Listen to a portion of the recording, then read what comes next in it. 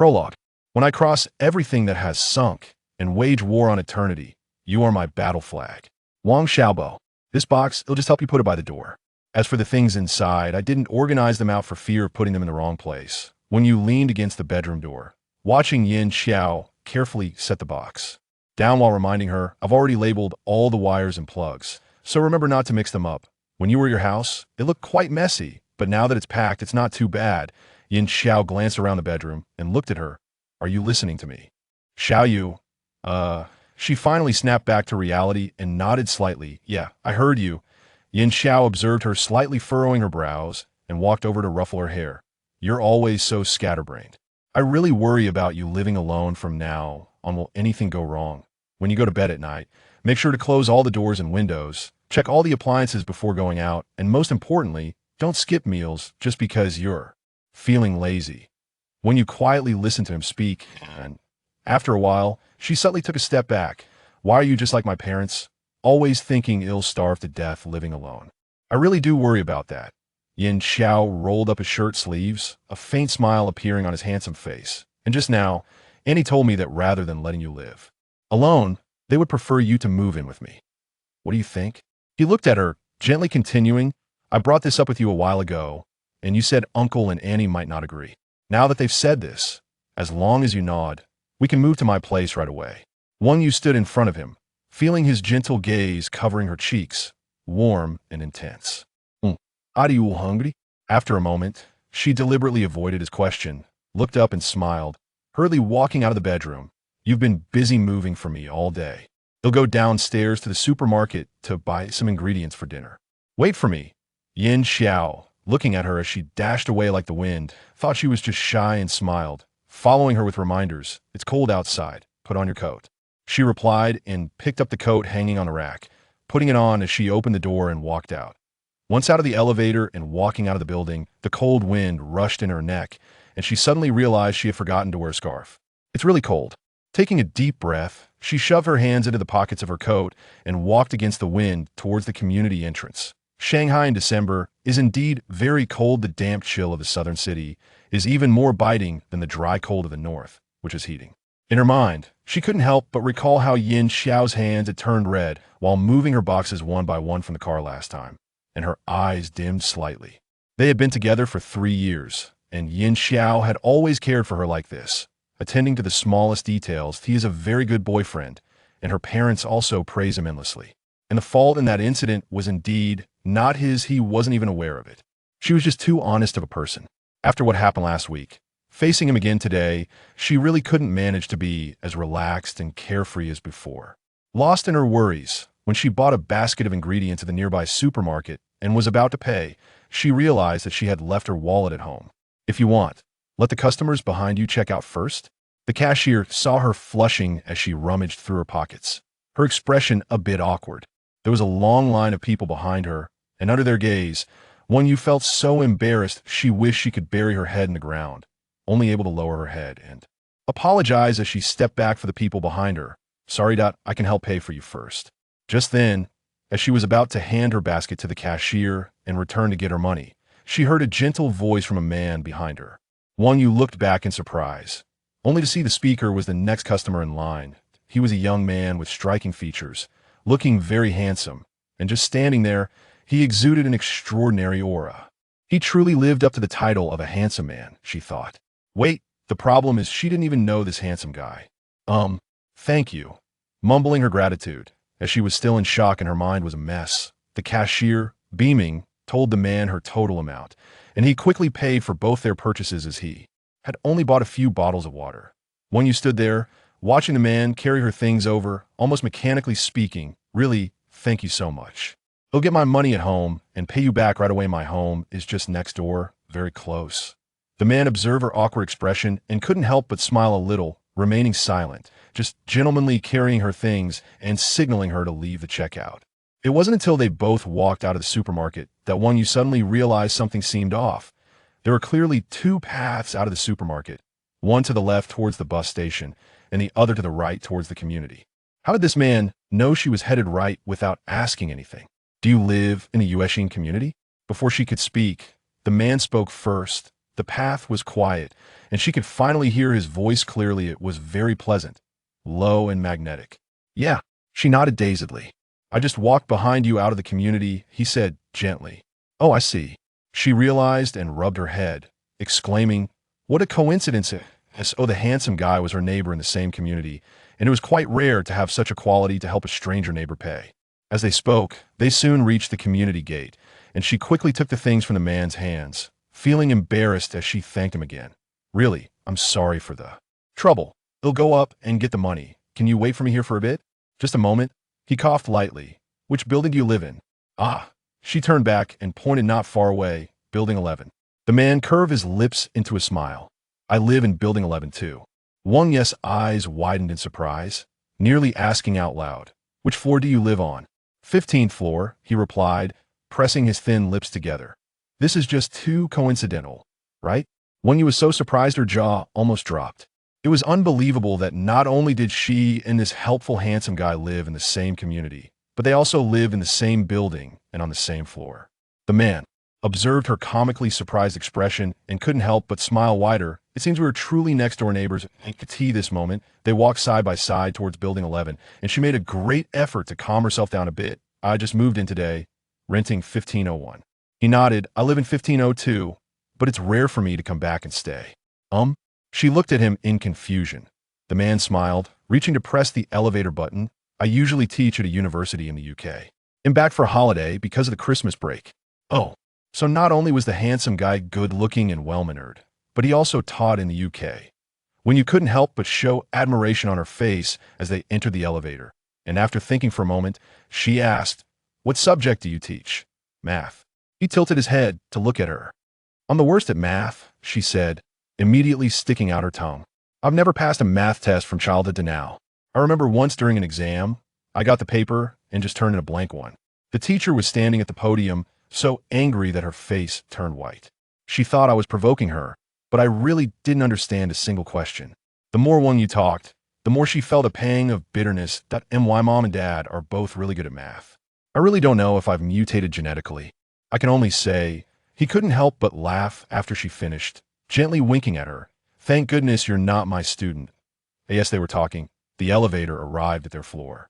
When you pointed to her door and waved at him, I'm going in to get the money for you now. There's no rush. He waved his hand to her, took out his keys to open his door, looked at her, and laughed meaningfully. With just a wall between us, I'm not afraid of you not paying back the debt. The author has something to say.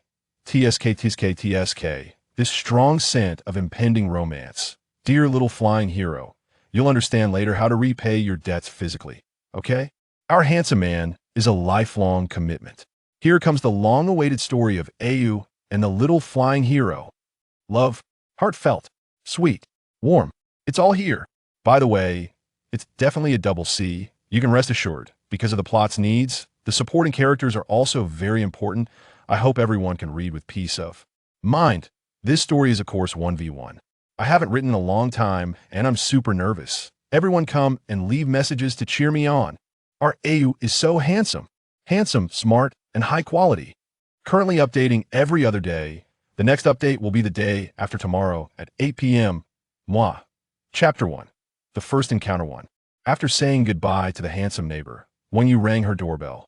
The door was quickly opened, and Yin Xiao stood at the entrance, welcoming her in, immediately asking with concern, why did you take so long? I only realized when I was checking out that I forgot to bring money. She walked quickly into the kitchen with her things. Fortunately, I ran into the neighbor next door who lent me some money, or I would have had to run back and forth. Neighbor next door? Yin Xiao frowned. Is it a man or a woman? A man, probably around my age. I never saw him when I came to look at the house before, but it was a coincidence that I bumped into him at the supermarket today. She placed the ingredients on the kitchen counter and turned back to ask him, what do you want to eat? Noodles or rice? Looking at her face, Yin Xiao was just about to say something gently when his phone rang. It's my mom. He took out his phone to take a look. Wang Yu's hand, which was about to grab the ingredients, paused instinctively. She put down the bag and walked a few steps away from him, pretending to be relaxed. You can answer. At first, I'll go get the money from my room. She rushed into the bedroom, suddenly stopping in her tracks, clenching her fists. The kitchen wasn't far from the bedroom. And even if she didn't want to, she could clearly hear Yin Xiao's voice on the phone. This call effortlessly brought back vivid memories from last week, reminding her to face the truth.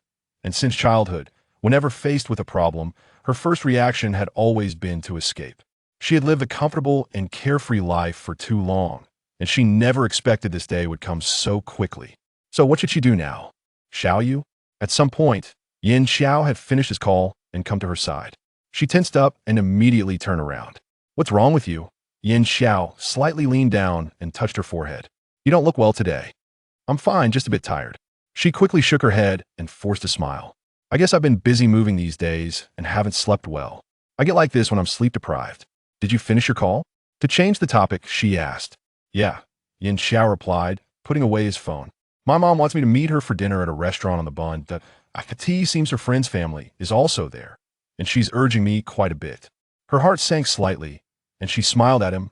Oh, then you should go quickly. Sorry, I can't have dinner with you. He reached out and rubbed her cheek. I'll call you when I get home. It's fine. There will be other opportunities.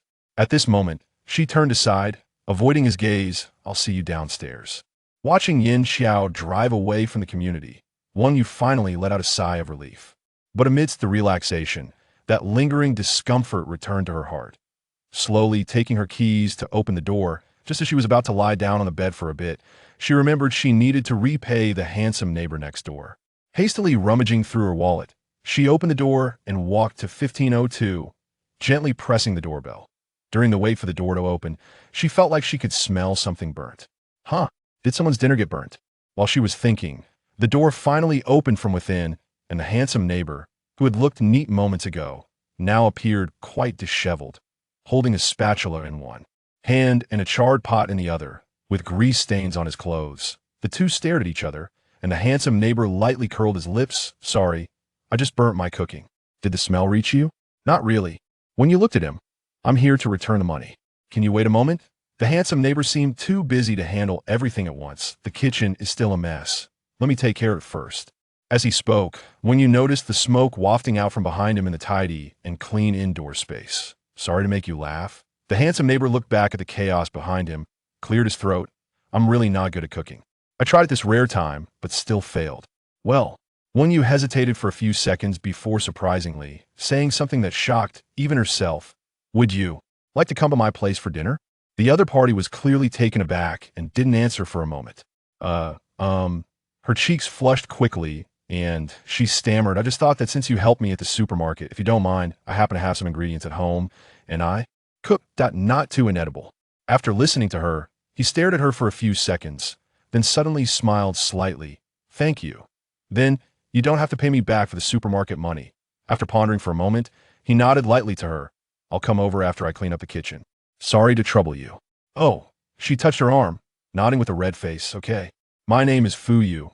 Before closing the door, the handsome neighbor looked at her and chuckled, the Fu in master, and you as in lush and green.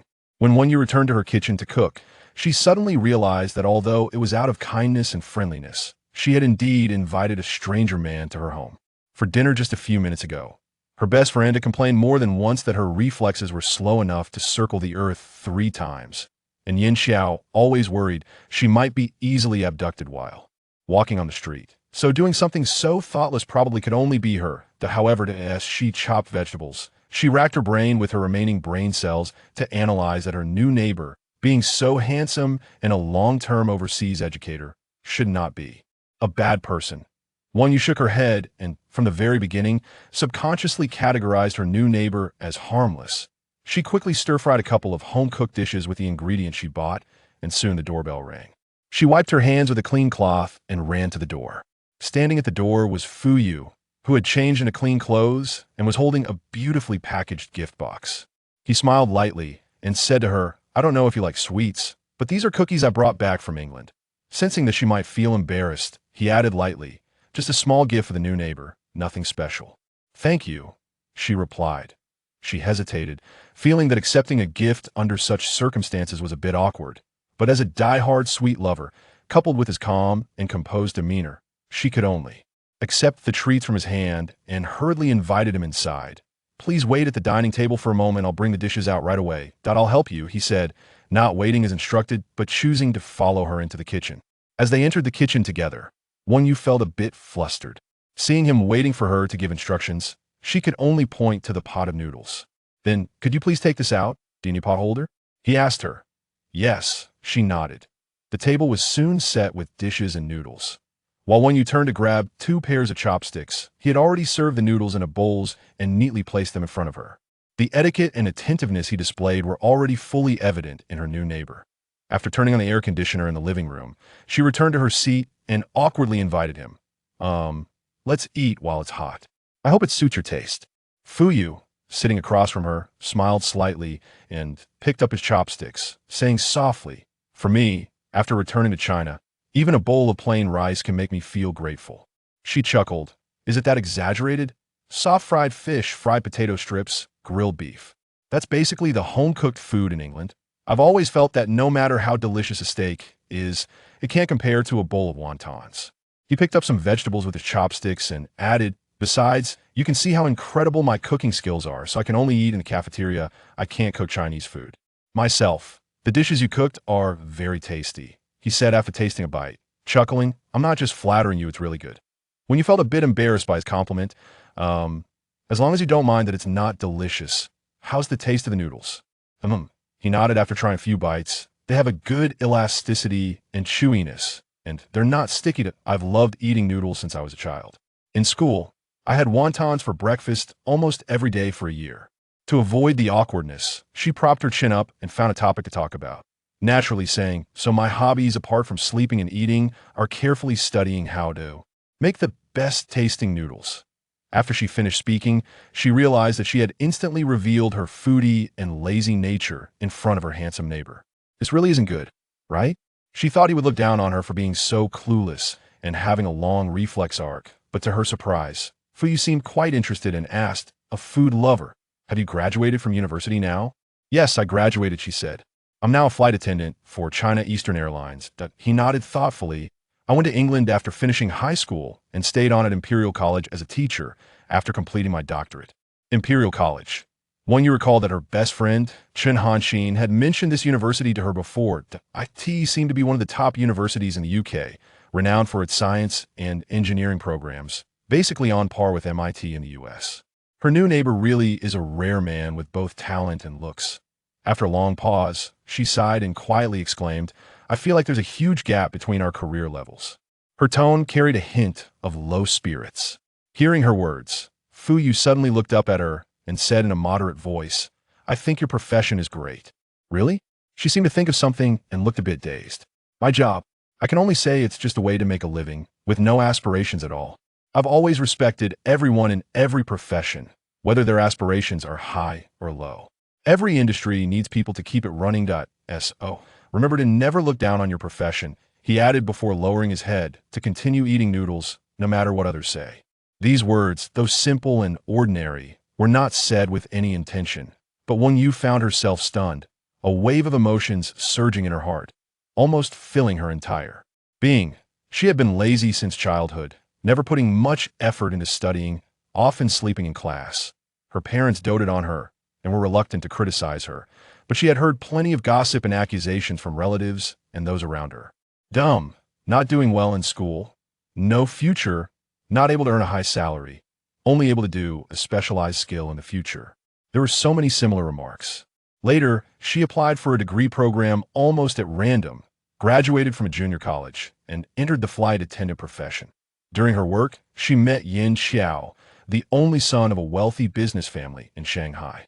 She once thought they were from different worlds, but Yin Xiao was deeply attached to her, repeatedly giving, and since she wasn't good at rejecting others, she eventually agreed to be his girlfriend. However, during the 3 years they were together, those rumors still surrounded her. The flight attendant profession itself was quite complex, so she heard even worse insinuations from his friends. Even the most serious and terrifying incident happened to her the day before yesterday. But today, for the first time in all these years, someone told her that they respected her profession and urged her to never look down on herself. Wang Yu held her bowl in a daze, with half a noodle still in her mouth, and tears began to uncontrollably slide down her cheeks with a plop sound from the corners of her eyes. Chapter 2. The First Encounter with Him, Part 2. Almost at the moment her emotions spiraled out of control, Fuyu, sitting across from her, noticed something was off. He looked at her face, calmly put down his bowl, and stood up to leave the dining table. Meanwhile, Wang Yu, with her head lowered, did not notice his actions. She had always been dubbed as carefree and muddle-headed, living life spontaneously, and she enjoyed this simple, worry-free existence. However, certain emotions and influences were being suppressed without her realizing it. She didn't tell her parents or best friends because she was afraid they would worry. She certainly couldn't tell Yin Xiao. If you have something to say. After an unknown amount of time, Fu Yu returned to sit across from her, placing a pack of tissues beside her hand. If you're willing to speak.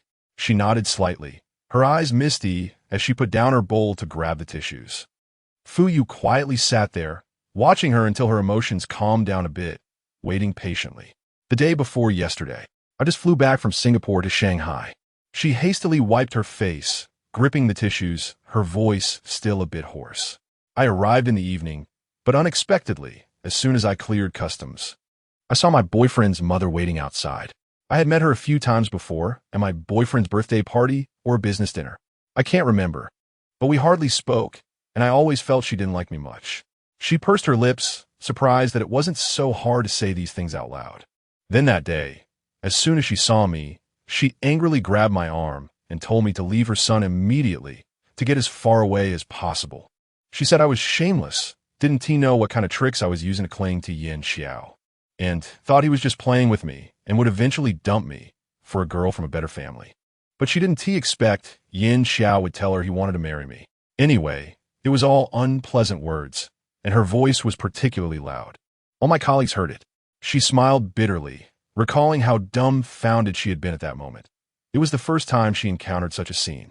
Did you respond to her? After listening, he asked lightly. I didn't say anything. She took a deep breath. I've never been good at talking. I'm afraid that the more I say, the more I'll say something wrong. She finally told me to give her a week to break up with Yin Xiao myself. Fu Yu nodded calmly, able to imagine the entire scenario. A classic plot from a Hunan TV drama. His tone was always so calm, with an indescribable hint of humor that gradually helped her emotions stabilize. After Yin Xiao's mother confronted me, the next day I heard various rumors among colleagues about me being a gold digger or a mistress. You know how deep this industry is. Such situations are not uncommon. But Yin Xiao and I were completely innocent from the beginning, with no benefits involved. I absolutely have no regrets about myself or about him. At this moment, she lowered her gaze, her voice soft as she murmured, I have a clear conscience. Over the years, regardless of whether her feelings for Yin Xiao matched his for her, she had been doing her best to treat him well, hoping he would be happy. I always thought love was a simple thing, and there was no need to complicate it. She closed her eyes, leaning back against the chair, thinking about how she and Yin Xiao were together without considering the disparities in family backgrounds, careers, social circles, and his family's wishes. I was indeed very happy, but now I realize I can't ignore those things. She wanted to continue living so simply and peacefully, but the landmine had already been buried in her relationship with Yin Xiao from the very beginning, and she had been procrastinating and avoiding facing it. Growing up, some harsh realities are indeed difficult to confront. You ponder for a moment, but ultimately, it can return to being simple. So let go of what should be let go of, and take what should be taken. Wang Yu listened to his words, thinking for a long time, seemingly beginning to understand the meaning he was trying to express. He didn't offer her advice or comfort. He simply used a calm perspective to tell her how she should approach the matter. At this point, her emotions, which had been suppressed for several days, seemed to ease a lot. Looking up at Fu Yu, who sat across from her with a calm expression, she truly felt that from the first moment she saw him today, he had given her a sense of stability that was worth trusting. She was surprised by this affinity. Thank you for listening to my ramblings. After a moment of silence, she rubbed her reddened eyes. It seems this meal still can't repay the kindness. In the neighborhood, there will be plenty of time ahead. He shrugged, gently tapping the table with his long fingers, still wearing that indifferent expression. By the way, she suddenly realized she hadn't even told him her name. My name is Wang Yu, the Wang from Wangzi, and you from Yu. I know. He raised his hand to gently stroke his chin. She looked at him in surprise. I saw the water delivery slip you left on the coffee table earlier. He replied calmly, looking at her. It has your name on it. Oh, she nodded, thinking to herself that he was indeed a very meticulous person. While she was still lost in her thoughts, she didn't notice that he was sitting across from her, a faint smile playing at the corners of his mouth. The character one could be interpreted as the old man lost his horse. How could one know it is not a blessing? Which seems even better. After Fuyu helped her wash the dishes, he quickly took his leave. Wang took a shower in the bathroom, then lay on the bed with her phone. It was already past 10 at night, but there was still no message from Yin Xiao on her phone screen. She couldn't help but think that perhaps his mother called him back today to give him the final ultimatum to end things with her. Just like the shocking blow she received the other day, perhaps the elders from such families always handle relationships with a tough and almost overbearing attitude. Holding her phone, she thought about it and soon fell asleep, resting her head on her pillow. The next morning, she was awakened by the alarm clock, and the phone screen was still blank. There was no time to think too much because she had taken 2 days off for moving, and today she had to go back to work. She quickly packed her things, changed her clothes, and rushed out to catch a taxi to the airport. When she arrived at the airport, her colleagues immediately surrounded her, whispering with strange expressions. Only Zhou Ruo, who had the closest relationship with her, came over and pulled her aside. Xiaoyu, Zhou Ruo sighed, patting her hair. Are you okay these past 2 days? Yeah, me fine. Zhou Ruo looked at her. I was worried you might not come to work today because of what happened last week. She paused, then smiled slightly. Don't worry. I'm not that fragile yet. That's good. Zhou Ruo looked at her with concern, her tone a bit urgent. You mustn't pay attention to those gossiping behind your back. They're just a bunch of long-tongued women who don't realize how many shameful things they've done and have no right to comment on your pure and legitimate relationship. Yeah, I know. She gently patted Zhou Ruo's hand. Ruo, thank you. She felt very fortunate to have made a friend like Zhou Ruo, who was upright and sincere in such an environment, and that she was willing to stand firmly by her side even when she faced difficulties. The two of them were walking behind other colleagues, preparing to board the plane. Zhou Ruo lowered her voice as she walked, angrily telling her, Yin Xiao's mother is just relying on her power and influence at home to force you to break up with Yin Xiao.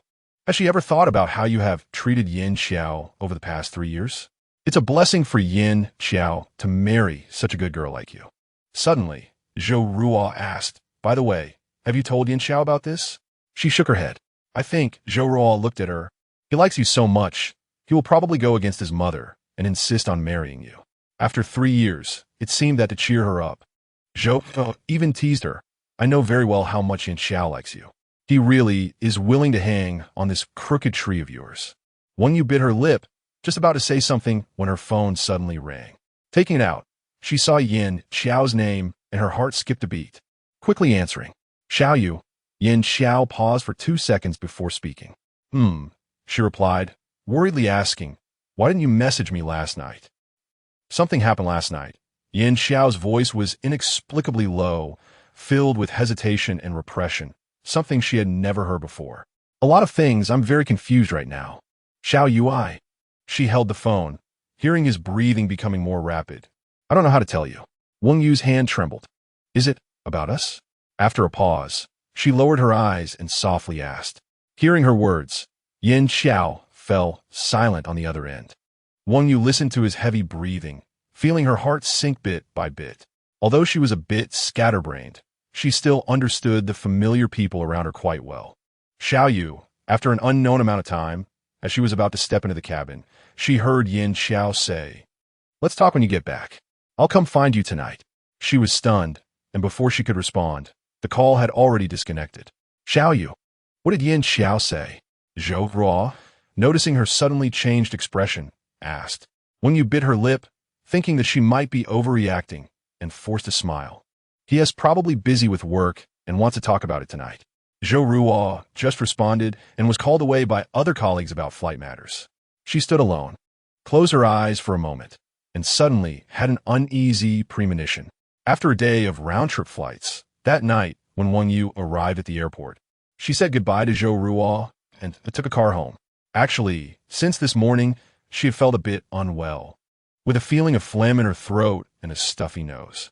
The weather in Shanghai had been particularly cold these past 2 days, and after moving and sweating, it was easy to catch a cold.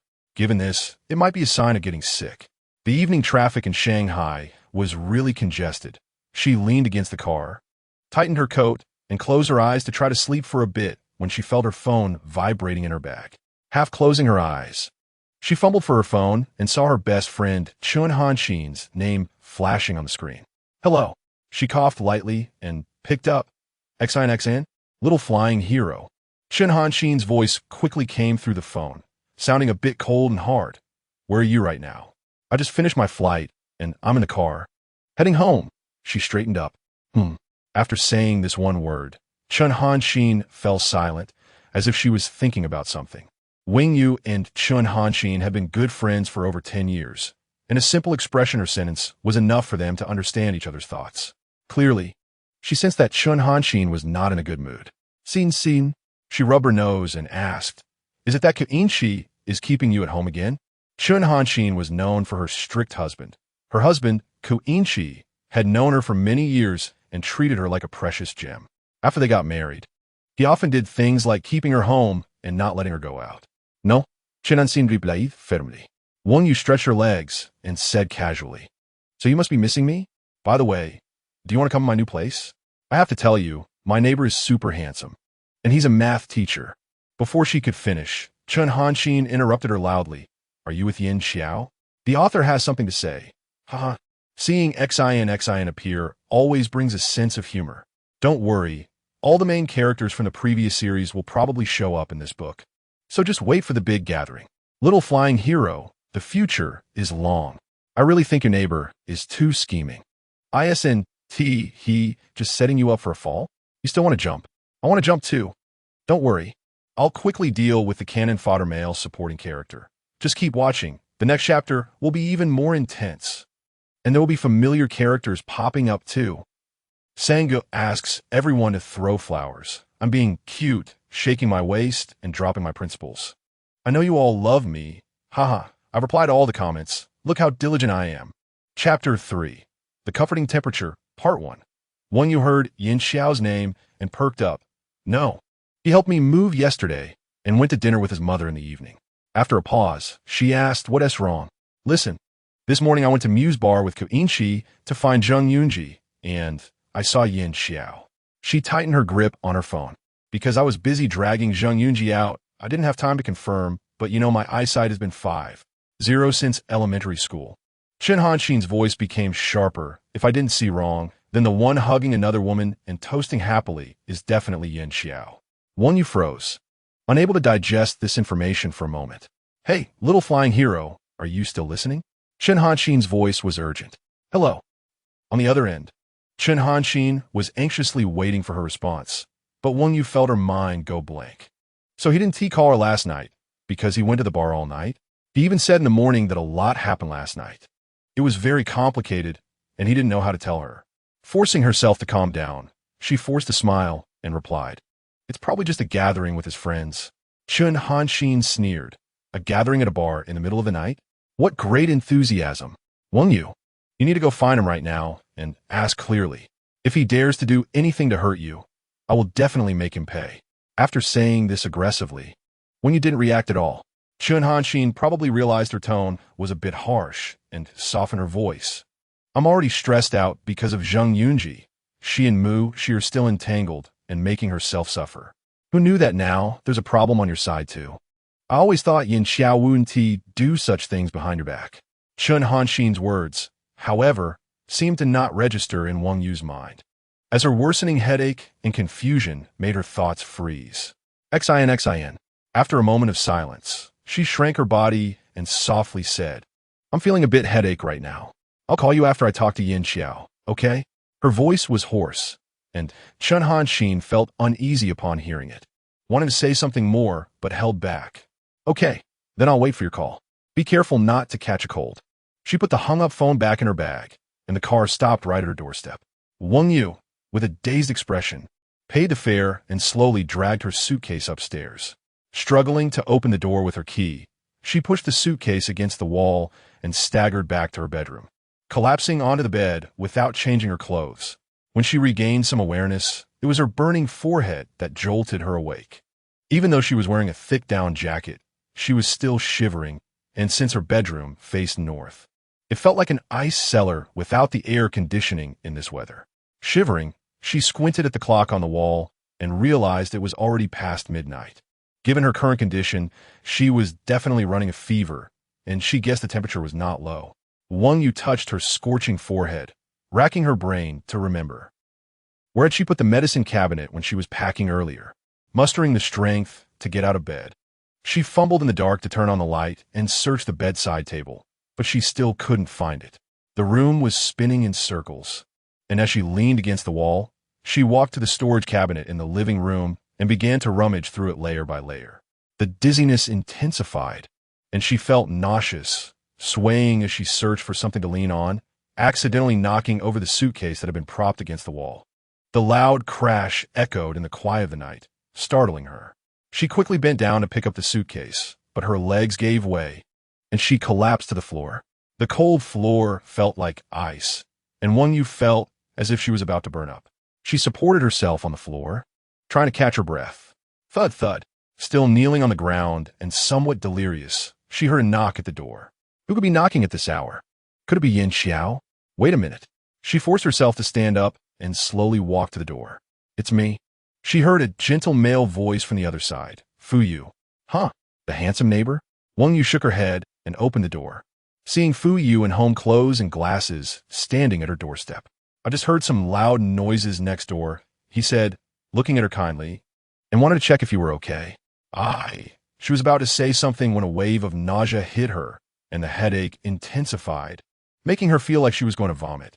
Fu Yu furrowed his brows as he looked at her flushed cheeks and the sweat beading on her forehead, quickly realizing something was wrong. Are you running a fever? Yeah, she weakly replied, half closing her eyes. I was just looking for the medicine cabinet. Fu Yu stared at her for a few seconds, then opened the door wider and firmly helped her sit down on the sofa. He then returned to the disheveled storage cabinet and quickly found the medicine cabinet in the bottom left corner. However, when he opened it, he found no antipyretics or anti-inflammatory medication inside. He turned back to look at the person on the sofa, who was about to pass out from the fever, and made a quick decision in his mind. Wang Yu, he walked over to her, bending slightly so she could hear him clearly. Wait for me a moment. I'll change clothes and take you to the hospital. Okay. At this point, she had little awareness left, only responding out of habit. She didn't even notice when he changed clothes, took the keys from her bag, locked the door, and supported her to the elevator to go to the basement to get the car. Just hold on a little longer. We're almost at the hospital. Leaning in the passenger seat, she felt a hand gently touch her forehead. Just before she completely fell asleep, she could still feel the warmth of that hand. Upon arriving at the hospital, they rushed to register, see the doctor, get medication, and request a hospital room. It wasn't until Wang Yu was settled in a hospital bed, receiving an 4-drip, that Fu Yu finally let out a sigh of relief. Having just returned from the UK and dealing with jet lag, he had been sleeping late these past few days and in the poorly soundproofed apartment. He could easily hear her rummaging around next door. Fortunately, he managed to bring her to the hospital before she fell unconscious at home without anyone knowing. Looking at his watch, he saw it was already past 2 a.m. He rubbed his temples, just wanted to rest for a while when someone gently tapped his shoulder. Turning around, he saw a young man in a white coat. The man was smiling at him, saying softly, "Are you?" Fu Yu was taken aback, not expecting to run into someone he knew here. He raised his hand to gesture for the man to step outside to talk. They both left the hospital room and walked into the hallway.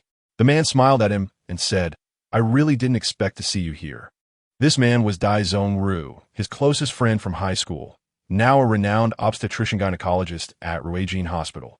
Even while he was in the UK, they kept in touch, and they would meet up whenever he returned to the country. Long time no see, he patted Dai Zhongru on the shoulder. "Working the night shift at the hospital today? Not on duty, just that the surgery took longer than expected, and I'm getting ready to go home." Dai Zhongru nodded. "What about you? You come back from the Christmas holidays without saying a word?" "I just got here a couple of days ago, wanted to rest a bit before contacting you." He replied lightly. "I just saw you bring a girl in the hallway, and I thought my eyes were playing tricks on me with the long surgery. After asking the nurse, I found out you were here. Dai Zongru looked at him, smiling with a hint of meaning. Girlfriend? It's been a year since we've met, and I feel like I'm out of the loop with your recent developments.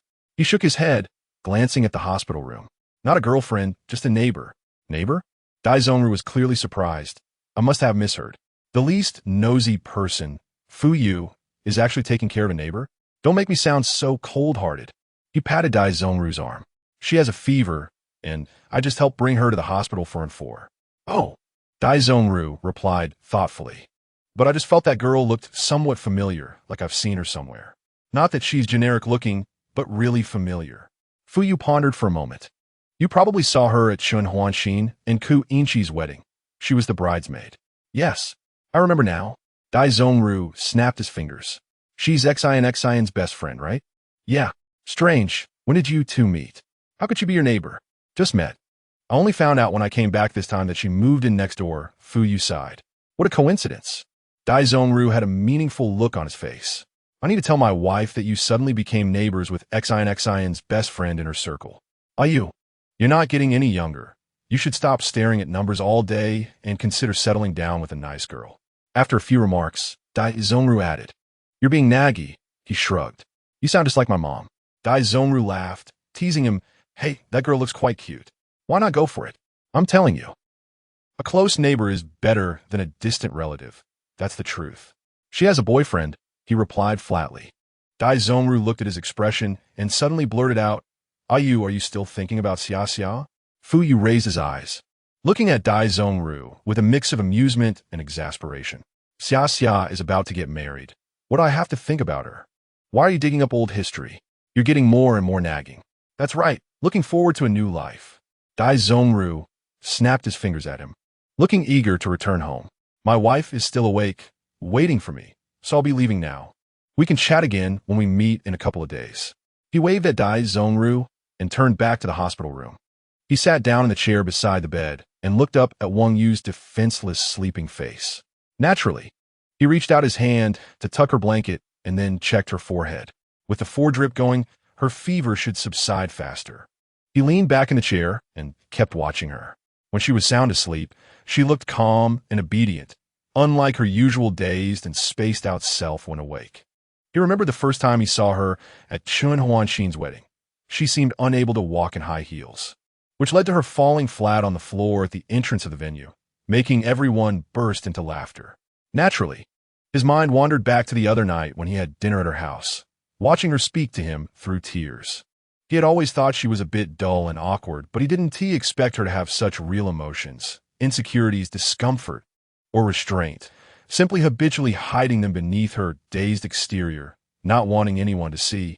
Because of this, he had been especially attentive to her situation over the past couple of days. Otherwise, he wouldn't have been able to show up at her door the moment he heard sounds from her house. Although she still didn't know that he had known her for a long time. He always felt that if he didn't take good care of her, something might happen at any moment, making it impossible not to worry. It felt a bit like a little rabbit, he thought, smiling and shaking his head. Just like Dai Zongru said, when did he, Fu Yu, start to care about other people's affairs? The author has something to say. Let me die. Can I have a high IQ male god like Fu Yu? Please. This must have been planned for a long time. Big Bad Wolf, take it easy. Your little white rabbit's IQ really can't keep up with you. The eternal supporting character, Brother Dai, makes an appearance. Xia Xia's name also came up. Ha ha. Goddess Young and Young Director also came to make an appearance. Next, everyone should basically show up for a cameo. You're not young anymore. Just like Brother Dai said. Hurry up and find a good girl, good neighbor, to settle down. Chapter 4. The Comforting Warmth, Part 2, Chapter 4. The Comforting Warmth, Part 2. When Wang Yu woke up in the morning, she could feel her eyelids covered by the bright, warm sunlight. Saying goodbye to the coldness of the previous days, the warm winter morning also gradually brought back her body, which had felt weak and numb last night. Catching a cold and fever is truly dreadful. She had always been healthy, but whenever she caught a cold, a high fever would follow.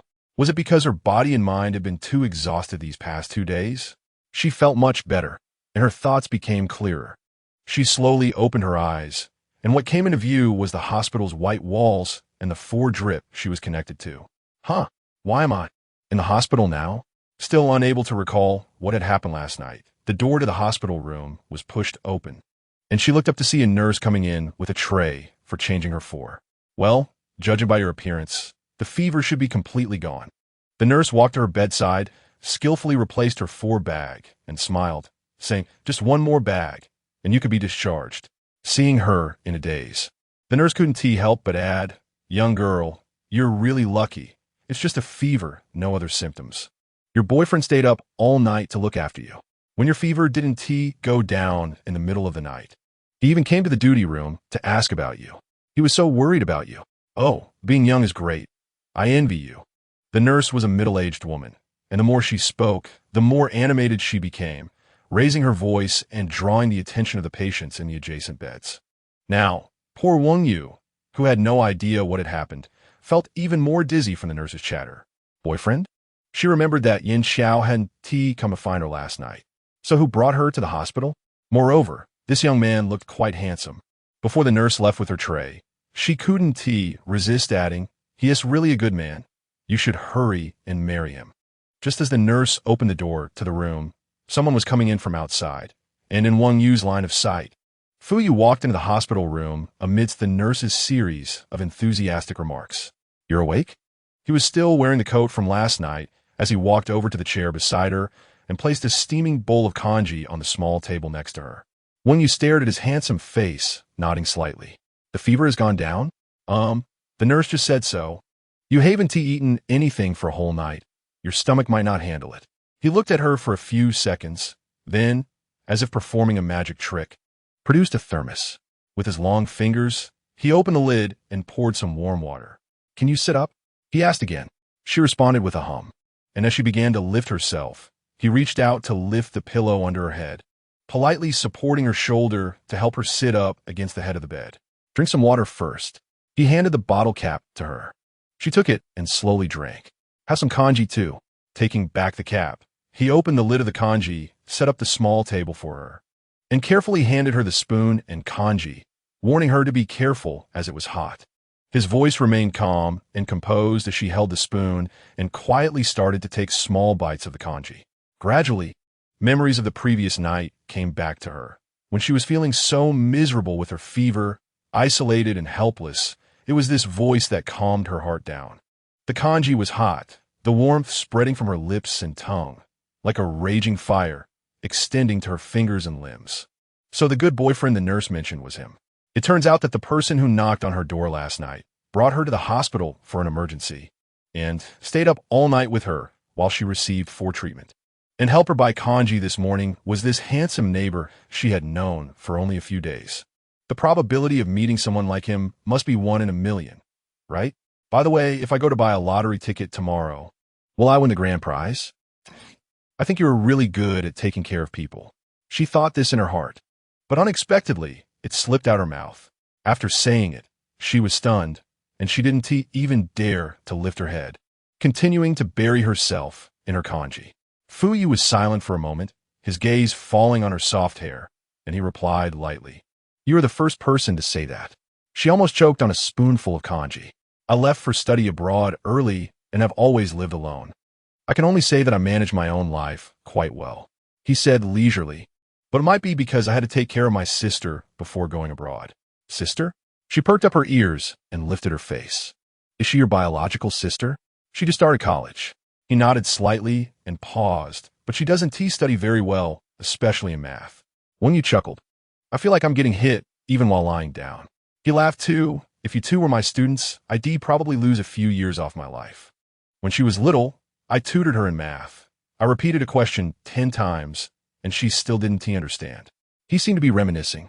"She wasn't serious about it, and secretly hid her practice papers under the TV cabinet when I wasn't around, then later said she couldn't find them." She listened intently and asked, "How many years apart are you?" 9 years. "You must really dote on her." Wang Yucheng shook her head dreamily. "I have always wanted an older brother since I was little." "You two have a good relationship, right?" He smiled faintly. After chatting a bit more, she finished her porridge, and when Fu Yu returned after tidying up, he saw her staring at him with bright eyes. "Thank you so much," she said seriously. Sitting on the hospital bed, her hands clasped together. I will repay your great kindness after I am discharged. His face looked a bit pale from a night of little rest, but hearing her words made him chuckle, and he quickly cleared his throat. Let us wait until you take care of your health first. After a moment of contemplation, he looked at her and continued, actually, if something like last night had happened while you were at home, having family to take care of you would be much better than living alone. Hearing this, she felt even more ashamed. I also think so at that time. It was she who suggested to her parents to live away from home. Her parents, who had always pampered her, initially disagreed, but after she and Yin Xiao worked hard to persuade them, they finally agreed. Her original intention for wanting to live independently was that she felt she was no longer young and shouldn't always rely on her parents. She needed to learn to manage her own life, especially since her work hours were irregular. Sometimes she would return home late at night and wake them up, disturbing their rest. But just a few days later, she had a fever and almost fainted at home alone. If her parents found out, she would be in big trouble. However, since she had already moved out, she needed to learn how to take care of herself, he said softly. Upon hearing his words, she nodded vigorously, as if she were a primary school student listening to a teacher. If you don't understand anything, you can ask me, he said, suppressing a laugh. By the way, he then picked up the bag he had placed aside. Someone called you a few times this morning. She took the bag and, as if suddenly remembering something, her expression dimmed. He looked at her cheek, his brow furrowing, and stood up from the chair. I'll go get some breakfast. After you finish this drip, I'll take you back.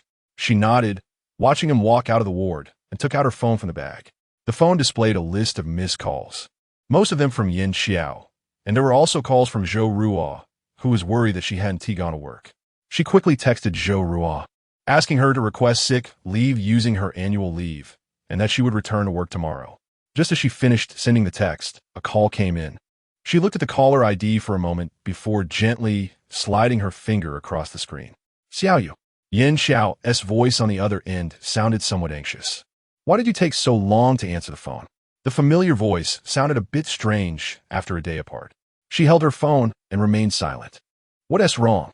Seeing her not speaking, Yin Xiao became more anxious. Xiaoyu, are you okay? I've been waiting at your door for a long time. Memories of what Chun Hanxin had told her suddenly came to mind, and she fell silent for a while. I'm Yufine. Yin Xiao could somewhat hear the emotion in her voice, and his breathing became heavier. I didn't come to find you last night, which was indeed my fault. I will explain it to you, but you can't just avoid me. I'm not at home. You're not going to work today? Yin Xiao was taken aback, and his voice gradually carried a hint of anger. Then where are you right now? At a friend's house? I'll come pick you up. No need, she closed her eyes. I'm in a hospital. What happened? How could you be in a hospital? Yin Xiao's voice changed. I had a high fever last night, she said, suddenly not wanting to say much more. I'll be back soon. If you have something to do, don't wait for me. Just go ahead and do it. The distance in her tone was more apparent than ever.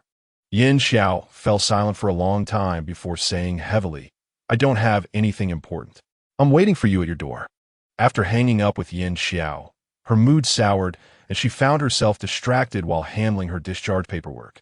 She didn't realize this situation herself, but Fu Yu, who had been accompanying her, noticed it clearly.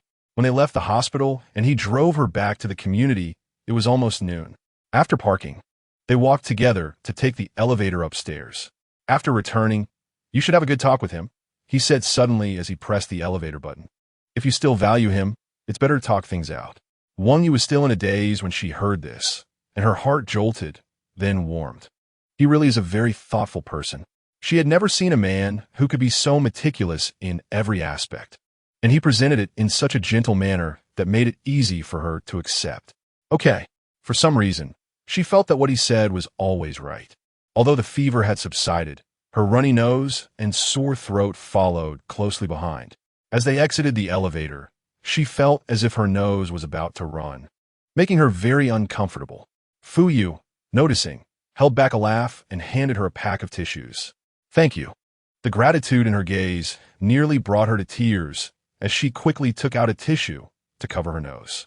But when she looked up, she saw Yin Xiao standing at her door, staring at the two of them intently. Yin Xiao's gaze was frightening. Even someone as slow as her could sense that he might have misunderstood. Under such a stare, her first reaction was to look at Fu Yu beside her. He remained as calm as ever, his handsome brows and eyes completely unmoved. Xiaoyu. Yin Xiao called her name with a pale face, but his gaze fell on Fu Yu. Who is this? The atmosphere became extremely awkward. Wang Yu sniffed and could only brace herself to say, "This is my neighbor, Mr. Fu. He helped me go to the hospital last night when I had a high fever. He is a really good person." After thinking for a moment, she couldn't help but blurt out, "He helped me a lot." "Hello." Fu Yu nodded slightly at Yin Xiao after she finished speaking. Yin Xiao looked at him, his expression slightly easing, but his tone remained stiff. "Hello, Fu Yu. Thank you very much. You should get some good rest when you go back." When you didn't want to see Yin Xiao glaring at Fu Yu with hostility, so she smiled and waved at Yin Xiao. "Let us go inside and talk. Thank you for helping my girlfriend. She has always been a bit scatterbrained." After Wang Yu entered the room, Yin Xiao looked at Fu Yu, who was unlocking the door, and said nonchalantly, "From now on, I'll be living with her, so she shouldn't trouble you anymore." These words carried a strong sense of showing off and claiming ownership. Fu Yu paused in his motion of opening the door, and after a while, he calmly looked at him, his eyes revealing nothing. "I'm not someone who is easily bothered." Chapter 5. The Taste of Brownies. 1. After Wang Yu returned home, she found that the living room and bedroom, which she had rummaged through last night, with the suitcase that had fallen over, had been tidied up neatly at some point.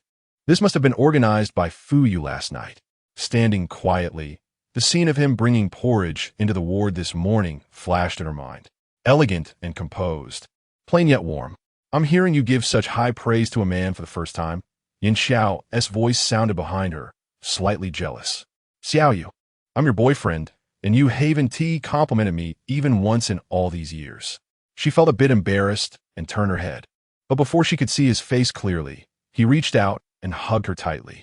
At the moment when Wang Yu was embraced, her body stiffened for a moment.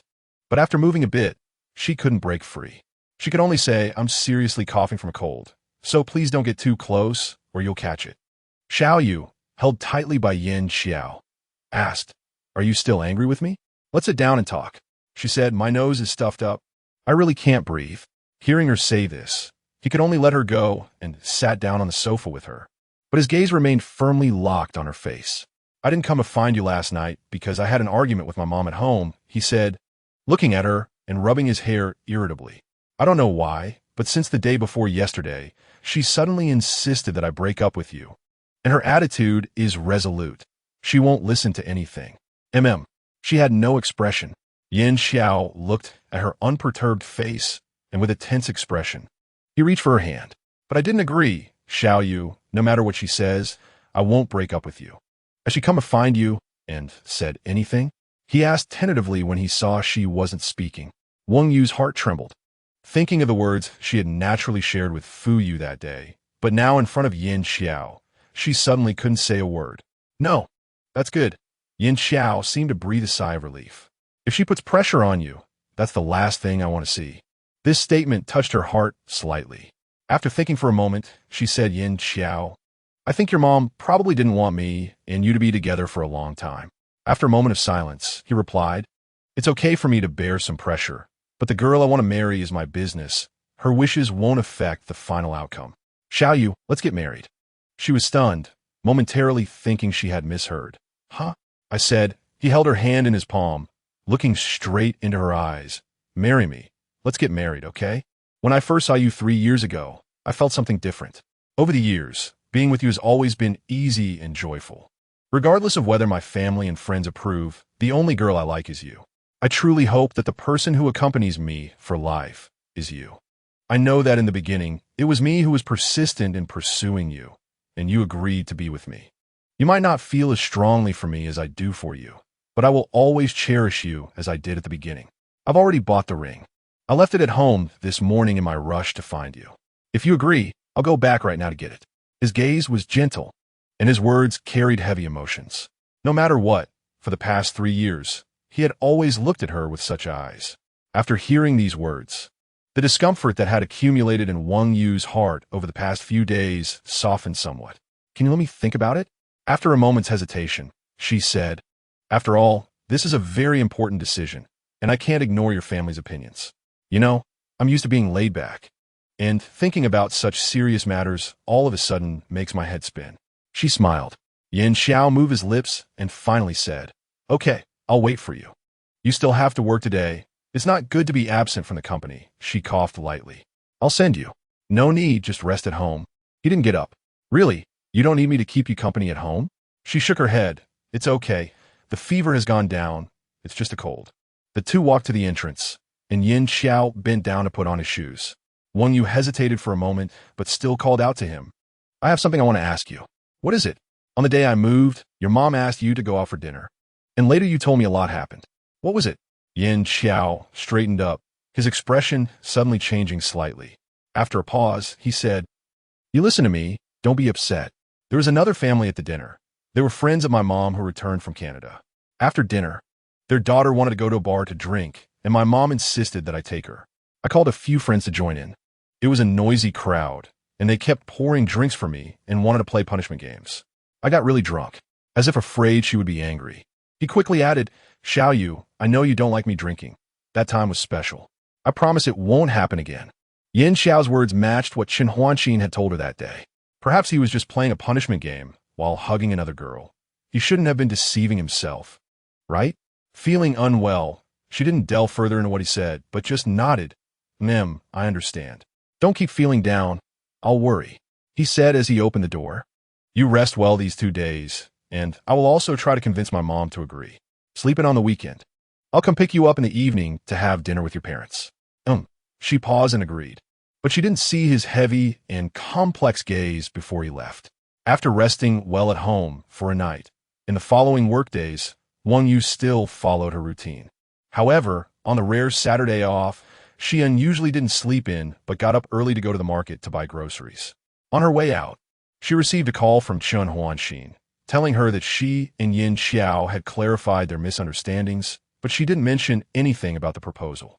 She wasn't ready herself and didn't know how to tell her best friend. After chatting casually, they agreed to meet again on Christmas. When she arrived at the market, she started thinking about what dishes to buy. She remembered Fu Yu saying before that he didn't like greasy food and only liked home-style dishes. Home-style dishes from Shanghai. Oil-exploded prawns, marinated edamame, steamed base, garlic lettuce, braised pork ribs. These all sound pretty good, but it seems like a bit too much. She didn't know if it suited his taste, but she couldn't think of anything else, aside from cooking well, that could repay him for his help. Thinking this way, she bought all the ingredients and hurried home to cook. After struggling for several hours, she finally prepared a full table of dishes. She wiped her sweat and quickly went to knock on Fu Yu's door before the food cooled down. After pressing the doorbell a few times, the door opened, revealing Fu Yu in home clothes, holding a stack of documents and wearing a pair of frameless glasses, calmly looking at her, who was sweating all over. "You're here," she said, looking at him, exuding a homey vibe, feeling a bit out of place. Fu Yu looked at her flushed cheeks and found it amusing. "Otherwise, who else would open the door for you?" She scratched her hair awkwardly. "Have you had lunch yet?" His eyes narrowed, suddenly understanding, "Not yet. I just made a whole table of dishes, all home-style dishes from Shanghai." When you looked at him and said, "I don't have any special skills, so I can only. Can I help you bring the dishes over?" Before she finished speaking, he had already put the documents aside. "Come to my place to eat. I'm just baking a cake, and I need to go to the kitchen from time to time." "A cake? You're making a cake?" When you thought she had misheard. "Didn't you say you weren't good at cooking?" He walked out of the room, looking at her puzzled expression, and chuckled, "But pastries should be presentable." When you stepped into Fu Yu's house for the first time. After they finished eating, Fu Yu wouldn't let her help wash the dishes and said to her, "Feel free to look around. It's fine." She nodded and walked from his bedroom to the study, where the neat and clean layout had no unnecessary items. And the colors were mostly dark, yet it felt very comfortable. In one corner of the study, she suddenly spotted a long train model. It was her first time seeing something like this, and she gasped, quickly squatting down to take a closer look. The tracks, the towns, the trees. Everything was exquisitely realistic, and the train kept running along the tracks. She was so engrossed that she didn't even notice when Fu Yu had walked up behind her. Looking at the little train, he half squatted beside her. She replied, her eyes sparkling. "It must have been really hard to build this, right?" "Actually, it's not too bad." He gently took off his glasses. It just takes some patience. Look, he said, extending his hand to point at a part of the model. Quietly explaining, here, this part, I spent several hours building. Since I don't often come back to the country, this is the only model I have in this house. My home in the UK has a whole room just for these. Besides attending classes and analyzing problems, I basically just play with this in my spare time. His voice remained low and gentle, and his crisp breath was close at hand. For some reason, Wang Yu's heart suddenly raced. Girls must think models are boring, right? He asked, noticing her dazed expression. She quickly waved her hands. No, I think it's very interesting, and I want to try building one. But, with my brain, I probably wouldn't be able to put even a piece together. She thought for a moment and shook her head in frustration. Nothing is impossible in this world. He chuckled lightly, slowly getting up. Come on, the cake is ready. Upon hearing the word cake, Wang Yu's eyes lit up, and without feeling embarrassed, she quickly ran back to the living room. From a distance, she saw a delicious-smelling chocolate brownie cake on the dining table. She eagerly sat down at the table, and Fu Yu placed a slice of the cake on her plate, holding back a smile, before handing her a small spoon. Give it a try. Thank you, I'm digging in. She happily took a bite. The rich chocolate flavor melted slowly on her tongue. As a die-hard cake lover, Wang Yu was so impressed that she almost shed tears of joy while eating, not even able to speak, only managing to give him a thumbs up repeatedly. Fu Yu sat across from her, glancing at his materials occasionally and watching her with a faint smile at the corners of his mouth. Why aren't you eating? She asked, after happily taking a deep breath. I think yours is even better than the ones in the store. I don't really like sweet things, he coughed lightly. I just learned to make it the day before yesterday. If you think it's good, then eat more. Wang Yu was taken aback. You just learned 2 days ago. Yeah, he said, gently pushing up his glasses. I followed an online tutorial and managed to make it successfully the first time. Maybe my cooking talent is all in baking. He said he didn't like sweet food. So did he make the cake specifically because he knew she liked sweet things? Was it possible she was overthinking it? She had prepared a table full of dishes to repay his help, but instead, she received his kindness. Wang Yu held the fragrant cake, watching his handsome profile as he focused on his materials. It was truly wonderful to have met such a good-looking neighbor and friend. Just as she was still immersed in the feeling of good fortune, her phone, which she had placed in her clothing pocket, suddenly rang. Initially thinking it was Yin Xiao, she was surprised to see a strange number on the screen. I'll take this call, she said to Fu Yu and walked to the study. Hello. Is this Wang Yu? A strange woman's voice came from the other end of the line. This is me, she replied, somewhat puzzled. May I ask who you are? I'm Xiang Ming, the woman said, her voice slow and strangely elegant. I hope it's not too forward of me to call you directly. I don't know if Yin Xiao has mentioned me to you. I'm the daughter of a friend of his mother. Wang Yu's heart skipped a beat, and she didn't know how to respond. Oh, so it seems you don't know about my existence, and aren't very clear about this matter. The woman said with a gentle smile. Are you available now? I'm at a CAF on Hawaii High Road, and I hope you can come over. I'd like to talk to you. I'm the future daughter-in-law designated by Yin Xiao as mother. Chapter 6, The Taste of Brownies, Part 2. If you have time, I'll wait for you to come over, the woman said. I think you have the right to know about this matter. Wang Yu held the phone, her head buzzing with confusion as all her thoughts and logic were instantly thrown into disarray. Mechanically, she managed to say, okay. After hanging up, she suddenly couldn't even remember the name of the woman she had just heard a few minutes ago.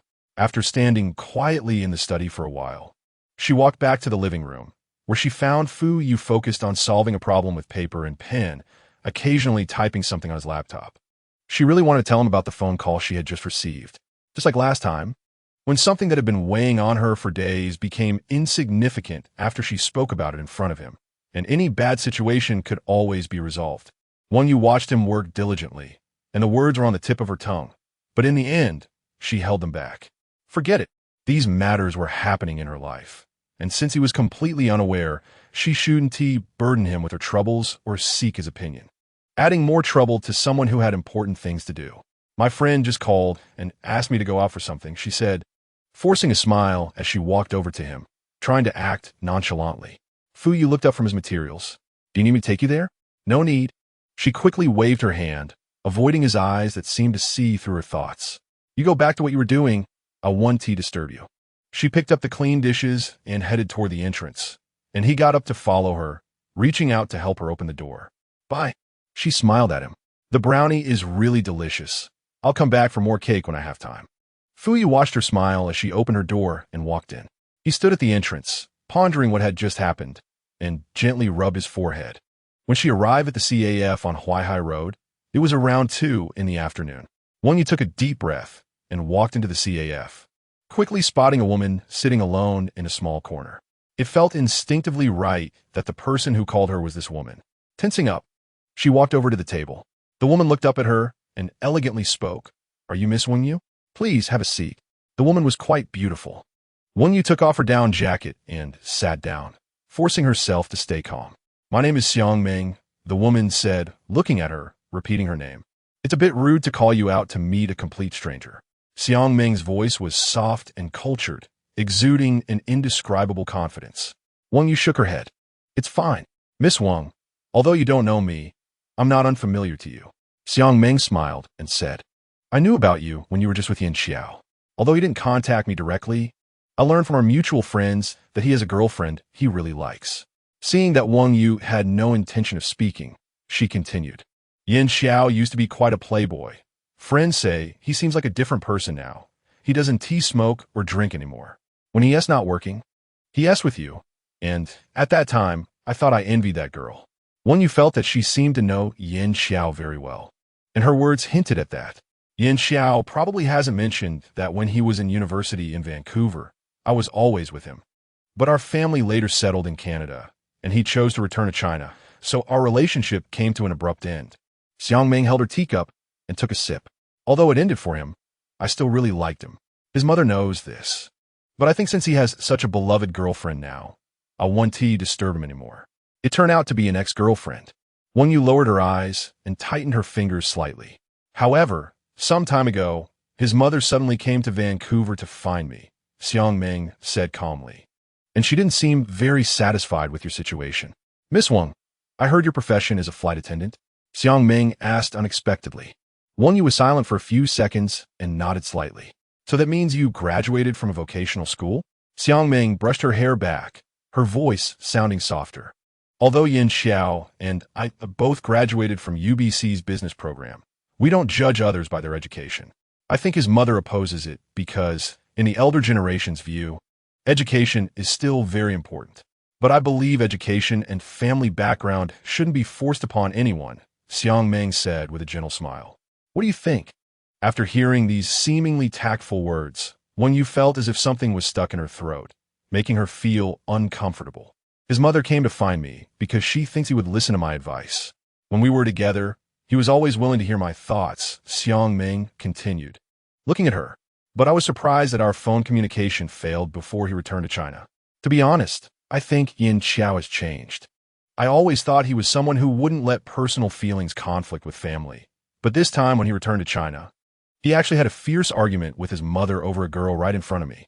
That kind of thing never happened when we were together. Miss Xiang, Wang Yu closed her eyes for a moment and said softly. Xiang Ming narrowed her eyes slightly. You said you are now the future daughter-in-law designated by Yin Xiao's mother. Wang Yu said without much expression. Yes, Xiang Ming gradually retracted the smile on her face. This time when I return to China, his mother hopes I can persuade him to break up with you and quickly hold our engagement banquet at the end of the year. His mother has always only liked me as a daughter-in-law, someone who can please the elders, be a good wife, and help Yin Xiao manage their family business. Yin Xiao knows all of this, right? Yes, Xiang Ming leaned back in her chair.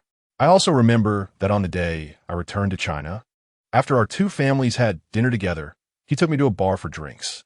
That night he got drunk, and I took him back to the hotel where I was staying. A drunk man's body is the most honest.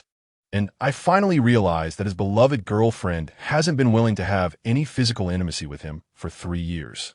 Xiang Ming's smile carried a hint of mockery. Is such a girlfriend good enough? Wang Yu clenched her palms, feeling her heart turn cold, devoid of warmth. I called you out today, hoping you could understand that even if he is now blinded by love and wants to marry you as time goes on, reality will show him the gap between you two. Even if you get married, the result will be the same. Xiang Ming's eyes held coldness. We are all adults. Leaving him now is good for both of you. It's also the last bit of self-respect you can retain as a girl in the face of his family's strong opposition. Wang Yu remained motionless, watching her take out her wallet, place the money for the bill on the table, put on her coat, and calmly leave after passing by her. No matter how you look at it, you are not from the same world, so let's part ways amicably. After leaving the CAF, the sky had almost darkened. Winter nights fall early, and the streetlights began to turn on one by one. Wang Yu tightened her scarf and slowly walked to the subway station on Huangpi South Road. Once on the subway, her phone rang for a long time before she noticed. When she picked up, Yin Xiao's voice sounded anxious. "Xiaoyu, where are you?" "Didn't I say I would pick you up to have dinner with your parents today? I'm downstairs at your building." I'm sorry." She gently covered the receiver. "I met with a friend today and forgot to tell you. I'm on the subway now. Just go directly." Her memory was good. This had happened before. Yin Xiao seemed to be in a normal mood when he heard her voice and gently chided her a couple of times before hanging up. The subway ride to her parents' house wasn't far. After a few stops, she got off the train, crossed the street, and entered her residential community. She rang the doorbell, and soon her mother came to open the door. When she saw her, she seemed very happy. "Xiaoyu, you're back." "Mom," she smiled just like usual. "What is Dad cooking? It smells so good. I knew you were coming, so of course, I made your favorite braised pork." Her mother welcomed her in, pinching her arm. "How come you love eating meat and sweets, but never gain weight? Are you still used to living alone? You don't let Mom come over to help you cook." "I'm used to it." She put down her bag and hooked her arm around her mother's shoulder. "Since I promised to be self-sufficient, I have to do it. Don't worry, I'm eating well every day." Her mother affectionately ruffled her hair. "Where's Yin Xiao? Why didn't he come with you? He should be here soon," she said just as the doorbell rang. Her mother hurried to open the door, and there was Yin Xiao holding 2 bags of fruit, smiling as he walked in. "Annie, Xiao Yin, it's cold outside, right?" As soon as her mother saw him, she smiled broadly. "Oh, why did you buy something again?" "Just a couple of pears, they're quite sweet. I thought you and Uncle would like them," Yin Xiao said, shutting the door behind him. "You're too polite." Her mother took the fruit and quickly urged Wang Yu, "Xiaoyu, you and Yin Xiao wait a moment. I'll go check on your dad. It should be ready soon." Her mother took the fruit into the kitchen, and Yin Xiao smiled at Wang Yu, reaching out to put his arm around her shoulders. "Is it cold coming over by subway?" "You just got over your cold. I'm worried you'll catch another." The moment his hand reached out, she instinctively flinched away, and Yin Xiao's hand paused in midair, his expression slightly changing. "What's wrong?" My stomach hurts a bit. I think I ate something bad this afternoon." She bit her lip and forced a smile at him, quickly heading toward the bathroom. Once in the bathroom, she leaned against the doorframe, breathing heavily for a few moments. Her mind was a mess, and she truly didn't know how to face him. She had always been such a timid and unambitious person, always dodging and avoiding instead of confronting directly. She stayed in the bathroom until it was time to eat, then walked out. In the living room, her father and mother, along with Yin Xiao, were already seated at the table. "Does your stomach still hurt?" Yin Xiao looked at her with concern. Wang Yu shook her head, sat down in a chair, and said in a relaxed tone, "It doesn't hurt anymore." "Then eat more." He gently placed a piece of vegetables and meat in her bowl. "Otherwise, you'll be too tired to work." Mr. and Mrs. Wang watched them with smiles on their faces, their eyes filled with approval for Yin Xiao. Wang Yu knew how much her parents liked Yin Xiao, constantly reminding herself in her heart that no matter how uncomfortable she felt, she must not show her unhappiness in front of them. After dinner, she and Yin Xiao chatted with Mr. and Mrs. Wang for a while before preparing to say goodbye. Before they left, Mrs. Wang held Yin Xiao's hand and smiled. "Your uncle, and I just hope that you and Xiao can always be happy together. If you're doing well, we will be happy too." "I definitely will," Yin Xiao replied with a smile. "I will always treat Xiao well. You both take care of your health." After bidding farewell to Mr. and Mrs. Wang, the two took the elevator down together. Just as they were about to exit the building, Yin Xiao suddenly grabbed her wrist. She was startled and instinctively tried to pull away, but he held on tightly, his face tense, showing no sign of letting go. "This is your reply to me, right?" He looked at her with suppressed anger. "Your response to my proposal is that you don't even want me to hold your hand anymore, is it?" "Don't be like this." She had never seen him look this way, feeling a bit scared and wanting to evade. "Xiaoyu, it's been 3 years. I've tried for 3 years. Do you still not like me enough?" His voice grew heavier, tinged with pain. "I don't expect you to like me more. I only think that as long as you can marry me and let me see you by my side, that would be enough. Can't we even have that? She bit her lip, afraid to speak, the words she wanted to question stuck in her throat. Yin Xiao stared at her intently, his Adam's apple bobbing up and down, his expression increasingly agitated. My mom said if you can quit your job and start learning how to help me manage the business, she would consider agreeing to our marriage. I'm very happy today, as long as there's a glimmer of hope to marry you. That's more joyful than anything else for me. Xiao Yu, would you be willing to quit your job? Marry me. You won't have to work hard for the rest of your life. Our family will provide you with a good life. Wang Yu listened to his words, but all she could hear was the phrase quit your job, which overlapped with what she had said to Meng that afternoon, stabbing into her chest like a needle. These are blows more terrifying than betrayal, because they were never from the same world, her career, education, family. Everything had been looked down upon from the very beginning. Whether it was his family, friends, or him, deep down they all thought this way. I don't want to. She suddenly pulled her hand away forcefully. I don't want to marry you. Chapter 7. A White Christmas, Part 1. After Wang Yu said this to Yin Xiao, she didn't look back at him and quickly ran out of the community. Her chest felt heavy, and her breathing was a bit difficult while running. His words howled through, turning her once-numb heart completely cold.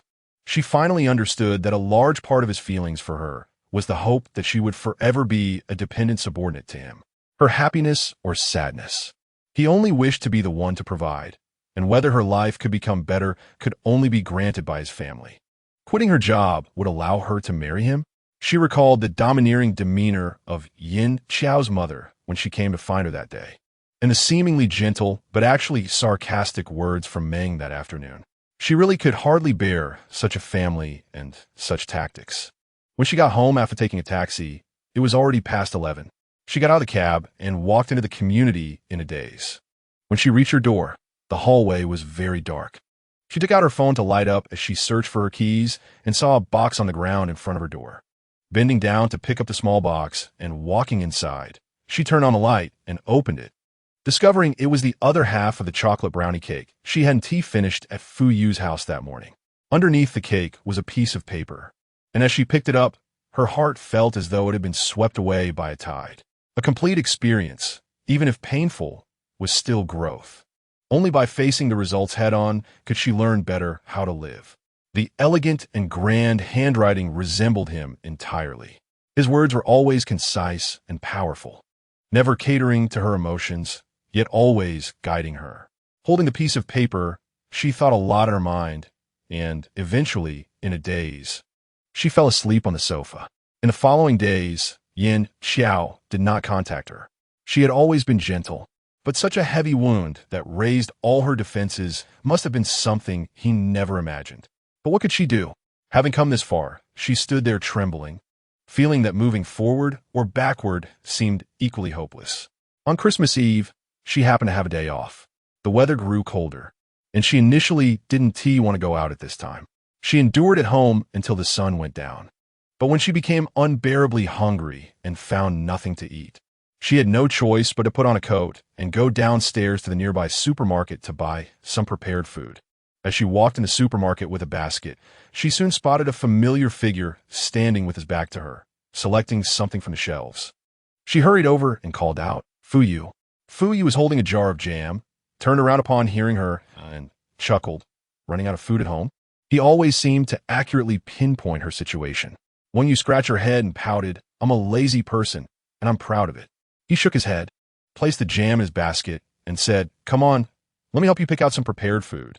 I need to go to the prepared food section anyway." As they spoke, they walked to the prepared food section. When she saw the turkey from a distance, she was so enamored that she couldn't move, drooling over the shiny Christmas meat dish. You're alone. No matter how big your appetite is, you probably can't eat a whole turkey, right? Fu Yu calmly suggested beside her. That's true. She stroked her chin and decided, then I'll just buy a turkey leg. When they asked about it, the supermarket staff quickly informed them that the turkey legs had all been sold out, and due to the limited quantity, they could only buy a whole turkey now. Hearing this, Wang Yu's face fell, and she could only settle for some char siu. Fu Yu picked a piece of salmon and then bought some sushi, and the two went to the counter to check out together. Are you spending Christmas Eve with your family? She remembered to ask him as they exited the supermarket. She only knew he had a younger sister, but wasn't he sure if his family was in Shanghai as well. My parents live in Beijing because of work. He replied calmly. My sister also got into a university in Beijing. I was originally going to go find them, but because I have to return to the UK early this time, I want to be able to accompany them this year. I'm going back to the UK tomorrow. He looked at her as he said this. Wang Yu was taken aback, feeling a certain part of her heart stir slightly. After a moment, she softly said, So soon? Yes, it seems there's a problem with the calculations.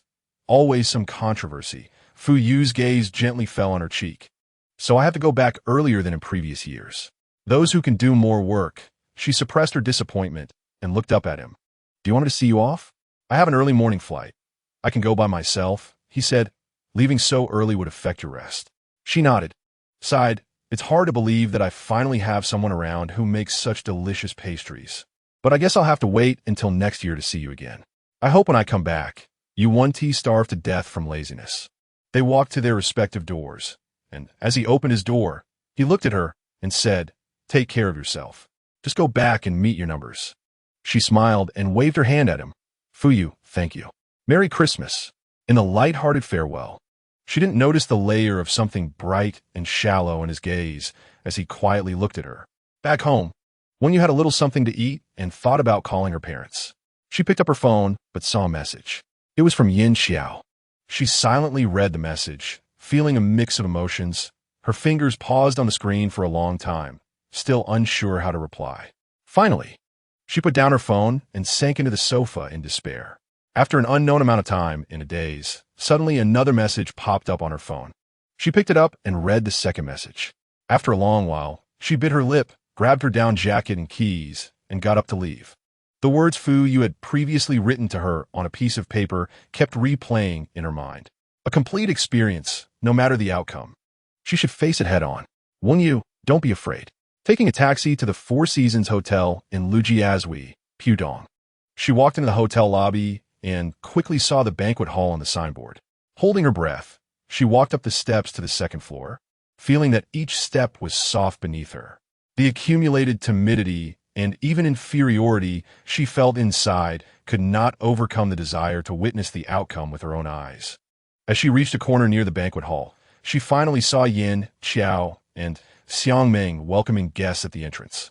Xiang Meng was wearing a purple gown, looking radiant as she held onto Yin Xiao, smiling beautifully, while Yin Xiao held a wine glass, occasionally taking sips and mingling with the guests.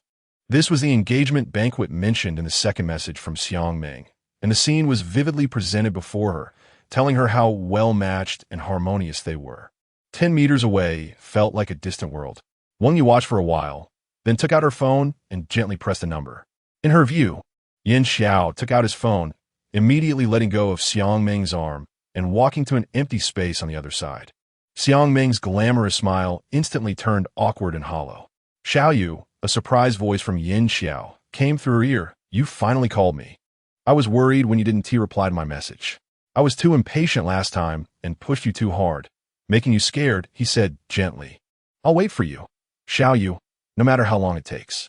Listening to his words, Wang Yu closed her eyes for a moment, turned around, and began to walk down the steps she had just come up. Why aren't you speaking? Xiao Yu? Yin Xiao. She took a deep breath. Are you working now? There was a pause on the other end of the line before Yin Xiao quietly replied. Yes, there's always a lot of work at the end of the year. Once I'm done, I'll come find you right away. What dessert do you want? I've already contacted the pastry chef, and they're on standby. It took her a long time to walk down the stairs. Exiting the hotel lobby, she found herself outside in the brightly lit Christmas night. She stopped and softly asked, Will there really be dessert? Yin Xiao thought she was being vague again and chuckled. Of course there will be. When have I ever lied to you? Wang Yu looked at the giant Christmas tree at the hotel entrance, with many passers-by stopping to take pictures. The silver decorations filled the air with a strong Christmas atmosphere. She remembered last Christmas night when he had prepared a large Christmas snowman cake and honey toast for her, making her happy for a long time. And the Christmas night before that when he had specially asked the pastry chef to make a macaron Christmas tower and finished several days' work ahead of time just to spend time with her. Although she was a slow person, The accumulated details made her appreciate these feelings more deeply afterward. He always complained that her feelings for him remained at the initial stage of their acquaintance, not realizing that her slow warmth didn't mean she hadn't progressed. But all of that no longer mattered. Whether it was real deception or a kind intention he didn't want her to know, or efforts made for a turning point. Even if her 3 years of love was a joke, it should still have a complete and correct ending. Yin Xiao. Yes, let's break up. After saying that, she hung up the phone, turned off her phone, put it in her bag, and left the hotel. She walked aimlessly down the road, her legs not feeling tired. Among the passers-by were those with elderly family members, as well as couples and families. It was a gathering night of peace, and even though it was a Western holiday, it had a certain influence here. She walked all the way to Binjiang Avenue. Luxurious cruise ships were decorated on the Huangpu River, and the water gently rippled under the night sky. She leaned against the railing alone until the voices around her gradually faded away. Wanted to move. Her feet had gone numb from standing too long. She shifted her body and looked up to see Fu Yu, who didn't know how long he had been standing beside her. His gaze on her was quiet, like the river water in the deep night. In that moment, Wang Yu didn't realize the absurdity of his appearance here, as if subconsciously. She always felt he would show up in front of her when she was most helpless and distressed. She blankly watched him take off his scarf and wrap it around her neck, which was exposed to the cold air. The scarf carried his crisp scent, warding off the chill, and the smell brought back memories of when she had a fever, making her feel at ease. It was like a lonely ship returning to port, instantly unloading all its emotions and fatigue. So cold, she rubbed her reddened hands and smiled at him, and so hungry. I really want to eat turkey and cake. In the past, every Christmas night, I could eat especially delicious cake, she said to herself, slowly leaning against the railing and squatting down. But maybe in the future, there won't be any. I'm going to squat for a bit. I'm a little tired. When she was a child, she would cry when she was sad. But as she grew up, she chose to smile when she was sad. Wang Yu felt that she couldn't cry now, even though her heart was hurting. She didn't want to shed tears. I want to leave here. She hugged her knees, looked up at Fu Yu, and said, I want to go somewhere far away from here. A timid person, once their fleeting courage is used up, still wants to escape, to run far away. Fu Yu looked down at her calm, even somewhat numb cheeks, and after a while, he squatted down beside her. A friend once told me, life is half memories and half continuation. He gently reached out and rubbed her hair. Whenever you're ready, move forward. If you're tired, then take a break. She felt his gentle hand covering her hair, a warmth completely opposite to the coldness around them. Even a second more, she was greedy for this warmth. This hand that could always bring her back to warmth whenever she was in trouble. I still want to eat turkey. After a while, she softly said, I bought one. A whole one. He smiled slightly. It's okay if we can't finish it. I also want to eat cake. Blueberry cheesecake. It should still be warm in the oven. The sour feeling finally rose from her heart to her nasal cavity. She looked straight into those calm and steady dark eyes and said, I want to go home. Then let's go home. He reached out to her and, amidst the chimes of midnight at the Bund, said word by word, Wherever you want to go, I will accompany you. Merry Christmas, Xiaoyu. Chapter 8, A White Christmas, Part 2. When they returned to Fu Yu's home, it was already past 1 in the morning. After walking so much, Wang Yu surprisingly didn't feel tired. Only her empty stomach continuously reminded her of its existence. My turkey. As Fu Yu washed his hands and brought out the sliced and heated turkey from the kitchen, she immediately pounced on it, taking a big bite. Her mouth was filled with rich meat flavor. In front of him, it seemed she had never cared about manners or etiquette. Fu Yu watched her devour the turkey legs with both hands, feeling as if a pair of ears had sprouted on her head, shaking nonstop. However, rabbits are herbivores. Really? He shook his head, but perhaps in his heart, she was like a living little rabbit. He sighed self-deprecatingly, sat down opposite her, and quietly watched her eat. She only felt embarrassed after a while, her eyes wandering to a tall suitcase by the wall. He was leaving soon. When you suddenly remembered that he was going back to the UK tomorrow. No, it was already today, in just a few hours. He had a morning flight, which would take off in a few hours. Yet he hadn't rested, but had instead come to find her by the riverside in the early hours, bringing her back to dinner. The warm emotions in his heart had not yet settled when Fu Yu's deep voice rang in her ear. I haven't given you my phone number yet. Oh, right. She nodded, immediately wiping her greasy hands with a tissue and reaching for her phone or bag. Once the phone was on, a series of text messages and call notifications popped up, causing her hand to tremble as she forced herself not to look. Instead, she opened her contacts and quickly noted down Fu Yu's contact details. After saving his phone number, she sent him a text and looked up at him with a smile. I've sent it. Yeah. He gazed at her. My WeChat ID is registered with that phone number, so you can add me directly. Why use the computer? I use Skype. My Skype ID is my name and pinyin. Okay. One Yu stuck out her tongue at him. I'm not good at remembering things. So when you get there, remember to remind me again. He smiled faintly and stood up from his chair. I'll go get the cake.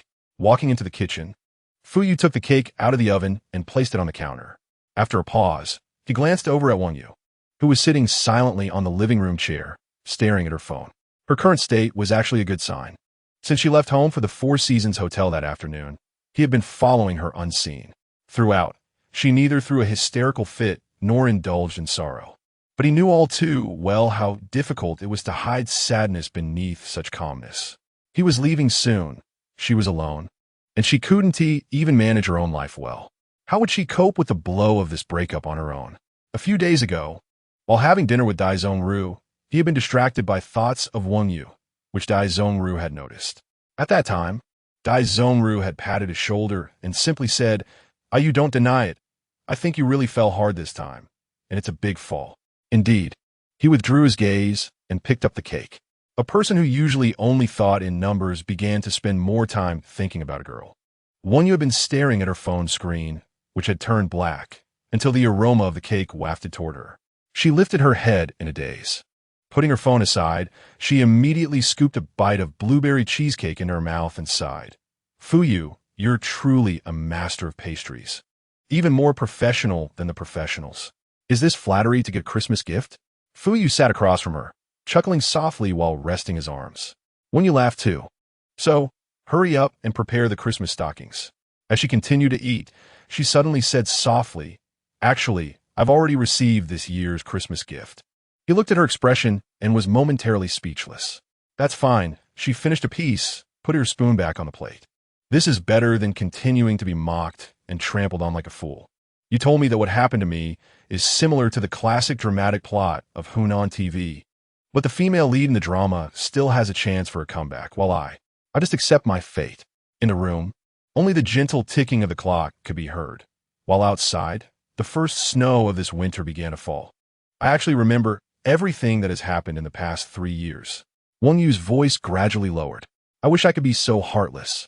Just now, I deleted all the messages, WeChat chats, and call logs between him and me from the past 3 years, but there should still be photos in my phone and computer. She seemed to be talking to herself, but there aren't too many photos. Deleting them should be quick. I also told him not to call me anymore. She shook her head, her eyes reddening.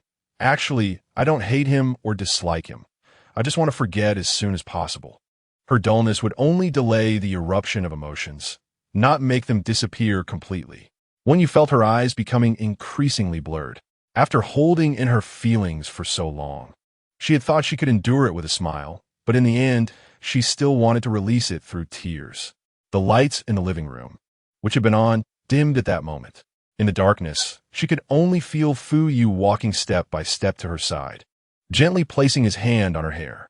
His warm and gentle palm seemed to tell her that she could cry freely in this quiet darkness. In front of him, she always quickly exposed her true self, always able to relax and be herself. So at this moment, no matter how ugly or sad she cried, it didn't matter. Her tears finally streamed down her cheeks, dripping onto her hand. From the initial soft sobs to the uncontrollable cries, she felt herself leaning against his waist, her fingers clutching his pants like a lifeline.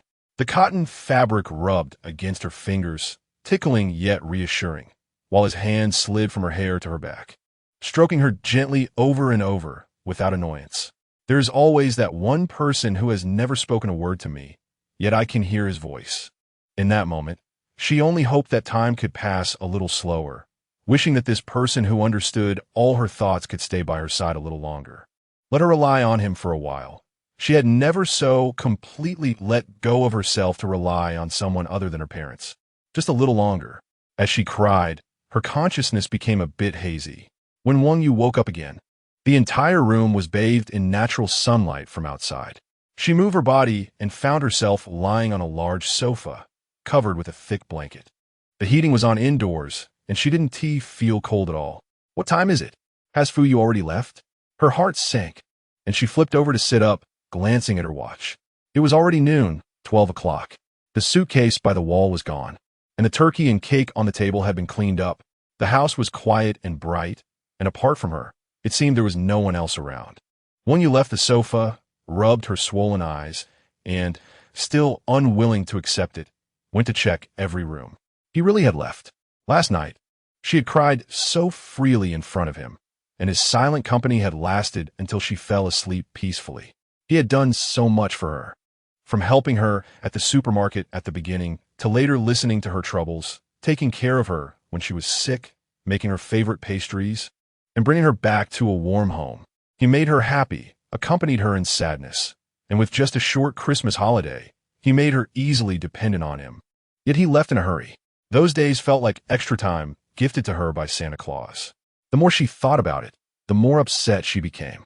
She turned around, wanting to wash her face with clean water in the bathroom, but found something on the dining table. As she walked over to take a look, she found a key and a piece of paper. This key, I hope you can keep it for me until I come back next time. It was nice to meet you. Time always passes faster than expected, so we won't be too far apart when we meet again. Fuyu. It was truly in line with his style. She held the key to his house in her palm and couldn't help but chuckle softly. Yes, time always passes faster than expected. Sadness will always be covered, and goodbyes will eventually come. Locking his door with his key, she stood in the quiet hallway, feeling as if she had forgotten something. Yesterday was Christmas Eve, and today was Christmas Day. Right, Christmas. She slapped her forehead, only then remembering that she had made plans to meet Chen Huanxin today. Taking out her phone, she saw several missed calls from Chen Huanxin. Oh no! She was already more than an hour late for their appointment. Thinking about how her friend would lecture her, she ran her fingers through her hair, her eyes red. Without even changing clothes or brushing her teeth, and directly took a taxi to the agreed spa. Reporting Chen Huanxin's name, the waiter led her to the door of a small room. Upon entering, she saw two naked women lying on two beds, and upon hearing the door open, they both looked over at her disheveled appearance. You're late. Chen Huanxin looked at her, and your face looks worse than a pickled cucumber. Wang Yu walked over and sat down on a nearby sofa, sighing softly. Thanks for the compliment. Did you have a wild night with some young guy last night? Another beautiful woman added. Don't say that. You're still young. You have plenty of time ahead. Do you think she's like you? Chen Huanxin scoffed. She can only cry at home after breakup. Okay? Chen Huanxin, Zheng Yunji. Originally, her mood hadn't fully recovered, but these two childhood friends easily made her feel both amused and helpless. Listening to your comforting words is even scarier than being beaten up.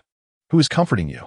Zheng Yunji rolled her eyes. A man like that is better off broken up with sooner. I heard from Kuinchi that someone saw Yin Xiao getting drunk at a bar last night, so drunk that he couldn't even stand. While his newly engaged fiancée, he was crying beside him. Chen Huanxin brushed her hair, feeling that it was quite satisfying. That man will probably never forget little Peter Pan. Zheng Yunji continued. Serves him right, a pathetic victim of his family. Good riddance. Chen Huanxin raised an eyebrow. His biggest mistake was being so greedy. Wanted to save face while still deceiving little Peter Pan. Wang Yu leaned against the back of the sofa, listening to their conversation. The words seemed to enter her ears, but didn't quite register in her mind. After Chen Huanxin and Zheng Yunji complained for a while, they noticed her eyes were blank, as if she was zoning out. Zheng Yunji sighed, flipped over from the bed, grabbed a towel to wrap around herself, walked over, and flicked her forehead with her finger. That hurts. Wang Yu almost cried from the pain of the flick. While Zheng Yunji looked down at her, without mercy, stop dwelling on the past. You need to look forward. All right, you go away. Chen Huanxin walked over and pushed Zheng Yunji aside. You should deal with your own issues with Mu Shi before teaching others. Zheng Yunji hit where it hurt, turned around and went to the bathroom to shower. Chen Huanxin sat down beside Wang Yu and patted her shoulder. I'm fine. She turned to look at Chen Huanxin. But how did you both know I broke up with Yin Xiao? Chen Huanxin shot her an exasperated look. With your cluelessness. How long do you think it would take for news to reach you? Ever since I saw Yin Xiao at the bar last time, I had someone keep an eye on him. When I saw him holding an engagement party yesterday, I guess you would break up with him. She nodded. Then will you still soften your heart and reconcile with him? Chen Huanxin stared into her eyes. Although my principle is that as long as you're happy, it's fine. I still won't agree to you getting back together with someone like him. Wang Yu was silent for 2 seconds. I won't. Chen Huanxin was taken aback, clearly surprised. Really? She took a deep breath. After all, we are not from the same world. Even if we get back together, it will only repeat this outcome. For some reason, she clearly remembered what Fu Yu had told her at the very beginning. If she had to experience pain to grow, then she was willing to move forward with scars and continue living better. Deep down, she felt that breaking up with Yin Xiao was the right decision, even if she still needed time to adjust. Chen Huanxin knew she was usually indecisive and emotionally slow, but this time, although she was sad about the breakup with Yin Xiao, she showed an unexpected determination. Little Peter Pan, tell me honestly, Chen Huanxin leaned closer to her face, keenly asking, have you found someone new? Chapter 9. You and I in Different Places, Part 1. When you paused for a few seconds after hearing Chen Huanxin's words, then hesitantly said, what does someone new mean? Chen Huanxin looked at her blankly, raised her hand to support her forehead, and weakly waved her hand. Never mind. I don't expect you to understand. Feeling inexplicably criticized for her intelligence, Wang Yu pouted, stood up from a sofa. I'm going to do the spa. I need to rest for a bit. I'm exhausted. This spa was a place the three of them often visited, and the staff were familiar with them. Wang Yu lay on the bed, chatted with the masseuse, and soon fell asleep in the light fragrance. When she woke up, she felt as if she had been rejuvenated. After showering, she walked to the lobby and saw Chen Huanxin and Zheng Yunji sitting on the sofa waiting for her. Someone called you earlier. I answered it. It was the pet store, saying they have a pet to deliver to your house. Chen Huanxin waved her phone at her. Pet? Wang Yu was taken aback. I Haven T bought a pet. Zheng Yunji was quickly typing on her phone, glanced at her, and said, with your intelligence, you probably forgot that you bought one the moment you did. Wang Yu took the phone from Chen Huanxin. I can assure you that I definitely did not buy a pet. It could be a mistake on their part. Chen Huanxin shrugged. Anyway, they said it would be delivered to your house in an hour. All right, although she was a bit puzzled, she nodded. Then I'll head back now. Before leaving, Chen Huanxin and Zheng Yunji held on her arms, one on each side, with serious expressions. Yin Xiao will come back to find you, no matter how he begs. Absolutely do not agree to him. If his fiancée is still haunting him and ignores her, it becomes too much, just call us. Don't starve at home. Don't cry like a ghost. If a man comes to flirt with you, he definitely won't be interested in you as a person, but rather in your body. Although they knew they were genuinely worried that she couldn't handle the shock of a breakup, When you couldn't help but pull her arm away, her expression filled with disbelief. Don't think too much. I won't jump into the Huangpu River. With your sense of direction, do you think you even know where the Huangpu River is? Chen Hanxin and Zheng Yunji said in unison. After finally shaking off the entanglement of her two close friends, Wang Yu took a car back home, making dinner while waiting for the pet store to deliver her pet. Just as she placed the noodles on the table, she heard the doorbell ring. Wiping her hands, she ran to open the door and saw a young girl outside holding a large cage, smiling at her. Are you Miss Wang? The girl asked enthusiastically. Yes, that's me. This is for you. The girl carefully handed her the cage. This rabbit was purchased by Mr. Fu at our store yesterday, and we are here to deliver it to your home today. Mr. Fu? She took the cage, and her gaze instantly landed on the pure white rabbit inside. Unable to look away. Yes, Mr. Fuyu. The girl opened her bag and handed her the rabbit food as well, winking at her. He's such a super handsome guy. It turned out he had bought it for her. Mr. Fu specifically instructed us to prepare rabbit food and clean the cage for you. The girl said with an even sweeter smile, and I even took notes on some care tips for rabbits to pass on to you. After he left, everyone in the store said they envied you. The girl placed a notebook on her entryway cabinet.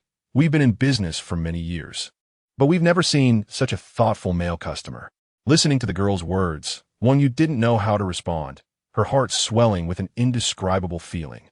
Before leaving, the The girl even gave her a business card, saying that if she had any questions, she could call her anytime, and that their store was very close. Just a left turn and a straight walk of a few meters. Although rabbits are not particularly easy to care for. If you understand the rules and treat them with care, you can raise them well. Okay, thank you. She closed the door and quickly placed the cage on the coffee table, squatting down to observe it carefully. Since childhood, she had always liked small pets. But because she was afraid she couldn't take care of them, she never tried to raise one. She understood very well how terrifying it would be to lose a companion when a pet passed away. The white rabbit in front of her had black eyes, with a small circle around its eyes and ears, and its tail was a slightly darker brown. It curled up into a small ball, making her heart melt. After watching for a while, she took out her phone, found Fu Yu's number, and, after much hesitation, carefully sent him a text message. Did you arrive safely?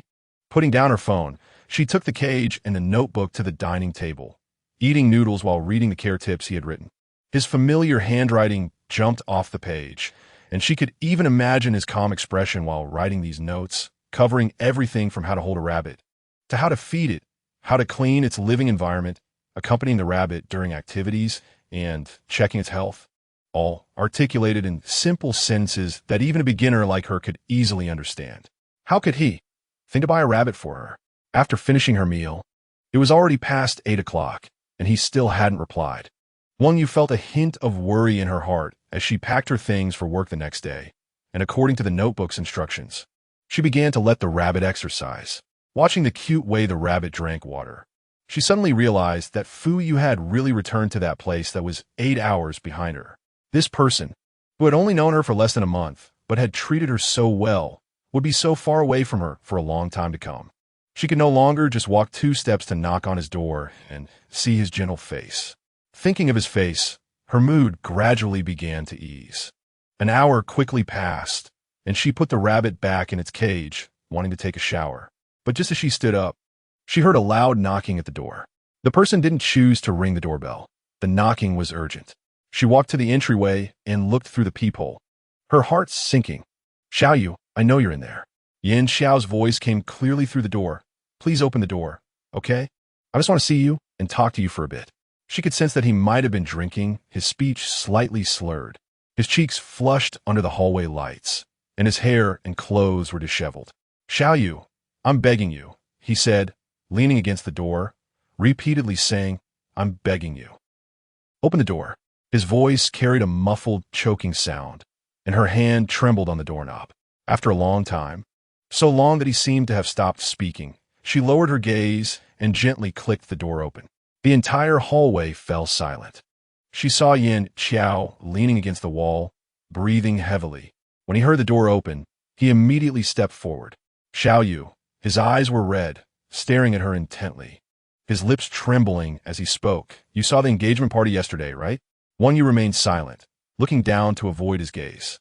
Last night, my mom and Xiang Meng told me everything. It turns out they both came to see you behind my back.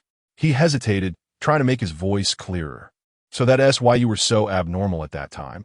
And I was like a fool completely in the dark, repeatedly pushing you. Xiao Yu, I know that now. Whatever I say is too late. I'm sorry for being forced into this engagement by my family. I'm sorry for betraying you by getting tangled up with Xiang Meng while drunk. Suddenly, he slammed his fist against the wall, the sound echoing through the hallway. I know you have endured so much pressure because of me. I know it all, but I was too selfish. As long as I could keep you by my side for one more day, I would be willing to be a despicable, disgusting man for a lifetime. But please, do not ever doubt my feelings for you over these 3 years, because you, Wang Yu, are the girl I love and cherish the most in this world. There will never be another one like you. No one can replace you. Before he could finish, his throat choked with emotion. Wang Yu knew he was speaking the truth. Yes, he had indeed broken her heart during the last part of these 3 years. But in those 3 years, he had given her all the love he could. Because of her constant hesitation, he had never forcefully demanded physical intimacy from her. And she understood how difficult that was for an adult man. She also understood that throughout these 3 years, he had taken care of her parents and colleagues, always managing everything around her appropriately. His possessiveness and desire for control were all based on his selfish yet profound love. She cannot dismiss all the heartfelt efforts she once made just because of his ultimate betrayal. Yin Xiao. She gently clenched her palm. Thank you. Yin Xiao stood still, looking at her. Thank you for all your care and concern over the past 3 years. She finally lifted her head to look at him. I do not regret being with you for these 3 years. You always say that my feelings for you are not deep enough, but if that were true, I would not have all these memories from being with you for 3 years. Therefore, I will not hate you, nor will I dislike you, and I will not disturb your life. I just hope that today will be our last meeting. Since he came to find her, she wanted to say goodbye to this relationship face to face properly. Life is long. This experience has brought her happiness, pain, and growth, so she has no regrets. Xiaoyu, is it really over between us? He spoke in confusion. Tears that had been held back for so long slipped down his cheeks without him realizing it.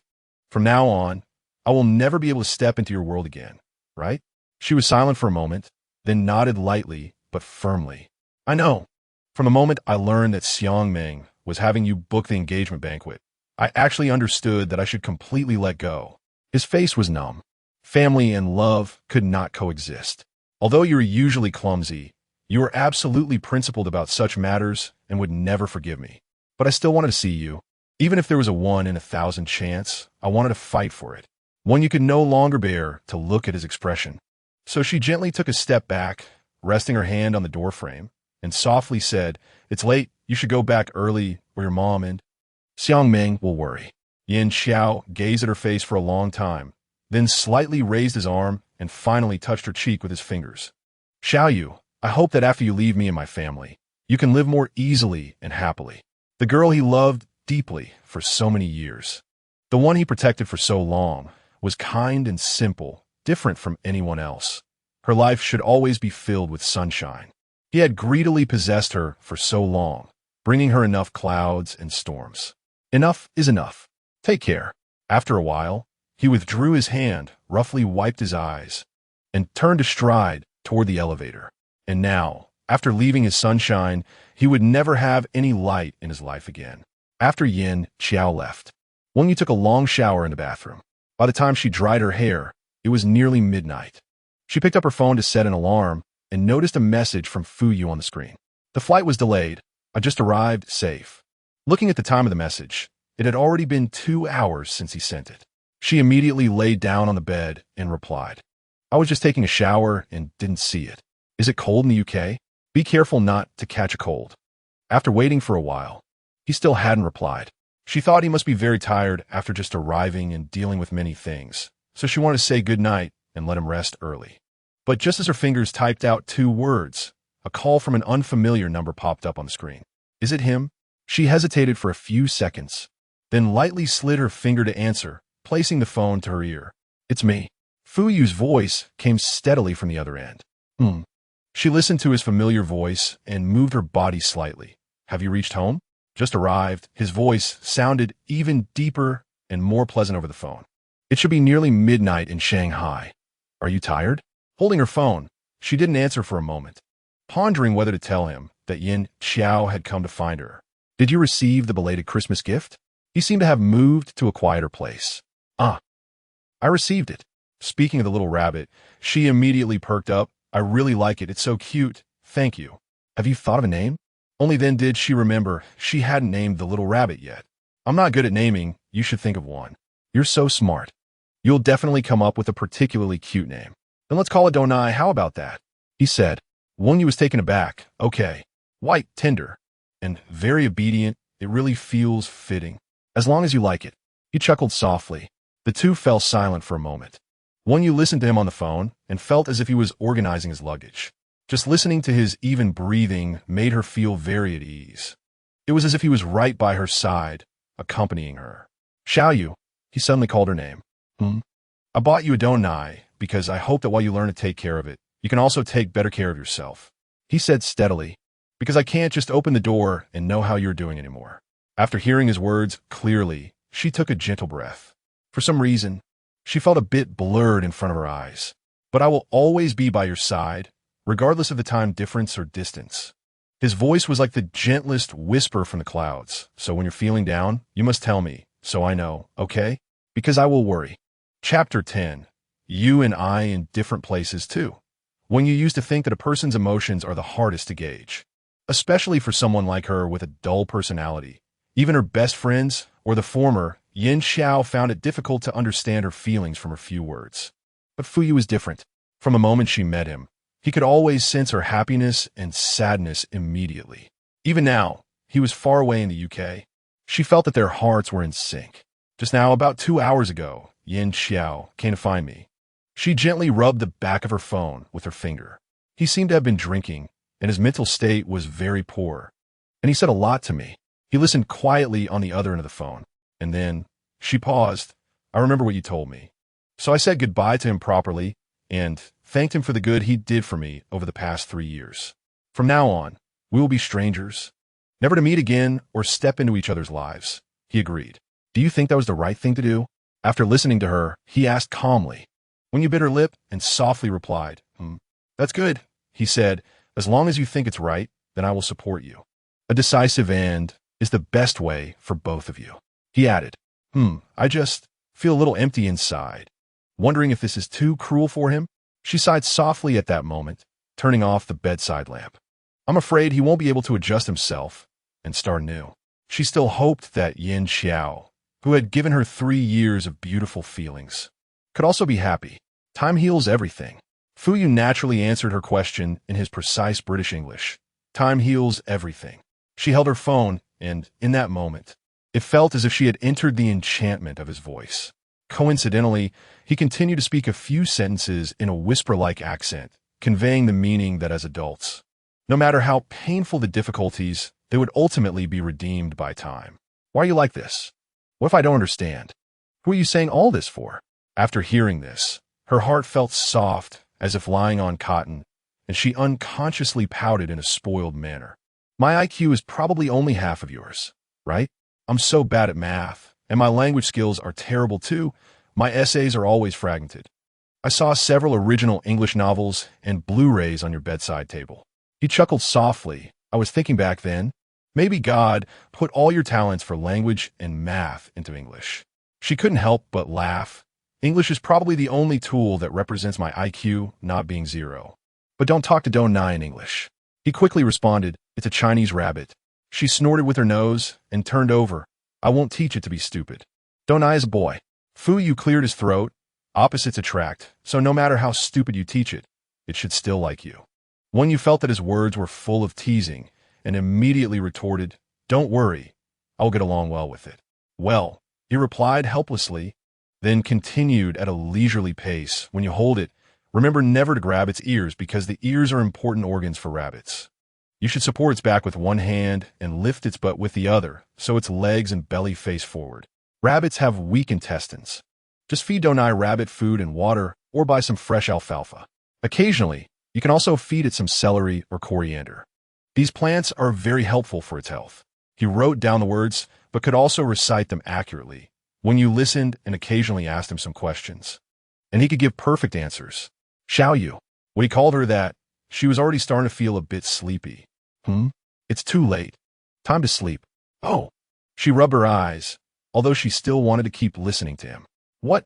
Do you want me to sing you a lullaby? He chuckled softly from the other end. She, half asleep, instinctively replied with a heavy nasal voice, Sure. Fuyu paused for a few seconds, and then actually began to softly sing, Lay down your head, and I'll sing you a lullaby back to the years. The gentle lyrics and soft voice came through the waves into her ears.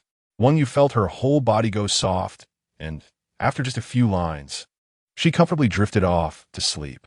What's the name of this song? Why is it so nice?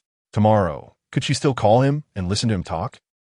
At this moment, she had no clear consciousness to imagine how intoxicating such behavior could be for a girl.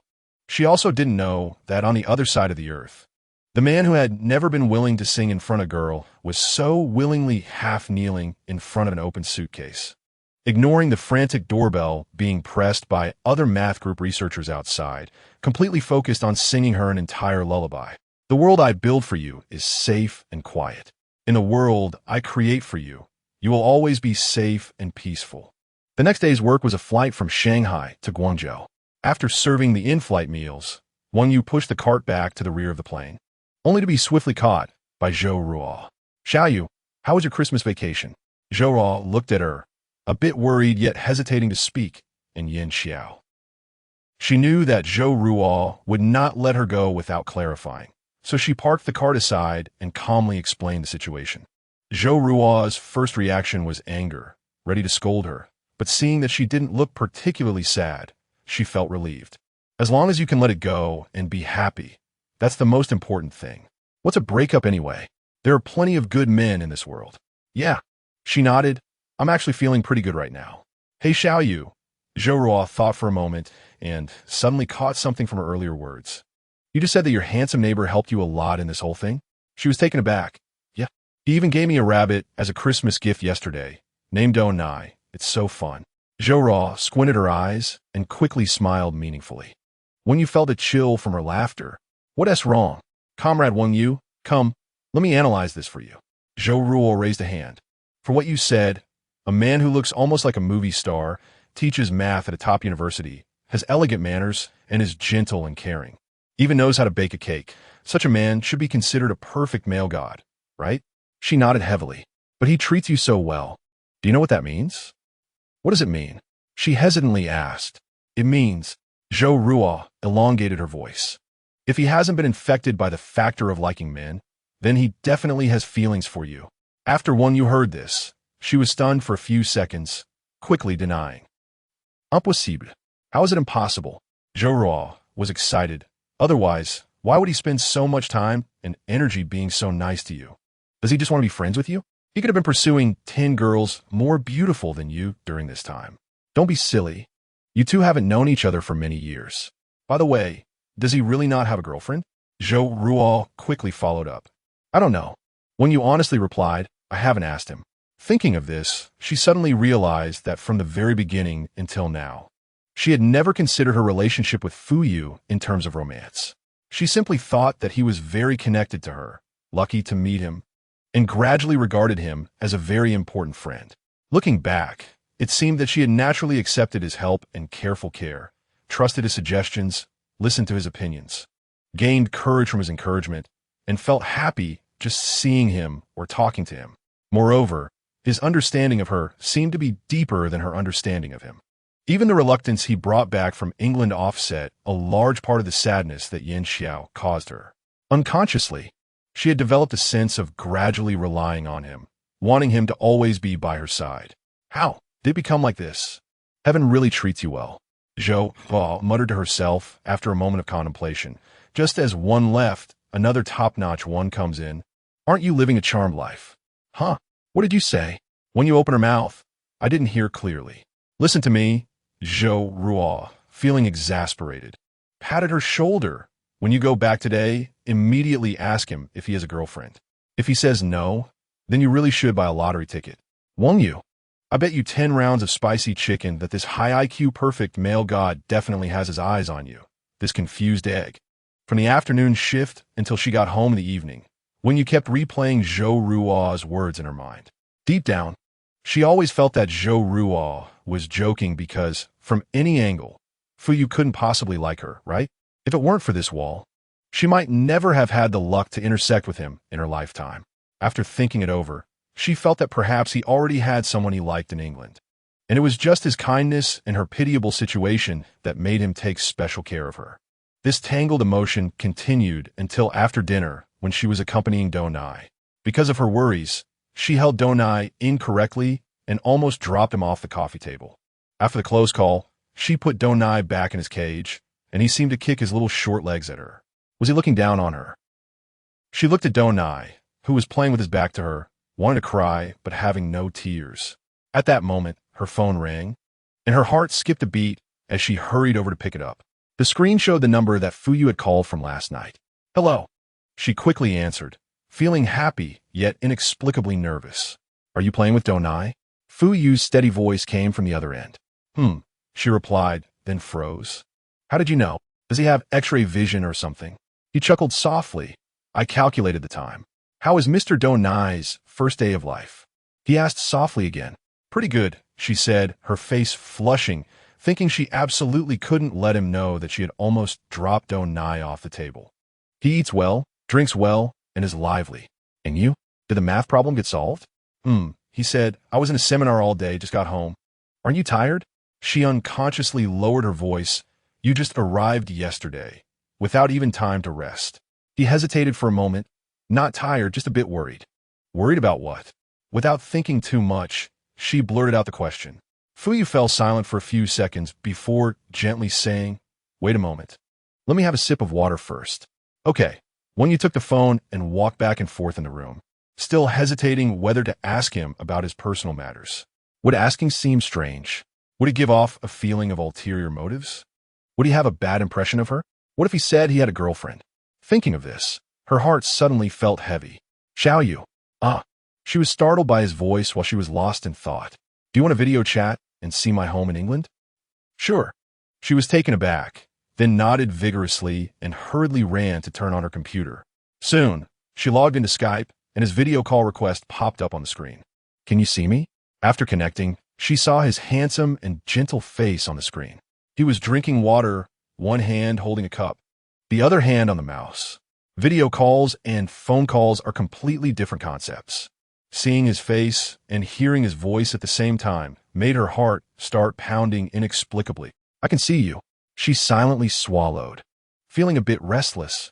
I'm sitting in the living room. He stood up, holding the laptop, adjusted the angle, and gestured for her to look behind him. I usually work here. Over there is the open kitchen.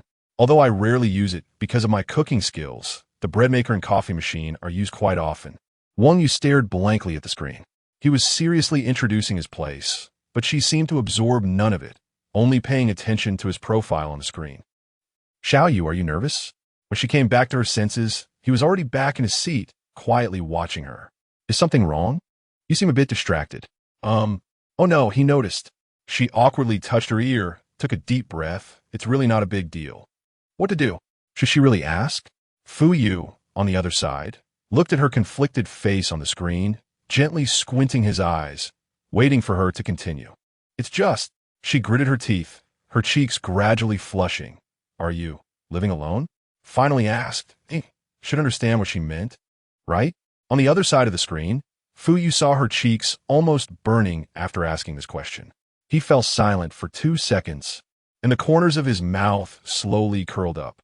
Xiaoyu, he raised one hand with interest, propped up his chin, leaned closer to the laptop, and looked at her face.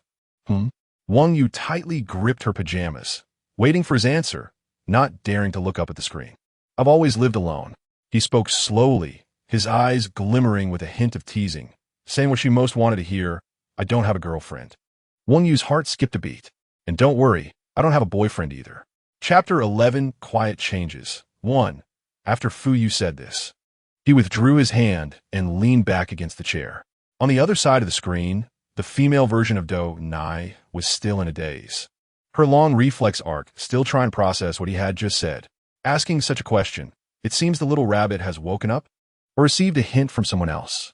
He crossed his arms, watching her flushed cheeks with interest, waiting for her response. After an unknown amount of time, when you finally said, sorry for asking such a personal question.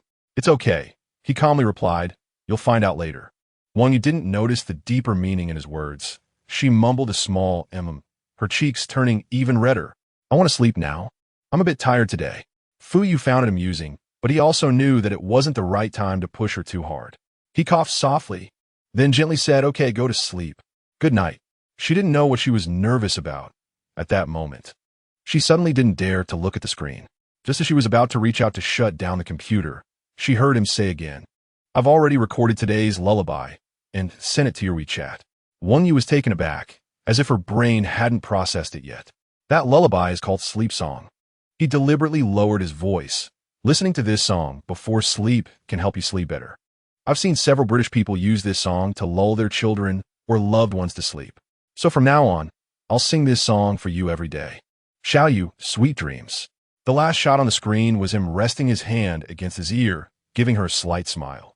That smile was both handsome and had an indescribable allure. When you felt her heart race again. She only felt that everything she had previously seen as completely normal about Fu Yu had undergone subtle changes after her conversation with Zhou Ruo at noon.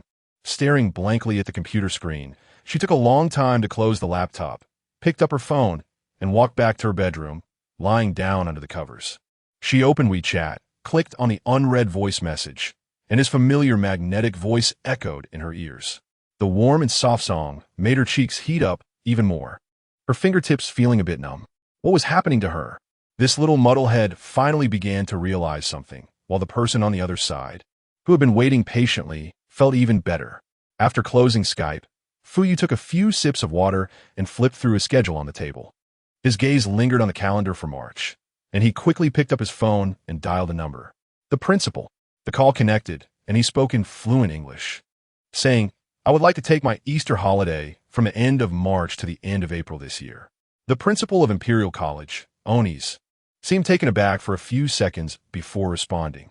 Taking time off is of course no problem. It's a holiday for all students and staff, and no one can be forced to work. Thank you. However, the British man paused, trying to find the right words. Fu, I remember that you never took time off for Easter in previous years, always buried in the lab doing research. Even when forced, you wouldn't take a break. Indeed, he replied lightly, but this year, things are different.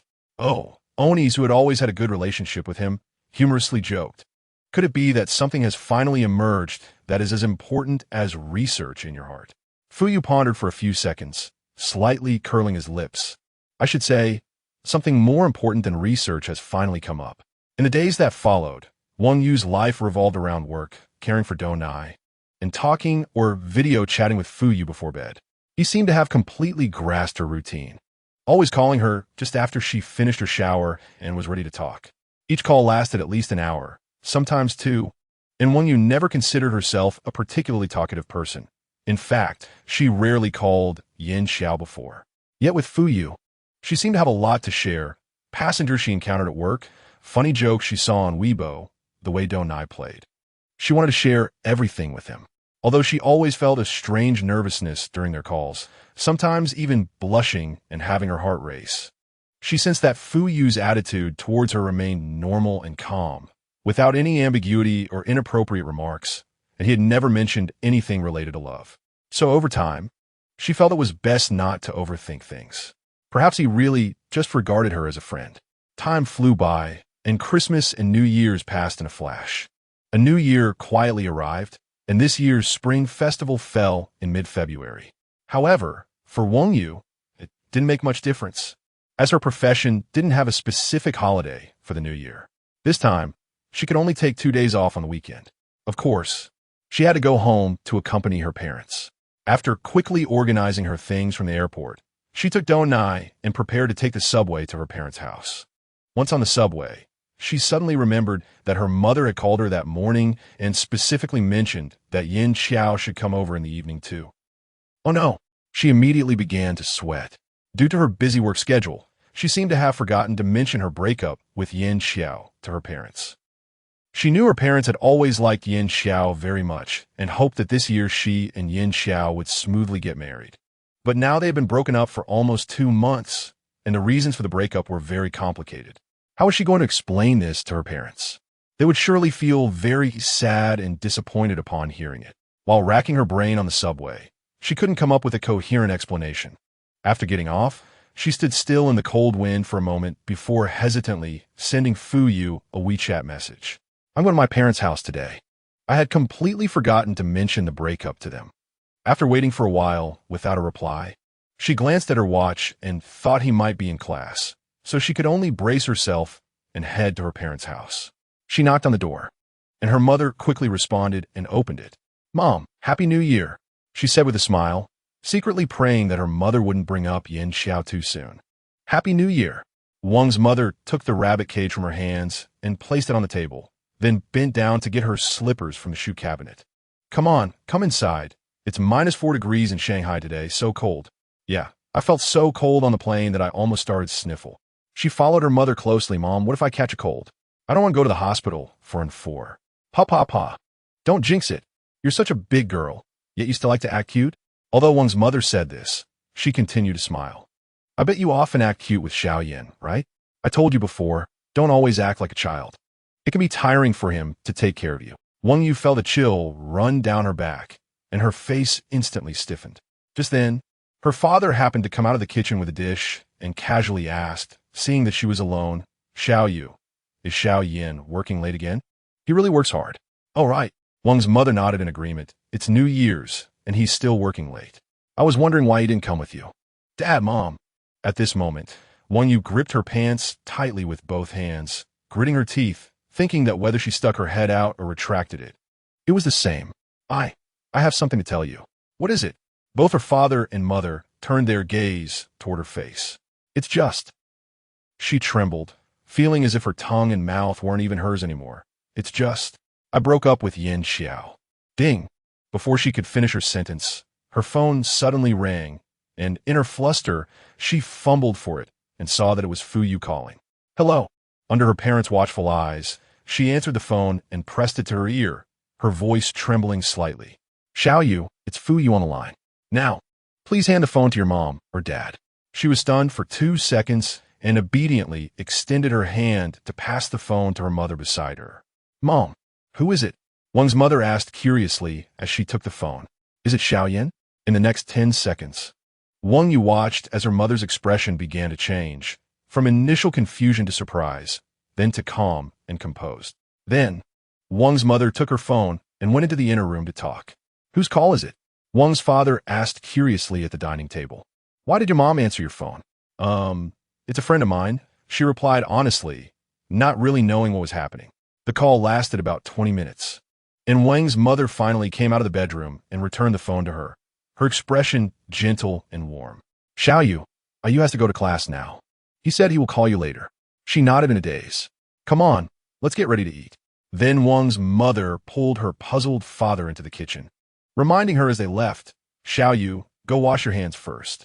After washing her hands slowly and returning to the living room, the dishes were already set on the table. She sat down at the dining table, and her parents exchanged glances, both smiling as they raised their glasses to her. Happy New Year, wishing our Xiao Yu a better year ahead. Dad and Mom, Happy New Year. She raised her glass in response, unsure why, but she felt that her parents seemed quite happy at the moment. After clinking glasses, her father turned on the TV to watch the Spring Festival Gala, while her mother piled several dishes into her bowl. Eat more. You need to store some fat for warmth in winter, understand? She quietly took a bite of rice, pondering whether she should bring up the matter about Yin Xiao again. Xiao Yu, her father suddenly said, putting down his chopsticks, waving his hand dramatically and raising his voice. Listen to Dad. Your happiness is the most important thing. Don't let little things bother you. Life is long. Look ahead with big steps. Of course, our little Yu is great. At this moment, Aunt Wang served her a bowl of soup. The good girl that her parents have treasured for so many years will definitely marry a devoted good man, and it will never be someone irresponsible. All right, let's not bring this up. It's all in the past. Uncle Wang immediately laughed heartily. Eat. Little Yu rarely comes back, so make sure to eat more. Wang Yu stared in astonishment at the unusually excited expressions on her parents' faces, her mouth agape. From the looks of it, her parents clearly already knew about her breakup with Yin Xiao, but their behavior must be related to that call from Fu Yu just now, right? The dishes were delicious, and they had a wonderful New Year's Eve dinner. After the meal, Wang Yu stood up to help Aunt Wang wash the dishes, but she was elbowed aside by Aunt Wang. You go rest on the sofa. Before she could speak, Aunt Wang suddenly smiled meaningfully again. In a bit, I will call you. What if you miss his call while you're busy in the kitchen? Remember to wish your parents and Yu a happy new year. Aunt Wang kept mentioning Yu, and at this moment, even if Wang Yu was slow to catch on, she could sense that there must have been something important in the call between Fu Yu and her mother that she didn't know about. What did he say? As night fell, the sounds of fireworks and firecrackers gradually filled the air outside the window. She picked up her phone and walked to the balcony, quietly resting her elbows on the windowsill, waiting for Fu Yu's call. She didn't know how long it had been when her phone finally rang. Her heart skipped a beat. She originally wanted to press the answer button, but found that Fu Yu was not calling on the phone, but via FaceTime. In a hurry, she accepted the FaceTime call and held her phone up. Fu Yu's handsome face quickly appeared on the screen. Xiao Yu, can you see me? He smiled gently at her. but the signal seemed a bit weak. At that moment, Wang Yu looked at his enlarged face, so close to her, her mind was a mess, and she felt like her heart was about to leap out of her chest. She hadn't washed her face after dinner. Did she have any oil stains left on her face? She was wearing a white sweater today. Did it look bad? It's a bit dark on your side. Don't worry, if you have any oil stains on your face, I can't see them, he said with a low chuckle, as if he knew exactly what she was thinking. Dachi. She bit her lip, looking at his face, feeling extremely nervous, and quickly changed the topic. What did you talk to my mom about on the phone just now? He paused for 2 seconds on the other end.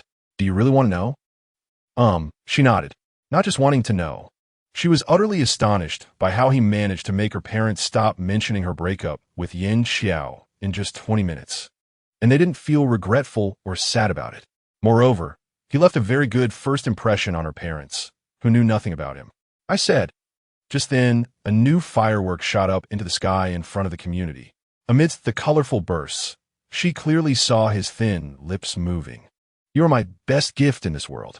Chapter 12, Quiet Change, Part 2. Almost at the same time Fu Yu said this, the thunderous sound of firecrackers rang in Wang Yu's ears. Amidst the loud bangs, she covered her ears with one hand and had to retreat back inside, closing the balcony door to continue the video call with him. Fu Yu, what did you just say? I didn't hear you clearly.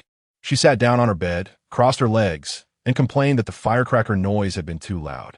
On the other end, Fu Yu curled his lips. Good things shouldn't be repeated. Huh? Wang Yu straightened her back and pouted at him. No, you must tell me. Otherwise, I will keep guessing. She had a subconscious feeling that she had just missed an important sentence. Fu Yu said nothing, only chuckled softly. Hey, don't just laugh. What did you say to my mom? She frowned. My mom was so friendly calling you, Yu. Just before your call came in, I was worried I would be dismembered. That won't happen, he replied, slightly easing his smile. You are their only precious daughter, no matter what happens. They will never blame you. That's true. The warmth of the indoor winter made people feel lazy, and she simply lay back on the bed, holding her phone high, smiling. If I get scolded, I will act spoiled and cling to them. I've always done that since I was little. She was so pleased with herself that she forgot to pursue what he had actually talked about with Aunt Wang on the phone. Fu Yu watched her adorable expression of pride on the screen, paused for a moment, and said, from now on, if you get scolded, just come hide behind me. Huh? She tilted her head, seemingly not understanding what he meant. He looked at her confused expression and sighed inwardly, lowering his voice a bit. Little silly. Wang Yu was taken aback, her cheeks slightly flushed. I know you're smart. Yes, he agreed readily. So, since I'm so smart, you just have to act spoiled and pout at me, and I will find a way to keep you from getting scolded. I will protect you. You will never need to feel scared. He slowly added this last sentence. Since they met, he had never said anything like this. After hearing it, she felt like her heart was gently tapped with a small hammer. This was the first time she clearly felt her true feelings for Fu Yu. This feeling was so unfamiliar to her. She didn't know how to explain why she would have such feelings for someone she had always regarded as an important friend. She had never experienced such feelings when she was dating Yin Xiao. On the other end, Fu Yu leaned back in his lounge chair, watching her flushed cheeks and the smile in her eyes on the phone screen. It's about time to reel it in. It wasn't until she heard Aunt Wang calling her to eat fruit outside the door that Wang Yu snapped back to reality, sitting up from the bed and rubbing her messy hair. My mom is calling me in the living room. Yeah, go ahead, he said. Okay, bye. She felt that if she looked at his face one more time, her heart would be overloaded. Xiao Yu, just as she was about to hang up FaceTime, he called out to her.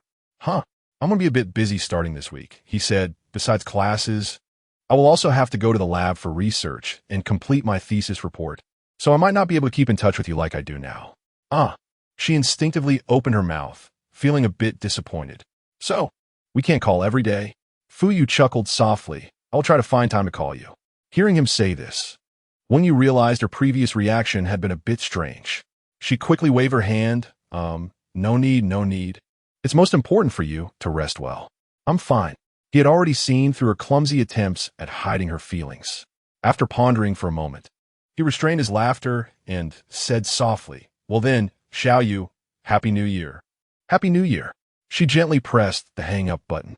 After a while, she put down her phone and raised her hand to cover her cheeks. What to do? So embarrassing. Just now she said that.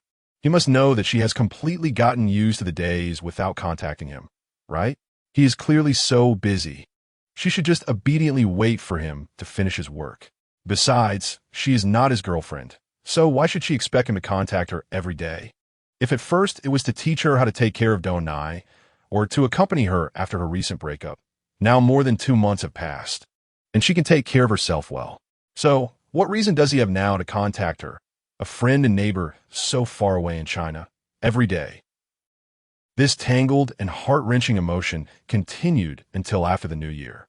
March soon arrived, and as the weather in Shanghai began to warm up, Fuyu indeed hadn't called or video chatted with her for nearly 2 weeks. Sometimes she would send him text messages on WeChat or share fun links, but he would take several hours to reply, and the responses would come at 2 or 3 o'clock in the morning UK time. The only thing that hadn't changed was his WeChat voice message lullaby. During this period of little contact with him, her mood became somewhat inexplicably low. At work, it was no surprise that Zhou Ruan noticed and asked her if something had happened. She herself couldn't sort out her thoughts and could only muddle through. She only knew that some of the complicated emotions in her heart were because she felt sorry for his busyness, worried whether he was resting well or if he was sick. Some were fear that he might not want to chat with her anymore, finding her boring and uninteresting. There were even more feelings that she didn't understand the reasons for. On Sunday night, after spending an hour with Donai, she was just about to take a shower and go to bed when she unexpectedly received a call from Chen Hanxin. Chen Hanxin's voice was evidently furious, strong, and anxious. Xiao Fei Xia, you need to come find me right now. I'm at home. Wang Yu glanced at the clock, showing 10:30, and cautiously asked, Xian, what happened? Chen Hanxin took a deep breath. I want to divorce Koinchi. As soon as she finished speaking, a loud sound of glass shattering came from the other end of the line. Wang Yu shivered at the sound through the phone, reached for her keys at the entrance, and prepared to put on her shoes. Xian, are you okay? Chen Hanxin was silent for a few seconds. I'm fine. Koinchi just broke a cup.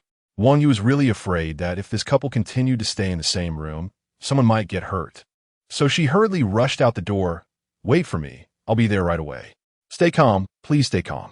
Fortunately, the apartment she rented was not far from Chen Hanxin's home, and after more than 10 minutes, her car stopped at the entrance of their community.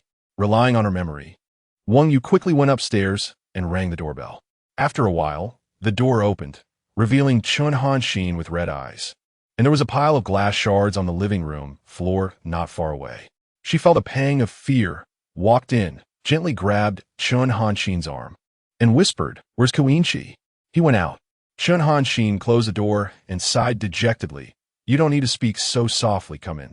The two sat down on the couch in the living room, and Chen Hanxin poured her a cup of tea and placed it on the coffee table. I didn't call Zheng Yunji. With her level of intelligence, dealing with Mu, she is already tough enough. Of course, with your level of intelligence, it probably wouldn't help either. When you looked at her with a dark expression, you brought me here at 11 o'clock at night, just to criticize my intelligence? Chen Hanxin shook her head and smiled bitterly. Xiao Fei Xia, to be honest, I really think that this time Koinchi and I are really going to break up. Impossible. Wang Yu replied decisively. I think even if the sky falls, you two won't break.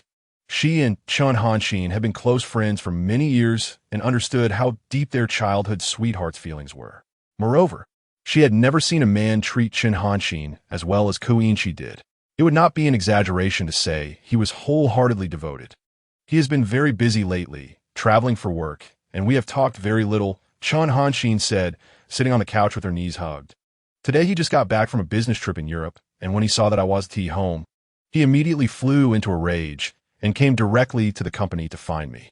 He can let officials set fire, but not allow the common people to light lamps. Right?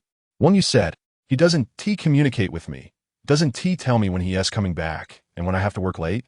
He is home before me and then throws a fit. Who can stand that? But Koinchi's possessiveness and controlling behavior haven't been recent developments. When you said softly, so it's easy to fall in love, but hard to maintain it. Chen Hanxin relaxed her body, leaning on Wang Yu's shoulder. When two people are together for a long time, they can be tolerant and patient, but there will always be a day when their conflicts escalate. But isn't that how marriage is? After a long while, when you thought for a moment, I've seen you two argue so many times over the years. And in the end, you always reconcile. I don't know. Chun Han-shin's voice sounded muffled, and her usual spirited demeanor had vanished. You just heard me say I wanted a divorce, threw the cup, and left. It's okay. Wang Yu patted her hand. He wouldn't want to leave you alone at home, would he?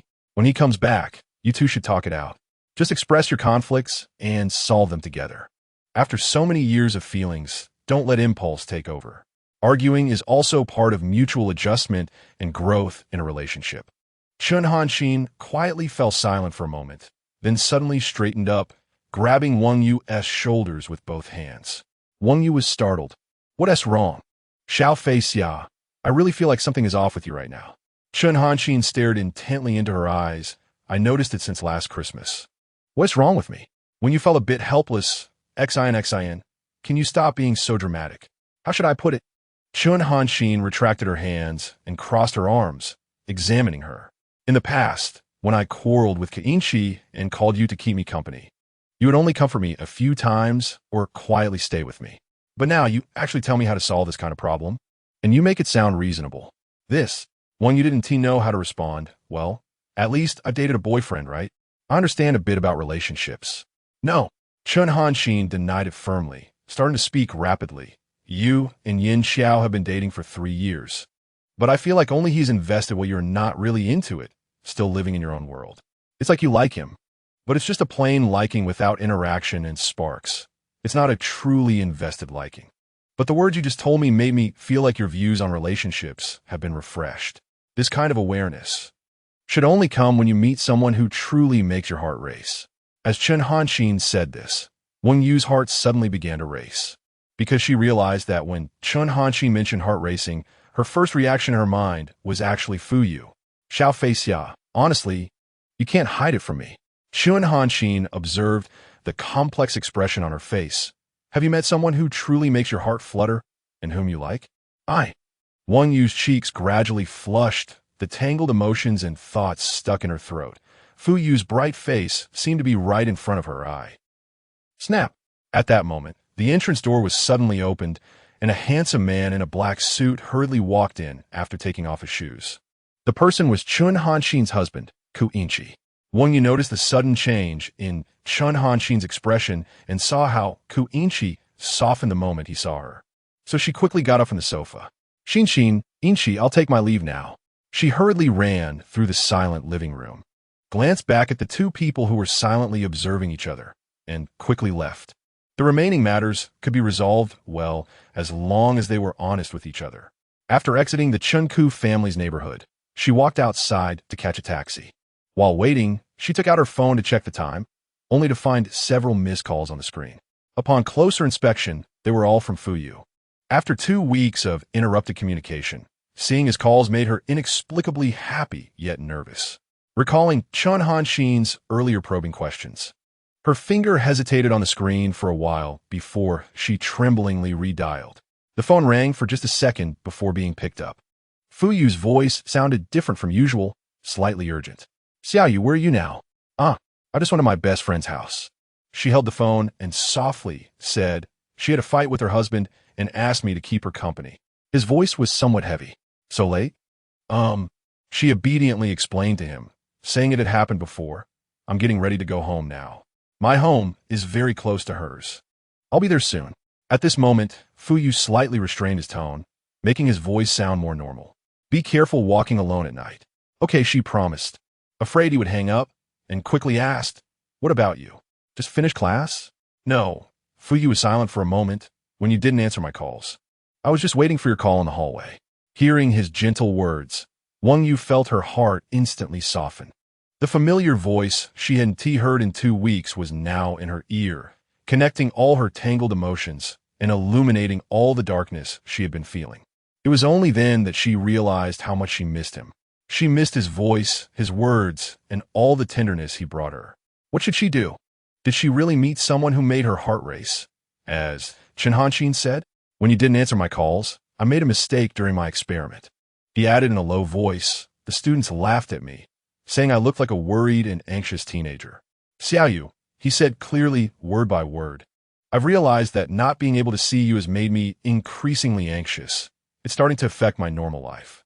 As Fu Yu's words fell, Wang Yu felt her heart leap to her throat. Holding her phone, she quickened her pace, even catching her breath. Did she really hear him right? He said not being able to see her made him anxious, which meant he really wanted to see her. She couldn't be dreaming. In the quiet night, there were only a few vehicles and pedestrians on the street. Fu Yu was quietly waiting for her response, and for a moment, there was only the sound of their breathing on both ends of the phone. Her cheeks were getting hotter, and she felt like she had something to say. But because she had never been good at expressing herself, the words lingered in her throat for a long time. In the end, she could only remain silent, blushing. Actually, who was becoming anxious besides him? Every day, chatting with him on WeChat, calling, or even daydreaming at work. She always thought how nice it would be if he hadn't gone to the UK and stayed in China, by her side. How nice it would be if she could ring the doorbell next door and see his smile. How nice it would be if she could knock on the door and see him in loungewear, lazy and gentle. After thinking this, she would often scold herself for being overly sentimental. He was busy teaching in the UK, only possibly having time to return during holidays. It didn't help her to think about wanting to see him. But the next day, she would continue to think like that. So, since he said such things now, did that mean her feelings could no longer be considered overly sentimental? On the other end, having waited for a long time, he finally began to gently extend an olive branch. Xiaoyu, listen to me. In late March, there's an Easter holiday at the school in the UK, and I will have about a month off. I remember you said before that you get about 10 days of annual leave every year, right? Wang Yu, who was completely in a state of confusion, instinctively responded, yes. Then, haven't you used your annual leave this year? Then, let me ask you, would you be willing to take a few days of annual leave during the Easter holiday to come to the UK? Wang Yu was stunned when she heard this, then immediately opened her mouth wide, stuttering, I go to the UK? Huh? What would you go to the UK for? He suppressed a laugh. You come to the UK to find me. I come to the UK to find you? The gears in her brain began to malfunction. Yes, to deepen your impression. I'll repeat it slowly. You use your annual leave to come to the UK to find me, stay for about 10 days, and then I'll go back to China with you. Wang Yu's not-so-bright brain struggled for a few seconds before completely crashing. Xiaoyu, you can think about it slowly. I'll call you tomorrow to tell you the detailed arrangements. Fu Yu, realizing that her brain might not be able to handle this at the moment, kindly decided to stop. Remember to message me on WeChat when you get home. I'm going to class now. Good night, be safe. Holding the phone that had just been hung up, Wang Yu blankly looked up and found that she had unknowingly walked to the entrance of her building. Floating back home like a ghost, she turned on the lights, and her legs immediately went weak as she knelt on the sofa in the living room. This phone call contained too much information, and she was completely bewildered, silently turning to look at the soy milk quietly lying in its cage on the coffee table. She struggled to roll off the sofa, gently picking up the soy milk from the cage. The soy milk had already been resting, and when awakened by her, it immediately protested by kicking its little legs in discontent.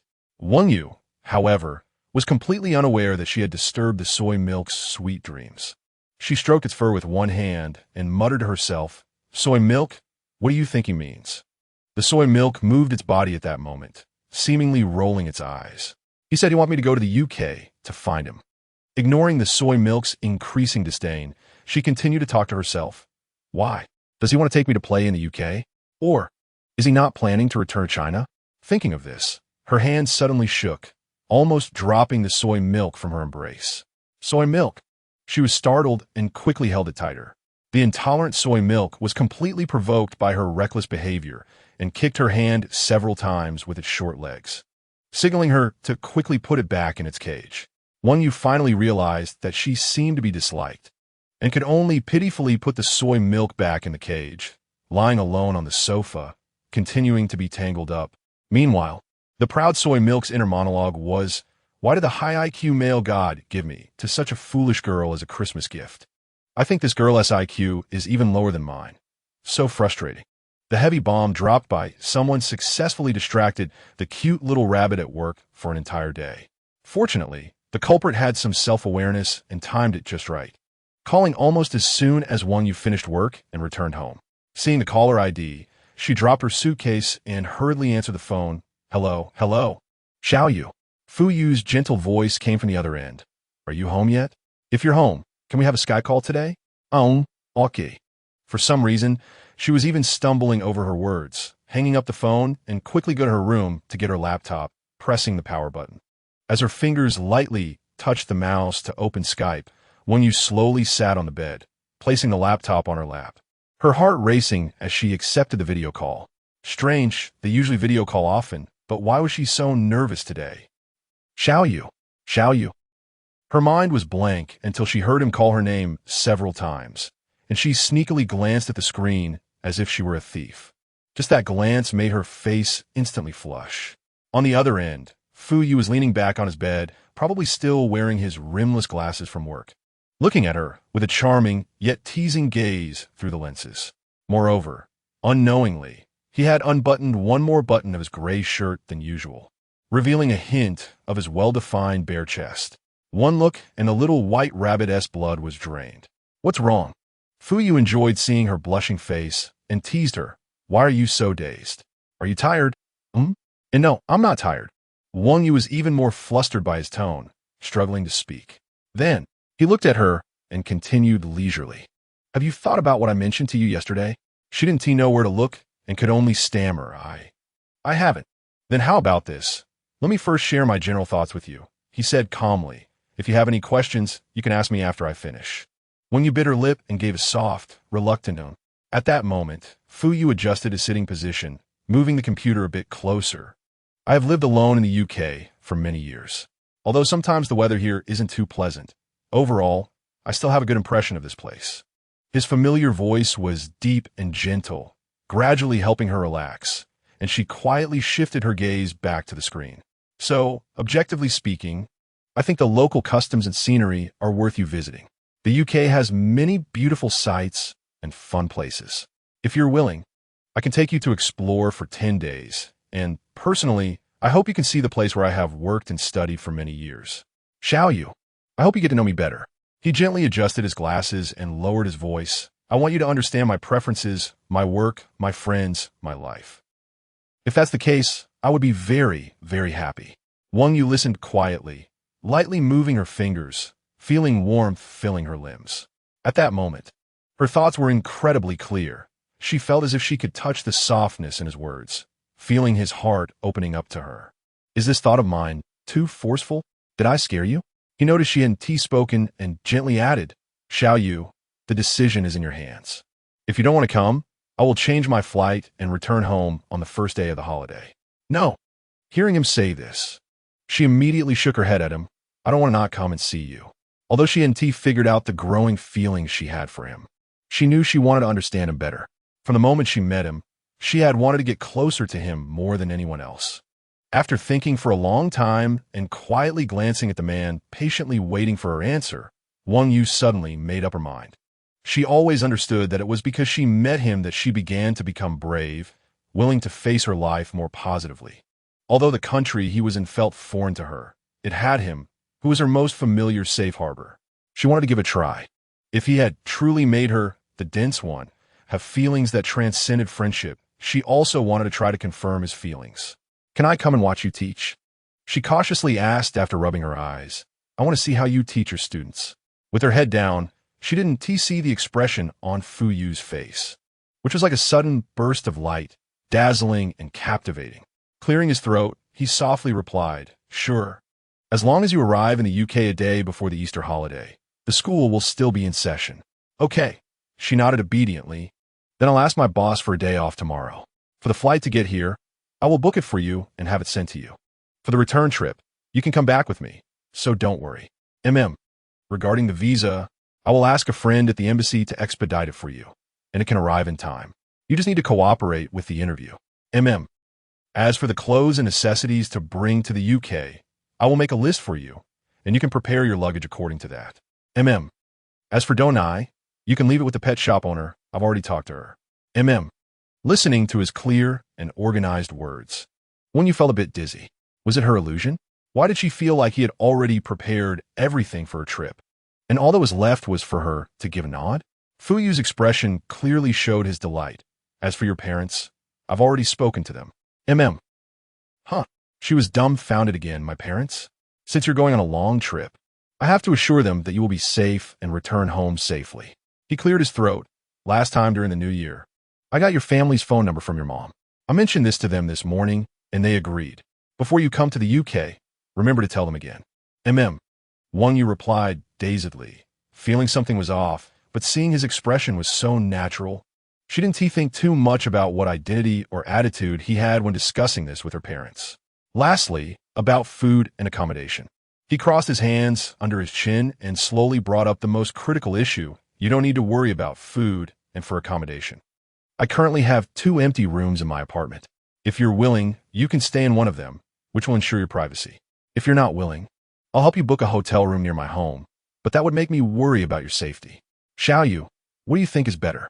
She listened carefully to his words, fell silent for a few seconds, and her eyes slowly widened. Wait a minute. Does he mean that she can choose to stay in a hotel or at his place? But if she stays at his house, wouldn't that be cohabitation? Poor Wang Yu, who had already exhausted her brain cells for a whole night, had no capacity for further thought. The cunning wolf, who had been plotting for a long time, began to reveal the carefully prepared cards he had in hand one by one. Although I know that Fu Yu is watching her, his deep eyes flickering gently behind his glasses, and he deliberately lowered his voice to make it softer, knowing that it is indeed not the safest and most appropriate way for a girl to live under the same roof as a man. I believe my character should be trusted by you. Moreover, if you live at my house, you can see anytime the models I told you about displayed in a whole room. My workplace is also very special, with interesting electronic products and electronic robots brought back from Japan. Whatever dessert you want to eat, as long as you wait on the sofa for a while, you can always have freshly baked, delicious desserts. Xiaoyu, if you live at my house, I can take better care of you in a timely manner. He finally pressed the last tempting card lightly in her gaze. And more importantly, would you like to listen to a real-life lullaby before sleeping?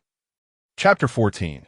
The Trip to Britain, Part 2. After laying out all his cards, Fu Yu slowly relaxed his body and began to quietly wait for his little rabbit to sort out her thoughts on the other side of the computer.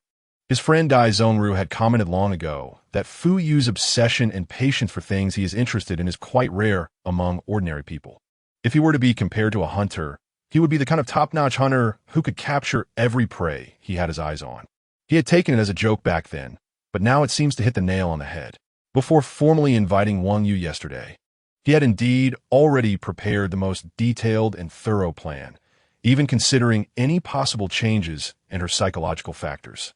Fortunately, although she hesitated, she ultimately accepted his feelings and was willing to face him directly.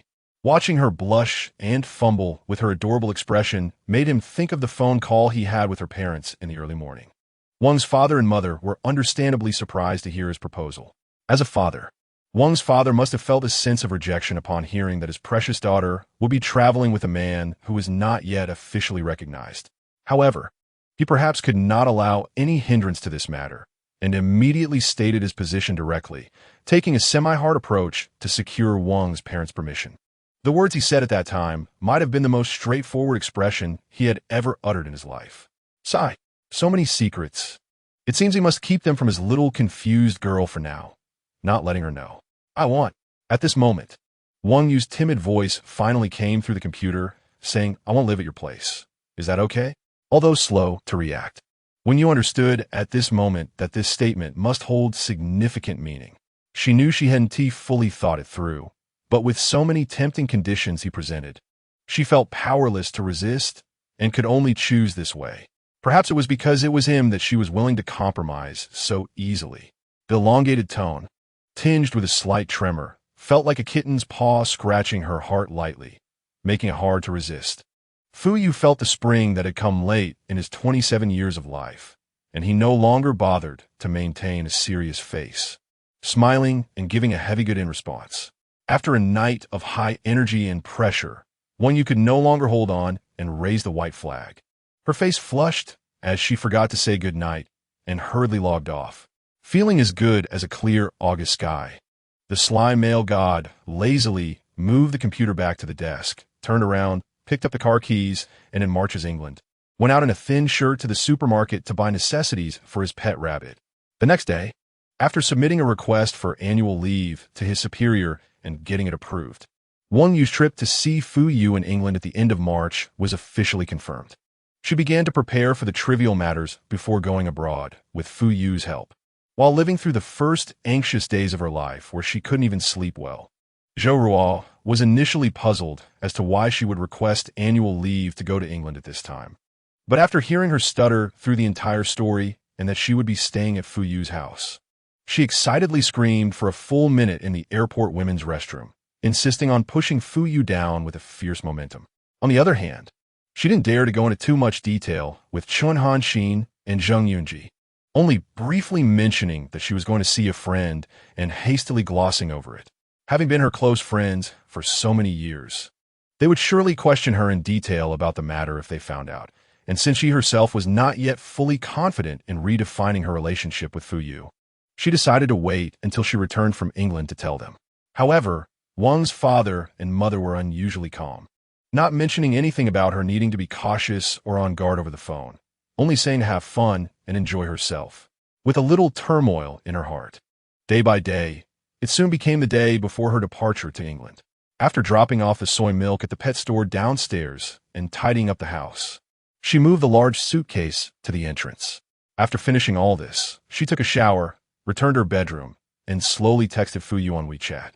"I'm all set, so tired," knowing that he was still working in a lab and couldn't send a voice message, and that his replies might be a bit slow. She waited for his response while reading a book. After a while, his WeChat finally replied, "You've worked hard. Make sure to rest early tonight." She typed a MM in response and was about to say something else when he sent another message right away. "I might stay a little longer in the lab today to finish all the work before you arrive so I can focus on accompanying you." When you opened her mouth, and two blushes quickly appeared on her cheeks. Since Fu Yu was busy with work, after confirming the pickup time and location with her, he said goodnight. Wang Yu set her alarm next to her pillow, turned off the light, and prepared to sleep. But perhaps because she was both nervous and happy, she couldn't fall asleep no matter how much she tossed and turned, knowing she needed to rest well tonight, but still feeling wide awake. Just as she lay there, her mind racing, her phone suddenly vibrated. In the middle of the night, Wang Yu was startled and picked up her phone to find that it was Fu Yu's number showing on the screen. "Hello, can't sleep?" His gentle voice came softly from the other end. After a moment, she shyly responded. "My work efficiency has been a bit low," he said calmly at that moment. "So I stepped out of the lab to call you." What he didn't tell her was that he, who was said to never make mistakes during experiments, had made 3 mistakes that morning, one of which nearly caused an experimental accident.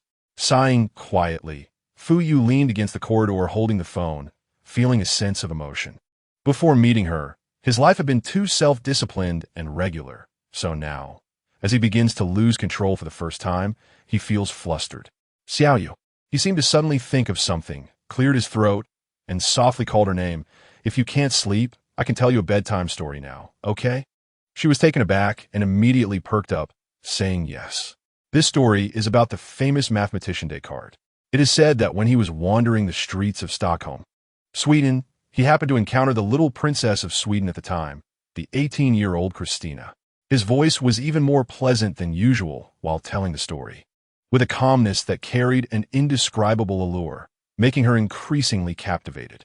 In their discussion about mathematics, they felt an immediate connection, resonating with each other, and Descartes discovered that the princess was exceptionally intelligent.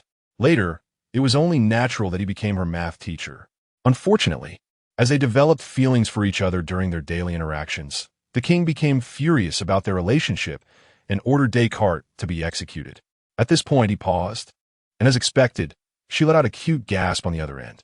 However, later, at Christina's plea, the king did not execute Descartes, but exiled him back to France, and the princess was placed under house arrest. After returning to France, Descartes wrote letters to the princess every day, but because the king intercepted them, she never received any of his letters. Descartes died after sending the 13th letter to Christina, and this letter contained only a short formula. The king, unable to understand the letter, benevolently handed it over to the always melancholic Christina. Upon seeing it, The princess was overjoyed and successfully deciphered the formula, understanding her lover's intentions. When you held her breath, softly asking, "Then what? What does that formula mean?"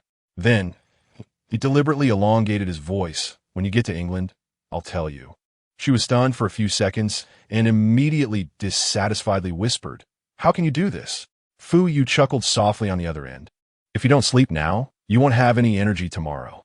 I can catch up on sleep on the plane." She still wasn't willing to give up. "If you don't tell me, I won't be able to sleep well." He just smiled without replying. "All right." Wang Yu desperately guessed the meaning of the formula in the story, but still resisted the urge to search online. She obediently tucked herself under the blanket, lingeringly saying, "Then I'll sleep now." He pondered for a moment. "Xiaoyu. After hearing his story, she indeed felt a bit sleepy. "Do you remember the lullaby that Penny sang to Sheldon in The Big Bang Theory?" The Big Bang Theory is a popular American TV series about the hilarious daily lives of several scientists. When you had been following it closely and had recommended it to Fu Yu before, but at that time, she thought he was too busy to watch it. "Huh, you have seen it?" She was somewhat surprised and even touched. Moreover, the lullaby he mentioned was one she had always particularly liked, feeling it was a fun and warm song, and she had even set it as her ringtone. "Yeah," he said at the end of the call, using the same trick to present her with an enticing dessert. "When you come, I'll sing Soft Kitty to you to help you sleep." The next morning, Wang Yu got up early and hurried to the airport. The flight took off on time, and after over 10 hours in the air, she finally arrived at London Airport around 10 a.m. local time. Everything went smoothly, but as she dragged her suitcase out of the arrival area, she started to feel more nervous. Moreover, because she had forgotten to wear her contact lenses in her morning rush, she couldn't see the face of the person there to pick her up. "I wonder if he has arrived?" Stopping in her tracks, she anxiously called Fu Yu on her phone. Just as the phone rang a couple of times and hadn't connected yet, someone gently took the suitcase from her hand. Turning around, she saw Fu Yu's handsome face smiling at her. "Xiaoyu." Her heart almost instantly started racing, as if someone had pressed a switch, beginning to beat faster. This feeling was truly wonderful. It had been 3 months since he returned to England for the Christmas holiday, and she thought it would be a long time before they met again, but now she had suddenly arrived at his side in a foreign airport. This was completely different from phone calls or video chats. The person standing in front of her was real. When they were together before, it felt like they were just good friends and neighbors, but now something seemed to have changed, and she felt a bit shy. Also, was it her illusion? Why did she feel he was getting better looking? Her mind started to wander, and the little white rabbit drifted in the bustling airport. "Are you tired?" Fu Yu surprisingly remained patient, looking at her flushed cheeks. After a while, he gently ruffled her hair. I'm fine," suddenly touched by his gentle hand. Wang Yu felt her heart nearly leap out of her throat. Instinctively, she took a step back, not daring to look up at his face. Fu Yu gazed at her shy demeanor, suppressing the impulse to pull her into his arms immediately. He withdrew his hand, maintaining a calm and composed demeanor. "Let's go, okay?" "Okay." Perhaps sensing her nervousness and fear, he kindly took hold of her suitcase and walked slightly ahead of her. Wang Yu followed closely behind him, tightly clutching her palms. After a while, she finally dared to sneak a glance at his silhouette in the silver coat. The surroundings were no longer filled with familiar languages and skin tones. As she walked, she suddenly realized that in this unfamiliar country, he was her only support. He was clearly the person she trusted the most now, her warm harbor. How could she be afraid and retreat at this moment? "Wang Yu, you need to be braver." It was not easy for her to take this step to come here. His voice and presence were now by her side, no longer distant and untouchable. Thinking of this, she finally quickened her pace. "What's wrong?" Fu Yu heard her voice and immediately turned to look at her. Wang Yu bit her lip, using almost all her strength to squeeze out these few words. "Thank you for picking me up." "Ayu." After saying those last 2 words, her face turned almost as red as blood. Since they met, she had never called him so affectionately before. Would this seem too abrupt? She waited for his response, feeling as nervous as a little girl waiting to be scolded by a teacher. Fu Yu stood still, staring at her for a long time. Finally, he slowly reached out his hand, calling her name in a voice that was gentle to the point of reverence, "Xiaoyu." Wang Yu looked at the warm smile on his face and his outstretched hand, feeling a bit dazed. He shook his head, sighed helplessly, put down her suitcase, and walked back to her in the rare sunshine of March in England. The airport was crowded, making it easy to get lost. So he gently took her hand that was hanging by her side, holding in his palm, and slightly leaned down to touch her bangs. Hold on to me. Don't let go. At this moment, different people walked by, and various languages fell into their ears. But for Wang Yu, all her attention and warmth seemed to be focused on the hand he held in his palm. Why was she so nervous? Was it because every little thing they did together, even the slightest touch from him, felt so unprecedented to her? Not to mention, it was her first time holding hands so closely. The warmth on her face could no longer be described merely as blushing. She looked at his handsome face bathed in sunlight and finally let out a faint in a soft voice. Fu Yu looked at the person he was holding hands with obediently, and a peculiar light flickered in his calm eyes. Feeling the soft little hand in his palm that nearly melted his heart, he felt helpless about his reaction, which seemed to be that of a teenager experiencing his first love at 16 or 17. He sighed softly, holding her hand with one hand while pulling her suitcase with the other, and began to walk briskly toward the airport exit. Throughout the walk from the airport to his car, Wang Yu remained silent until Fu Yu opened the passenger door for her and smiled while waiting. She finally came back to her senses, her face flushed as she slipped into the car. After fastening her seatbelt, she felt her palms were filled with sweat. After Fu Yu put her luggage in the trunk, he got into the car, fastened his seatbelt, and deliberately turned to check her seatbelt. Then he quietly asked Xiao Yu, "Are you cold? Do you need the heater?" She was taken aback, feeling nervous again because of his face being so close, and shook her head with a flushed face. "It's okay, not too cold." Even though she said that, he still turned on the heater, adjusted it to a comfortable temperature, and took a blanket from the back seat, gently covering her knees with it. "Now let's go home first. After confirming that you won't catch a cold, I'll take you to school." She nodded. "Will you make it to your afternoon class?" She remembered he had mentioned there was a last class before the Easter holiday that afternoon. "No problem. The school is very close to my house." He glanced at his watch and then at her. "Are you hungry?" Wang Yu was stunned for a moment, just about to say she had eaten some on the plane, but her stomach suddenly growled. "Oh no, how embarrassing." The little bunny student instantly covered her face in despair. The car was so quiet that Fu Yu naturally heard it. Seeing her look as if she wanted to jump out of the window from embarrassment, he found it both funny and adorable. "I still have the little cake I made this morning and some ready-to-eat food from the supermarket at home.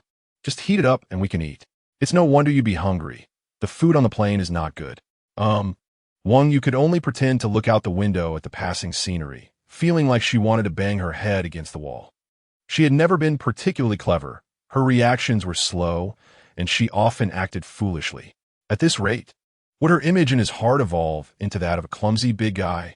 Forget it. She was used to it anyway. After all, she had already cried and broken down in front of him, revealing all her embarrassing sides. While thinking sadly, she couldn't help but sneak a glance at him. But what about him? Even though they were walking so closely, he always appeared perfect, and it was strange that he didn't mind her like this. "You don't need to pretend in front of me." At that moment, he had already seen through her thoughts, easily freeing one hand to smooth her hair.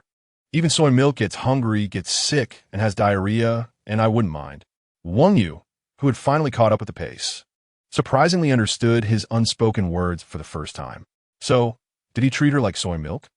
Fu Yu originally intended to tease her, but when he saw her still frowning at the door when they reached home, entangled in thoughts about her equal status with soy milk, he finally couldn't help but laugh. "Huh?" She heard his laughter and immediately looked up at him in confusion.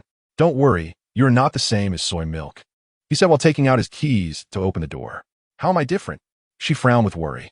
"You love to eat and sleep just like it, but you're also lazier." Fu Yu opened the door, moved her suitcase inside, and then lightly tapped her forehead with his finger, smiling. "You are more of a headache than it." Wang Yu, in the midst of his increasingly bright smile, pitifully opened her mouth, but before she could finish, the door of the neighboring house suddenly opened. Wang Yu was startled by the sudden sound and instinctively leaned back against Fu Yu. In her line of sight, an extraordinarily handsome mixed-race man poked his head out from the door, toothbrush in his mouth, and greeted her in standard Mandarin, "Hi, hello." Was he greeting her? She looked at Fu Yu in confusion, only to see him casually introducing, "Meng Fanyan, my Chinese neighbor." Neighbor? The man called Meng Fanyan walked out. Frowning in dissatisfaction, "Fu Yu, you are too indifferent. You should introduce me as your close friend. I don't have such a foolish friend." Fu Yu mercilessly dodged the hand Meng Fanyan reached toward him and walked into the house with a confused Wang Yu, not wanting to be in the same room as him. Meng Fanyan, looking dejected from being rejected, still stubbornly followed them into Fu Yu's house. As soon as Wang Yu entered, she was immediately captivated by the cleanliness and unique layout of Fu Yu's house. The entire room was designed completely differently from a typical home, filled with a special artistic sense. The master bedroom was almost open to the living room, with a huge bookshelf as a movable door separating the deeper rooms. She was dumbfounded. Fu Yu placed her luggage in her room, walked over, smiled, and touched her hair. "Feel free to look around. I'll go get you a glass of water." She nodded, her gaze quickly falling on a small robot by the desk.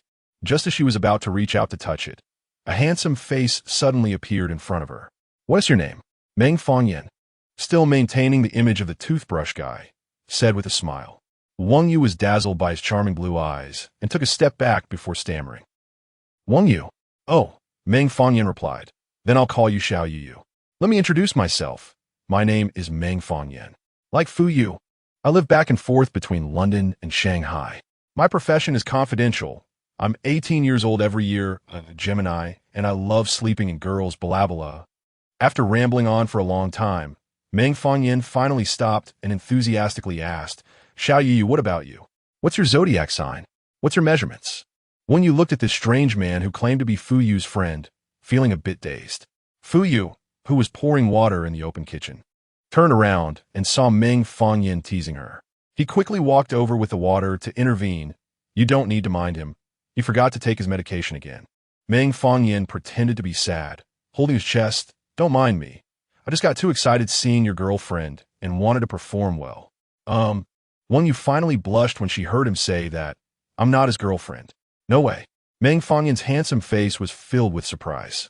"I've never seen Fu Yu bring a girl home. I even thought he liked guys."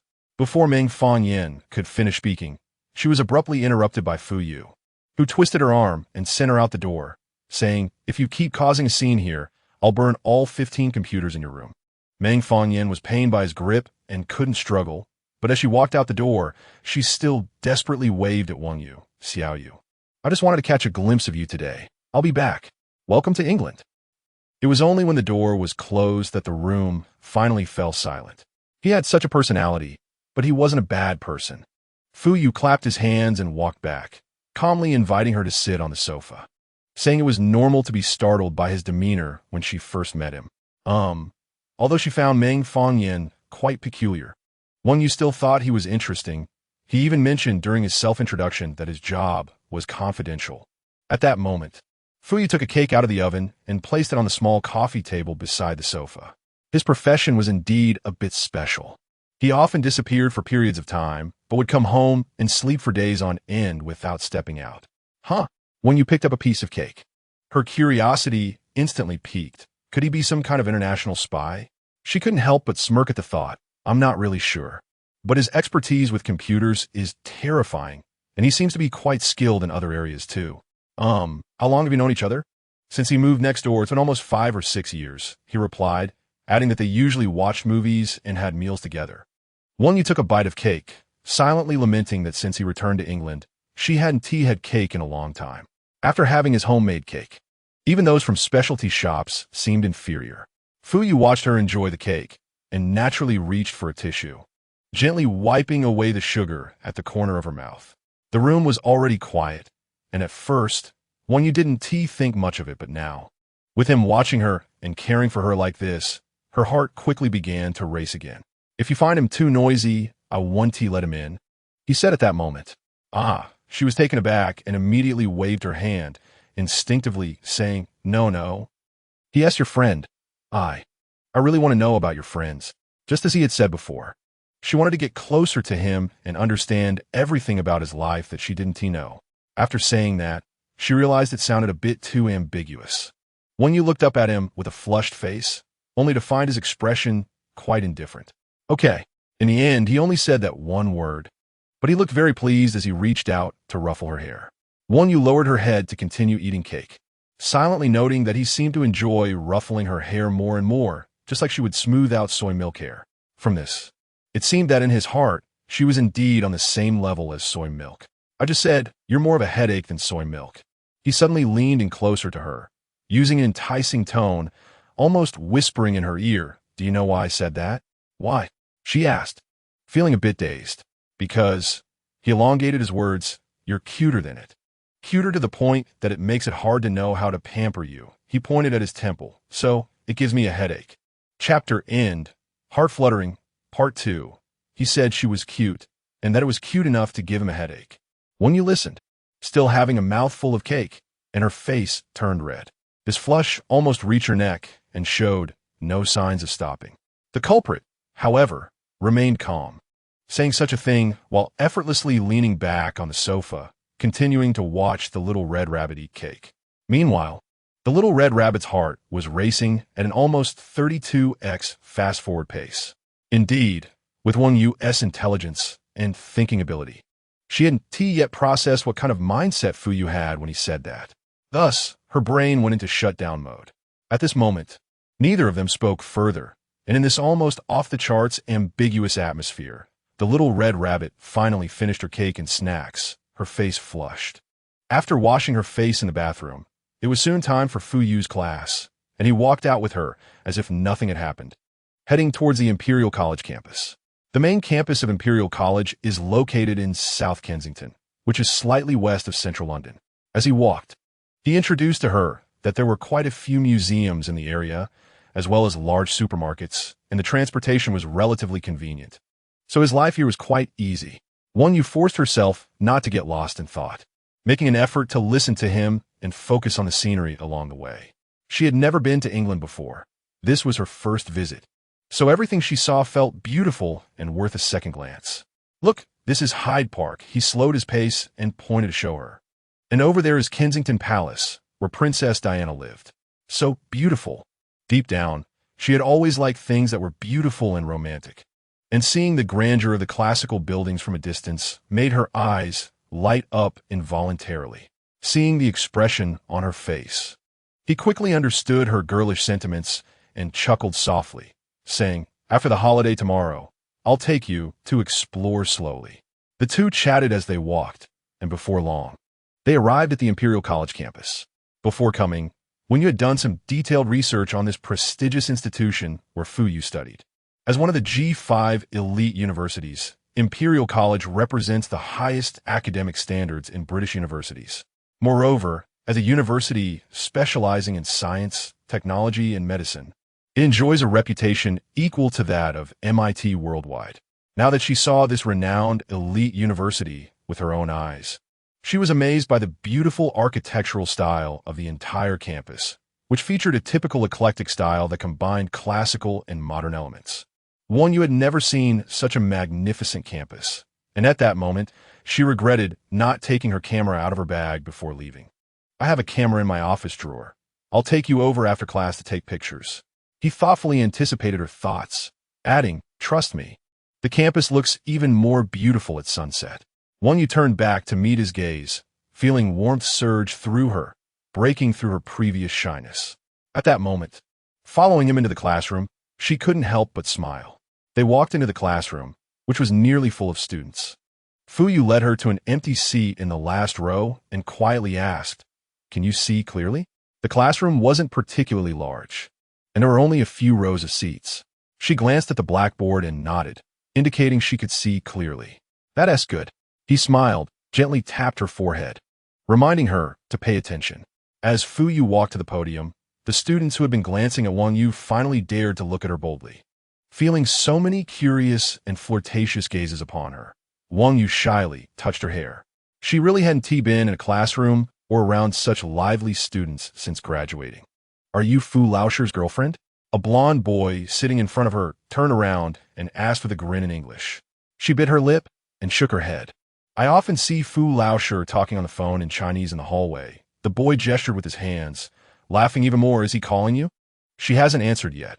And another boy with dark skin on her left joined the conversation, saying that Teacher Fu made mistakes 3 times in the lab yesterday. He must be distracted thinking about you, right? After the 2 boys finished speaking, the people around them started laughing, and Wang Yu felt her face getting hot, fidgeting with her fingers in silence at her seat. Tomorrow is Easter. Do you want to add classes today? At this moment, Fu Yu calmly said from the podium, and all the students immediately tensed their backs and obediently turned around, no longer daring to tease Wang Yu. Wang Yu let out a sigh of relief, but then saw him winking at her from the podium. All right, let's start class. He specifically said this. Today we have distinguished guests attending, so no mischief is allowed. The students didn't dare to make a scene openly and could only stifle their laughter as they opened their books. Today's content is, as class officially began, Wang Yu glanced at the book her classmate beside her had opened, and she made an effort to concentrate. Listening carefully, she discovered that Teacher Fu didn't even use handouts during his lecture. He taught directly, and his speaking speed was moderate and humorous, which made the students laugh frequently. Some specialized knowledge was understandable even to someone like her, who was a novice in the subject. Teacher Fu teaches very well, right? The boy next to her whispered. We all love his class, and students from other majors come to audit it too. She nodded, propping her chin on her hand, carefully observing the person at the podium. The charm exuded by a man when he is working seriously is more than 10 times greater than usual. Not to mention a man like him with elegance and handsome looks in every gesture. Wang Yu was almost mesmerized, but unexpectedly. Feeling drowsy due to not getting much sleep on the plane, she was suddenly hit by sleepiness. No. She pinched her palm, forcing herself not to fall asleep. She had come a day early just to see how he looked while teaching. How could she sleep at this moment? Unfortunately, the drowsiness kept crashing in, and Wang Yu's eyelids grew heavier, just as she was struggling desperately against sleepiness. She suddenly felt the boy beside her nudging her with his elbow. Huh? She was startled. Opening her eyes, she saw Fu Yu looking at her from the podium, and all the students were looking at her too. To wake up some classmates who were struggling to stay awake. I'm going to tell you a little story, he said, leaning on the podium, his eyes full of laughter as he focused on her. This story is about the mathematician Descartes. Wang Yu was instantly wide awake, completely alert. This was the story he had mentioned last night before reaching the end, making her feel anxious, and he indeed kept his promise to reveal the conclusion to her when she arrived in the UK. What surprised her even more was that he was telling it in front of the entire class. Last night, she heard the Chinese version, and today she was hearing the English version. He told the story at a steady pace, and everyone listened attentively. Finally, nearing the end, he pulled out a piece of chalk and slowly wrote down the only formula from the last letter Descartes wrote to the princess on the blackboard. R.A. One sin. The students saw the formula and began discussing it in low voices, with many starting to calculate it in their notebooks. As the only math novice in the classroom, Wang Yu naturally didn't understand it and could only sit there in a daze, waiting for him to reveal the answer. In fact, this formula wasn't difficult and could be easily solved using polar coordinates. Fu Yu looked at the chattering students and the seriously focused Wang Yu. And at that moment, he gently curled his lips. When 0, RA, 10, A. I will set this as point A. He quickly calculated on the blackboard and marked that point in the Cartesian coordinate system. When 90, RA, 110, point B. When 180, RA, 10, A, point C. When 270, RA, 112, A, point D. He sequentially marked the 4 points. The students were all bright students from a prestigious university, and almost instantly, they understood the meaning of the formula. So, in Wang Yu's confused gaze, everyone began to turn around and look at her with undisguised smiles. Many mischievous boys even started clapping and whistling. Now, I will connect points A, B, C, and D with a curve. The white chalk smoothly and cleanly turned into a pattern on the blackboard. I want to tell my confused princess. Fu Yu finally put down the chalk and began to speak in a language only she could understand, seriously saying each word. Meeting you is like encountering a mathematical problem. Tricky, yet so irresistible. His voice was like the most alluring flower. And as he looked at her, her cheeks were bathed in sunlight, like a deity basking in radiance. Wang Yu trembled as she held her cheeks, and amidst the cheers of the entire class, she finally clearly heard the sound of her heart beating loudly. Each beat was like thunder. She thought this must be the sound of her heart racing that she had long wanted to confirm. In the famous movie Flipped, there's a classic line. Some of us get dipped in flat, some in satin, some in gloss. But every once in a while, you find someone who's iridescent, and when you do, nothing will ever compare. Some people fall into mediocrity and shallowness, looking good on the outside, but hollow inside. Yet inadvertently, one day you will meet a person as colorful as a rainbow, and from then on, everyone else would just be passing clouds. And in the center of the blackboard, the still polar coordinate system, that beautiful arc was a perfect heart shape. End of Volume 1 Flipped. Chapter 18 Mid-Volume Prologue. Mid-Volume Prologue. After Fu Yu finished drawing this world-renowned romantic Cartesian heart shape on the blackboard, he announced an early dismissal.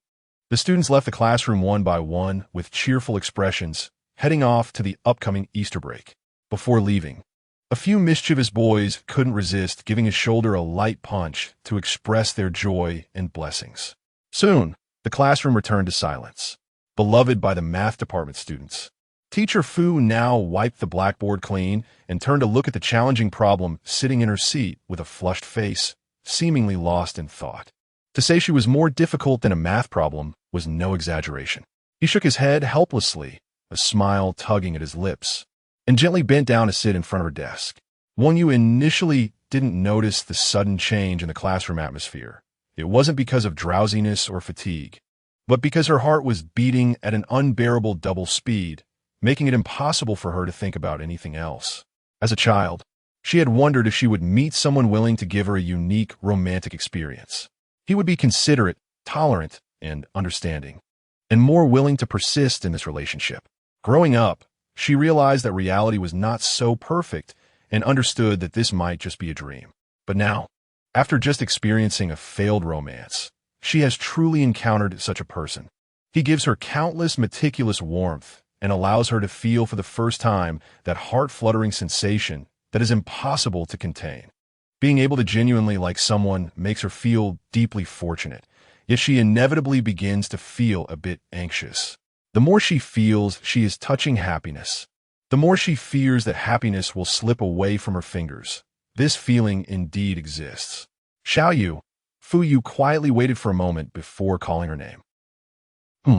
She came back to her senses, feeling him nearby, the heat on her face still not fading, and she dared to nod lightly. I want to take you to a place now. He gently touched the surface of the desk with his fingers. Is that okay? Wang Yu was taken aback, and naturally raised her head to meet his gaze. I think you will definitely like this place. His gaze towards her held the gentlest smile, and also, I have some things I want to say to you. Wang Yu found it really hard to refuse him. It was difficult to reject any of his words or requests. No matter how hesitant she felt inside, she always ended up going along with his wishes. While thinking this, she was already sitting in his car. You must be tired from the flight. You can sleep for a while now. He turned on soothing piano music in the car and turned to her, saying, It takes about 40 minutes to drive from here to where we are going. She nodded, and although her heart was still racing, she fastened her seatbelt and leaned back against the passenger seat. Fu Yu drove steadily, without making her feel any bumps. When you closed her eyes, quietly guessing where he would take her, and before she knew it, she fell asleep. When she woke up, she found the car had already stopped. Rubbing her eyes, she reflexively looked out the window. Just one glance made her freeze. The place before her was exactly where she had longed to be. Although she had never been there before, she had seen it many times in pictures, search engines, and books. Even her phone and computer wallpapers had been of this place. Before coming to the UK, she had wondered if he would take her here, but she never expected that he would know her heart to such an extent. Windsor Castle. In the UK, castles are everywhere. These castles are all steeped in history, beautifully scenic, and behind their high walls lie different stories. Behind this Windsor Castle, there is also a romantic and lingering love story. One yet heard this story, which made her impression of this castle even deeper. In 1936, King Edward VIII of England proposed to Mrs. Simpson, an American commoner who had been divorced twice. And for love, he resolutely gave up the crown, becoming the Duke of Windsor, leaving the British Isles, until his coffin returned to Windsor in 1972. Don't choose the kingdom over the beauty. The Duke of Windsor made this romantic tale widely known, just as she was unable to take her eyes away.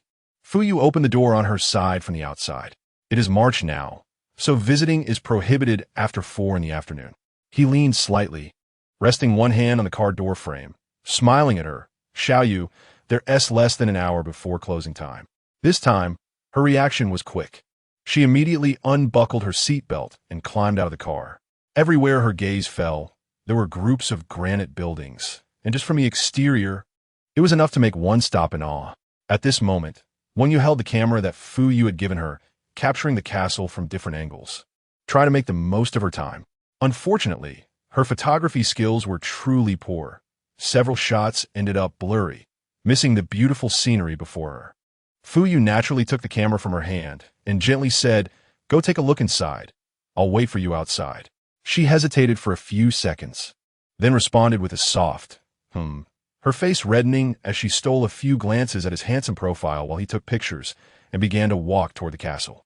Due to the limited visiting time today, and because Fuyu was waiting for her, Yu only lingered a little at the round tower, glanced at the courtyard, and hurriedly finished her visit. When she reached the exit, she realized that the sky had begun to darken, and the distant sunset was setting in the west, bathing the entire castle in a warm, golden glow. In such light, her eyes quickly caught sight of Fuyu, who was quietly standing under a tree with a camera, waiting for her. Behind him was the endless castle, and this scene almost formed a painting in her eyes. For a moment, it seemed that everyone around was frozen, and the only one waiting for her was the sole existence. As if sensing her gaze, Fuyu quickly turned his head and met her eyes. In her gaze, he gently raised his hand and pointed the camera towards her. Yu dared not guess if he was taking a picture of her. Her heart raced as she walked back to his side, only to see that he had already handed the camera to a foreigner who was also waiting. "Xiaoyu." He turned to see her, gently patted her arm. "I asked this gentleman to take a picture of us." They stepped back a little together, and amidst her thunderous heartbeat, she felt his hand lightly resting on her shoulder. "All right." The foreigner quickly pressed the shutter, smiling as he returned the camera to her. Yu held the camera, her face slightly flushed as she flipped through the album. With a light press of her finger, she saw their figures clearly appear in the camera's screen. "How'd it turn out?" he asked with a light laugh beside her. She bit her lip, murmuring softly, "You look good, I look silly." Fuyu laughed, ruffling her hair. "Silly and cute?" Yu's heart raced at his touch. At that moment, her hand trembled and accidentally pressed a photo from earlier. Seeing that photo, her eyes lit up, and an indescribable feeling surged in her heart. Standing beside her, Fuyu could naturally see what she was seeing. "Xiaoyu."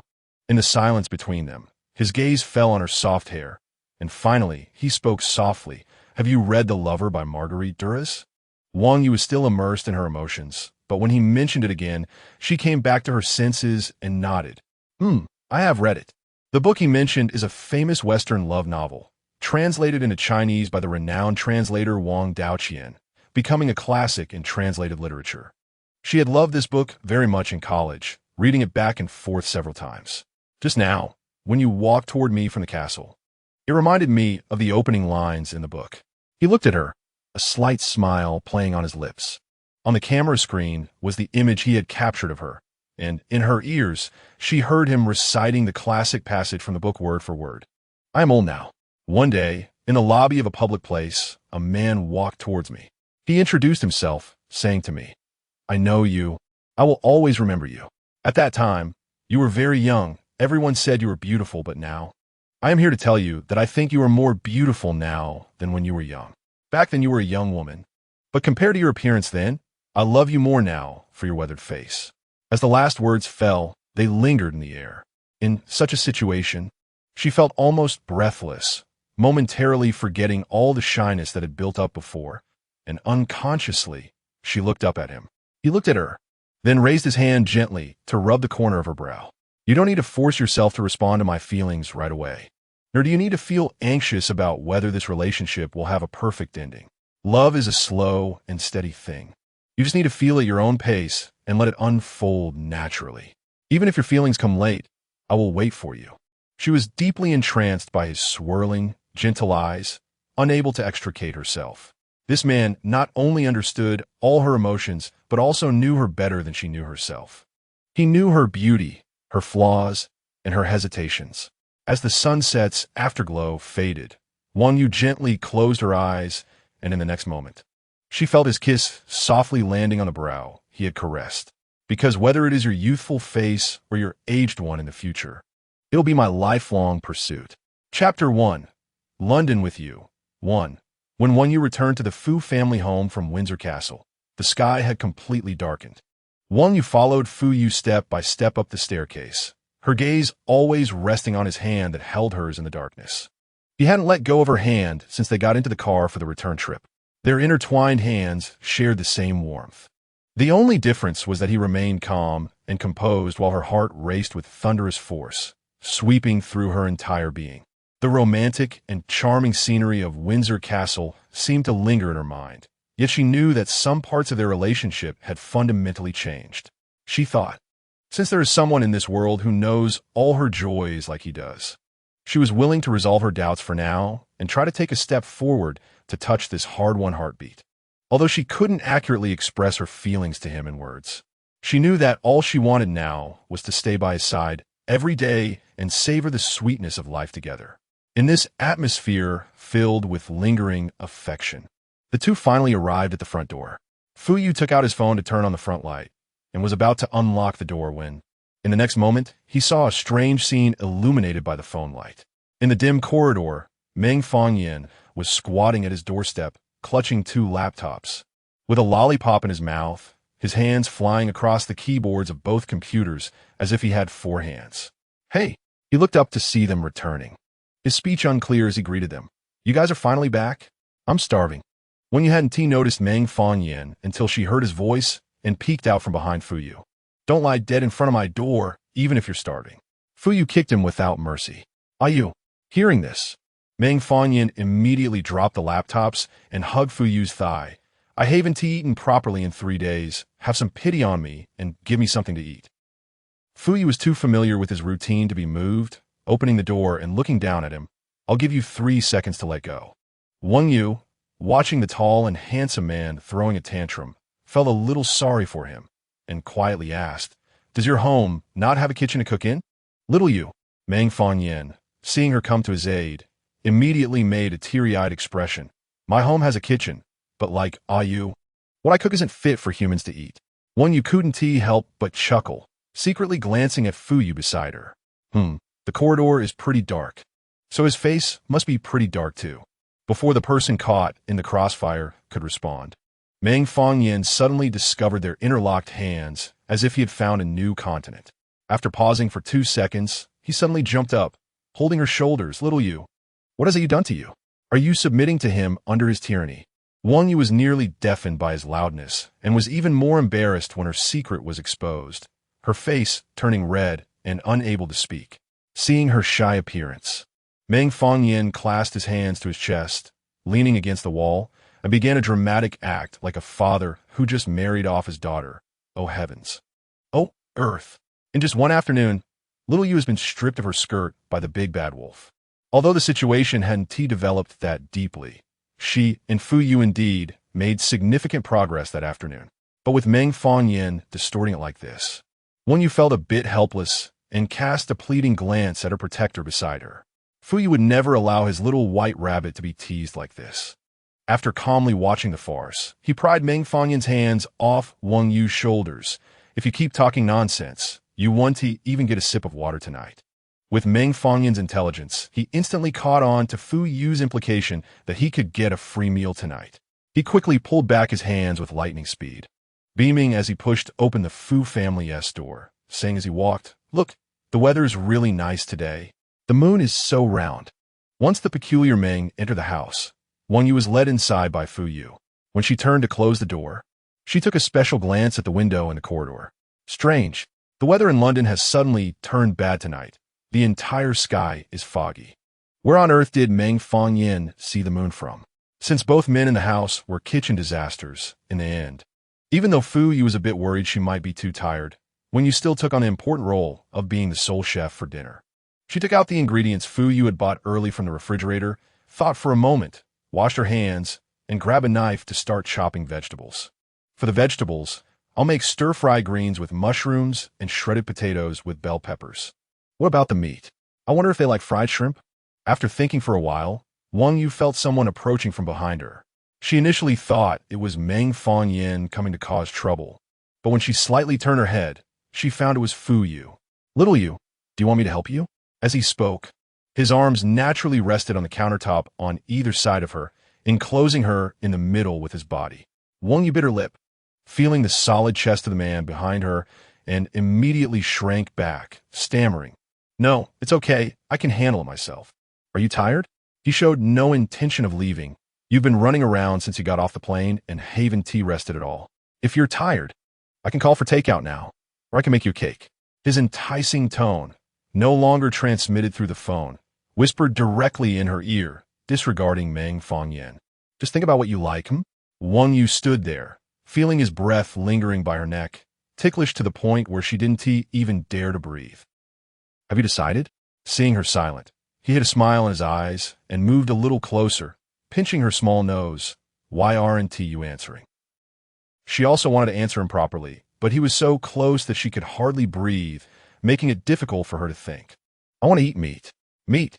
Meat." Suddenly, a certain person who had no idea what was happening reappeared, as Meng Fangyan seemed to produce a second differently colored lollipop from nowhere, licking it while peeking around them. "Little Yu, you should cook more meat. I'm a carnivore. I never eat grass, but Ayu likes to eat vegetables." Wang Yu thought for a moment, naturally recalling his preferences. "Then I can make 2 meat dishes and 2 vegetable dishes." She was remembered for her preferences, and the people around her immediately smirked from angles she couldn't see, laughing with satisfaction. Meng Fangyan naturally took in her friend's scheming expression, and with her big blue eyes wide open, she blinked and said with a particularly pure and innocent expression, "Really? I think you doesn't need to eat dinner tonight at all." "Why?" The little white rabbit, Wang Xiaorabbit, obediently jumped into the pit. "Because." Meng Fangyan naturally threw her a flirtatious glance, pointing her long, beautiful finger at her face. "He just needs to eat you." Wang Yu was stunned for 2 seconds, completely burnt out like overcooked toast. Although Fu Yu's inner thoughts were exposed, he still maintained a gentlemanly demeanor. "Xiao Yu, I'm going out for a bit." "Huh? I'm going to see if I can buy some rat poison or arsenic." The charmingly scheming male god raised an eyebrow. "When I get back, remember to put it in Meng Fangyan's dinner." Meng Fangyan had just let out a tragic wail when the doorbell at home suddenly rang. "Oh!" Meng Fangyan instantly revived with energy, flashing to the entrance with lightning speed, excitedly guessing, could it be a uniformed beauty dressed as a cute bunny? "Come on, baby." Fu Yu knew that during this time, very few people would come looking for him, and he quickly walked to the door to see who it was. Ayu. Unexpectedly, standing outside the door were 2 acquaintances he never expected to visit at this time. His friend Dai Zhongru from Shanghai and Mrs. Dai. "Ayu." Dai Zhongru smiled and waved. "Ye and I are here for a vacation in the UK, and we'll be staying at your place for a couple of days." "Sorry about that." Though he said sorry, Dai Zhongru showed no signs of embarrassment, easily bringing in 2 large suitcases. "Oh." The petite Mrs. Dai followed her husband, peeking around. "Ayu, why are there so many people at your place? It's so lively." "Fangyan," Mrs. Dai exclaimed upon seeing Meng Fangyan, "You're actually here." "Yay." Meng Fangyan smiled and high-fived Mrs. Dai. "Long time no see. Miss you so much." "And Dai Gu." "Long time no see." Dai Zhongru also patted Meng Fangyan's shoulder. "Meng Shenlong, it's really not easy to see you. How long has it been since you returned to Shanghai?" Fu Yu watched his uninvited friends enthusiastically greeting each other, feeling his temples throb. Why did all these people have to crowd into his home at this time? Xiao Yu, he felt a headache, helplessly rubbing his temples, and gently waved to Wang Yu, who was still standing by the sink. Wang Yu, who had been at a loss watching the few people animatedly chatting at the door, quickly put down the vegetables and knife, wiped her hands, and nervously walked to his side. These 2 people should also be his friends, right? "This is my friend from high school, Dai Zhongru, an obstetrician at Ruijin Hospital in Shanghai." He patted her shoulder and gently introduced her. "This is his wife, Shan Yi, a urologist at Ruijin Hospital in Shanghai." The couple's professions sounded quite special. When you looked at the handsome and kind young man and the petite and lovely woman beside him, and for some reason, she felt they looked somewhat familiar. No, these are his friends. She shouldn't have met them before. She must be mistaken. Thinking this, she shyly smiled and greeted them. Hello, I'm Wang Yu. Hey, Shan Yi. With keen eyes, looked at her with interest for a moment, suddenly covering her mouth in surprise. I feel like I've seen you somewhere. Are you? Seen. Yay, Dai Zhongru, standing beside her, quickly glanced at the seemingly composed Fu Yu, coughed lightly, and immediately pulled his wife behind him. Hey, why did you stop me from continuing? Shan Yi, pulled behind, protested unhappily. I really have seen her. Illo, Dai Zhongru. With one hand covering Shan Ye's mouth, patiently and friendly extended his hand to Wang Yu. Wang, I've heard so much about you. The last 4 words were definitely laden with meaning, but unfortunately, everyone present understood the implied meaning except the person involved. Hello, Wang Yu blushed, tucking a stray hair behind her ear, and shook hands with the elegant and handsome doctor. Heard a lot about me. Is that just a polite remark? But it seems like your friends are all quite impressive. Seeing this scene, Shan Yi, who was being pulled behind by Dai Zhongru, immediately realized there was definitely something going on and exchanged sly glances with Meng Fanyan. Fu Yu raised an eyebrow, pulling the little rabbit back into his protective realm. Gently stroking her hair, Xiao Yu, go pour them some water. I'll help them move their luggage into the room. Okay, she nodded, obediently returning to the kitchen. Watching her go to the kitchen to find water cups, Fu Yu finally put away the gentleness he only showed when facing her and glanced at the 3 people in front of him, who were staring at him with mischievous eyes. He raised his hand and gently made a warning gesture. Let me make this clear, he said lightly. No bullying my future wife. Chapter 2. London with You, Part 2. With the addition of 2 more people, the home truly began to liven up. Wang Yu was cutting vegetables in the open kitchen and couldn't help but turn to look at the scene in the living room. Yu, I'm begging you. Let me stay. I can roll and act cute. Please support me. Meng Fanyan was standing on the sofa, gesticulating as she spoke, repeatedly using metaphors, personification, parallelism, and numerous rhetorical devices, desperately pleading with Fu Yu, expressing that she would rather sleep in the bathroom than miss out on the fun. While Dai Zhongru and Shan Yi sat on the sofa, watching the show with amused expressions, appreciating Fu Yu's flustered face. When Meng Fanyan got emotional, she even pretended to wipe away a couple of tears, showcasing Oscar-level acting skills. Actually, it wasn't bad. She watched for a while, smiling slightly as she turned back. Before coming, she had been somewhat nervous and apprehensive about living in the same room with him. But now that so many people were together, that atmosphere of intimacy that only existed when they were alone had disappeared. Moreover, his friends seemed very friendly, and she guessed she would enjoy spending time with them. Wang, the ingredients are almost ready. She wiped her hands and was about to heat the oil when she suddenly heard someone calling her beside her. She turned around and found Dai Zhongru, holding a water cup with a smile, followed by the little tail Shan Yi. I'm really sorry for causing you and Yu so much trouble. Dai Zhongru looked at her gently, his face apologetic. Not only did we disturb you, but we also made you busy cooking. No need to be polite, and besides, I don't really have any special skills, just know how to cook. She smiled a bit shyly after hearing that. You could just call me Xiao Yu or Little Flying Hero. Little Flying Hero? Behind Dai Zhongru, Shan Ye's eyes twinkled with interest as she asked, why do you have such a nickname? She thought for a moment. And since my profession is a flight attendant, my best friend said I look like a flying person. Plus, she often teases me for being adorably silly. So it turned into Little Flying Hero. Shan Yi laughed out loud when she heard this, silently giving Chun Hanshin a thumbs up for her wit.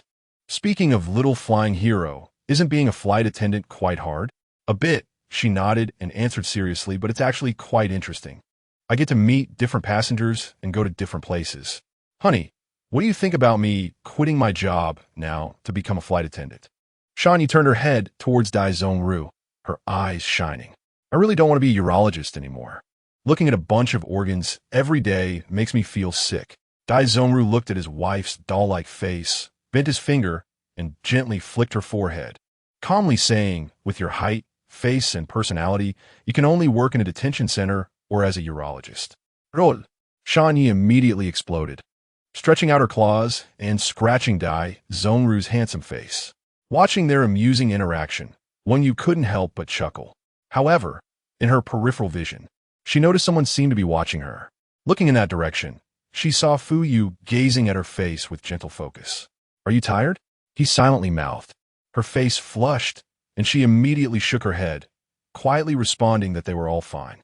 His smile widened even more, and in the slightly noisy living room, he spoke to her as if no one else was around, his thin lips gently forming the words, "Thank you." Just those two words already conveyed 1,000 sentiments. She looked into his bright black eyes, her heart beating even more violently. She retracted her earlier statement, who said that just because his friends were around, the ambiguous atmosphere that only existed between the two of them would disappear. This dinner, entirely cooked by Wang Yu, was indeed a feast for the senses, making everyone's taste buds tingle. Delicious, delicious. Meng Fanyan stuffed large chunks of beef into his mouth while constantly giving Wang Yu a thumbs up. Little Yu, the best Chinese chef. The Dai couple had just flown in today and clearly hadn't eaten much on the plane, so they were now eating with chopsticks like rain, barely leaving time to talk. Wang Yu felt gratified seeing them enjoy the meal so much. She didn't feel hungry at this moment and was still contemplating whether to stir-fry 2 more dishes. Little Yu, sitting next to her, Fu Yu quietly added a portion of vegetables to her bowl. "You're eating too little." "Yeah, little Yu, why are you eating so little?" Meng Fanyan chimed in with his mouth full. "It's not good for girls to be too thin." Fu Yu glanced at him indifferently. "The meat has all been eaten by you. What else can others eat?" Meng Fanyan shivered under his friend's sharp gaze and quickly lowered his head to continue eating. "Little flying hero, you should eat more." Shan Yi also added some vegetables to Wang Yu's bowl. "You can't starve yourself while taking care of us." "I'm fine." Wang Yu quickly waved her hand. "I just had the cake that you made this afternoon, so I'm really not that hungry." "You can actually make cake?" Everyone was stunned upon hearing this. "What?" The person being called out remained calm. "Not being good at cooking doesn't mean I'm not good at making pastries." Meng Fanyan's blue eyes narrowed. "Fu Yu, I've known you for 6 years and didn't know you had this unique skill." Fu Yu didn't respond, but put down his chopsticks, picked up an empty plate from the table, and scooped some of each dish onto it according to Wang Yu's appetite, placing it in front of her. He gently touched her hair. "Are these enough for you?" He probably worried that by the end, all the dishes would be finished by Meng Fanyan and the others, leaving him nothing to eat, which is why he did this. It's enough." She nodded, but her ears secretly turned red. Under the obvious gazes of the other 3, Fu Yu filled a bowl of soup and placed it on Wang Yu's left side before answering Meng Fanyan. "I just learned last December." "Then hurry up and show off your skills," Meng Fanyan said with indignation, waving his chopsticks. "Talking without action doesn't count as a hero." "Sorry." Fu Yu looked at his little bunny eating the food he had picked for her. A glimmer of light flashed in his eyes, and he replied nonchalantly, "I'm exclusively hired, not available for public supply." The Dai couple and Meng Fanyan exchanged glances, and while Wang Yu was focused on her meal, they could no longer hold back and collectively gave him the middle finger in silence. An Imperial College graduate is amazing. You only got a girlfriend at 27. That's impressive. A girl who's so adorably silly and easy to topple is also impressive. Do you know that showing off your love can lead to a quick demise? After the meal, Meng Fanyan mysteriously produced 2 decks of playing cards and enthusiastically pulled Dai Zhongru and Shan Yi to play cards on the sofa. Fu Yu accompanied Wang Yu to wash the dishes and return to the living room, continuously losing and ending up with several colorful patterns drawn on his face by Shan Yi, crying out desperately, "Little Yu, come save me." Although Wang Yu felt a little tired, seeing how excited they were, she smiled and nodded, saying she would join their Do Di Zhu battle for half an hour before going to sleep. However, just as she took a step forward, the person beside her gently held her arm.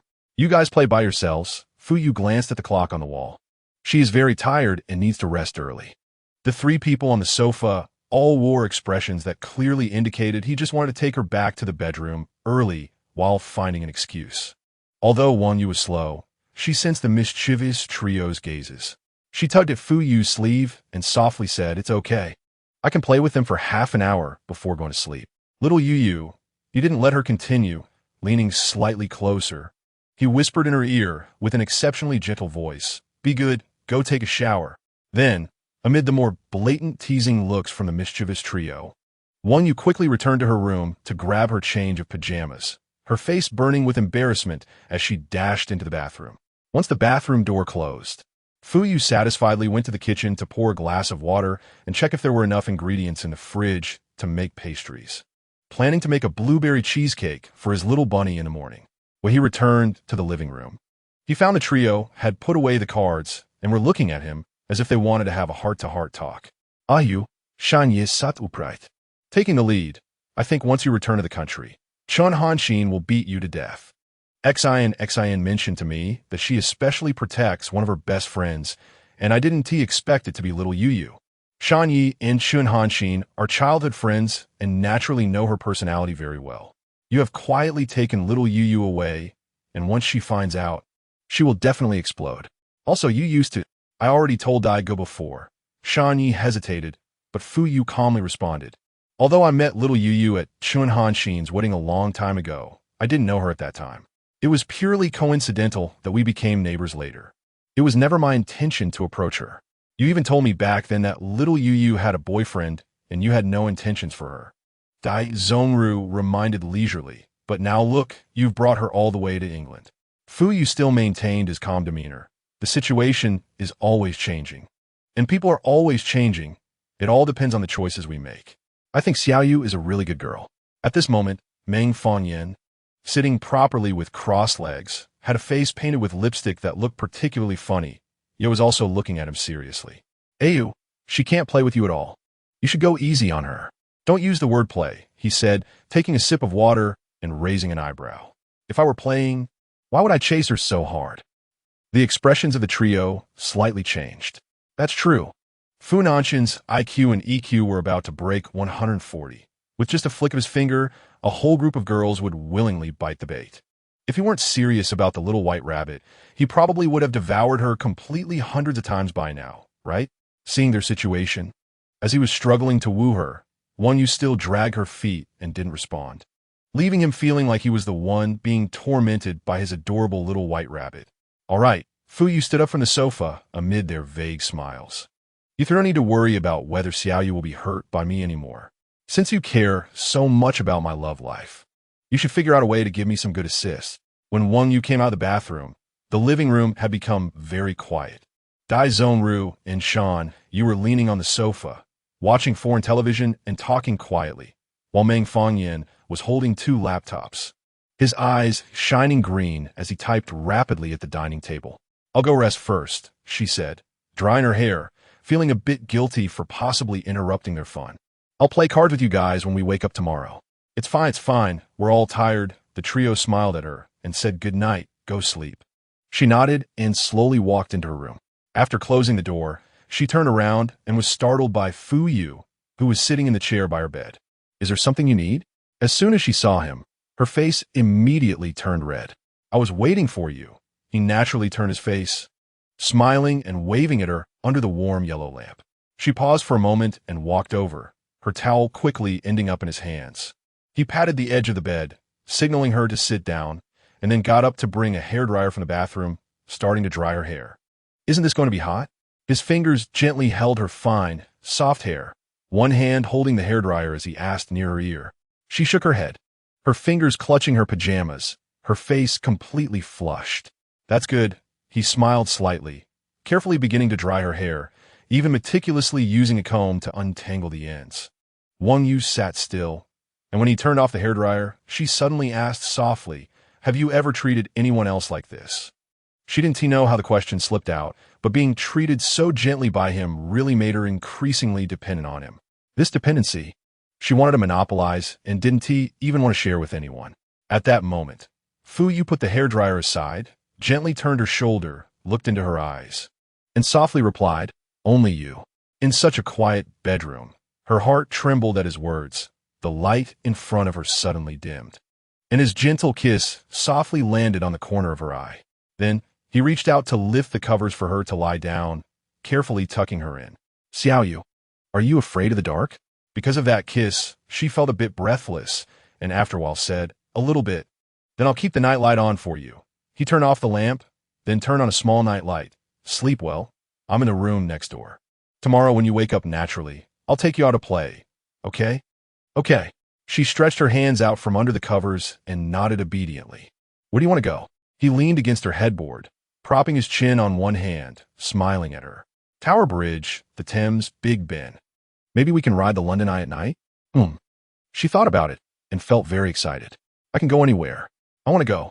All right, he said, then we'll go everywhere. You're very tired today. He then adjusted his position, preparing to stay with her until she fell asleep. Go to sleep. When you thought he was going to leave and felt a bit reluctant for him to leave her room so soon.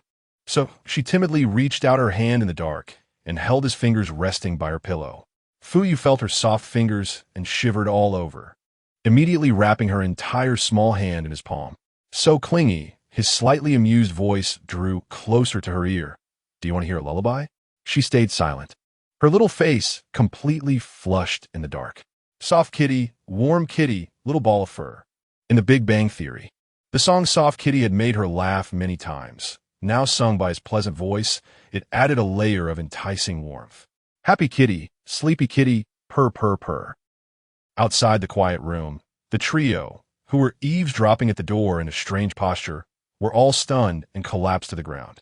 We're doomed. Is the person singing this lullaby so skillfully and affectionately really the same aloof god we know? Chapter 3. The Journey of Memories. 1. Due to not having adjusted to the time difference in the UK, when you woke up very early the next morning. After getting up and washing up, she came to the living room and found only Fuyu there, who was standing at the desk, seemingly focused on organizing some documents. Hearing her footsteps, he quickly put down the documents, turned his head, and gently pointed to Meng Fangyan, who was sleeping soundly on the sofa, making a shushing gesture to indicate that she should go around the sofa to his side.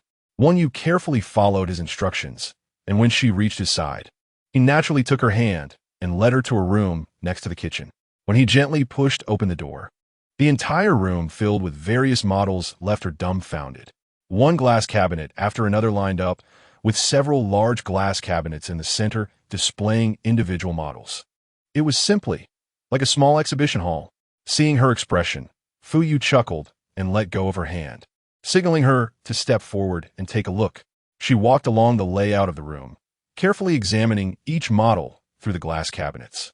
After a while, she suddenly turned back with a pitiful expression and softly asked him, "Can I touch them?" He initially didn't say anything but walked from the doorway to her side. The next actions Fuyu took were smooth and effortless. He gently kissed her cheek, then took down the keys hanging on the wall, opened the glass cabinet, patted her head, and smiled gently. You bit her lip, pretending to seriously touch the models, but even her outstretched fingers were trembling. Early in the morning, taking advantage of opening the cabinet, the godly classmate really shamelessly collected a toll. When they returned to the central large model, Yu was already so dizzy she couldn't even speak. Xiaoyu. Fuyu felt he shouldn't tease her any longer and waved her over to look at one of the large models. She squatted down, her face flushed. She gazed at the incredibly realistic and beautiful model in front of her, her eyes lighting up as she momentarily forgot her previous shyness. This was a complete model of an entire house. He gestured for her to look at the places he pointed to and patiently explained, "Look, here is the master bedroom, the nursery, the living room, the study, over there is the bathroom and kitchen. The left side is the balcony, and there is a small garden at the back." Yu stared at the swing and fountain in the small garden, dazedly exclaiming, "So beautiful." It truly was beautiful, every inch almost reflecting the most realistic proportions. This model was just completed not long before you arrived. He looked at her and suddenly asked softly, "Do you like it?" She nodded, contemplating how patient he must be to create such a detailed model. "Would you like to live in a house like this in the future?" He asked slowly, his eyes shimmering with light. Of course I would like to," she replied, thinking that for someone like her, who had long yearned for romance, a house like this was just like a Western-style villa in a dream garden. He smiled slightly. "Then I will use this model as a three-dimensional architectural drawing and give it to the architect." Yu listened to his words, feeling a bit clouded and not yet understanding his meaning. "Ahem. Just then, several coughs suddenly came from behind them. "Excuse me." They turned to see Dai Zhongru holding Shanyi, standing at the door like two guardian gods. "Can we eat breakfast first before you continue your mushy talk?"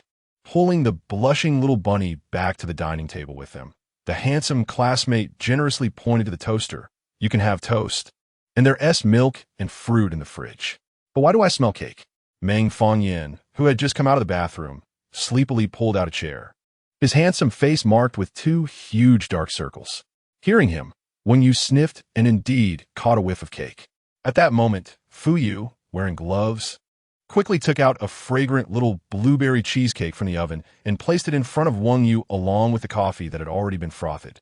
"Try it," Fu Yu said, sitting next to Wang Yu under the spotlight of the other three's gazes. After a long time away from his exclusive pastries, she immediately took a spoonful and put it in her mouth, the familiar taste filling her tongue and nostrils. Nodding vigorously, she smiled happily. "It's really delicious. Are you guys eating?" After taking a couple of bites, Wang Yu looked up at Dai Zhongru and the others. They shook their heads. Fu Yu immediately smiled innocently and answered for his friends, "They don't like sweet things." Meanwhile, the trio of troublemakers maintained a strange silence as they looked at the thoughtfully shaped heart cake and the heart-shaped milk foam on the coffee, and after a while, they all turned their heads in despair.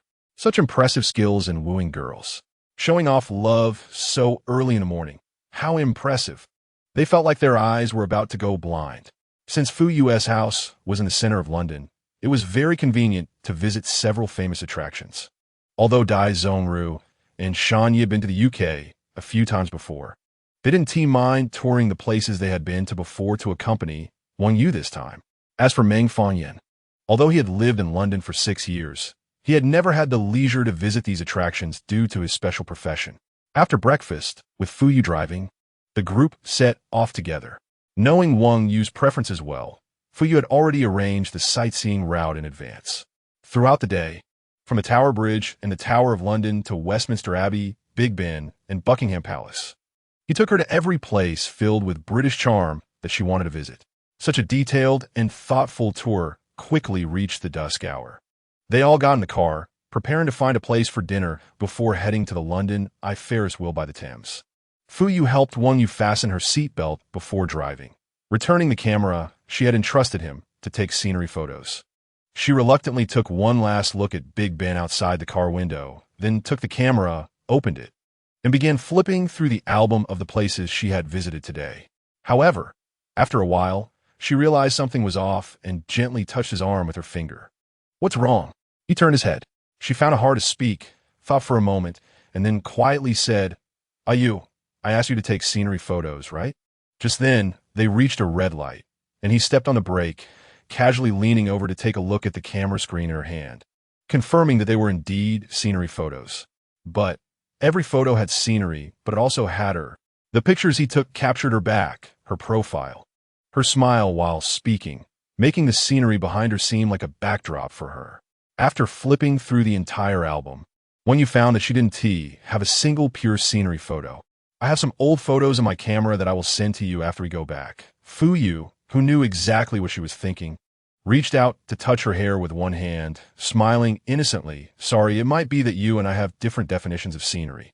Perhaps because she had been with him for a long time, Wang Yu suddenly understood the meaning behind his words. "To you, scenery is scenery, but for me, after having you, the most beautiful scenery in my eyes is you." Witnessing the two in the front seat being so intimate and oblivious, the trio of troublemakers in the back seat couldn't help but hold their foreheads. "Looks like I must abandon my harem notebook and go find a pretty girl." The stimulated golden bachelor Meng Fanyan cried, clenching his fists. "I want to join the couple's death squad." "Ayu," Dai Zhongru frowned from the sourness. "Did you minor in Chinese in college? You must have memorized all of Shakespeare's love letters, right?" Shanyi rolled his eyes and added. Fu Yu calmly glanced at them in the rearview mirror. "Do you want to get out of here?" The trio immediately shut their mouths. "Are you kidding? This is right in the middle of the road." After dinner, when Fu Yu went to the restroom, the trio, who had been suppressed by the handsome guy, finally seized the opportunity to extend their claws towards the little bunny. "Xiao Yu," Dai Zhongru smiled at Wang Yu. "Have you ever seen a photo of Ayu?" She was taken aback and nodded. She had always known that Fu Yu was a very low-key person. He didn't even post photos on WeChat Moments, and his WeChat profile picture was blank. Moreover, she found that he didn't have any photos in his homes in the UK and Shanghai either. The only social media Yu uses, apart from WeChat and Skype for contacting you, should be Facebook, Dai Zhongru continued, since you can't access Facebook in the country. Do you want to see Yu's Facebook? Wang Yu was indeed curious, so she took the phone that Dai Zhongru handed her. Although Fu Yu's Facebook still maintained a minimalist style, it was clear that he had been using it. She scrolled down his homepage, and most of his posts or statuses were still academic-related, occasionally interacting with students, until she saw a photo. That photo was actually a picture of him with a woman, a Western woman with golden hair, fair skin, and an attractive figure. The key issue was that she was holding Fu Yu's arm, smiling brightly. This was the only photo I had seen of Yu with a woman. At that moment, Danny leaned over and added some spice to the conversation. I had asked Yu before who she was, but he never told me. Yu is just like that. He never wants to share his love life with us. Meng Fangyan made a sharp remark. Do you think she might be his ex-girlfriend? This woman is really beautiful, right? Dai Zhongru maliciously asked Wang Yu. Well, she is very beautiful. Wang Yu stared blankly at the photo, handed the phone back to Dai Zhongru, and didn't say anything else. For some reason, her heart began to feel a bit heavy. When Fu Yu returned, the trio quickly made an excuse about being tired from their journey and needing to rest early, and before they could get into trouble. They quickly said their goodbyes. The restaurant they had dinner was very close to the London Eye, so Fu Yu took Wang Yu there, and they walked there together. Wang Yu spoke very little along the way, and Fu Yu thought she was just tired. It wasn't until they bought tickets and queued to get on the Ferris wheel that he finally noticed something was off with the little white rabbit. Xiao Yu. He gently reached out and touched her forehead to check if she had a fever. Are you feeling unwell? When his warm palm touched her, she didn't blush or have a racing heart like before. Instead, she awkwardly took a step back on, fine, complaining about her own rudeness. She still maintained a certain distance from him. He observed her reaction, paused for a moment, and suddenly called her name again. Xiao Yu? She was taken aback, bit her lip, and remained silent. With Fu Yu's intelligence, he probably guessed that her behavior was due to the mischief of the trio. As they approached the Ferris wheel, he didn't say much more. Once they boarded the transparent, enormous cabin of the Ferris wheel, Wang Yu stood by the glass, gazing at the enchanting night view of London. But the joy she felt during the day was gone. Her mind kept replaying the photo she had seen earlier, and her heart felt increasingly uncomfortable. She was not unprepared, knowing he must have had a girlfriend before. After all, there were many girls who were more beautiful and more intelligent than her who could match him. Moreover, it was very normal for someone as outstanding as him to have had romantic experiences. So why was she feeling so unhappy? Just as she was lost in her tangled thoughts, two British children suddenly ran towards them. One of the boys stumbled and accidentally pushed her. Watch out! Fu Yu was quick to react and immediately supported her arm. And in that moment of surprise, he naturally pulled her into his embrace. Wang Yu leaned against his chest, thinking he would let her go, but he held her with one arm and gently stroked her back with the other, seemingly not intending to release her. There were other tourists in the cabin, but in the corner where they stood, no one approached them for a while. Amid her pounding heartbeat, he rested his chin lightly on her head and suddenly spoke. Xiao Yu, do you know that the London Eye has always been praised as a mathematical miracle? Any structure of such magnitude is affected by wind and temperature. Not to mention it has to rotate, which means the issue of metal fatigue must also be considered. As these factors change with the dimensions of the Ferris wheel, it creates some of the most complex architectural problems imaginable. I am a purely rational person, he continued. I approach people and things with a mathematical attitude similar to constructing this Ferris wheel. I think a lot, consider many factors, and act cautiously, so I could never easily invest my emotions. But with you from the very beginning, I have deviated from my usual way of thinking. He loosened his grip slightly and looked down in her eyes. I have invested purely based on my feelings. Rationality can only serve as support. The feelings that surged uncontrollably were not hers alone. Because I have never dated anyone else, I might find it hard to achieve perfection in love. At this moment, he showed a hint of confusion and grievance on his face. So, the girl who has deprived me of all my rationality and principles for 27 years, Could you kindly tell me what I did wrong to make you unhappy? Chapter 4. The Journey of Memories, Part 2. In the Ferris wheel cabin that was gradually nearing the top, Wang Yu was in a daze, only able to see the bright, shining black eyes in front of her. The discomfort and entanglement she had felt just moments ago were effortlessly soothed by his seemingly magical words. Although she didn't understand the earlier part about the architectural problems of the London Eye, she finally realized that he had never had a girlfriend before. She was the first girl who could make him treat her with such sincerity. She was the most unique existence in his heart.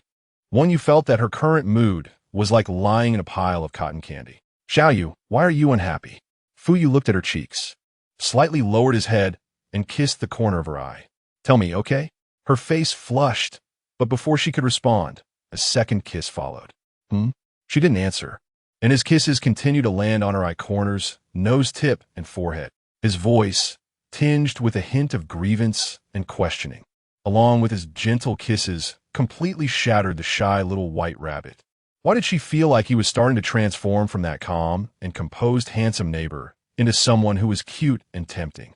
As his kisses continued to descend, Wang Yu finally couldn't hold back, feeling shy and curling up against his chest.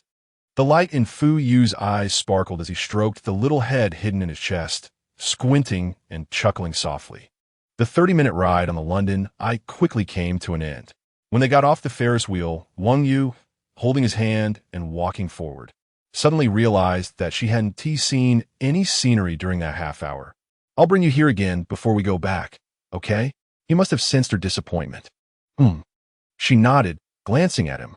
His profile, illuminated by the lights of the London night scene, looked particularly handsome and captivating, especially his eyes, which seemed to draw her in like a deep whirlpool every time she looked into them. Xiaoyu, as she was lost in his beauty, she suddenly heard him ask, Did Dai Zhongru and the others say anything to you or show you something? She paused, and since she never lied, she could only mutter a soft What was it? As he spoke, he had already brought her to the banks of the Thames. She bit her lip, stammering. It's a photo of you and a foreign beauty on your Facebook. Fu Yu's brows furrowed slightly. She is. Wang Yu mustered her courage and asked softly, Is she your friend? His gaze fell on her delicate features. After a moment of silence, he suddenly smiled and said, Xiaoyu, are you jealous? Wang Yu was stunned for a few seconds, and in his increasingly blooming smile, she saw him holding her hand and gently kissing it near his lips. Thank you, I'm very happy. His slow-witted little bunny, although he hadn't officially asked her to make him permanent yet, had already learned to feel jealous and uncomfortable. How could he not be happy? She blushed, unconsciously admitting her jealousy. I was not nice to you just now. I'm sorry. It's okay. He pulled her into his embrace and rubbed his forehead against hers. But in the future, if you want to ask me something, don't keep it to yourself. Just ask me directly. I will report everything you want to know. In his warm embrace, she felt soft all over and nodded obediently after a while. Although she also didn't know if her ostrich-like personality would allow her to be a bit braver next time she encountered such a situation. That foreign woman is my psychology tutor, Helen. He slowly began to speak. I majored in mathematics in college, but also minored in psychology. Psychology? Wang Yu's eyes widened. All her admiration and surprise were displayed on her face, making him feel very comfortable. At that time, I just found it interesting, so I studied it. Being admired by the girl he liked, even the calmest and most rational man would feel a sense of satisfying vanity. She listened attentively and tilted her head to ask him, So, psychology, is it difficult? I would say it varies from person to person. He touched her little nose and chuckled. But once I got into the deeper aspects of this subject, I sometimes try to infer people's emotions from their words and actions. And that process feels very interesting to me. For example, when a person is nervous because they are lying, they will unconsciously make some movements that let me know they are guilty. When someone is in a bad mood, I can also feel it from the ups and downs in their speech. So amazing. He looked into her eyes, filled with laughter. Xiaoyu, do you think there is anything you could do to hide from me that I wouldn't notice? Wang Yu honestly shook her head. His original IQ and EQ were already so high, and with a minor in psychology, it seemed that she truly had no secrets or hidden thoughts in front of him for the rest of her life. Back to the point.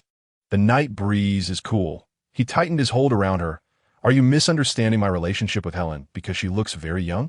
Remembering that bright and charming face.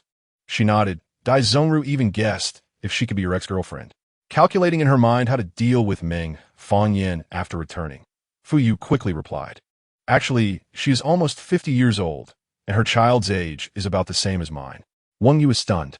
The reason I agreed to take that photo with her and upload it is that she was going back to the U.S. after graduation. He explained clearly, out of respect for our teacher-student relationship, I am considered her close disciple. She even used her thesis to blackmail me into agreeing. At this point, after hearing the whole story, Wang Yu finally set aside all her worries and jealousy. Dai Zhongru and the others actually know that Helen is my tutor. Fu Yu narrowed his eyes at this moment. Isn't Shan Yi still talking to you? Did she ask me who Helen is? And I didn't want to tell her? She looked at him in surprise. Does he have ears everywhere? Although they are all my friends. He raised his hand and carefully helped her tidy up her bangs that were blown out of place by the wind. I still want to tell you that sometimes when they joke with you, don't take it seriously and don't believe everything they say. After the male god finished summarizing, in order to deepen the intimidation on the little bunny, he even gave an example. Dai Zhongru was able to marry Shan Yi because he played tricks for 4 years to snatch her from his brother.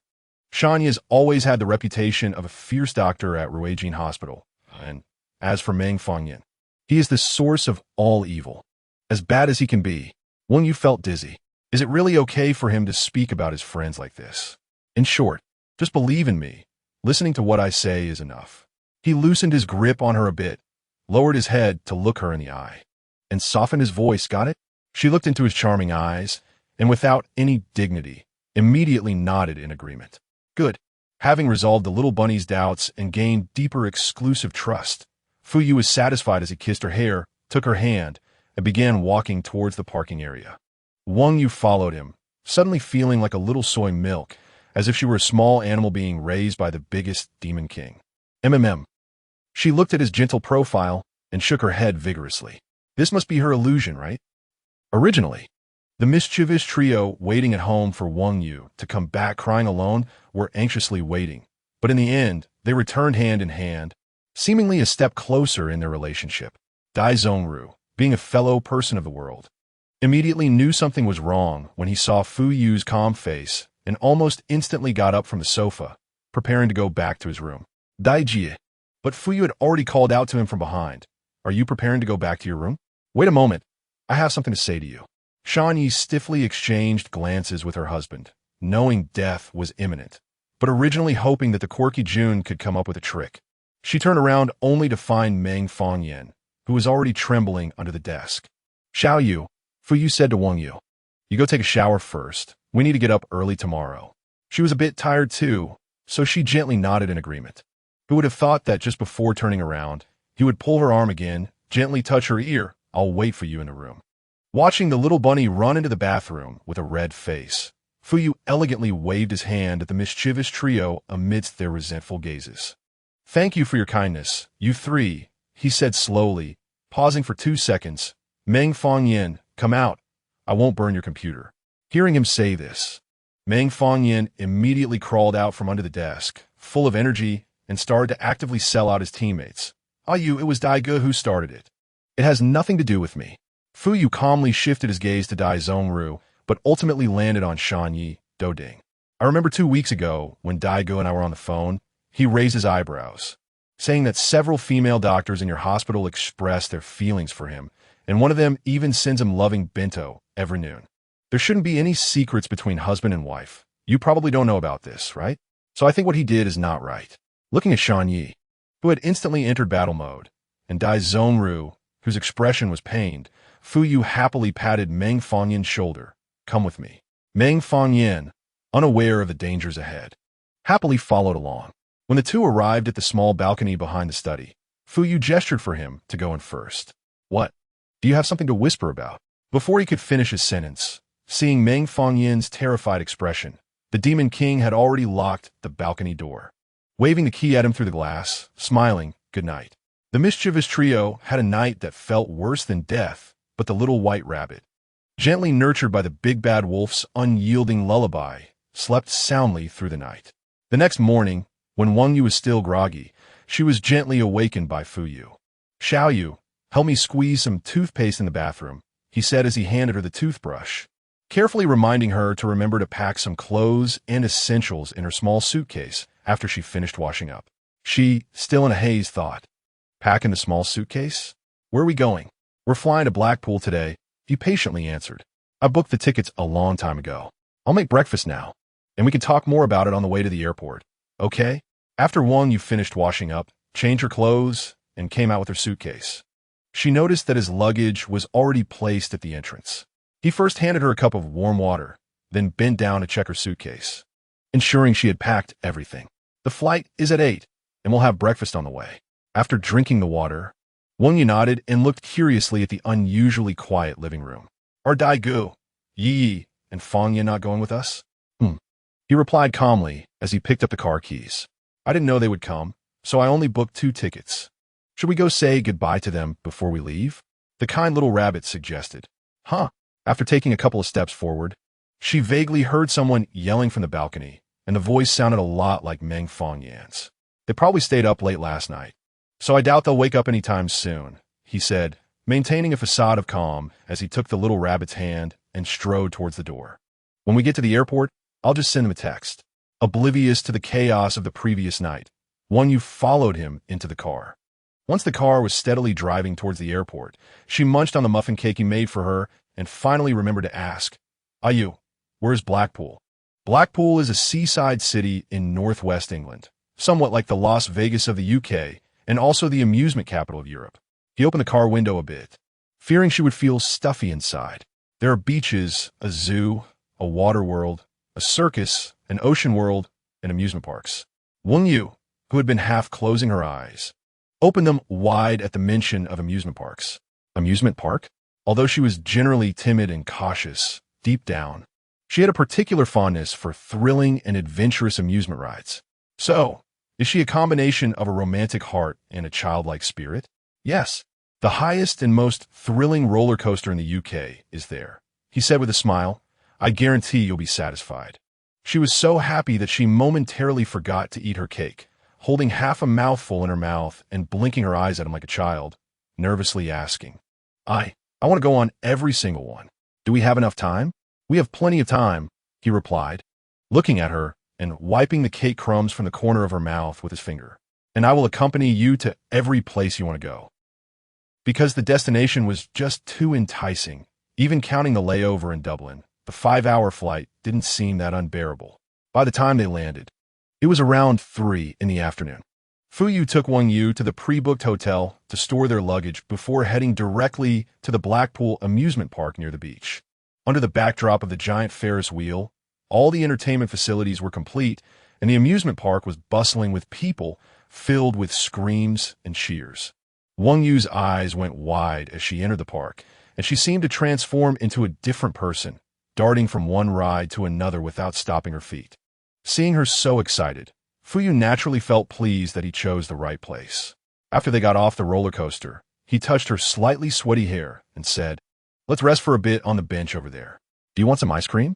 Wang Yu cleared her hoarse throat from the roller coaster ride and saw every child passing by with a colorful ice cream, nodding earnestly, yes. Fu Yu settled her on the wooden bench and went to buy her ice cream. She sat quietly, watching the endless flow of people beside her, feeling a heart full of happiness and sweetness she had never experienced before. She truly had never felt so relaxed and at ease in front of someone. It was as if she could be her most genuine self under his gentle gaze. While she was lost in thought, he returned with an ice cream in one hand and, surprisingly, a cute Mickey Mouse balloon in the other. Sitting down beside her, he smiled and handed her the ice cream and balloon. Wang Yu looked at the cute balloon and ice cream in her hands, then at his smiling face beside her. Even she, who was usually slow to catch on, could feel that his affection for her had reached a level of unconditional love, willing to go through fire and water for her. In that moment, an uncontrollable impulse surged within her. After a 2-second silence, Wang Yu blushed and leaned in to give him a gentle kiss on the cheek. After doing that, she immediately lowered her head, pretending nothing had happened, focusing intently on eating her ice cream. But even though the ice cream was cold, Why did it feel hot in her mouth? Shall you? After a while, a particularly tempting voice suddenly sounded in her ear. She stiffened, slowly turning her head. Is the ice cream good? The smile on his face was deeper than ever. She nodded like a little chick pecking at rice. At that moment, he gently pulled the balloon that was blocking the distance between them slightly aside with his hand. Can I have a bite, please? As soon as he finished speaking, she felt a darkness in front of her, and before she could react, his tongue lightly licked her lips, which were smeared with ice cream sauce. Wang Yu froze on the wooden bench, petrified. He withdrew slightly, gazing deeply at her small, rosy lips, and softly said, delicious. Chapter 5. My Little Star. 1. It seemed that the lingering wet sensation remained on her lips, and Wang Yu sat there in a daze. Her mind filled with spinning stars. What just happened? If her memory served her right, did he just lick her? The instigator, seeing her dazed expression, felt both amused and affectionate. After a while, he slowly reminded her, Shall you, if you don't eat it soon, the ice cream will melt. Oh. She was startled, quickly holding the now warm ice cream, and began to eat. After a while, she felt his deep gaze fixed on her face. Reflexively, she dazedly extended her hand and asked, Do you want some? Only after asking did she realize something seemed off. Fu Yu's beautiful eyes narrowed slightly at that moment. Are you sure you want me to have some? The meaningful rise in his tone made her shiver. The deliciousness of desserts would make anyone want to finish the whole thing after just one bite. He touched her flushed cheek and said, So shall you. I must be merciful for now. Be good and eat it yourself. Hearing his words, she remembered the moment he leaned in towards her earlier and quickly lowered her head, silently devouring her ice cream, no longer daring to ask if he wanted any. Blushing as she finished her ice cream, she wiped her hands with the tissue he had given her. Looking up, she noticed a little British boy around 5 or 6 years old, not far from them. He was sucking on his fingers and staring at the Mickey Mouse balloon in her hand with wide eyes, clearly captivated for a while. Since childhood, Wang Yu had no resistance to children, especially such a beautiful foreign boy. She immediately waved gently at the little boy with a friendly smile. The boy wasn't shy at all. After hesitating for a few seconds, he walked over to them. Hi. When the little boy reached her side, Wang Yu smiled and bent down to ask in English, What is your name? Aaron, the boy replied, looking at her. How old are you? 5.5. Aaron counted on his fingers and gave a precise answer, then shyly asked her back, What about you? My name is Winnie. I'm 24 years old, from China. She patted his little head and asked, Aaron, do you want this Mickey Mouse balloon? The blonde-haired, blue-eyed Aaron looked at her and then at Fu Yu beside her, nodding slightly with a pitiful expression, but it's yours. You. She was so enchanted by the little boy's fair face that she forgot about the ice cream incident, turning to Fu Yu and softly asking, Can I give him his balloon? His gentle gaze reflected her cheeks, and he nodded slightly, of course. Here you go. Wang Yu immediately handed the balloon to Aaron. This is from your brother and sister. You can hold it. Aaron grabbed the little balloon. His face broke into a big smile as he happily said to her, Thank you. You're welcome. She pinched his little face, sighing in her heart that if this little angel asked her to pick stars from the sky right now, she would probably agree. Thank you too, brother. At this moment, Aaron very thoughtfully stepped closer to Fu Yu. Fu Yu smiled and reached out to lift him onto the wooden bench, placing him between Wang Yu and himself. Where are your mom and dad? They went to buy drinks for me. Aaron played with the balloon with his fingers, and with his big eyes spinning around, he suddenly whispered, I'll tell you a secret. Wang Yu and Fu Yu exchanged glances, both smiling as they leaned closer to him. Actually, I didn't want this balloon for myself. Aaron said softly, looking a bit shy. I wanted to give it to my friend Demi. She really liked balloons and Mickey Mouse. Is Demi a very cute little girl? Wang Yu teased him with a smile. Aaron's face turned even redder. Very cute. She lives next door to me. When she sees the balloon you gave her, she will be very happy. Fu Yu smiled. Say hello to your little cutie from me and your sister. Brother. Aaron thought for a moment and suddenly tugged on his sleeve. I want to ask, how did you make your sister become your girlfriend? The little boy's pure and clear English accent made every word distinct, mixed with a hint of childish lisp, making it impossible for Wang Yu to pretend she didn't hear. Knowing that the innocent words had made her own little bunny shy and speechless, Fu Yu calmly patted Aaron's head. Although my sister hasn't officially agreed to be my girlfriend yet, you can pursue your little cutie like your brother does. What? Aaron listened very seriously. As long as she wants, as long as you have. Although this sentence was directed at Aaron, Wang Yu, listening from the side, felt her heart racing for some reason. Aaron, being so young, naturally only partially understood. Did it mean that if she wanted something, he would give it to her? Like if she wanted ice cream, he would buy it for her? This sentence seemed particularly fitting, and as Wang Yu lowered her blushing face, Fu Yu smiled charmingly at Aaron and nodded. You can understand it that way. Aaron, just as the little boy was carefully digesting the practical tips on wooing girls he had just learned from the big bad wolf, his parents, who had finally bought drinks, came looking for him anxiously. I'm sorry, did he interrupt you? Aaron's mom said apologetically as she hugged Aaron and hurriedly greeted Fu Yu and Wang Yu. No. Fu Yu smiled and shook his head. He is very well behaved. Aaron, where did you get the balloon in your hand? Aaron's dad, with sharp eyes, immediately noticed the little balloon Aaron was holding. It was given to me by brother and sister. Aaron answered honestly. This. Aaron's parents exchanged glances, gratefully thanking them repeatedly. We really caused you trouble. Wang Yu, who had just come back to her senses, quickly smiled and waved her hand. It's okay. We all like him. Dad, Mom, let us go home quickly. I want to give the balloon to Demi. The little boy spoke up. Thank you, brother and sister. Being carried away by his parents, Aaron blinked his beautiful big eyes, smiling as he bid them farewell. And didn't he forget to add, I will make Demi my girlfriend. Watching the little boy's family walk away, Wang Yu silently sighed in her heart. Aaron and his little cutie Demi were just like Bryce and Julie from Bridge to Terabithia, right? They were both blessed with a neighborly relationship, having known each other since childhood, gradually growing up, testing and approaching each other, developing a unique dependency on one another. This pure emotion was truly beautiful.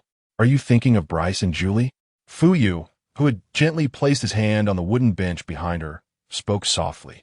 Does he really have mind-reading skills? Come, he smiled faintly, taking her hand and standing up. It's getting dark. Let us go for a walk on the beach in Blackpool. She followed him step by step through the crowd, towards the beach beside the amusement park. As the sun set, a soft glow spread across the surface of the sea, dazzling yet warm. Xiaoyu, are you tired from walking? After a while, he suddenly turned around, looking at her. Do you want me to carry you? Before she could refuse, he had already turned his back to her and crouched down on the beach in front of her. The waves by the seaside were gradually rising, and as she listened to the sound of the waves and looked at his broad shoulders facing away from her, she bit her lip. After a while, she took a few careful steps forward and cautiously lay on his back, wrapping her arms around his neck. Fu Yu smiled slightly, his hands securely lifting her up as he began to walk slowly forward. Xiaoyu, do you know he turned his face slightly, gently touching his forehead to her cheek. I actually envy Aaron, because he gets to be by his little cutie-s side from a young age, witnessing each other grow up, with years of accumulated time as a foundation. Such a relationship is hard for anyone to intrude upon. I envy you too. She silently sniffed. If I had such a good-looking little boy as a neighbor when I was young, that would be great. He couldn't help but chuckle at the little bunny's adorableness. Just a good-looking little boy? She was taken aback, her voice gradually lowering to a level hard to hear. Not just that, anyway, it's someone like you. Actually, what she meant in her heart was that she hoped he could be her neighbor since childhood, but she always felt shy to say it out loud. He was in a good mood and teasingly asked, Xiaoyu, say it again, I didn't hear clearly. Leaning against his neck, Wang Yu blushed and quickly changed the topic. Am I heavy? I can walk down by myself. Your weight makes me think. He naturally wouldn't let her walk down, calmly replied, I definitely need to treat you to more delicious food. She dazedly mumbled, then I'll get really fat. It's okay. He chuckled lightly. No matter how heavy you are, I can carry you. Many people passed by them, and naturally, some looked back at them with smiles. Wang Yu's heart was already beating irregularly, but despite knowing she should be shy, she still longed for his warm back. She remembered when she was a child. Her father often carried her across several streets to buy candied hawthorns, and during the New Year, he would let her ride on his shoulders to see the most beautiful fireworks outside the neighborhood. She always thought that besides her father, there was no other man in the world willing to show her his back so unreservedly, and that besides family, no one in the world would care for her and protect her like this. But since meeting him, all her previous understandings have been overturned. Ew, her nose suddenly felt sour. You're a bit too good to me. If this continued, she would really become very greedy. He had given too much, far beyond the usual limits. And she still couldn't understand what was so good about her that warranted such treatment from him. That's good. Fuyu's clear and calm voice echoed in her ear. Her heart was filled with emotions that were about to overflow. She didn't know what to say and felt a bit fuzzy in front of her. Xiaoyu, it has taken me too long to find you. At this moment, he slightly squatted down, set her on the ground, then turned back to hold her hand and placed it against his ear. So, you must give me the chance to make up for the more than 20 years I couldn't be by your side. As long as you want. As long as I have. He deliberately slowed down his speech, and the true meaning of this sentence was, I love you with all my heart, without reservation. In that instant, all the images in Wang Yu's mind were connected. When she faced difficulties, he reached out to help her. When she felt inferior, he told her that every profession in the world deserved respect. When she was sad, he was the first to appear by her side, taking her back to a warm home. When she cried, he lent her his warm chest, allowing her to say goodbye to the past. When she hesitated, he used the Cartesian heart curve to tell her he would accompany her until she grew old. He had seen her most vulnerable side and knew all her flaws. Yet he still embraced her with all his passion, waiting for her. The best relationship is when both people live well, experience the various joys of life together, and can tolerate and encourage each other. Fuyu lowered his head, and, as the light above the sea gradually faded, he spoke in a voice she simply couldn't resist. Word by word, I want to do my best to give you the best love. Wang Yu would never forget the way he looked at her at that moment. From truly realizing her heart fluttering for him to later growing increasingly dependent on him, at this moment, she discovered that he had finally led her from her own world into a new one. When you opened up a new world for me, I wouldn't refuse the whole world just because I like you. After dinner, returning to the hotel from Blackpool Beach, Wang Yu took her pajamas into the bathroom to shower. Although he had booked 2 rooms, she knew that as a rule, he usually accompanied her until she fell asleep before going back to his own room. This meant that until she fell asleep, they would be alone together. Earlier in London, there were Meng Fangyin and the others, but now they had left the large group to travel alone, truly with no one else around, just the 2 of them. While slowly rinsing in the bathroom, Wang Yu's mind seemed to be filled with pink bubbles, unable to stop. Ever since leaving the beach, she had been in this state. After finally taking her time to finish showering and coming out, Fuyu had already taken off his windbreaker and was sitting on the sofa in a shirt, drinking brewed coffee while reading today's newspaper. Done washing? He heard the sound and put down his cup. Her face was already slightly red from the shower, and with the added nervousness and shyness, her whole face turned bright red. Come, I'll help you dry your hair. Wang Yu clutched the towel in her hand, her heart pounding as she walked up to him, momentarily stunned. She then stammered, I'll go get a small chair. The sofa was a single seat, and if she sat there, he would have to stand up to dry her hair. No need. Fuyu calmly grabbed her arm. Then, she stuttered even more. Should I squat down? At this moment, he grinned innocently, pulling her to his side, lifting her softly at the waist, and letting her sit on his lap. You sit here. In an instant, the little rabbit's face turned red all the way to her neck. The big bad wolf naturally took the towel from her hands and began to dry her hair, while Wang Yu sat stiffly on his lap, not daring to move. She finally understood what it meant to feel really uncomfortable. Xiaoyu, do you really like children? He quietly wrapped around her, helping her dry her hair for a while before suddenly asking, like Aaron? She was taken aback and gently nodded. I like them too. His gaze fell on her cheek as he took the towel in his hand, gently tucking her loose hair behind her ear. I always think children are the most precious gift from parents. Listening to his gentle voice, she unconsciously tilted her head to meet his eyes. In fact, she had heard many people say that some men, after starting a family and having children, began to neglect their homes, treating their wives perfunctorily and having weak feelings for their children. But although she hadn't seen Fuyu truly start a family yet, she had a premonition that he would definitely be a very good father and husband. How could I have this intuition? She blushed and thought vaguely. Dai-gu and Shan Yi have 2 children. He looked at her, squinting his eyes, and said slowly, both are boys. Really? Her attention was instantly diverted. He then took out his phone, flipped through the album, and showed her pictures of the two chubby boys from the Dai family. So cute. She held his phone, her eyes sparkling. Is this the older brother? He looks a lot like Yi. The younger brother looks even more like Daigo. Xiaoyu, do you prefer boys or girls? Taking advantage of her not paying attention, he had already placed the towel aside on the coffee table and pulled her to a more convenient position for himself to hold. The little rabbit was completely captivated by the photos. I like them all. Then after we get married, we have to have babies right away. His gaze gradually deepened. One boy and one girl. Have two, what do you think? 2 babies? She really wanted 2 babies. Dazed, she nodded. And Won-Yu suddenly realized that she had already been firmly held in his arms without knowing when. Xiaoyu, as a citizen, I think we should abide by the law. At that moment, he gently bit her ear. The correct process of dating and marriage should start with a boyfriend-girlfriend relationship, then elevate to a husband-wife partnership, right? Won-Yu was completely stunned, only able to feel the itch on her ear and neck from his hot breath. Only when parents have the correct identity can they give the baby the correct identity, right? As he spoke, his lips had already slid from her ear to her cheek. She had already entered an automatic reply state. So, I have to first become your boyfriend to become your husband and the father of our baby, right? Won-Yu found it difficult enough to understand his words, let alone pay attention to the 2 hands around her waist that were tightening and his increasingly hot lips.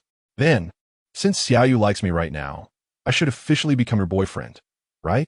When the little white rabbit finally realized she was being successfully tricked into a big pit by the big bad wolf, and that she would never escape in this lifetime, the big bad wolf had already seized the opportunity, turned his head, gently kissed her lips, and whispered with a smile at her lips, "Thank you, baby, for agreeing to be my girlfriend."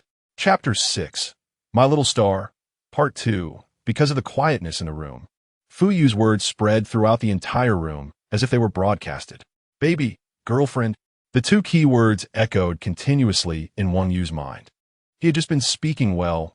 How did it suddenly turn into her giving him a title? And the most crucial question, was that just now their first kiss? If at that moment someone were to place a raw egg on her head, it would probably turn into a cooked egg in no time. Looking at the completely petrified little white rabbit, the big bad wolf calculated in his mind that the impact of this statement was indeed too great, and his little white rabbit would take some time to bear it. Just as his phone rang, "I'll go answer a call."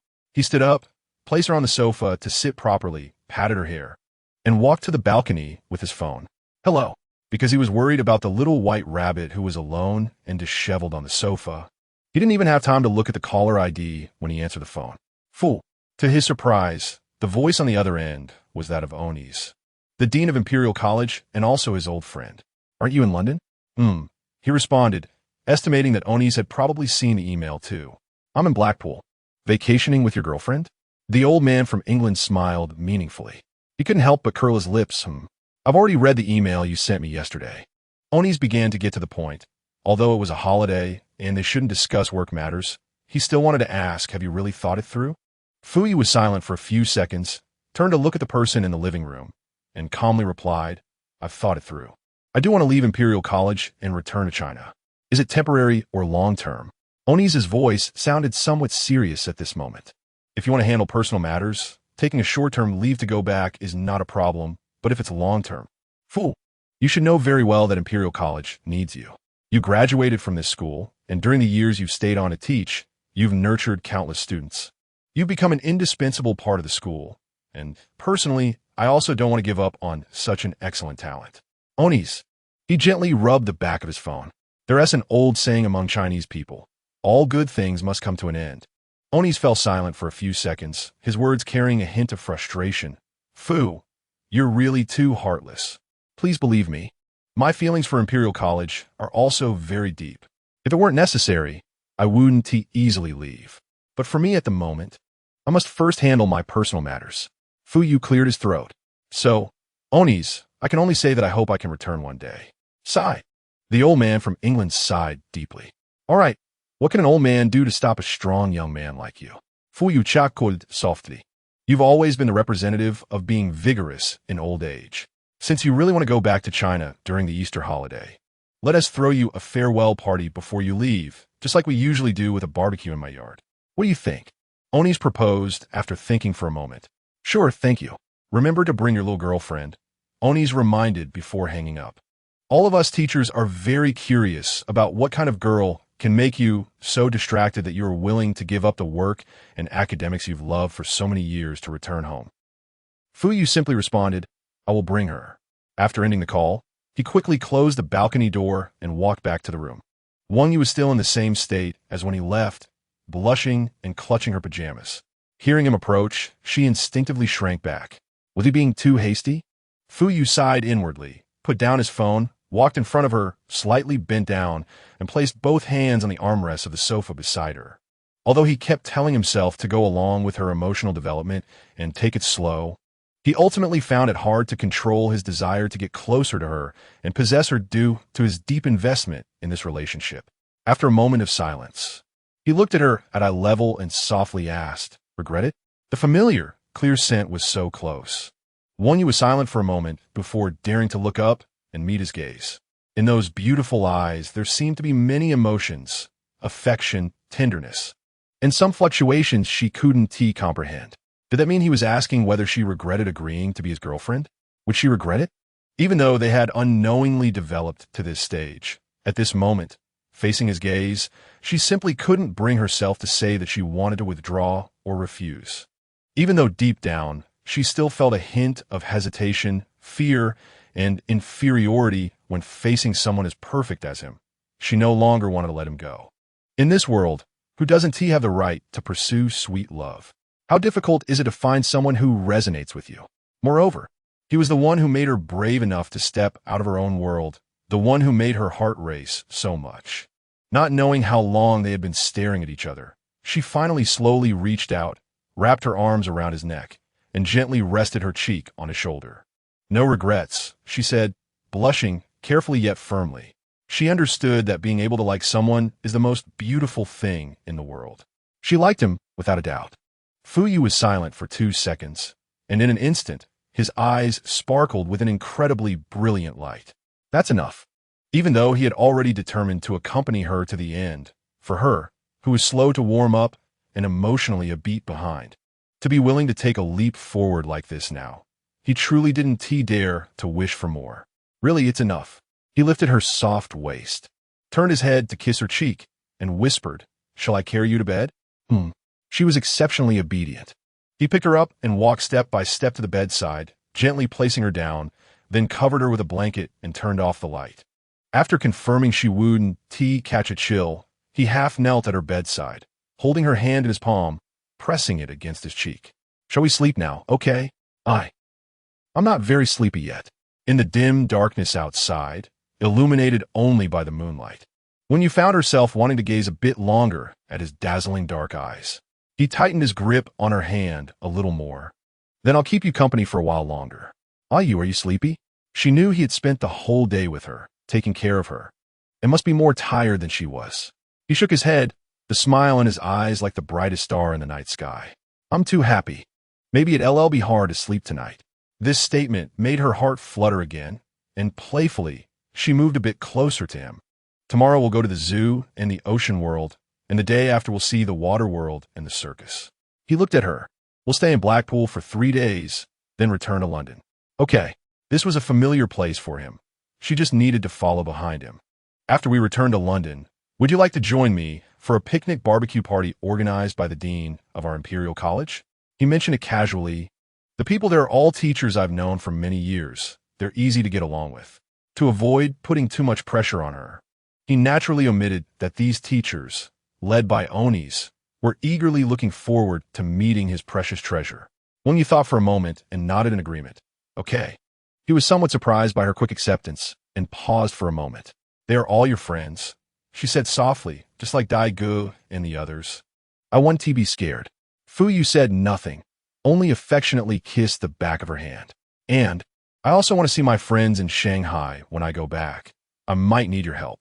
Aside from her parents and Zhou Ruo, who already knew about his existence, she realized that due to her usual procrastination and disorganization, she hadn't mentioned Fuyu to Chen Huanxin and Zheng Yunji, who had always protected her over the years. It seemed this issue was somewhat serious, not a hassle. Someone naturally knew he was at fault for stealing someone away, and upon returning, he would inevitably face the two fiery girls beside her. He smiled and lowered his head. Then, will my baby support me? His tone, combined with that endearing term, made Wang Yu's mind turn to mush again.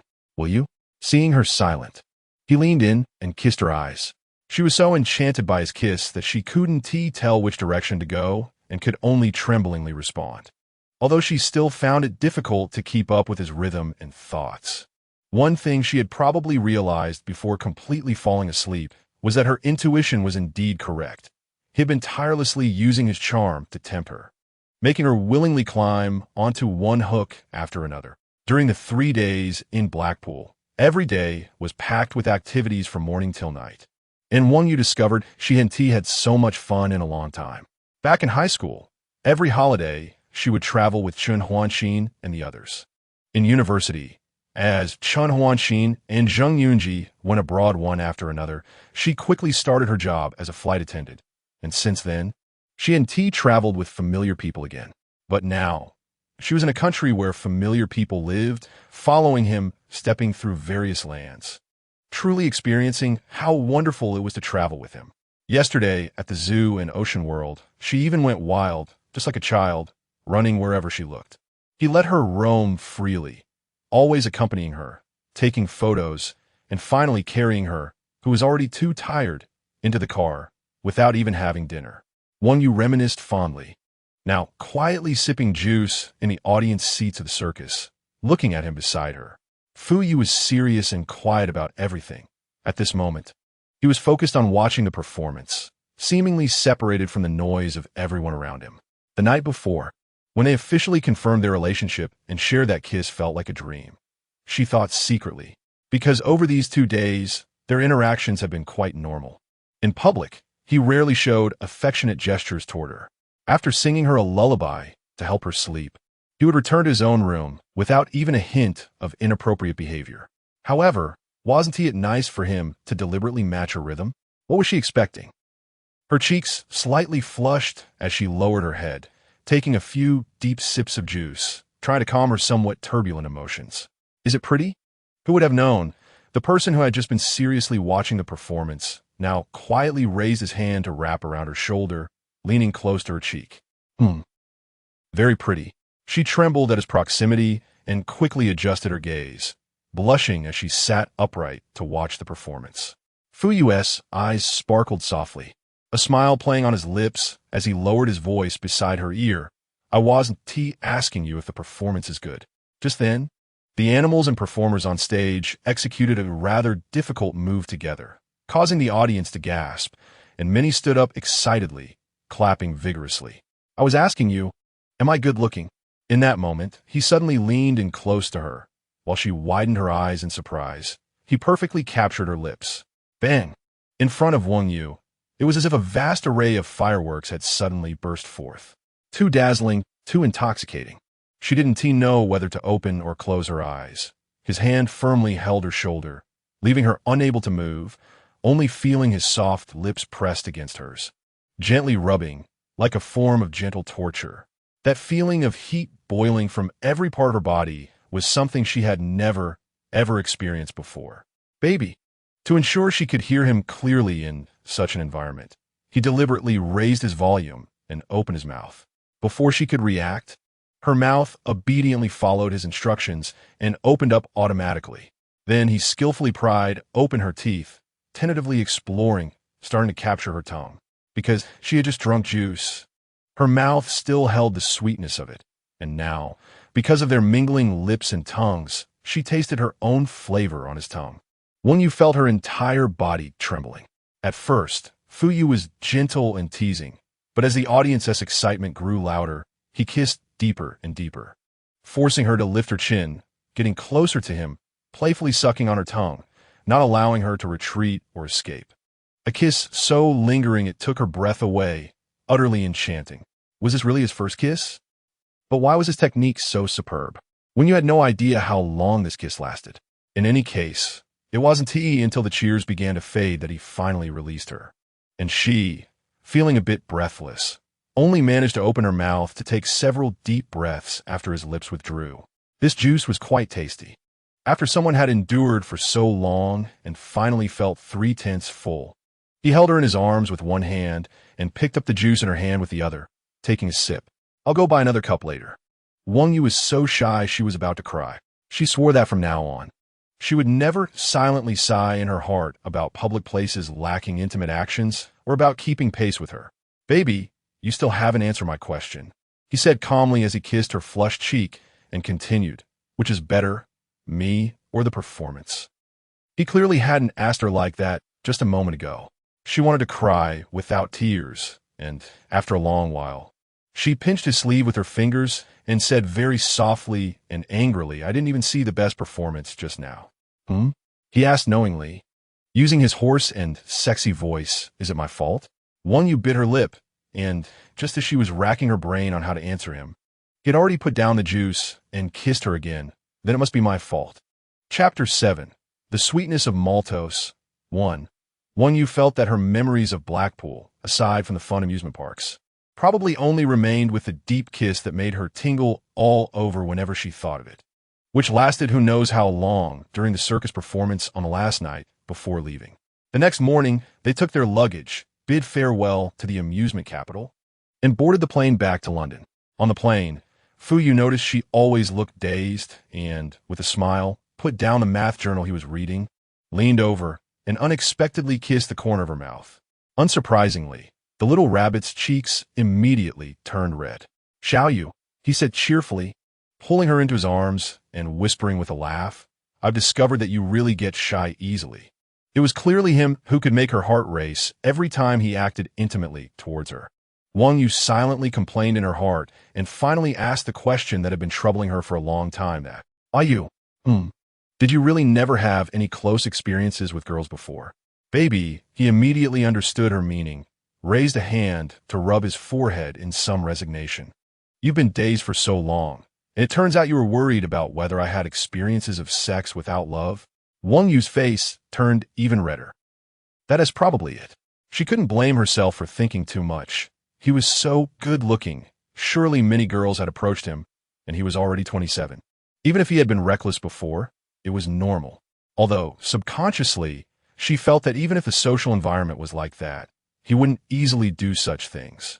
You need to understand. Fu Yu held her small hands in his, playing with them patiently as he began to explain. First, I have a serious cleanliness obsession, both toward objects and people. Second, I always see sex and love as one. Third, he paused, everyone around me knows that before I met you, my entire life was made up of numbers. So if she isn't a girl I genuinely care about, how could I possibly have the energy to think about this issue? After he finished speaking, he gently pinched her fingers. Are you satisfied? She nodded, her mouth involuntarily curling up. Of course. I also understand the reason for your worries. He leaned down and kissed her fingertips. The reason I seem so skilled at these intimate actions is because, as soon as I see you, I become naturally proficient. Trust me. As she became increasingly flushed, his smile only grew wider.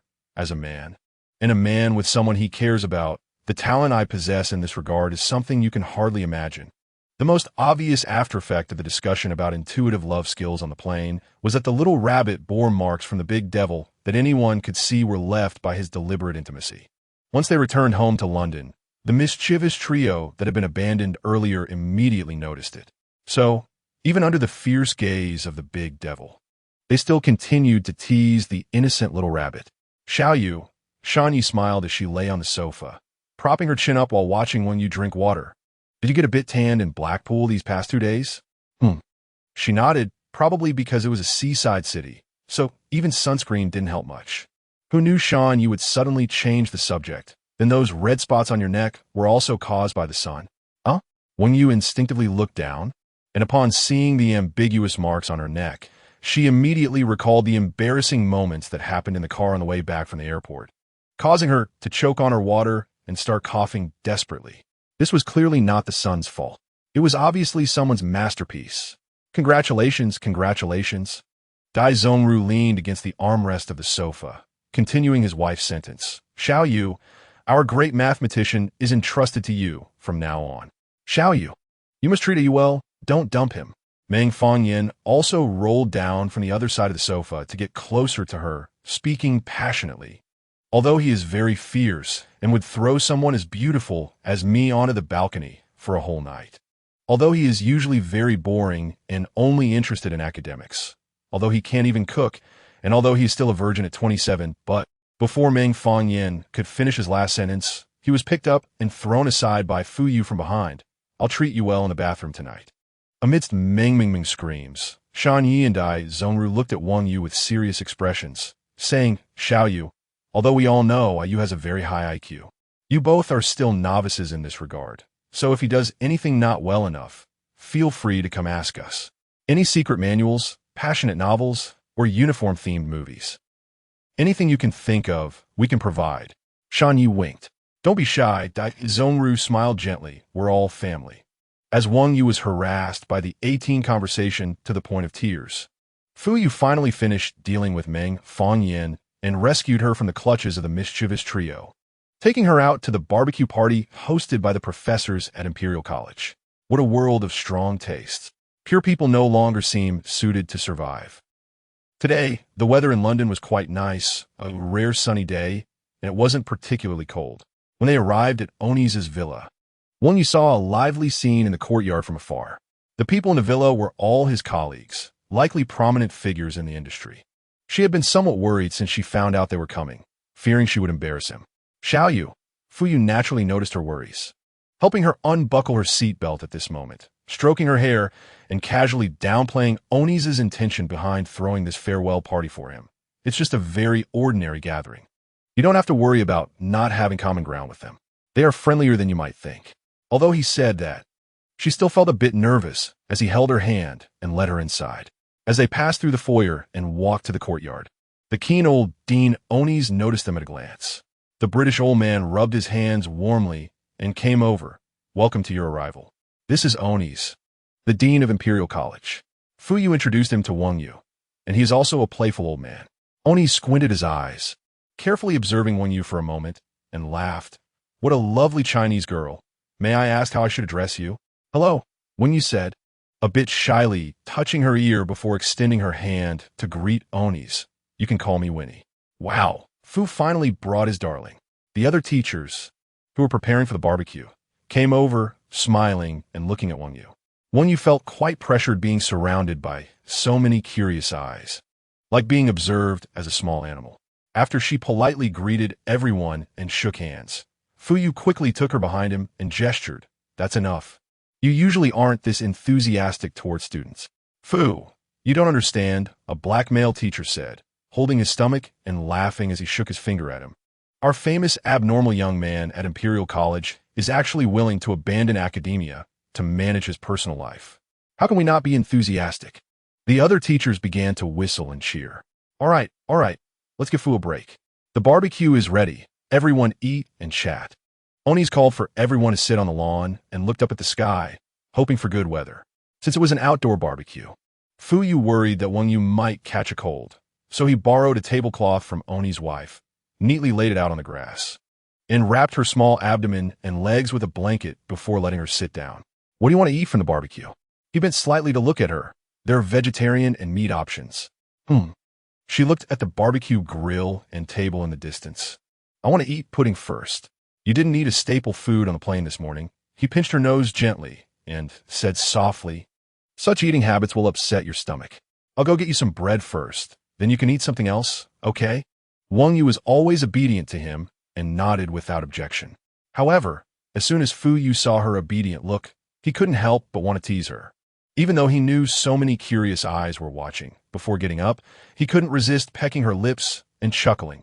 How is my baby so cute? How could he make a simple sweet talk sound so irresistible? When you felt like she might faint from lack of oxygen. When he left, the crowd finally seized the opportunity to come over and observe the little white rabbit who looked like she wanted to bury her face in the grass. TSK, TSK, TSK.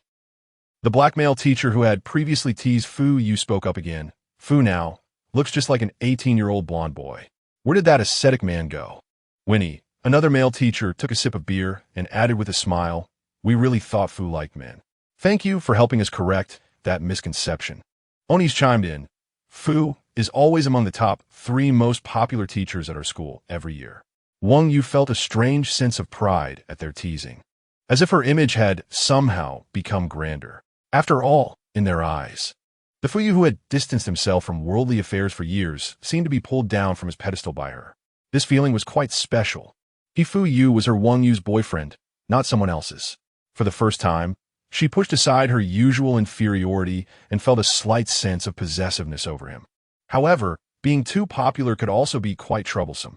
At that moment, a female teacher suddenly seemed to think of something a while ago. I heard from my student that a female student expressed her feelings to Fu and, after being rejected twice, actually climbed onto his balcony in the middle of the night. Everyone, including Wang Yu, was taken aback. No way. The black teacher stroked his chin. That seems a bit much. I don't really believe it. Everyone began to discuss whether this was a rumor or the truth, and Wang Yu felt a strange sensation in her heart. Could this really be true? He had never mentioned it to her. Having such a great time chatting? Soon, the male lead of the incident returned with a plate of bread and barbecue. Placing it on the tablecloth, he looked at Wang Yu. Did they say anything bad about me? We heard from May that a female student climbed onto your balcony in the middle of the night. Is this true? The black teacher asked on her behalf. Fu Yu's expression didn't change much. After a 2-second silence, he nodded gently. Everyone was stunned to hear him confirm the rumor, and Wang Yu was also a bit dumbfounded, staring at him with her mouth agape. This was just a rare accident. He sat down beside her, looking at her with a calm expression. After I clarified things with that student, I sent her home, and she didn't engage in any further inappropriate behavior, seeing that he openly clarified the truth. Everyone quickly moved on to other topics, while Wang Yu silently ate the barbecue, occasionally participating in their discussions, but for some reason, she didn't feel particularly cheerful. I'll go to the restroom. She quietly tugged at Fu Yu's sleeve as everyone raised their glasses to toast. I'll go with you. Fu Yu looked at her, gently touching her cheek. Do you know where it is? On the 2nd floor. Oni's wife told me before. I can find it. She stood up, watching her leave the lawn. Fu Yu frowned slightly. Fu. Oni's walked over to him, half squatting down. Does your little girlfriend still not know that you left Imperial College for her? He replied lightly. I haven't told her yet. Is it because you don't want her to feel guilty? Oni's pondered for a moment. I realize you really have protected her well. Fu, I feel like I don't know you anymore. Does love really change a man? I don't know. He shook his head. I don't know how others are, but for her, I am indeed willing to change myself. Oni's blinked his blue eyes and raised his hand to support his forehead. So, you are such a devoted person at heart. I don't think that's something to be ashamed of. He smiled lightly at Oni's, raised his glass, and stood up from the lawn, walking toward the villa. Wang Yu came out of the restroom, leaning against the railing in the hallway, gently sighing, not really wanting to return to the lawn immediately. She was starting to become a little ostrich again. Just a few days ago, she had told herself that if she encountered any problems in the future, she must remember to ask him and share her feelings, not to be timid and silent anymore. Just like now, she clearly wanted to know about that female student coming to find him, but she was still too embarrassed to say it. Even she felt that she was a particularly awkward and troublesome girl. Although her temper was good, she was a bit too timid. While she was lost in thought, she suddenly felt someone approaching her. Before she could turn around, a hand gently covered her mouth. She was startled, and when she recognized the familiar scent behind her, the owner of the hand half-dragged and half-hugged her into a room on the 2nd floor. Fu Yu quietly closed the door, pressing her against it. Wang Yu didn't know what he wanted to do, looking at him blankly. Why did you come here? He pressed one hand against her cheek, leaned closer, and whispered, Are you unhappy? She was stunned for a second, her cheeks gradually reddening. At this moment, he gently touched his forehead against hers and said, You promised me that you would always communicate clearly about everything and not keep everything bottled up, okay? He clearly knew that she had no resistance to the way he drew out his words. Under his gaze, after a long time, she finally reached out her hands and gently wrapped them around his waist, resting her head against his chest. You are mine. After holding it in for a while, her voice finally reached his ears in a muffled tone. After saying it, even she was surprised. Why would someone as peaceful as her have such possessiveness over him? Although she said this in a very soft voice, the room was so quiet that he must have heard it. Was she being too willful? Wang Yu did not see that after she finished speaking, his expression changed immediately. In the previous second, he was calm and composed, but in the next second, it turned deep and unfathomable. Baby, his Adam's apple rolled. He raised his hand and gently rubbed her back. I will take a minute to explain the situation with that female student. She is a student from another department who has audited a few of my classes. Later, she got my email from my students and sent me quite a few emails. She also expressed her feelings to me directly, and I rejected her in a more tactful way that wouldn't hurt her too much. His speech was faster than ever, but later, perhaps encouraged by those around her. She followed me home and climbed onto my balcony in the middle of the night. I happened to be working on a project that night and had not gone to sleep. After discovering her, I chose a more forceful approach and told her directly that I had a girl I cared about very much and that it was absolutely impossible for me to like another girl, let alone have any entanglement with my students. I didn't tell you about this because, first, I thought it was not worth mentioning, and second, I didn't want to give you any unnecessary thoughts. He lowered his head, cupping her face with his hands to look into her eyes, if possible. I want you to be carefree, and all the possible disturbances to our relationship should be handled solely by me. Wang Yu looked at him, wanted to say many things, but in an instant, she couldn't say a single word. Fu Yu's gaze dimmed, and he was clearly growing impatient for her response. He lowered his head and gently bit her lip. At first, he did not deepen the kiss, merely teasingly licking and sucking on her lips repeatedly. However, this half-kiss, half-lick sensation was even more exhilarating than a deep kiss. Wang Yu was already dressed lightly, and because she had played on the lawn earlier and got a bit hot, she had taken off her jacket, leaving only a thin shirt. She could feel the scorching heat of his hand on her waist through her clothes. Baby, do you want to try marking me with your exclusive mark? Unknowingly, the collar of her shirt had already been loosened by his hand, and she felt his breath slowly trailing down from her lips to her neck. With words like that, others would know that I belong to you. Her heart raced faster, and her breathing became more rapid. Just like he held her shoulders, not allowing her to refuse, and slowly left a small mark near her collarbone. Then he raised his head, his gaze filled with flames as he looked at her. Such a mark. Chapter 8. The Sweetness of Maltose, Part 2. When Wang Yu came out of the room on the second floor, her face was almost the same color as liver. It seemed that his lingering aura still remained on her skin, and she didn't dare to look down at the ambiguous mark on her collarbone. Although someone had just enthusiastically invited her to mark him and pledge ownership, no matter how he tempted her, she only buried her head against his chest, too shy to comply. He also stopped at just the right moment. After leaving the mark on her, he left some space and whispered sweetly to her, without making any further moves. When they reached downstairs, Fu Yu turned around and carefully buttoned her shirt collar, confirming that others could not see his recent masterpiece before slightly curling his lips. Xiao Yu. Huh? Are you feeling better now? Wang Yu was taken aback, biting her lip and gently nodding. He had always been honest with her, without deception. She had always trusted what he said and never left any knots in her heart. Even if I don't have your exclusive mark on me, it doesn't matter, he said leisurely while pinching her little chin. I will tell everyone I know that Miss Wang Yu is the only one who can freely control all my actions. I think I'm very self-aware and disciplined, easy to manage. Seeing her blush deeply, he teased her even more joyfully. Baby, you can restrain me as much as you want. I don't mind at all. Although she understood that there was humor in his words, Wang Yu also knew that he truly cared about her feelings, to the point of being willing to compromise for her. Hey you, she thought for a moment and murmured softly, I feel like this is not good.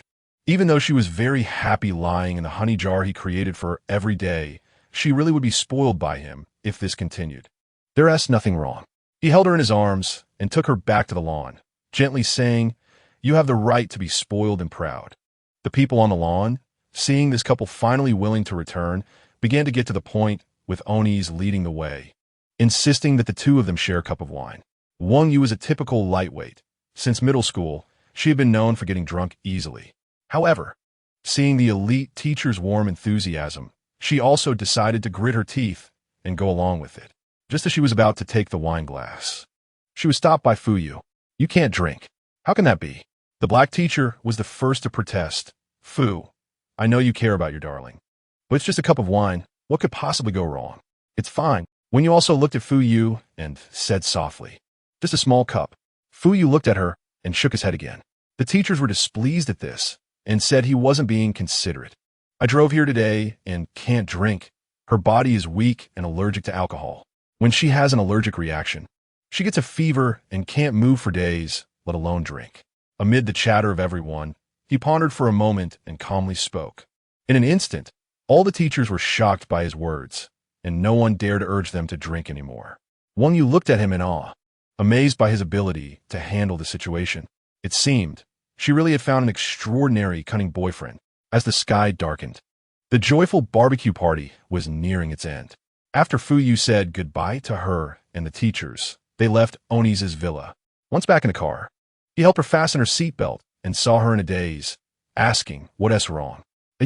Are you about to have a birthday?" She was puzzled as to why. At the end, the teachers all hugged and shook hands with him, and many even gave him gifts. "No," he chuckled lightly. "My birthday is in August on the 12th. Wang Yu, rarely thinking ahead, silently noted this important date in her heart. They gave me a gift to congratulate me on being single no more. He gently touched the little rabbit's puzzled face and affectionately kissed the corner of her eye. The farewell was solemn because they warned me not to become complacent after having you and to treat you well. The little rabbit actually believed it. So that's how it is. Just as we were saying goodbye, Oni's told me that he and the other teachers really like you. He raised his hand to start the car. Wang Yu blushed slightly, fiddling with her fingers. Really? After the vehicle moved steadily forward, he freed one hand to hold hers in his palm. They said you are very kind and praised me for finding a caring and thoughtful girl. Hearing him say this, Wang Yu felt a warmth in her eyes for a moment. It is said that when one is in a relationship, if the other person's friends approve of you, the relationship will go more smoothly. She remembered how, when she was with Yin Xiao, his friends had repeatedly mocked her in front of her, saying she was scheming and trying to climb the social ladder, treating her very poorly. However, Fu Yu's friends had never looked at her through colored glasses. They not only respected and accepted her, but also sincerely treated her as a friend. This made her feel that their relationship was blessed and supported. In the quiet carriage, she suddenly wanted to tell him this. Thank you. Thank you for everything you brought me, filled with warmth and strength. Baby. Fu Yu understood and smiled, tilting his head to look at her. Do you really want to thank me? She obediently replied, only to realize that there seemed to be some deeper meaning in his smile. Then before we go back to Shanghai under the moonlight, will you accompany me to a place? Fu Yu's initiative and execution were truly remarkable. After resting at home for a day, he ruthlessly left behind the troublemaking trio and took his little rabbit away from their London home. After boarding the train from the London station, when you remember to ask him where they were going this time, Land's End, he raised his hand to pour her a cup of coffee, letting her hold the cup to warm her hands, which is the end of the land. She had only heard that China's Land's End is a famous coastal tourist area in Sanya, Hainan province, where it is said that if a couple walks together to the Land's End, they can have each other for a lifetime. So, would the UK's Land's End be the same? When you see it, you will know what it's like. He let her lean on his shoulder, covering her knees with a blanket. It's my first time too. However, I've heard it's at the end of the land. It should be beautiful. He gently touched her hair again. You should sleep for a while. We might take some time on the road. When you had already become familiar with being close to him these past few days. At this moment, leaning against his shoulder, she looked forward to the beauty of Land's End. With the rumbling sound of the train, she unknowingly fell asleep peacefully. They traveled all the way to Penzance train station, located at the southernmost point of British Railways. He then took her to the bus stop to catch the number 1 bus. Riding through the pastures, they got off the bus and followed the map for a while before finally seeing the cliffs by the sea. I found it. Wang Yu quickly ran to a corner of the cliff, pointing at a white wooden sign and waving at Fu Yu. This marks Land's End. It must be the end of the land in the UK. Come over here. He looked at her excited, bright eyes, and quickly walked over, adjusting her hat and tidying her wind-blown hair, wrapping her in his arms. It's windy. Lean on me. The weather isn't great today. She leaned against him, holding the camera in her hand, and sighed with some regret. It's so foggy. I can't take clear pictures. Just a moment ago on the bus, she saw photos taken by other tourists who had come here, when the weather was good, the entire coastline connected with the sky, and it was incredibly beautiful. However, even if the weather was not favorable today, the three white cliffs standing in the blue sea, with the waves crashing violently, were still spectacular. "Did you see any ship anchors when we were walking here?" he asked her in her ear. Wang was so absorbed in the scenery that she thought for a moment before replying, "Yes, I saw several." When Chinese people mention Land's End, they think of the farthest destination reachable by travelers. But for the British, Land's End is the starting point for ships embarking on long voyages. He said this with a low laugh. "Standing here, doesn't it feel like there's a desire to set sail?" She nodded vigorously, letting the sea breeze brush against her face, sincerely exclaiming, "I really like it here." The 200-foot granite cliffs extending into the Atlantic Ocean, just looking at them, one would surrender to such magnificence. Every place he brought her to indeed had a charm that deeply imprinted in her mind.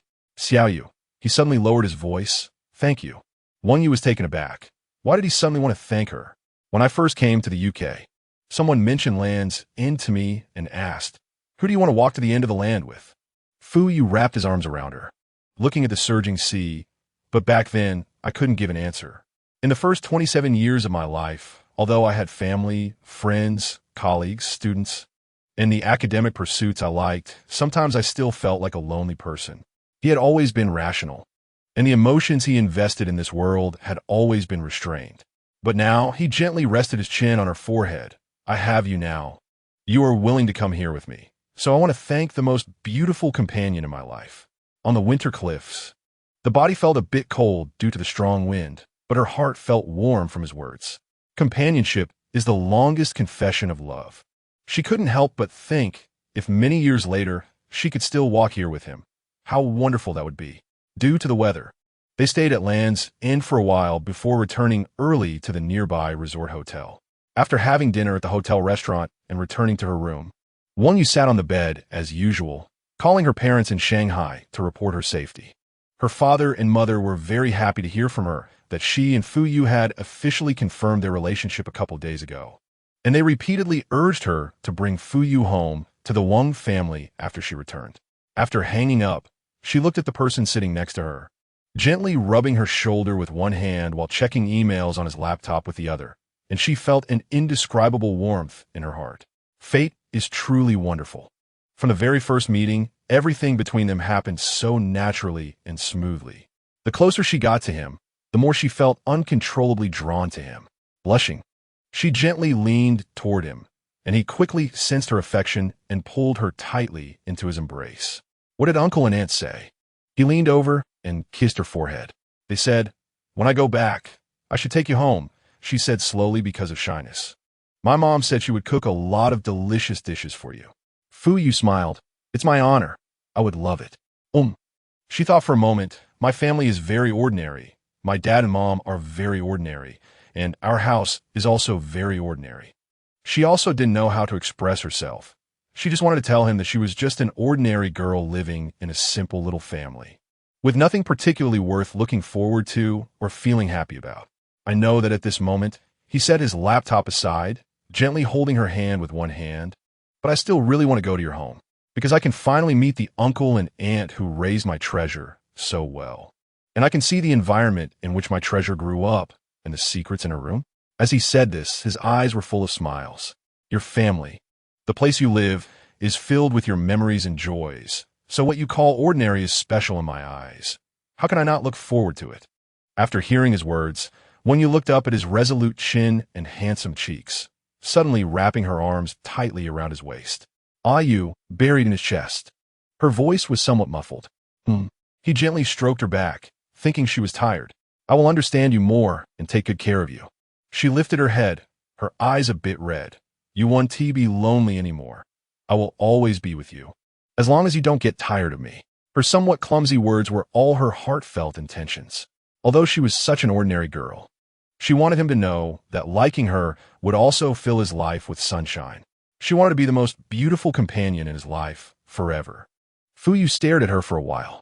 "Baby," his voice was somewhat hoarse. She looked at him blankly. Did he not like what she said? "I am sorry." As he said this, he turned his head and kissed her lips heavily. I really don't have enough self-control when it comes to you. She was originally lying in his arms, but in an instant, she was pressed under him. His hands were like electric currents, repeatedly rubbing against her waist, scorching her mind. This kiss was different from all the previous ones, like a tsunami sweeping over, filled with reckless heat and power. Fu Yu fervently sucked on her lips, even using his teeth to gently pull her little tongue out and into his mouth. Wang Yu was tormented by his ambiguous and intimate kiss to the point of almost suffocating, breathing softly, her face flushed. After kissing her so intently for a while, his gaze dimmed, and suddenly he slightly lifted himself from her.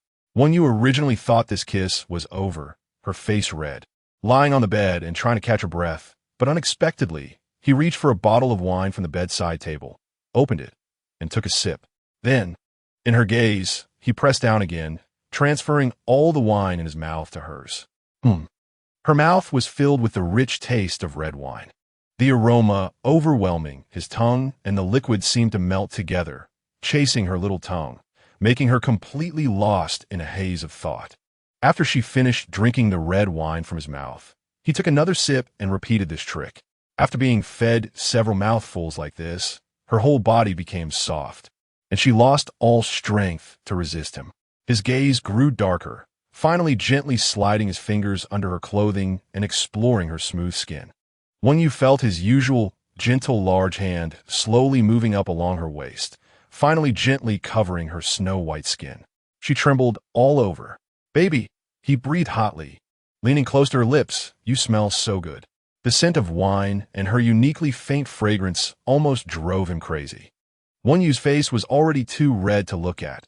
She had never experienced anything like this before. Subconsciously, she felt that he had become unprecedentedly dangerous, shedding his usual gentility, more like a hunter waiting to pounce.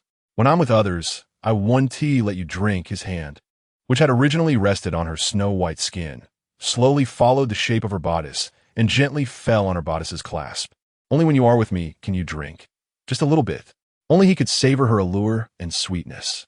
A man's feelings often express themselves from language to desire. Wang Yu didn't understand the feelings and passions he had at that moment. She was just so shy that she was about to cry, feeling all the sweat on her back and palms. "Baby, is the red wine good?"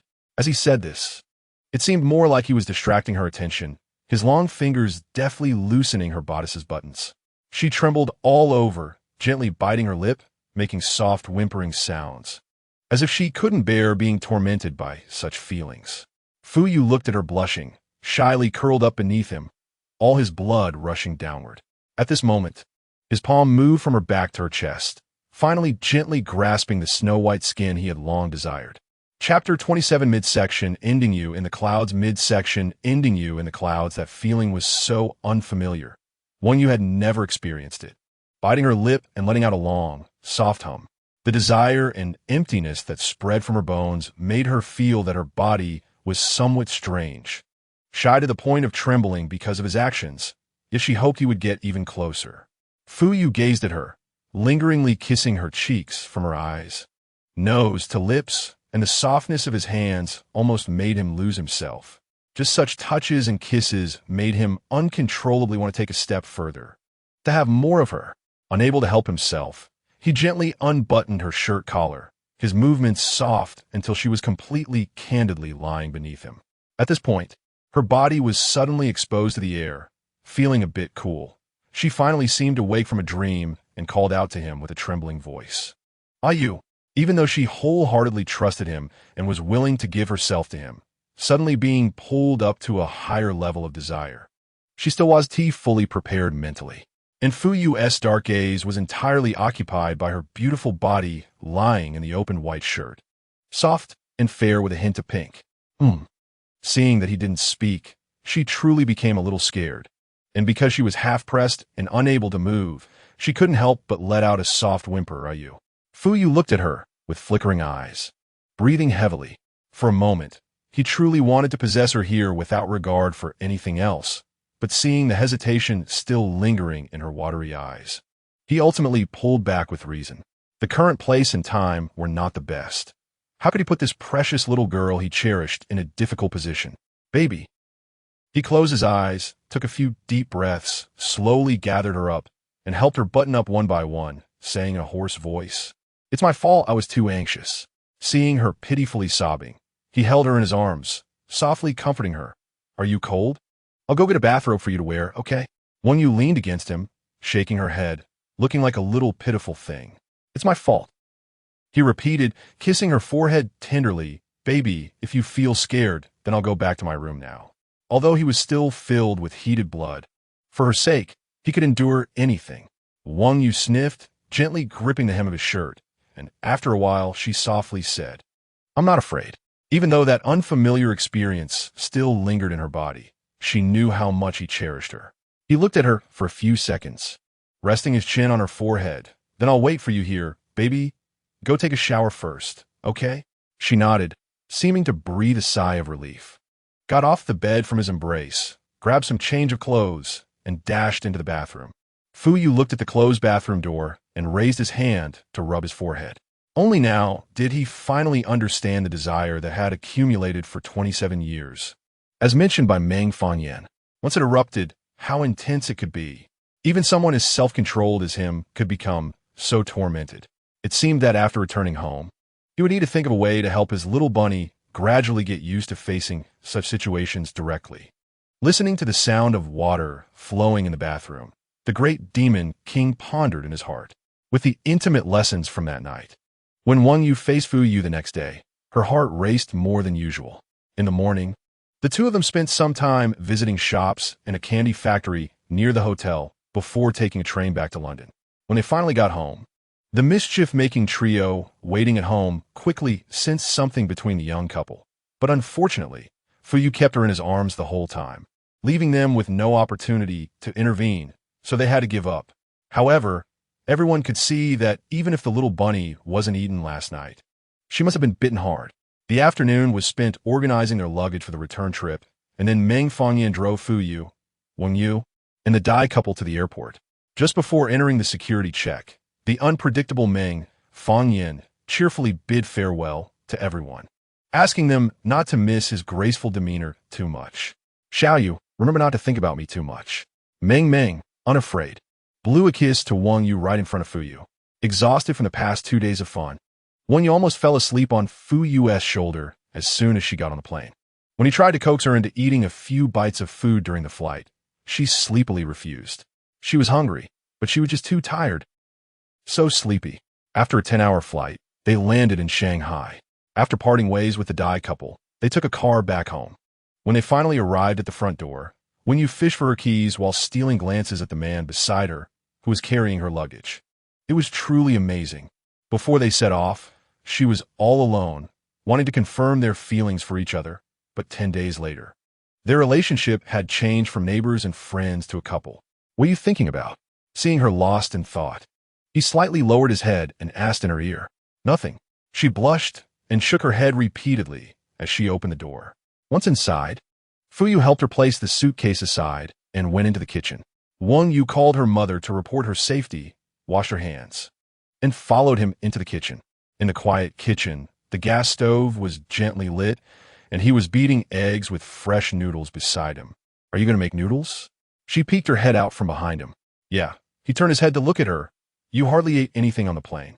Wang Yu's heart warmed as she looked at his gentle profile while he spoke, unconsciously leaning against him.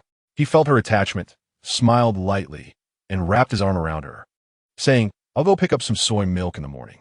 "Okay." She nodded. "I miss it too." He kissed the corner of her eyebrow. "Shall I pick you up from work at the airport tonight?" Wang Yu was taken aback. Her face quietly reddened. "It's too far, and it will be hard for you to come over." "It's not hard," he said. "After picking you up, we could go to Uncle and Aunt's house for dinner, okay?" With such an atmosphere in his words, she felt as if they had been together for a long time. "Okay." Tempted by his charm, the little bunny immediately waved the white flag. After a 10-day-long vacation, when you felt somewhat unaccustomed to going back to work, in her mind, the happy times in England were still fresh, and someone's handsome face kept appearing. What was he busy with at home? Did he pick up the soy milk? Would it be congested when he drove over tonight? Her mind was filled with thoughts about him, and just thinking about seeing him after work made her really happy. The feeling of hoping every minute would pass a little faster made her wonder how she had become so clingy. after finally enduring until the end of the workday. Zhou Ruo, who was even more excited than her to see her crush, dragged her along, one hand pulling the suitcase and the other pulling her, dragging her out to the airport's main entrance. Hey, is that your boyfriend? While she was still looking for Fuyu, Zhou Ruo tugged at her arm, signaling her to look to the left front. In her line of sight, Fuyu was dressed casually, wearing a familiar faint smile, walking towards her step by step. Calling her name, Xiaoyu. Oh my God. Amidst her racing heart, Zhou Ruo beside her held her face in awe, her voice trembling. Wang Yu, how much good karma did you accumulate in your last life to find such a man? Do you know he is even more handsome than my favorite star? Fuyu quickly walked up to them, took the suitcase from Wang Yu's hand, and naturally greeted Zhou Ruo. Hello, you're Xiaoyu's colleague, right? I'm Fuyu. Hello, handsome. I'm Zhou Ruo. Zhou Ruo's eyes sparkled. Are you really Xiaoyu's boyfriend? Are you sure she didn't force you with a knife? Fuyu chuckled softly. Pulling the blushing Wang Yu into his arms, I pursued her. Having such a silly and cute girlfriend like Xiao, you must be tough on you. Zhou Ruo was so envious that her eyes almost popped out. Handsome, you really have unique taste. Too flattering. Fuyu raised an eyebrow, his voice soft. Although she could be a bit confused at times, she's not hard to handle. Zhou Ruo was captivated by his voice and face, continuing to chat excitedly with him, while Wang Yu blushed as she listened to their conversation, feeling that many colleagues and strangers passing by were also continuously staring at Fuyu. It was the first time appearing in public with him, and her boyfriend attracted attention like a celebrity. She really felt overwhelmed. Perhaps seeing that his little bunny was about to drown in envious gazes, Fuyu nodded to Zhou Ruo, smiling calmly. Xiaoyu and I are going to her parents' house today. We'll invite you to dinner another day and chat slowly. Okay. Zhou Ruo touched her nose, immediately understanding, and waved goodbye to them. After putting the luggage in the car, Wang Yu sat in the passenger seat, her heart still racing. Fuyu noticed and reached over to pat her head. Are you tired today? Is the jet lag still hard to adjust to? She silently glanced at him, not tired.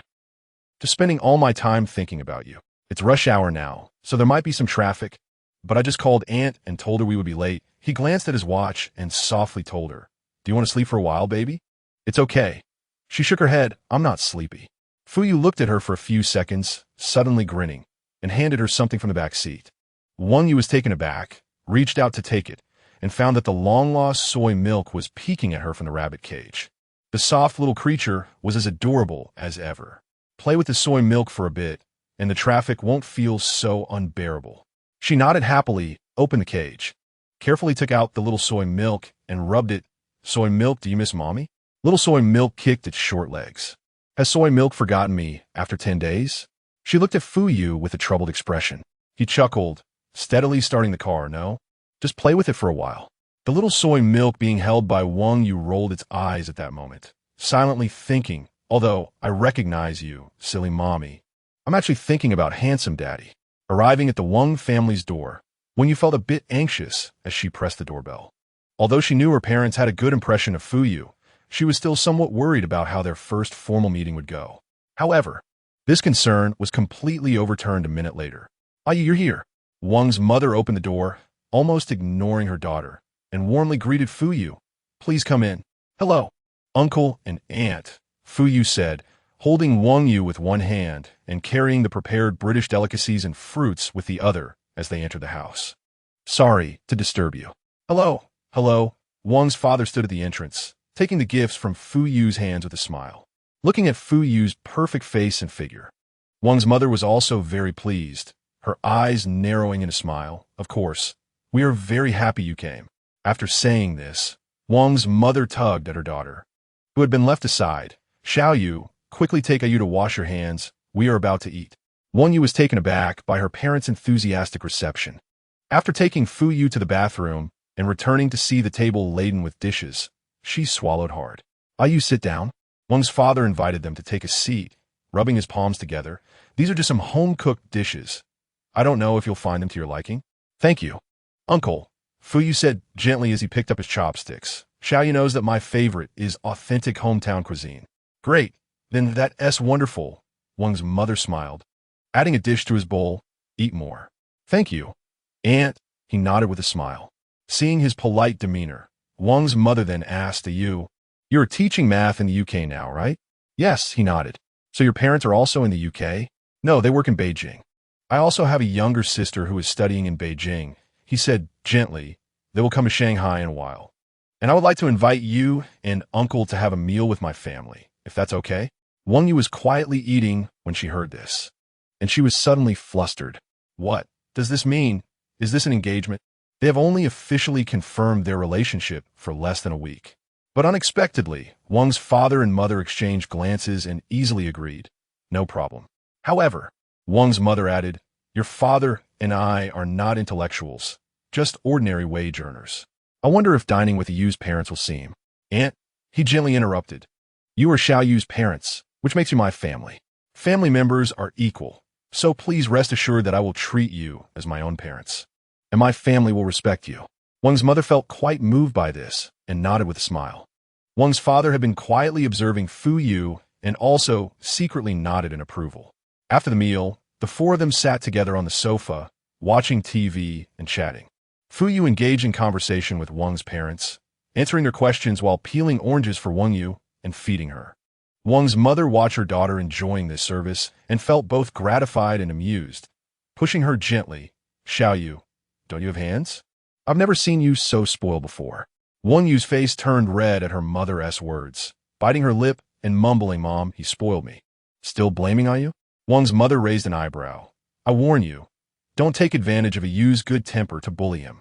Wang Yu felt like crying without tears. Glancing at Fu Yu's half-smiling expression, thinking to herself, what kind of magic does he have that even my doting parents are not on my side? Fu Yu had an elegant demeanor and exceptional conversation skills, making Wang's parents more and more fond of him, especially Wang's mother, who was smiling so widely her mouth could hardly close. Wang Yu thought her parents were happily selling their daughter, but unexpectedly, just before she and Fu Yu were about to leave, Wang's father asked Fu Yu to follow him to the study for a moment. Mom, Wang Yu whispered, watching Fu Yu and her father disappear behind the study door. What does Dad want to say to you? Wang's mother glanced at her. Are you worried? Wang Yu felt embarrassed as her thoughts were exposed. Wang's mother then pulled her to sit on a chair near the entrance, as the head of the family. There are some things that he must say. In the past, when you were with Yin Xiao, although he was not a bad person, he was ultimately influenced by his environment and hurt you. We were afraid that mentioning him would make you sad, so we never dared to bring it up. But now that you've met a humble and peaceful good boy like Ayu, we are very happy. Wang's mother patted her shoulder. Xiao Yu, you can see that we all like Ayu. Earlier, when we talked to him on the phone, we felt he is a particularly good and thoughtful child, which is hard to find in today's society. So we tacitly accepted that your relationship progressed quickly. However, we are still your support and pillar. While we are happy that you have such an excellent boyfriend, we also have concerns. It is precisely because he is so good that we worry you may not be able to keep up with him. Mom can sense that you have invested deep feelings this time, so we hope to avoid any bad outcomes. Wang Yu listened, feeling a slight sting in her nose. Therefore, even though he has given us very serious promises, your father wants to give him a reminder. Wang's mother stroked her hair. Our family is not a wealthy family. Your father and I only wish for you to marry someone who is suitable and stable, living without worries and not having to change yourself for anyone. Mom, Wang Yu squeezed her palms, desperately holding back the tears that were welling up in her eyes, and reached out to hug her mother's neck. Her parents were the ones who understood her best in the world, the ones who treated her the best. They would always silently protect her, seeing her innermost sadness and joy. All right, what will Ayu think if he sees you like this? Wang's mother laughed as she patted her back. Ayu really has it tough, having a girlfriend who acts like a child. You need to remember to help him more in the future. Don't let him get too tired and be considerate of him. Wang Yu nodded in agreement, still holding on to her mother. After an unknown amount of time, the study door opened, and Fu Yu and Wang's father walked out, both looking at the scene on the sofa with a mix of laughter and helplessness. Come on, Ayu. Quickly take her back. Wang's mother pretended to be annoyed as she patted Wang Yu's back, pulling her up and gently pushing her towards Fu Yu. All right. Fu Yu looked at his little girl with red eyes and reached out to pull her into his embrace, gently wiping the tear stains from the corners of her eyes with his fingers. Let us go home, okay? You have to get up early for work tomorrow. She felt his fingertip gently brushing her eye corner, and the tears that had initially stopped suddenly fell more fiercely. Oh dear! Wang's father and mother both laughed. Ayu, don't you think you brought this upon yourself? You've spoiled her into this whiny state. Can you handle it when she pouts at you like this?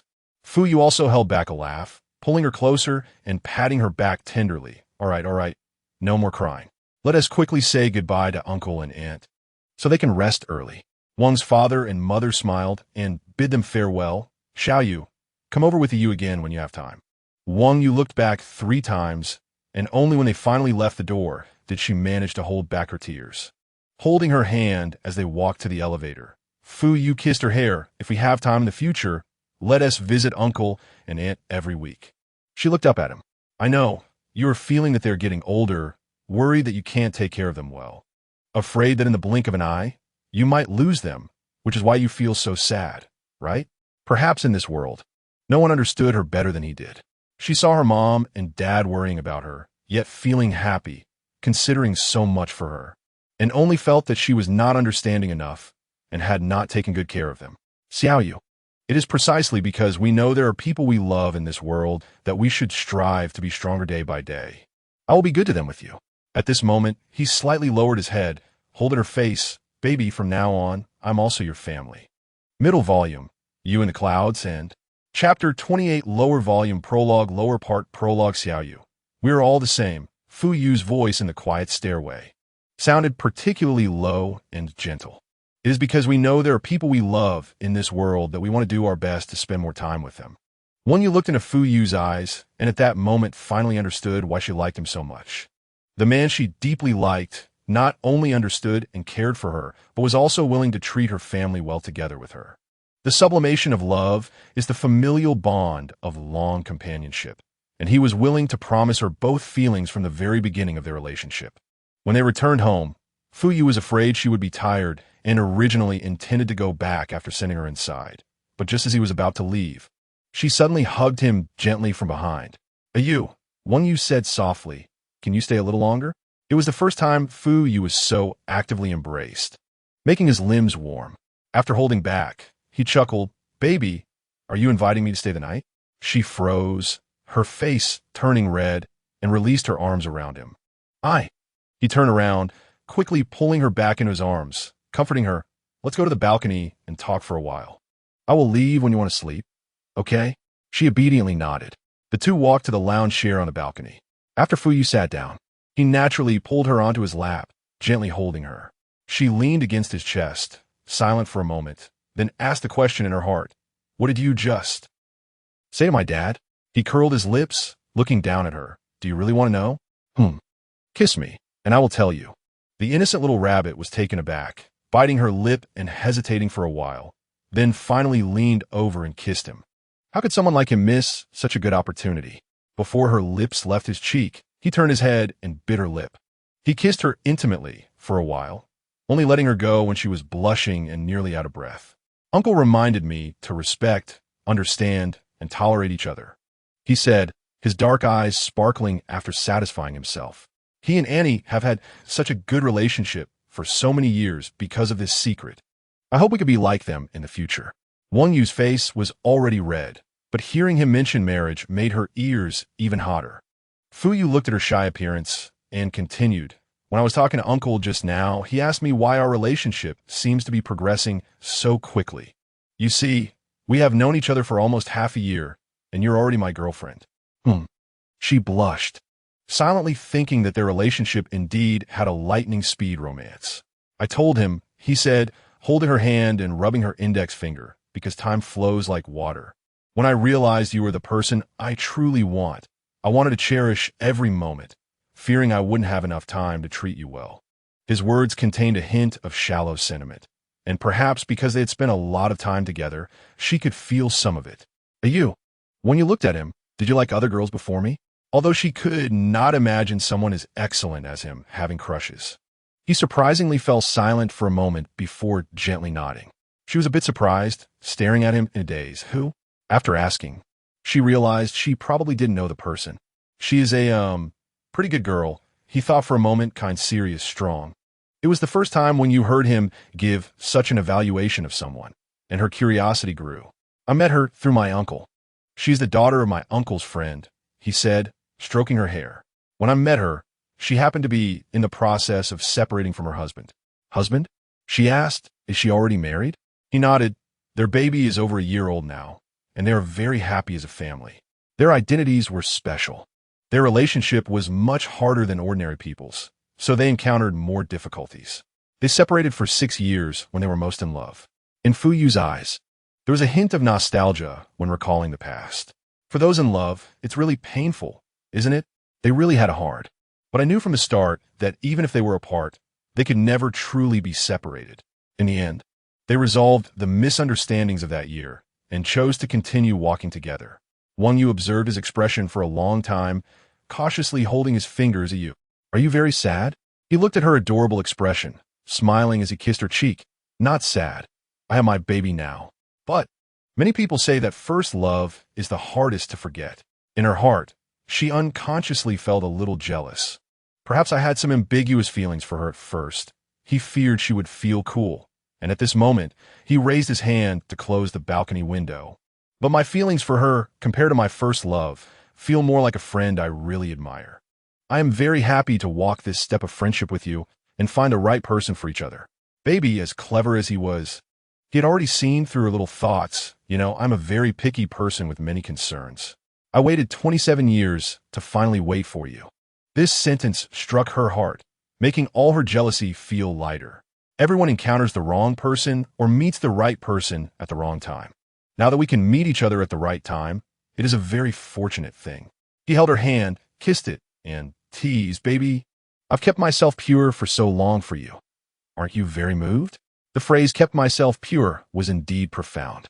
Wang Yu blushed and poked his chest with her finger in protest, then suddenly looked up at him seriously and cautiously. Hey, you, I want to ask you a question. He quietly looked at her. Why is it me? Why is he so good to her, understanding her warmth and coldness? Being so considerate of her feelings? Such a perfect person, why is he so certain that she is the right person for him in this life? My feelings for you have never had a reason from the beginning to the end. Under the night sky, he intertwined his fingers with hers, saying each word to her. Perhaps it was that glance at Chun Hanxin's wedding that made him remember her figure. Perhaps it was later by coincidence that he became her neighbor and began to remember her. Perhaps it was seeing her fragile when she was sick that made him feel pity and love. Perhaps it was when she was sweating while cooking for him that warmed his heart. Perhaps it was simply liking her pure and joyful smile while eating the cake he made. So, that's why I started to care about her, to look after her. That's why I wanted to know her better as I grew closer to her. That's why I followed her all the way home when I anticipated her failure in her first love. That's why I wanted to sing to her, to help her sleep peacefully. That's why I tried everything to make her happy. If there are reasons for liking someone, why must he be so obsessed and oblivious? Wang Yu, this math problem in my life has only one solution. He lowered his head and kissed her fingertips. You solved it. So the answer is you. Chapter 1. The Approaching Summer. 1. Wang Yu felt that even on a cloudy day, her mood was incredibly good. She knew that Fuyu's vacation in the country was 3 weeks long, and after 3 weeks, he would return to the UK to continue his classes. So every day, she just wanted to spend as much time with him as possible, even if Wang's father, Wang's mother, and Zhou Ruo teased her for being clingy. Even she didn't know when she became so thick-skinned, and he, on the other hand, was happy to see her being so clingy and spoiled. As an undisputed good gentleman, he would make her breakfast every morning, take her to the airport, and wait for her at the airport gate in the evening to take her home. Considering Wang Yu was worried that some colleagues might become jealous seeing him, they agreed that he would wait for her in a corner of the airport where there were fewer people. He naturally understood that too much attention would bring her trouble. So he kept his promise. Therefore, Zhou Ruo, who was infatuated with the male god, expressed her dissatisfaction with Wang Yu's act of hiding a beauty by showing her middle finger. After returning home from the airport, sometimes she would make dinner while he made dessert, and sometimes they would go out to eat at a restaurant. On Friday night, on their way home, he took her to try a newly opened Japanese restaurant in Pudong. After eating, the two didn't rush home, but held hands and strolled along Binjiang Avenue. Xiaoyu, let's walk to the railing by the Huangpu River. They enjoyed a moment of silence together. He suddenly said softly, why don't you ask me about my family? Wang Yu was taken aback, stammering, I wanted to ask, but I was afraid you wouldn't want to answer. How could I not want to? He chuckled lightly. Silly girl. The one called Silly blushed again. Why could he make even the word silly sound so charming? What was up with that?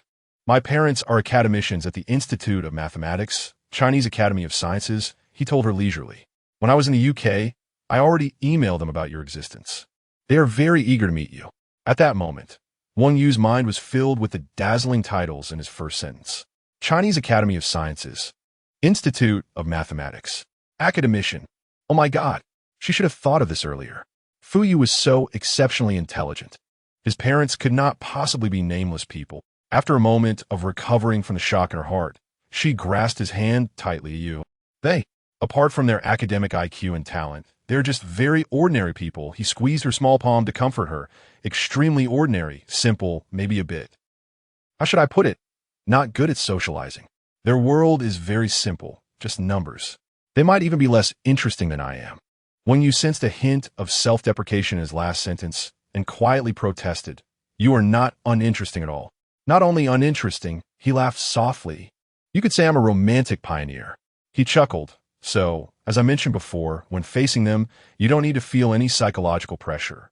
They rarely disciplined me growing up and won team medal in my life. They think that as long as I like it, that's the best. Sweetheart, don't worry. They will really like you. He wrapped his arm around her shoulders and whispered in her ear. Okay, she listened silently in her mind. He looked at her expression, which was slightly anxious yet trying to remain composed, and found it incredibly cute. He then leaned in and kissed her earlobe. When you felt a bit ticklish and shyly changed the subject. So, you have a sister, what is she like? Fu Yu slowly stopped moving. She is a little demon. Wang Yu was taken aback. Very mischievous? Very. He seemed to recall something, sighed helplessly, not very good at studying. Loves to bounce around outside all day, has a ton of friends, and changes boyfriends faster than she changes clothes. This is her picture, Fu Yu said, taking out his phone, pulling up his sister's WeChat profile picture, and handing it to Wang Yu. She leaned over to take a look and couldn't help but exclaim, She is so beautiful. A stunning girl, with a smile like a flower, radiating youthful energy. So, genes determine everything. Having such outstanding looks for both children is quite remarkable. Because of this, her playful side is even stronger. He put away his phone, but fortunately, she hasn't done anything particularly outrageous yet. The girl is still fundamentally good. I set rules for her, making her send me an email every week to report on her daily life. He rubbed his brow, patiently explaining, my parents don't have time to manage her. And although I'm not by her side, my words can still exert some restraint on her. When you looked at the hint of affection in his eyes and thought that they must have a good relationship, she then cautiously asked, Do you, will she think that I took you away from her? He raised the corners of his mouth with meaningful intent. What she thinks in her heart really can't be hidden from you. She won't. He slowly smiled. When she calls me, she always likes to criticize me for being too boring, that no girl would like me, and even shouts about wanting to introduce a girlfriend to me. So, sweetheart, he reached out to touch her cheek. If my sister sees you willing to be the girlfriend or even future wife of this boring and troublesome man, she'd probably be too grateful to even express it. So, the male god is actually despised by his younger sister at home. Wang Yu's face turned beet red, and for a moment, she was at a loss for words. Because Wang Yu didn't have to work the next day, they lingered on Binjiang Avenue for a long time before leaving. By the time they returned home from Pudong to Puxi, it was already past 10 in the evening. They came out of the underground parking lot, went to a nearby convenience store to buy some snacks, and planned to snuggle on the sofa and watch a movie together. Wang Yu was excitedly talking to Fu Yu about her favorite movie star's new film when the elevator door opened, and she saw two towering figures blocking her doorway. Chen Huanxin in a black dress and Zheng Yunji in a white suit were both crossing their arms, glaring sharply at her, and at Fu Yu beside her. She was done for. In the heat of her romance, she had not only hidden her trip to England from these two black and white duo, but even forgot to update them on her recent situation. She was really going to kneel this time. Zheng Yunji revealed a set of snow-white teeth, smirking as she said, Little Peter Pan, good evening. Wang Yu felt that her name, coming from her mouth, was pronounced one word at a time. In her trembling gaze, Chen Huanxin, standing next to Zheng Yunji, actually took a few steps toward her. When you thought she was going to reach out and hit her, and instinctively immediately hid behind Fuyu. It's been a long time since we last met. Chun Huanqin looked at them, her tone melancholic, little Peter Pan. Fuyu. Wang Yu was stunned. How could Chen Huanqin know Fuyu's name? She remembered she never mentioned it. Good evening. The big devil, standing in front of his little rabbit, comfortingly held her hand, meeting Chen Huanqin's sharp gaze unflinchingly. Mrs. Ku. They actually know each other. Wang Yu felt as if a thunderbolt had struck her from above, splitting her in two, shattering her. Upon entering the house, Wang Yu dragged her weary and heavy steps to the kitchen to pour 2 glasses of water, returning to a living room where the atmosphere was as tense as before World War II. On the dining table sat Chen Huanqin and Zheng Yunji side by side, while Fuyu sat across from them. Xin, Jiji. Wang Yu weakly handed them the cups. Why didn't you call me before coming? Because we didn't have time to call. Zheng Yunji extended her slender finger, speaking in a teasing manner. If we didn't make a surprise visit, how would we know you were secretly hiding a man at home? If we hadn't barged in, your child would probably be old enough to buy soy sauce by now. Wang Yu was left speechless, knowing she had committed a serious offense. Standing stiffly by the dining table with a mournful face, seeing his little rabbit being bullied, Fuyu's eyebrows subtly furrowed, and he reached out to hold her hand gently, saying softly, Xiaoyu, you go read in the bedroom for a while. I'll chat with your friends. She looked at him timidly. Go on, he chuckled softly. Don't worry, I'll be polite. I'll call you when we're done. Okay? When you thought about it, she didn't have the confidence to confront these 2 fierce women right now and would only add trouble for Fuyu. So she could only go to the bedroom with her head down. Chen Huanqin and Zheng Yunji observed their interaction, their eyes flashing. You two, how long have you been together? Watching when you disappear into the bedroom, Chen Huanqin finally spoke with a blank expression. Half a month, he replied calmly. Looking back at Chen Huanqin, we met last December when I returned home for the Christmas holidays and coincidentally discovered she had moved in next door. Only half a month? Zheng Yunji raised an eyebrow. In half a month, you fooled her so much that she kept the relationship from us?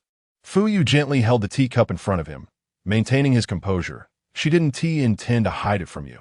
She's introverted, emotionally slow, and just went through a failed relationship. At first, she wasn't even clear about her feelings for me. She gradually realized them during our time together. Fuyu, you really know how to charm a girl, Chen Huanqin said with a sharp smile. If I hadn't heard from Dan Yi and Dai Zhongru about you traveling together in the UK, we probably would still be in the dark about Xiaoyu being taken to meet your parents. I just met her parents a few days ago. He said shamelessly soon. I'll also take Xiaoyu to meet my family. Chen Huanqin frowned in anger. Let me tell you, don't think Xiaoyu is easy to bully. As long as we don't agree, even if she goes to the Civil Affairs Bureau with you, we'll bring her back. Mrs. Ku, I find it puzzling. Fuyu lightly tapped the table with his knuckles. You keep saying I'm deceiving or bullying Xiaoyu. What reason do you have to draw such conclusions? Zheng Yunji shook her head, sneering, because we believe that a man like you can have any girl he wants. You know she is innocent and kind. So you plan to play with her and then toss her aside? Fuyu lowered his gaze, then raised it with undeniable determination. I understand that your criticism of me is out of protection for Xiaoyu. Please believe that my feelings for her are no less than yours. The person who least wants to see her sad is me. I appeared in her life when she was at her lowest.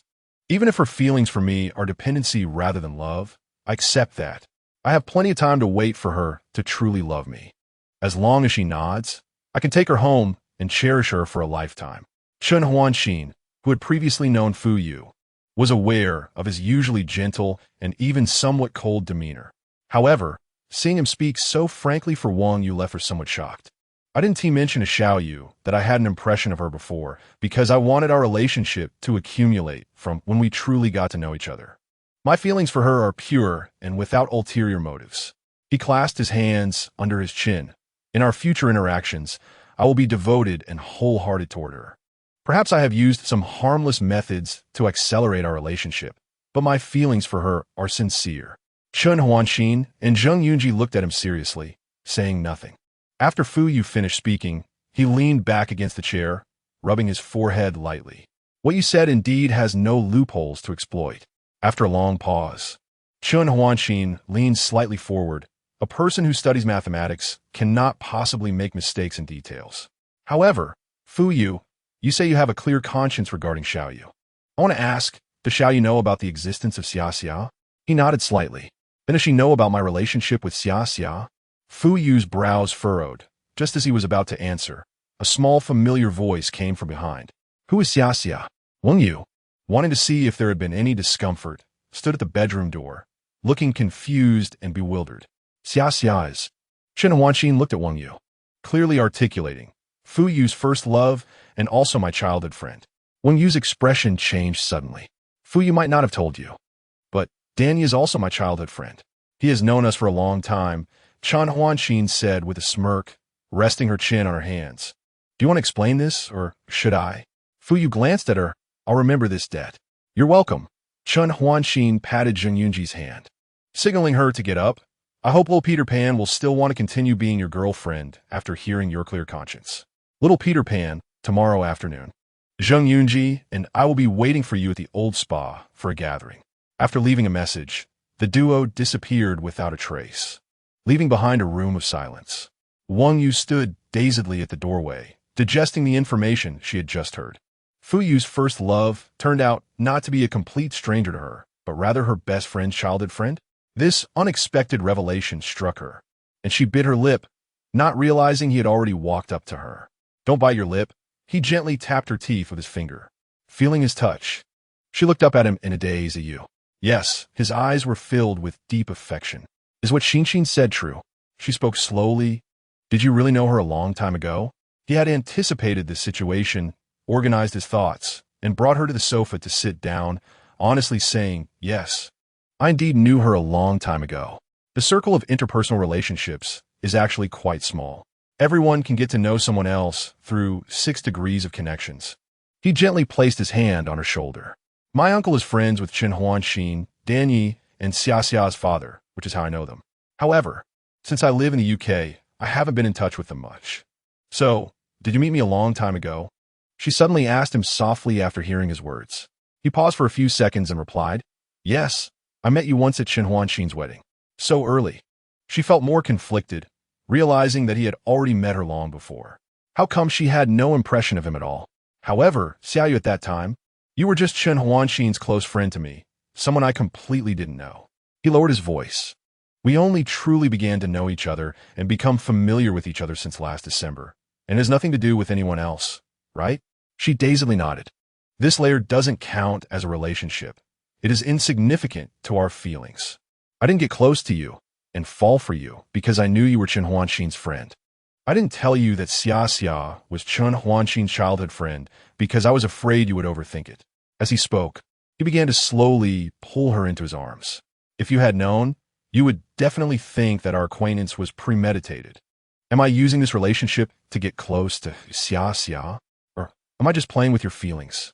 When I was in the UK, I told you that any existence that could interfere with our relationship, I would block it before you knew about it.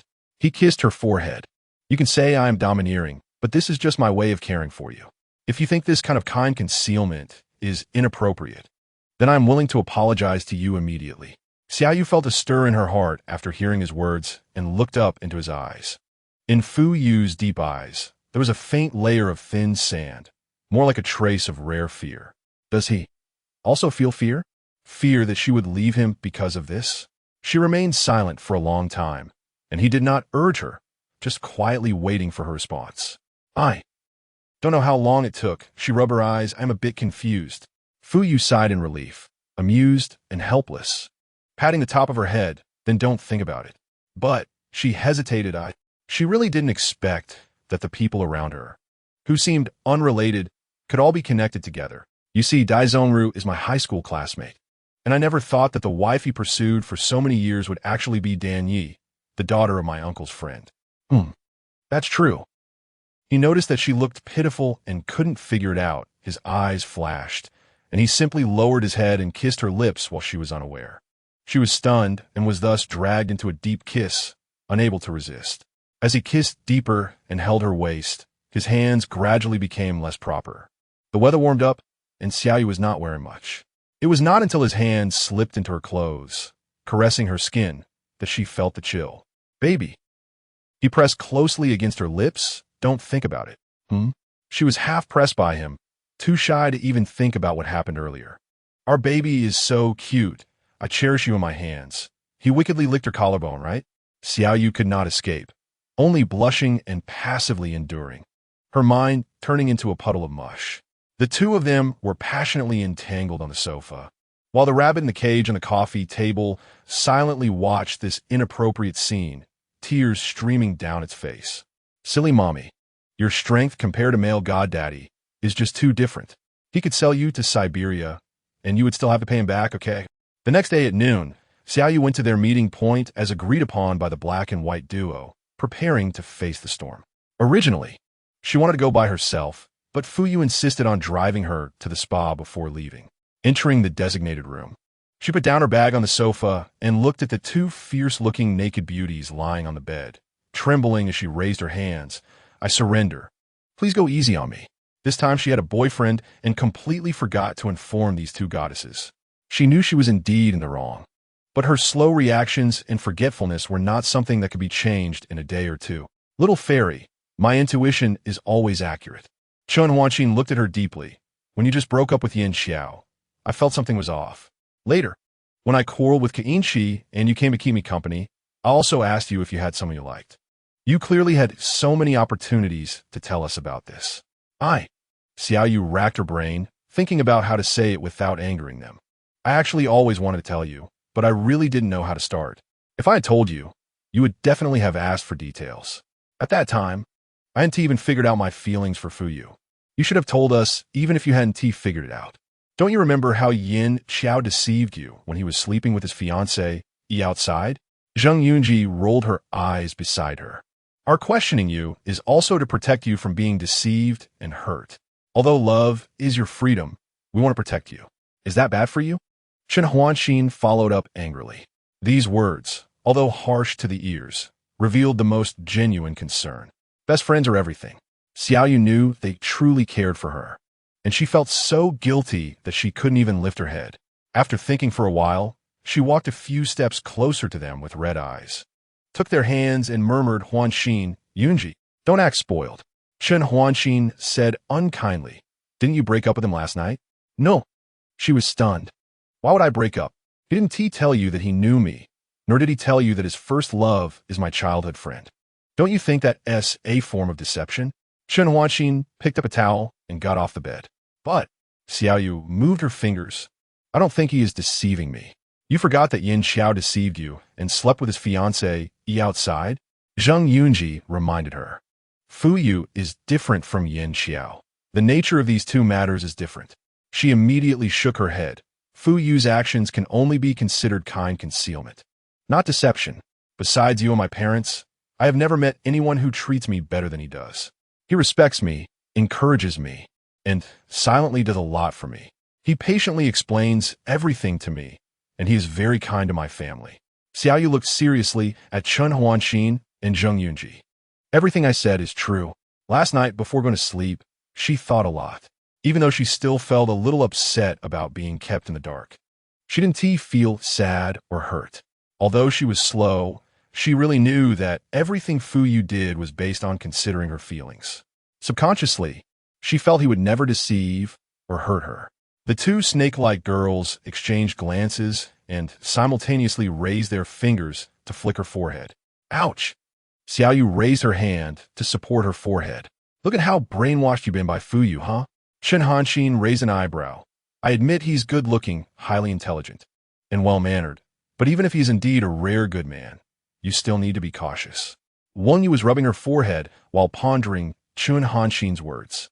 Wait a minute, from this tone, does Chen Hanxin admit to their relationship? Regardless, we know you're currently consumed by lust and can't possibly break up with Fuyu. Zheng Yunji snapped her fingers, pretending to be serious as she warned her. However, he's still in the observation period at school, so if you notice any problems, you must report to us immediately, understood? Wang Yu learned to be clever and immediately replied, I will definitely report to you two on time. The three of them were discussing women's topics while doing spa treatments, and time passed quickly. After they finished bathing and were getting dressed in the changing room, Chen Hanxin was texting her husband while poking Wang Yu next to her. Little Peter Pan, I just calculated that your man's IQ is probably more than 10 times yours. When you put on her coat and paused, are you insulting me? You're overthinking it. Chen Hanqin smiled and patted her cheek. Zheng Yunji turned her head away in despair. But seriously, Chen Hanqin suddenly became serious. With such a man by your side, don't you feel insecure? I want to ask that too. Zheng Yunji leaned in. Insecurity. When you thought for a while, looking at them in confusion, why would there be insecurity? Chen Hanqin and Zheng Yunji looked at her speechlessly, probably thinking she didn't even know the meaning of insecurity, so they stopped asking further. After the three of them walked out of the changing room, Wenyu just took out her phone to call Fu Yu and tell him she was going home when she spotted a familiar figure standing by the cash register ahead. The girls in the spa were excitedly pointing at that figure. "Are you?" she tentatively called out. The person turned around upon hearing her voice, smiled, and walked towards her. The surrounding girls, who were originally watching, were instantly captivated by his smile. "What are you doing here?" Wenyu blushed with joy, speaking incoherently. "I thought you were at home." As he got closer, she noticed that his coat was completely soaked. "Why are your clothes all wet? Did it rain outside?" "I was waiting for you in the nearby parking lot, but suddenly it started raining." Fuyu looked at her, gently explaining there was no umbrella in the car, "and I walked quite a while before I could buy one, and then rushed over here, afraid you would finish early and get wet on your way out. You'll catch a cold like this." When you felt her heart melt at his words, her nose slightly tinged with sourness. "I'll go ask the staff for a towel." "It's okay. I have one in the car." He patted her head. "Are you hungry? I bought some ready-to-eat food at the supermarket. It's in the car, along with your favorite Yakult." She looked at his drenched coat, bit her lip, and gently hugged his waist. Although she knew that not only Chen Hanqin was watching, but also the envious gazes of the staff, she really wanted to be affectionate with this man who cherished her. All the little frustrations in her heart vanished at that moment. She truly felt that no matter what happened, she wanted to be with him. Fuyu saw her acting cute, his eyes filled with smiles, softly saying, "Don't get your dry clothes wet, okay?" Chen Hanqin watched the two oblivious to their surroundings like a couple in a romantic drama, and finally couldn't help but speak with a straight face. "Now I finally know why she isn't afraid of insecurity. Fuyu treats her like a rare treasure. Who wouldn't he feel secure being pampered like that?" "I see it too."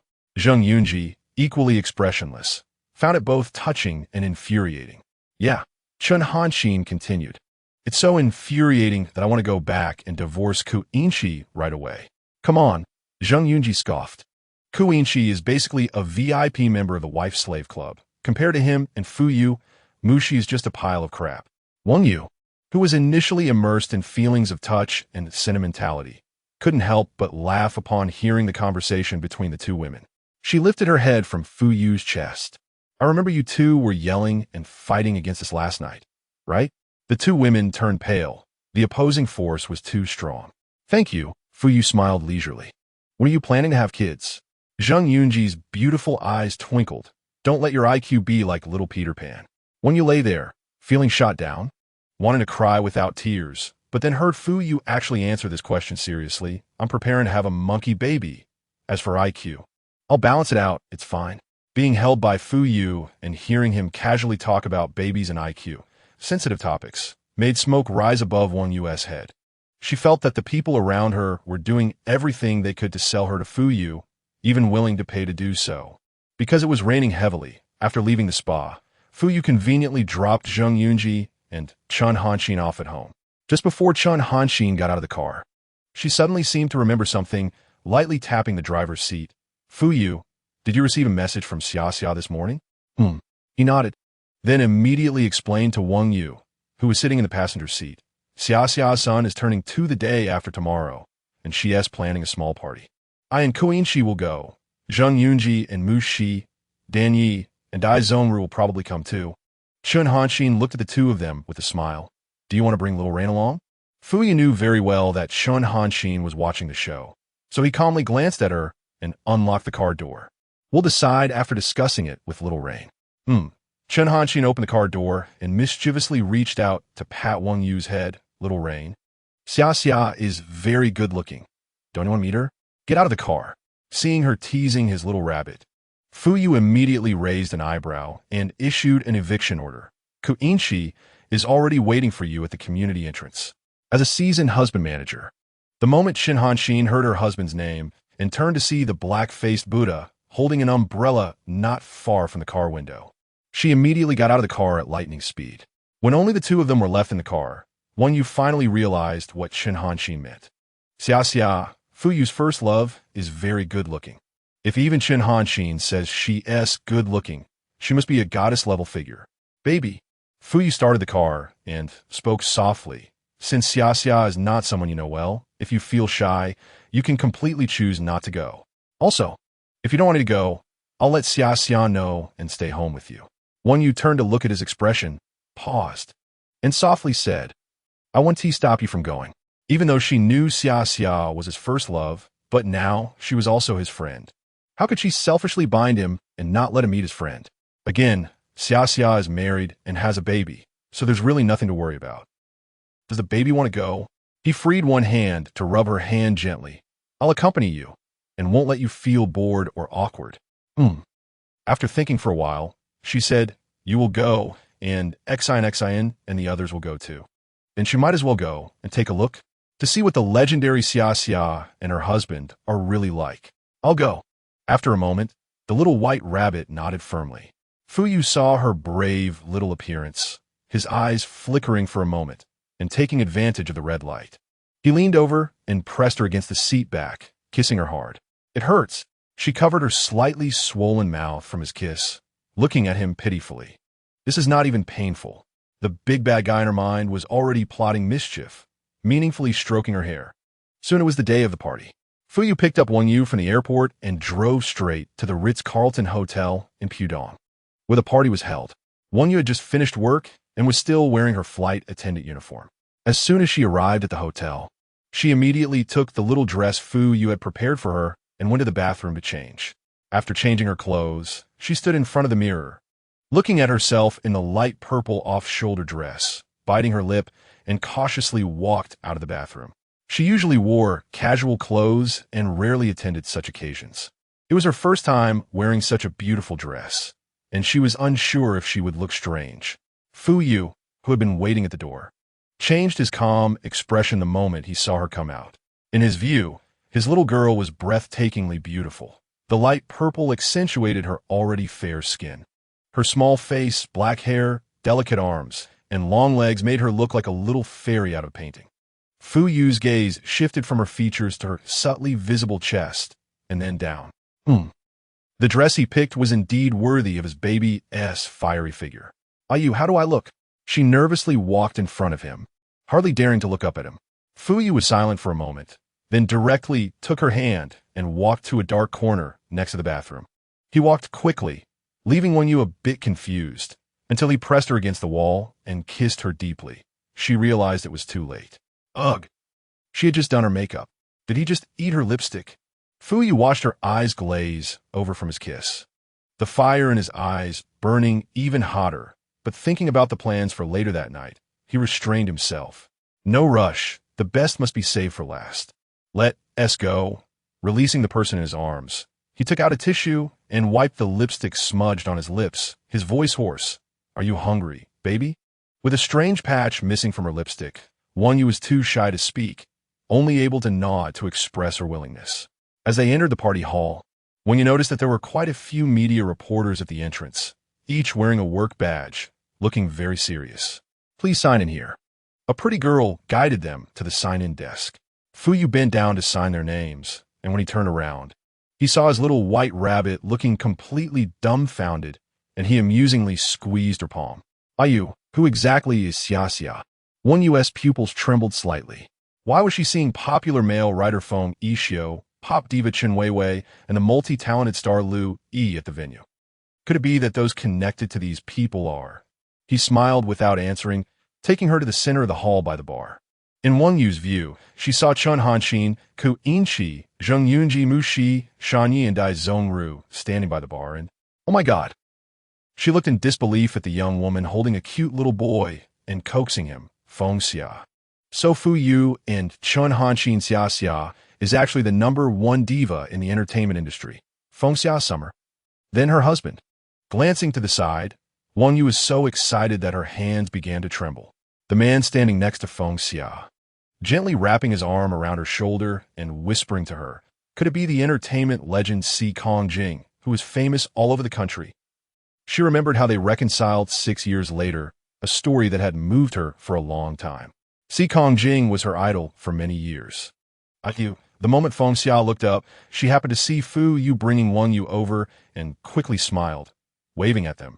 You're here. Wang Yu was completely in a daze, almost being dragged over by Fu Yu. Hello, Feng Xia said, holding the baby in her arms. Extending her other hand to Wang Yu, I'm Feng Xia. Nice to meet you, little flying hero. Hello. Wang Yu blushed and nervously extended her hand to shake hands with Feng Xia, Summer. You could just call me Xia Xia. Feng Xia smiled at her. Very happy that you could come with IU today. This is my husband, Si Kongjing. Hello. The still handsome Si Kongjing gently nodded at her. When you felt like she was really drunk, she swore she never dreamed she would meet her only favorite idol star in such a setting. And he was even smiling at her. Should she buy a lottery ticket today and win 5 million? So, in a moment of excitement, she did something embarrassing that she never expected. Mr. Si Kong. She looked at Si Kongjing, stammering, could you please give me an autograph? Feng Xia and Si Kongjing were stunned. Fu Yu was stunned, and the onlookers were also stunned. I have all your albums at home, she said with difficulty, incoherent. I have the concert version too, but I didn't bring it today. Anyway, could you please give me an autograph? I'm your die-hard fan. After a minute of dead silence, everyone came back to their senses. Feng Xia smiled and nodded, comforting her, of course I can. Let him take a photo with you too. Then, she patted Si Kongjing's shoulder, teasingly saying, I didn't expect a US girlfriend to be your die-hard fan too. Si Kongjing remained calm, nodding slightly to Wang Yu. It's my honor. Wang Yu saw her idol agree to her request, and her face turned red with joy. Quickly trembling as she took out her notepad and pen from her small bag to hand to Si Kongjing. Fu Yu, who hadn't spoken a word the entire time, his usually calm and composed handsome face was slowly darkening.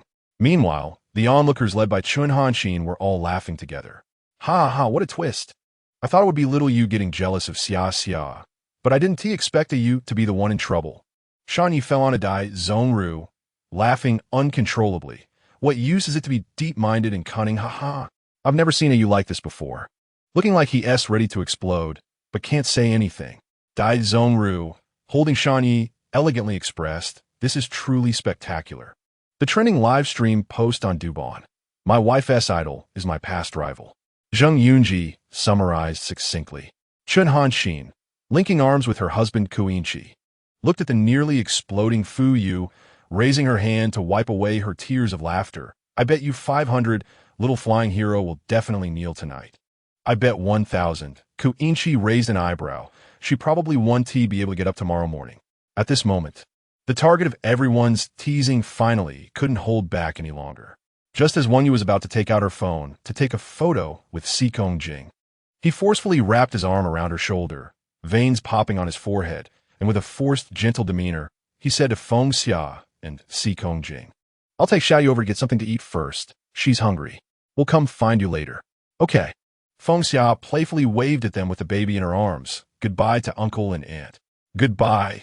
The handsome little boy, inheriting his parents' good genes, said in a childish voice.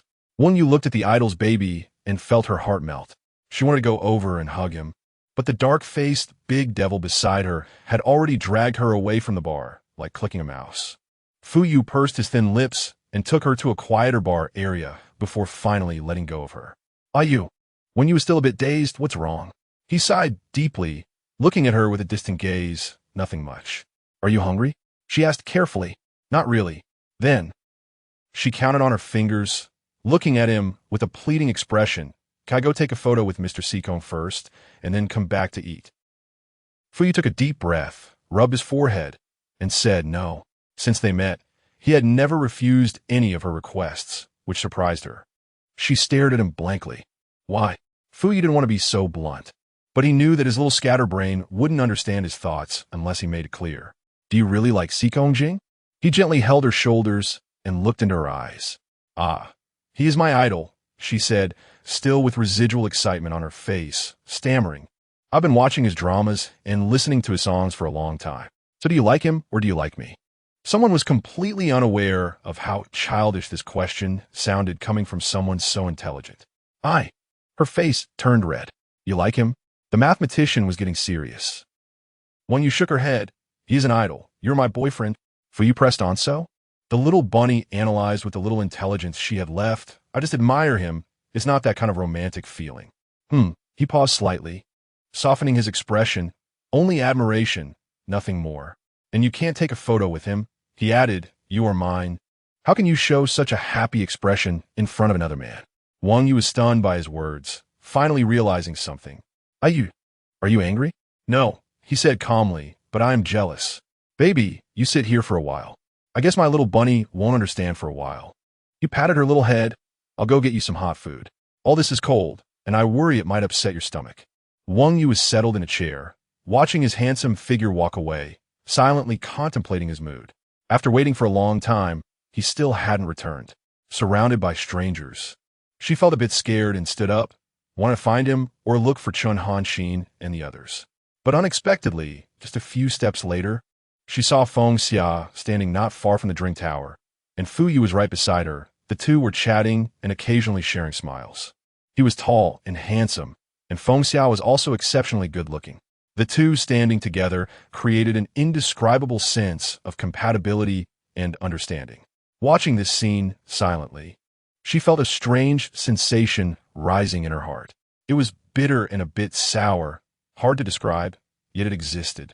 Everyone in this venue, besides the ordinary her, was a shining star, and the brightest one was standing next to her favorite person. Little Peter Pan, Chun Hanxin suddenly popped up from somewhere, patting her shoulder. She was startled and turned around. Why the long face? Chun Hanxin glanced behind her. Oh, seeing Xia Xia and Fu Yu standing alone together. Are you unhappy? No. She said a word, but even she knew her lack of confidence. Do you think they look good together? Chun Hanxin rolled her eyes, pushing the little bunny's emotions. Let me tell you, if Fu Yu hadn't been a gentleman and stepped back first, Si Kongjing might not have really gotten Xia Xia back. Maybe Xia Xia would be with Fu Yu now.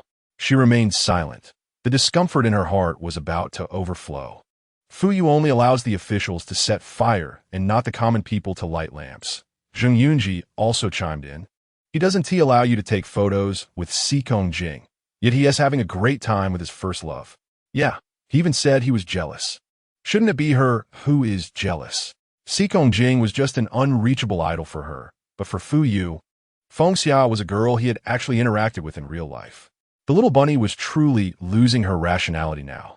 I need to get some fresh air. Not noticing her unscrupulous best friend's cunning smile, she lowered her head and dejectedly ran out of the venue. Chapter 4. Long Time No See, Part 2. Meanwhile, Fu Yu was worried about his little bunny being hungry. He wanted to finish his conversation with Feng Xia quickly and go get the hot dish that had been specially prepared for her. But he didn't expect Feng Xia, in her role as a wife and mother, would talk more than before, discussing some recent updates, making it difficult for him to politely interrupt. Glancing into the distance, he noticed that there seemed to be no one in the chair where Wang Yu was sitting. His brows furrowed tightly, and he immediately shifted his body, startling Feng Xia, who was speaking. What's wrong? Feng Xia asked. Xiao Yu seems to be missing. He frowned. Maybe she went to the restroom. Fu Yu felt increasingly uneasy. No matter what, I need to find her. Yu, just as he was about to turn around, Feng Xia called out to him, smiling like a cat that stole a fish. You've really met your true love. You used to be so indifferent. Although that was nice, it always felt like something was missing, she said with a smile, but now, I think you're really down to earth, showing this worried and nervous expression. When someone truly cares about another, it's impossible to easily hide their emotions. That kind of concern can even make a usually calm person lose their composure. Fu Yu honestly replied, this is all Xiao Yu's doing. I need to help Sikong with the baby. Feng Xia waved at him. Yu, don't forget to invite us when you have your wedding. He nodded slightly and hurriedly left. After searching the entire hall, he still couldn't find Wang Yu, and beads of sweat began to appear on his forehead. Where on earth did she go? How could she disappear without a word? A few steps later, he saw Chun Hanxin and Zheng Yunji whispering by the wall. When they looked up and saw him, they both had a mischievous grin. Smart as he was, he immediately sensed something was off.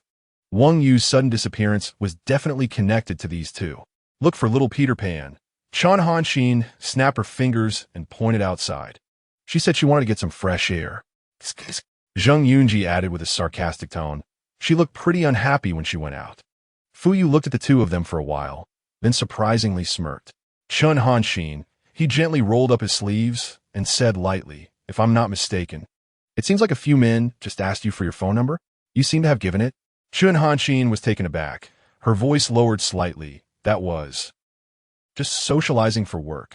Is that so? He raised an eyebrow. But anyway, if Kuinchi sees a few unfamiliar male contacts in your phone.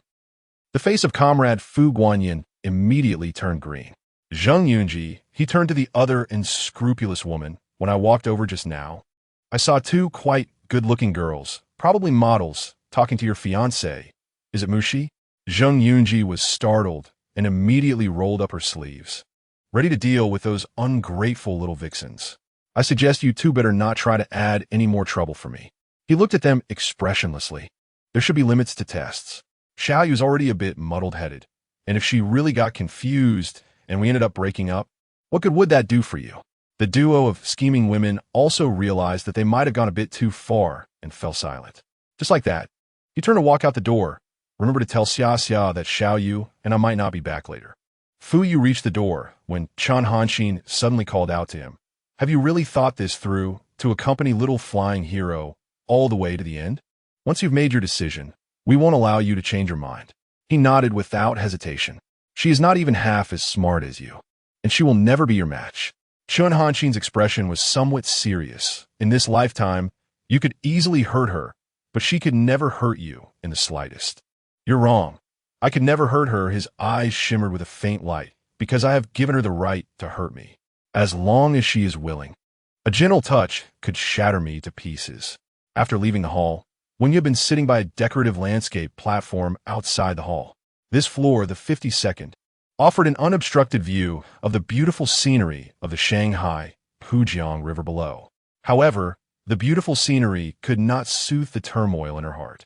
Moreover, the hotel's air conditioning was set quite low, and she was only wearing a little cocktail dress without a jacket, making her feel increasingly cold. Should I go home? After moving her body slightly, she noticed the reflection of a face on the marble landscape platform in front of her, and immediately felt a suit jacket draped over her shoulders. The jacket carried the familiar scent and warmth she knew well, warm and faintly fragrant. She bit her lip, said nothing, but her eyes silently turned red. Fu Yu looked at her curled-up little figure and sighed, embracing her from behind. I'm late. It's my fault for making my darling wait so long. She still remained silent. Darling, we agreed on this, right? He gently touched her cheek with his chin. Any doubts should be honestly expressed to each other, leaving no misunderstandings. Are you unhappy now? I'm not unhappy. After a while, she awkwardly replied. Fu Yu saw her sulking and felt a mix of happiness and helplessness. Oh, really? Then why did you run out of the hall alone? She lowered her eyes and said softly, you seem to be having such a good time talking Xia. I didn't want to interrupt you. After saying that, she felt a pang of bitterness. Talking to Xia was to have her trouble the chef to make special cooked food for my darling. I didn't expect her to be so chatty after getting married and having a baby, talking endlessly about parenting tips. He turned her face to kiss her little nose. But I also want to hear these because I will take care of our baby in the future. She sniffled. You were smiling at her. You scolded me before, saying I shouldn't smile at Mr. Seacombe. That's different. You must not smile at any man other than me, he said firmly. Seeing her pitiful look, his tone softened. Okay, I won't smile at anyone else in the future. Just at my darling, okay? Xin also said you almost got together with Xia back then. Wang Yu rubbed her eyes, feeling wronged and pouting. Your first love is Xia, and she's a big star. I'm so much worse than her. Everyone in the hall is better than me. Implying that with such a first love as a comparison. How could he ever like her? Don't listen to Chun Hanxin's nonsense. Seeing her in this cute manner, he adored her immensely, comforting her like a little baby. I just think my darling is better than anyone else. No one can compare. So cute and so well behaved. I like you to death, and I won't let anyone take you away. But She shook her head, wanting to say something, but he had already picked her up from the marble bench, carrying her toward the elevator. "Where are we going?" she asked foolishly as he pressed the up button. "To the guest room upstairs." The elevator chimed, and he carried her in, pressed the close button, his expression as calm as if discussing dinner plans. "I booked a room upstairs. We're staying here tonight." The elevator moved almost at lightning speed, and before she could react, he had stepped out of the elevator while holding her. Arriving in front of a room, Wang Yu watched as he magically pulled a room card from his pants pocket and swiped it against the door lock. With a beep and a green light, the door opened. Then he walked in with her, closed the door, and gently placed her on the big bed in the room. Wang Yu, not yet adjusted to this sudden change of position, sat dazedly on the soft big bed, looking at him. Fu Yu raised his hand to turn on the light. The warm yellow light made the atmosphere in the room even more ambiguous. Although he hadn't done anything yet, she subconsciously felt that he seemed a bit dangerous now. She timidly asked, "Aren't we going to eat?" Weren't they supposed to attend Xia's son's birthday party? Fu Yu didn't answer immediately. Instead, he walked to the floor-to-ceiling window, pulled the curtains closed, and then slowly returned to the bed. Wang Yu felt the bed dip slightly under his weight and swallowed nervously.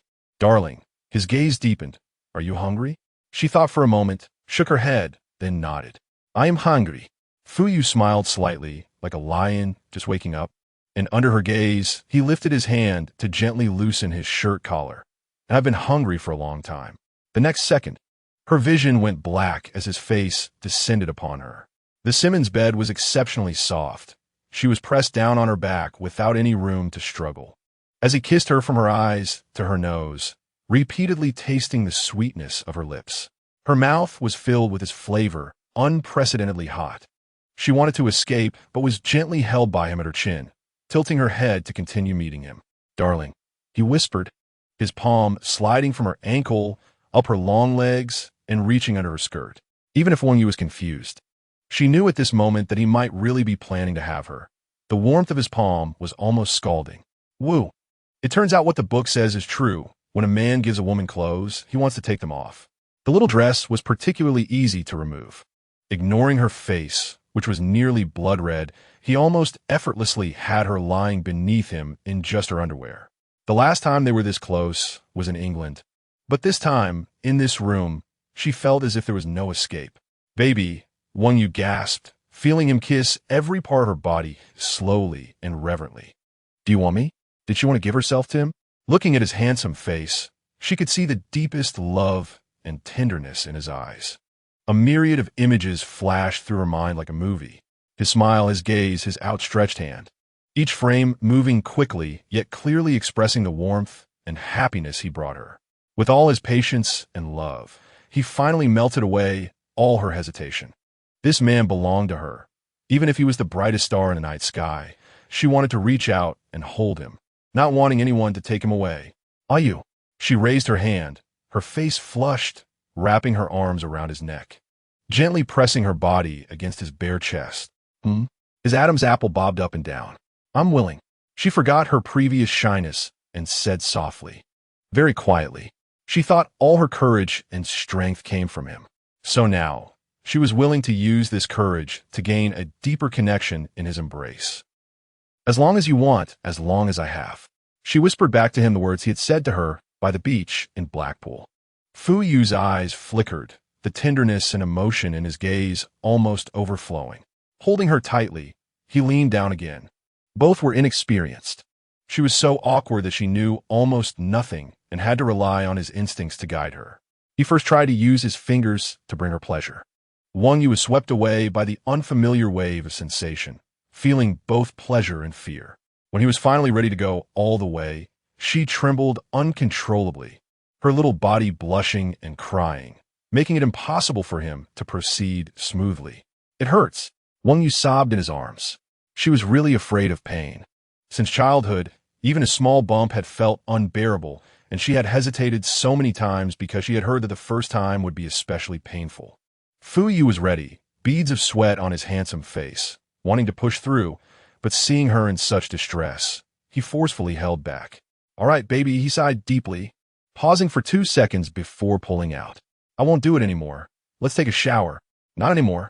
She looked at him with tearful eyes. He picked her up and walked toward the bathroom, murmuring to himself to stay calm while feeling a bit regretful. As long as I don't have ED, I can keep trying with you until you can adapt. What does ED mean? She rubbed her reddened eyes, curling up in his embrace. Her voice still choked with tears. Fuyu opened the bathroom door and gently kissed her forehead. It's better if you don't know the meaning, baby.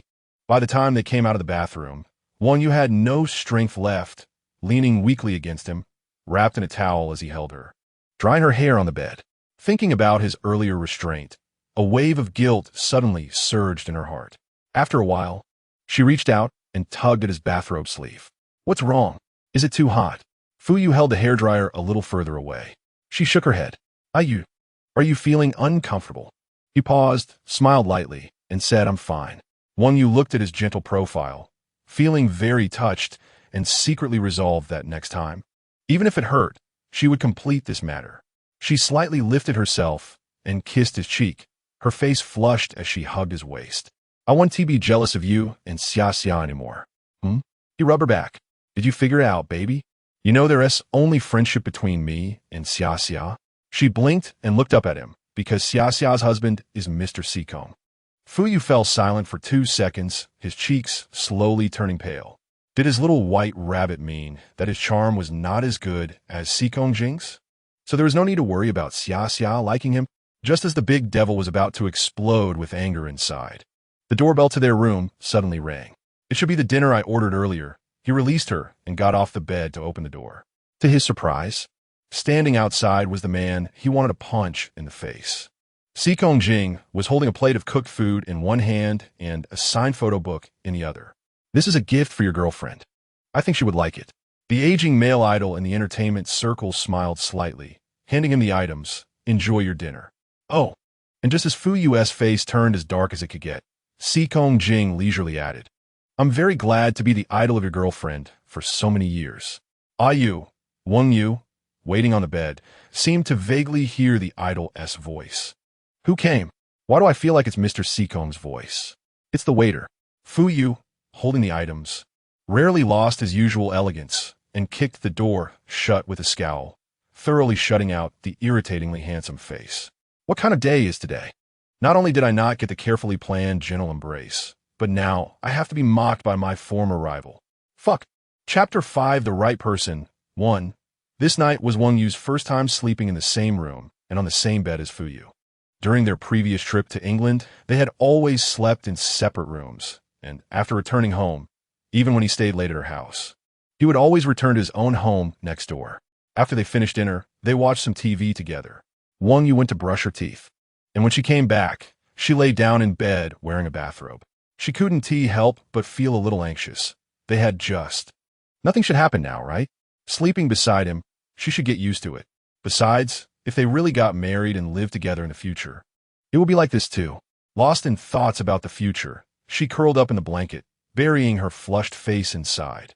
After lying quietly in the blanket for a while, she soon felt him come out of the bathroom, turn off the light, and then lie down on the bed too. Are you sleepy?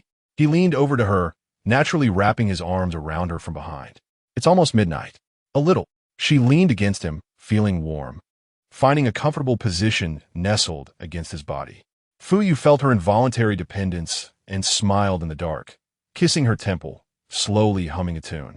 After singing for a while, the drowsy Yu felt something was off. Are you singing in Korean? He paused. Oh, what is the name of this song? She turned to look at his face. He used to sing Soft Kitty or Sleep Song for her, but today he unexpectedly changed to a different song. Fuyu smiled and said, I see that many girls seem to like when their boyfriends sing them the Korean children's song 3 Little Bears. I learned a couple of days ago. I don't know if you like it. His magnetic voice was like the finest red wine. Even a children's song was sung with a lazy, alluring flavor. I like it. She leaned against his cheek, looking into his beautiful eyes that were close in the dark. You sing beautifully. He smiled softly and kissed her lips, teasing so. Who sings better, me or Seacombe Jing? Yu had no idea that the photo book sent to her by her idol had been hidden by the big bad wolf earlier. She guessed that he was probably not very pleased with her idol, and she had learned to be clever, whispering, You, really? The big bad wolf, whose IQ slightly declined after falling in love, confirmed repeatedly. She nodded, though her boyfriend was challenging the so-called best male singer in the entertainment industry.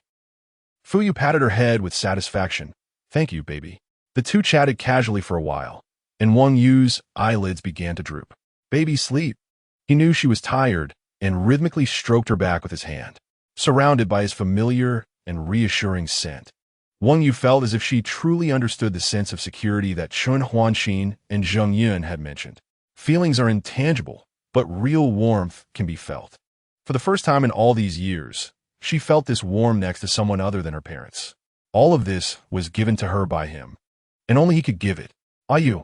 Just before falling asleep, she groggily clutched the collar of his bathrobe. Can you not go back to England? If she were awake, she would definitely despise herself for saying such a willful thing, but right now, all she could think about was that in a week, his vacation would end, and she couldn't accept the days without him by her side. After waiting for a while and hearing no response, she thought he probably didn't hear her. Unable to resist sleepiness, she drifted off. In the darkness, the person who had been watching her with open eyes smiled warmly and silently mouthed a good word. The next morning, Wang Yu was taken by Fu Yu to the restaurant for breakfast before going to the front desk to check out. While he was handling the checkout procedures, she changed out of the restroom into a stewardess uniform and walked over to him, holding a bag in her hand, looking somewhat hesitant. What's wrong? He turned his head to see her troubled expression and asked. She bit her lip, her cheeks gradually flushing. The dress, it's all wrinkled. Can I still wear it? Because of last night, her whole dress had gotten a bit out of shape. Her voice was too soft. He leaned in to listen again, then lowered his head to see the crumpled dress in the bag she was holding. Understandingly smiling, he said, after we get back, I'll send it to the store to have it washed and pressed. It'll be fine. She nodded, relieved. As soon as Fu Yu saw her shy, he felt a tickle in his heart. After finishing the checkout, he wrapped an arm around her shoulders and kissed her cheek. If we have time on weekends, shall we come back here to stay? Do you like it here? Wang Yu's face turned crimson. No. We have a home. They weren't on vacation. They had a house, so why stay in a hotel? The environment and atmosphere here are different from home. He continued to wrap his arms around her as they walked toward the elevator. It feels different, right? This time, she understood what he meant by feeling. Just as she was about to poke his chest with her finger, she saw an unexpected person walking towards her in the open elevator. The person was also startled to see her, his expression almost too complex to describe. Fu Yu initially didn't notice until he felt the person in his arms suddenly stiffen. Looking up, he saw a tall man standing at the elevator entrance, holding a disheveled woman in his arms. It turned out to be Yin Xiao. Yin Xiao stood still, staring at Wang Yu, his eyes almost boring a hole through her, while Wang Yu did not look at him, seemingly resistant. Seeing Yin Xiao's focused gaze made Fu Yu uncomfortable, and he frowned slightly, blocking his line of sight with his body, leading Wang Yu past him without looking aside. Xiao, what's wrong with you? The woman in Yin Xiao's arms pushed him, pouting. Why are you standing here? Let's go check in quickly. The sound was grating to Wang Yu's ears, and when they got into the elevator, she pressed the close door button lightly. Wait. To everyone's surprise in the hotel, just as the elevator doors were about to close, Yin Xiao, who finally seemed to come to his senses, rushed towards the elevator. Xiaoyu. With a thud. It was too late. The elevator doors closed mercilessly in front of him. The elevator went straight down. The low shout seemed to echo in Wang Yu's ears, and her mind was in chaos until she felt Fu Yu embrace her from behind, which brought her some comfort. He said nothing, just held her silently. Once they were both in the car, she leaned against the passenger seat in silence for a while before softly calling out to him. Are you? He squeezed her hand. I'm here. You don't want to ask me anything? She hesitated. She had never thought she would encounter Yin Xiao face to face with Fu Yu.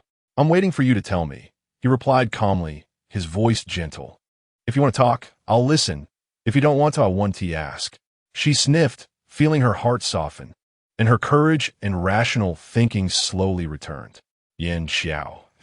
She spoke slowly. The woman he was holding just now is his fiancée, Xiangming. Fu Yu listened quietly. I don't know how he has changed so much now. She gently shook her head, seeming unable to digest what she had just seen. I thought he would treat her well after marrying Xiangming. If that were the case, It would be a good thing for them, but I didn't expect he would. He was the one who was betrayed by Xiangmeng. She thought perhaps Xiangmeng was the right person for him, and after they were together, he could settle down and live happily. So now, was his marriage with Xiangmeng not happy? This is the path he chose for himself. Fu Yu gently turned the steering wheel, his expression calm. He can't be blamed.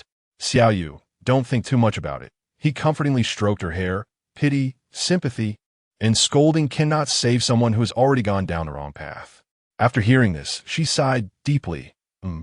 Indeed, Yin Xiao is already someone unrelated to me. I carefully protect and cherish my own happiness every day, and I don't have the energy to care about anything else. After Fu Yu took her to the airport, he told her that he might be tied up with something tonight and couldn't pick her up, asking her to take a taxi home after work, and he would hurry back to have dinner with her. Because of the morning's incident, Wang Yu's mood wasn't great all day, and she spent the flight time somewhat dazed. After getting off the flight, she went to the restroom to change into casual clothes, preparing to go through customs to the taxi waiting area. But who would have thought that as soon as she walked out of the arrival gate, she would see Yin Xiao leaning against a nearby pillar, all alone and particularly noticeable. The moment she saw him, his eyes almost immediately caught sight of her silhouette. Wang Yu's body jolted, and she instinctively took a step back, wanting to avoid him as she walked out, but at his height of over 8 meters. With just one stride, he could catch up to her no matter how fast she walked. Xiao Yu. Yin Xiao quickly caught up to her, grabbing her arm and urgently saying, "Wait." As soon as she felt his touch, she reflexively pried his hand off. A flicker of pain crossed Yin Xiao's eyes, and seeing that she was unwilling to let him touch her, he could only block her path with his body. "Xiao Yu, don't go yet. Please don't go." "Okay. I asked your boss and found out that your flight landed at this time. I waited for you for a long time, afraid of missing you." His words came out quickly, and he was slightly out of breath. She lowered her head, feeling indescribably uncomfortable. "Why did you come to find me?" She had clearly told him during their breakup not to come see her again, to treat each other as strangers from then on. This morning's unexpected encounter made her think they wouldn't meet again, but she didn't expect him to block her at the airport now. "I just wanted to see you," he said, his eyes reddening as he spoke. "After I saw you this morning, I went crazy wanting to find you. I couldn't do anything." Wang Yu remained silent, and after a while, she quietly said, "I have to go." "Xiao Yu," he raised his voice slightly, his tone almost desperate. "Are you really together with that neighbor of yours?" "Yes," she answered without hesitation. "Yu is my boyfriend." "Huh." He raised a hand to his forehead, a bitter smile on his face. "I had a premonition that he would go after you, and in the end, he really did snatch you away." "Don't say it so harshly," she said, her temper rising at the mention of Fu Yu. "Yu and I got together after I broke up with you. There was no snatching away involved. Before that, he was just my friend. I'm not like you, who can like 2 women at the same time." "2 women?" Yin Xiao's chin was covered in stubble. "Xiao Yu, I've told you before, you're the only woman I've ever loved in my life. There can't be anyone else." Listening to his words, she thought about the scene she saw this morning and couldn't help but say, "Yin Xiao, are you disgusting?" "Disgusting?" He laughed bitterly, his usually sunny and handsome face filled with pain and despair. "Yeah, I am disgusting. I'm married but still think of you. I'm a father but still think of you. I'm sorry for you, and I'm sorry for Xiangmeng." He closed his eyes. "After she had a child, she divorced me and went back to Canada, saying she couldn't stand being with a man whose heart would never belong to her. My mom withdrew the company I had in my hands, and maybe she'll kick me out of the family. I have nothing now, and I can only get drunk and lose myself." Those words pierced Wang Yu's heart, causing a pain that was somewhat chilling. She looked at him, completely at a loss for words. "I've said that I hope you can leave my family behind and be happier. Now I know you are happy. But the one who makes you happy isn't me, and I'm even more miserable." Xiao Yu, the tall man, slowly squatted down in front of her, holding his head, disregarding the passing people's gazes. His voice sounded like a lament. "Tell me, what should I do? How can I forget you? How can I live well?" "He gives you what I can also give you. I can give you more. Xiao Yu, would you be willing to be with me again?" His voice was choked with emotion. "I really miss you." Yin Xiao. After a long time, Wang Yu's nose felt a bit sore, but she said firmly, "One word at a time. What you can give me, you will never be able to." After returning home from the airport, One you dragged her suitcase and didn't T ring the doorbell. She lightly knocked on the door in the dark corridor. Since returning from the UK, she had given her house key to Fuyu, and he spent most of his time at her place with her. After waiting for a few seconds, the door quickly opened from the inside. Fuyu was wearing glasses and had baking gloves on his hands, and a sweet aroma of cake wafted out of the house. "Why are you so late today?" He helped her take the suitcase, gently asking, "Was your flight delayed?" "I just called you, but you didn't answer." She looked at his face and didn't answer. After a few seconds, she suddenly threw herself into his arms. Fuyu was nearly knocked off balance by her sudden action. After regaining his composure, he carefully supported her and then held her tightly with his arm. "Why are you being so clingy as soon as you come back?" He rubbed her back and chuckled lightly. "Is it because I didn't pick you up today? So you're unhappy?" Still, she didn't speak, suppressing all kinds of emotions in her heart, greedily breathing in his warm scent. "Baby, there's cake and dinner." He closed the door and led her to the living room. "I went to the restaurant today and brought back your favorite Hong Kong dim sum. It's still hot." "Are you?" Her voice came muffled from his chest. Don't leave me." As she spoke, she tightened her arms around him. "You must not like anyone else." She had never said such words to anyone before, but the moment she saw him after returning home, the overwhelming reliance and feelings surged in her heart, almost overwhelming her. Fuyu listened to her words and clearly sensed her unusualness and fear today. His eyes flickered slightly, but he gently stroked her hair on one T. "Don't worry. Baby, did something happen to you?" After a while, he gently released her a bit, lowering his head to rub her brow and look in her eyes. When you thought about what had just happened at the airport, bit her lip, her gaze wandering. She wanted to tell him about Yin Xiao coming to find her, but her intuition told her that he would be unhappy to hear it, and besides, he would be returning to the UK in a few days. She didn't want to leave him with these unpleasant memories before he left. Nothing. After a while, she shook her head. "I'm just tired." Chapter 6. The right person, too. That night, Wang Yu was particularly clingy. Usually, around 11, Fuyu would coax her to sleep and then return to his own room. But today, wherever he went, she followed like an inseparable little tail.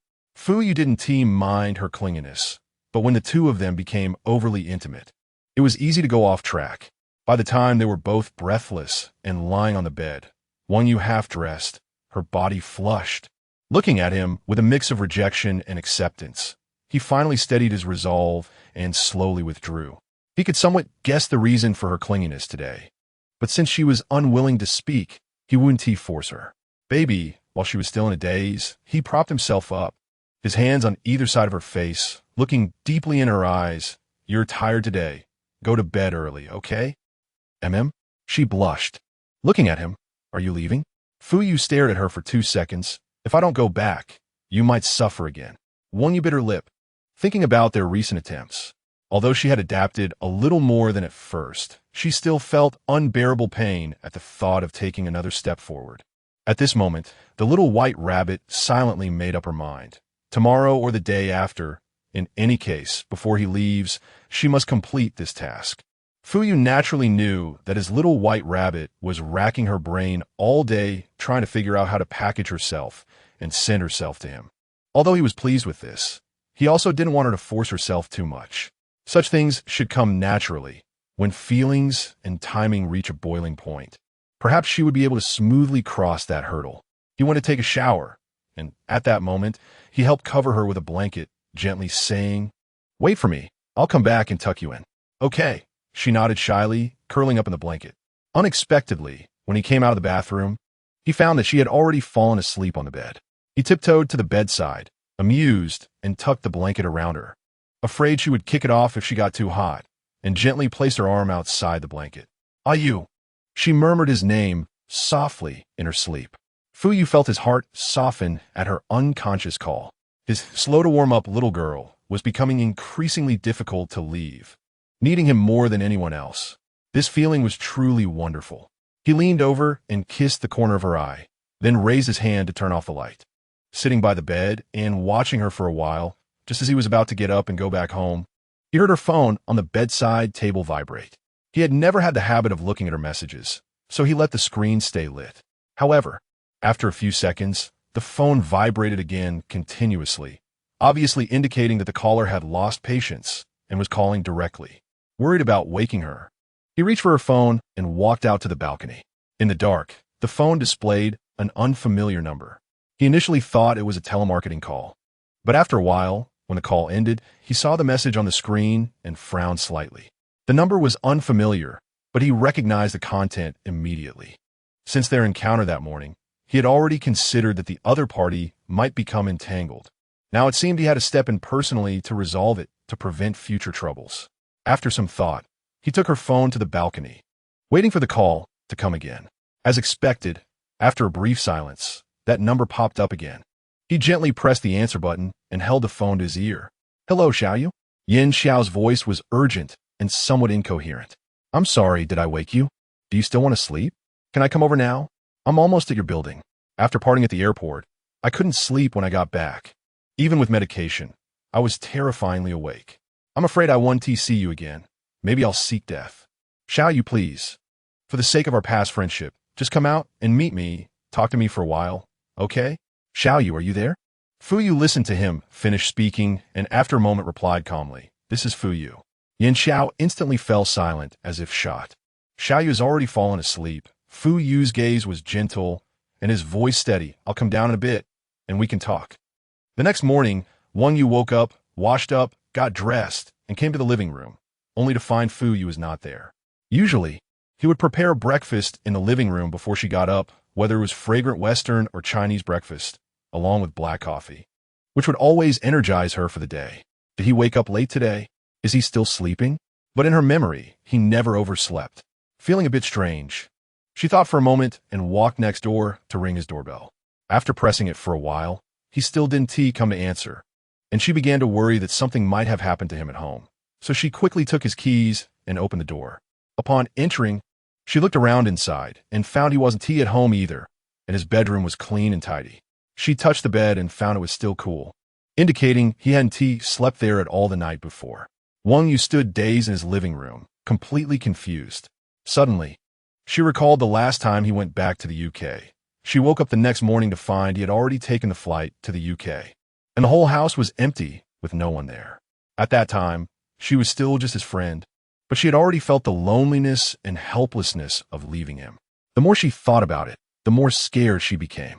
She clenched her fists, forcing herself to calm down, went home to grab her phone and called him while taking the elevator down. To her surprise, after several attempts, his phone was turned off, and she could only put her phone away. She ran to the usual place he bought breakfast, then to a nearby supermarket, checking all the places around the neighborhood, even going to the pet store, but still didn't see him. Looking at her watch, it was already past 9 in the morning, and she would definitely be late for work, so when Zhou Ruo called to ask why she hadn't arrived yet, she asked Zhou Ruo to cover for her and promised to make up the time later this week. After hanging up, she stood by the bustling street, drenched in sweat. What on earth happened? Where could he be? Did he leave? Did he go back to the UK early?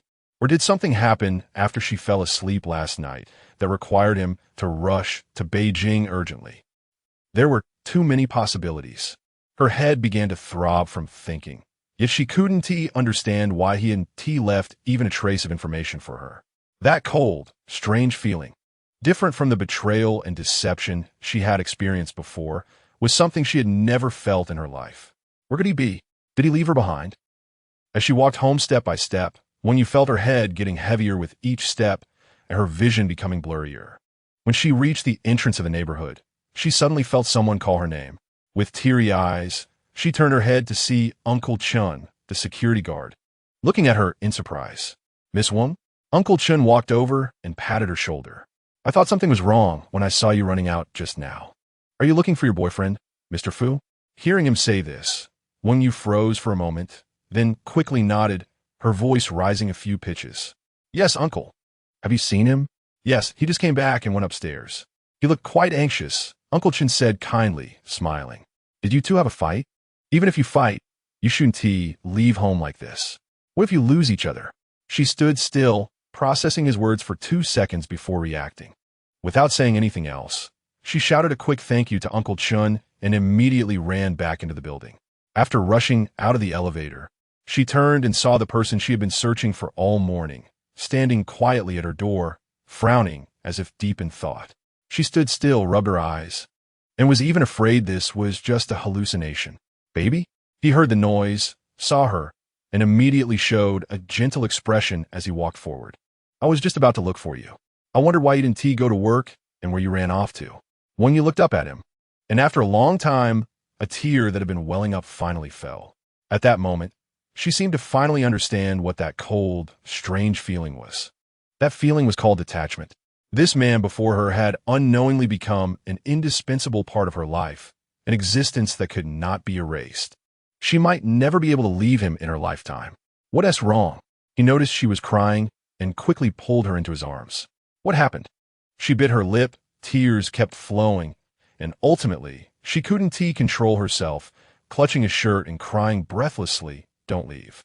This is the first time Fu Yu has seen her cry like this, feeling both confused and heartbroken. He hurriedly took her inside, gently comforting her, using a tissue to help wipe her tears. "Baby, I'm right here, I won't leave. Take your time to talk." Wang Yu was crying and sniffling, and after a while, she began to speak intermittently. "I woke up this morning and didn't see you. I didn't know where you went. I called your phone and it was off. Then I went out to look for you. I searched many places but couldn't find you. I just thought, did something happen to you?" He held her in his arms, listening to her speak, looking at her tear-streaked face. His heart felt like it was being held in someone's palm, burning with anxiety. "I was also thinking, did you go back to England? Is it because I'm too foolish that you don't want me anymore?" The more she spoke, the more tears flowed, unstoppable. "I was really scared. Love, when it reaches its peak, brings fear of loss. Even the smallest details can be magnified infinitely, becoming reasons for fear. It's my fault. I hid something from you last night. I didn't tell you that Yin Xiao came to the airport to look for me. I was afraid you would be unhappy to hear it. But I have no intention of missing him at all. He wants me to return to his side. I told him, no one can replace you. What you give me, no one else can give." Fu Yu looked at the person in his arms, his usually calm and composed face showing a hint of emotion, his deep-set eyes slightly reddening. He waited. He finally received her most genuine emotional response. Her delayed feelings for him, from the initial fluttering of the heart, through his careful nurturing and patient waiting, had finally transformed into an irreplaceable deep love. Even if she didn't express it with "I love you," he understood. From now on, Fu Yu, will be the most unique existence for her in this world. "Baby, you didn't tell me that Yin Xiao was looking for you last night. I don't blame you because I know you're afraid I would be unhappy." He calmed himself down and gently kissed her forehead. "You've done well in this matter. The rest should be handled by me." Wang Yu heard what he said and was momentarily taken aback, still instinctively sobbing. "Baby, I'm sorry for making you worry like this." He sighed, pulling her close to his chest. "My phone ran out of battery. That's why it turned off automatically. After you fell asleep last night, Yin Xiao called you, and I went out to talk to him. We talked all night until just now, and then I rushed back."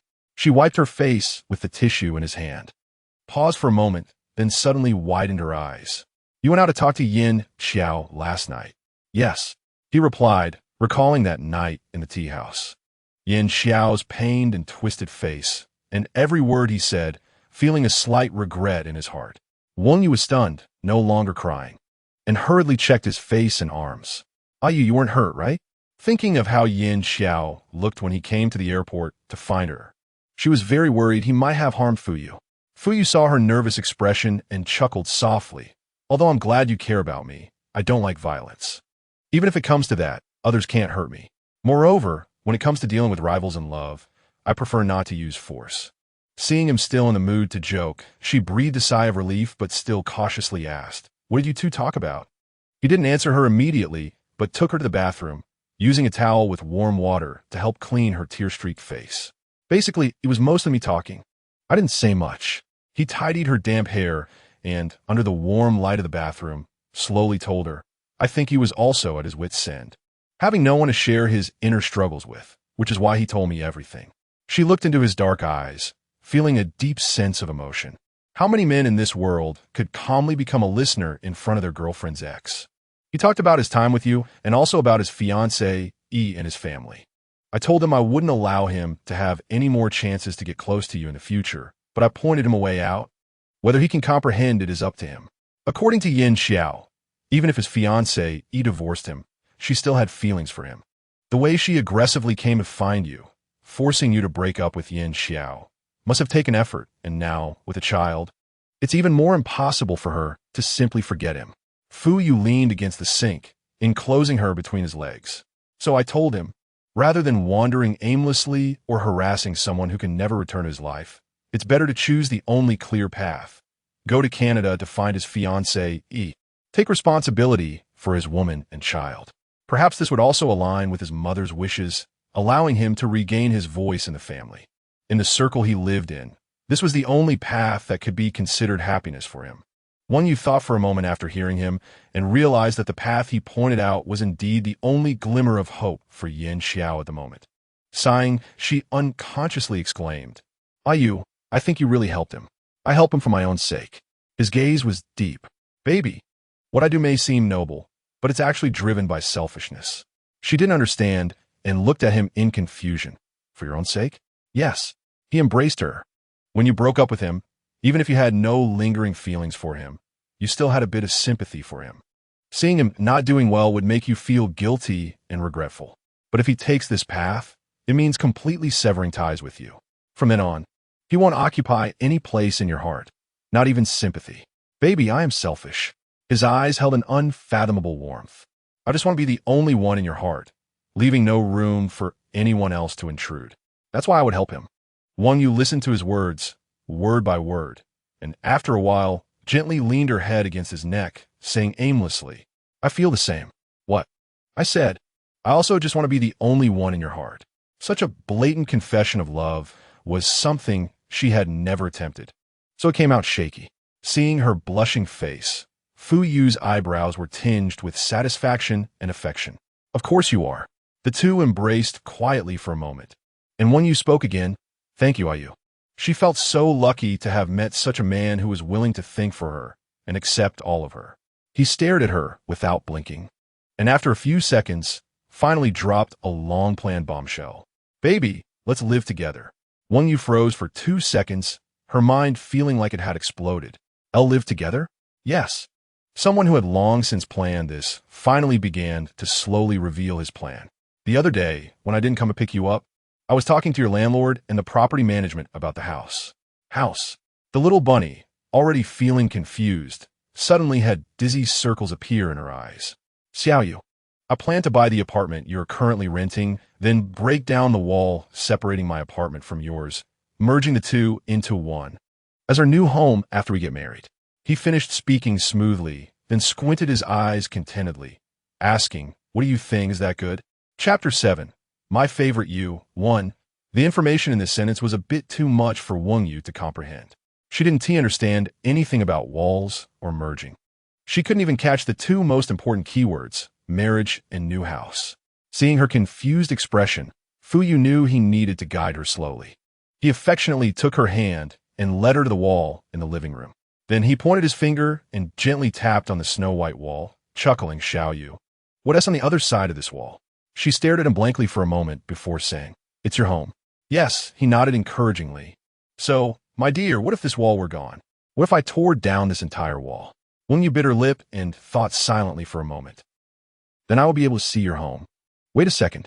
Suddenly, she understood his meaning and looked up at him, just in time to meet his smiling face. "If this wall were removed, my house and your house would merge into one, and every day from now on, we would live together in this big house." He took one of her hands and kissed it gently, his eyes sparkling with enticing light. "Every morning, when you open your eyes, you'll see me saying good morning. At night when you go to sleep, I'll be right beside you singing lullabies until you fall asleep, and I want tea leave. During meals, I'll sit across from you. When you watch American dramas, I'll be right beside you reading. When I'm preparing lessons at the desk, I can look up and see you. You want to talk, and I can respond immediately. In the bathroom, we'll have our cups and towels. All items will be placed side by side for both of us." She listened carefully, and with his description, her mind began to paint the imagined picture. "Baby, do you understand the meaning of cohabitation? From now on, besides yourself, my existence will permanently be added to your life." Before he said these words, he wondered if he was too hasty. However, when he actually said them to her, He realized that even if he was rushing, he just wanted her to understand his feelings. Perhaps everyone around him was right. There's always someone in this world who can make you let go of all your past principles and self-righteous rationality, making you infatuated and passionate for her. Are you? When you bit her lip and after a long while, slowly said, I know what cohabitation means before. Xin told me about her time in the U.S., living with Koingchi. Oh, he narrowed his eyes slightly. What did she say? She thought for a moment. She said she was quite happy, but there would be conflicts and arguments because facing each other every day would expose many flaws. Fuyu nodded. She was right. Then, in that case, when you looked at him and softly asked, Are you? After we live together, you will discover many of my flaws, right? And then you will think I'm not good. Baby, what flaws do you think you have? He pointed out leisurely. She sighed softly. I'm very lazy. I like to sleep. Sometimes I'm too lazy to cook, too lazy to do laundry. And sometimes I can be forgetful. I plan to do things, but forget them after a while. Anything else? Sometimes I quietly do things by myself and don't like to talk. You might find me boring. He chuckled softly. You're lazy and like to sleep? So I'll go learn how to cook from your mom. I believe if I really want to learn, I can definitely do it. If you're lying at home all day when you're not working, that's fine. I'll bring you breakfast, lunch, and dinner to feed you in bed. I'll wash your clothes by hand or use the washing machine. If you forget things, I'll remember every detail and remind you to do them.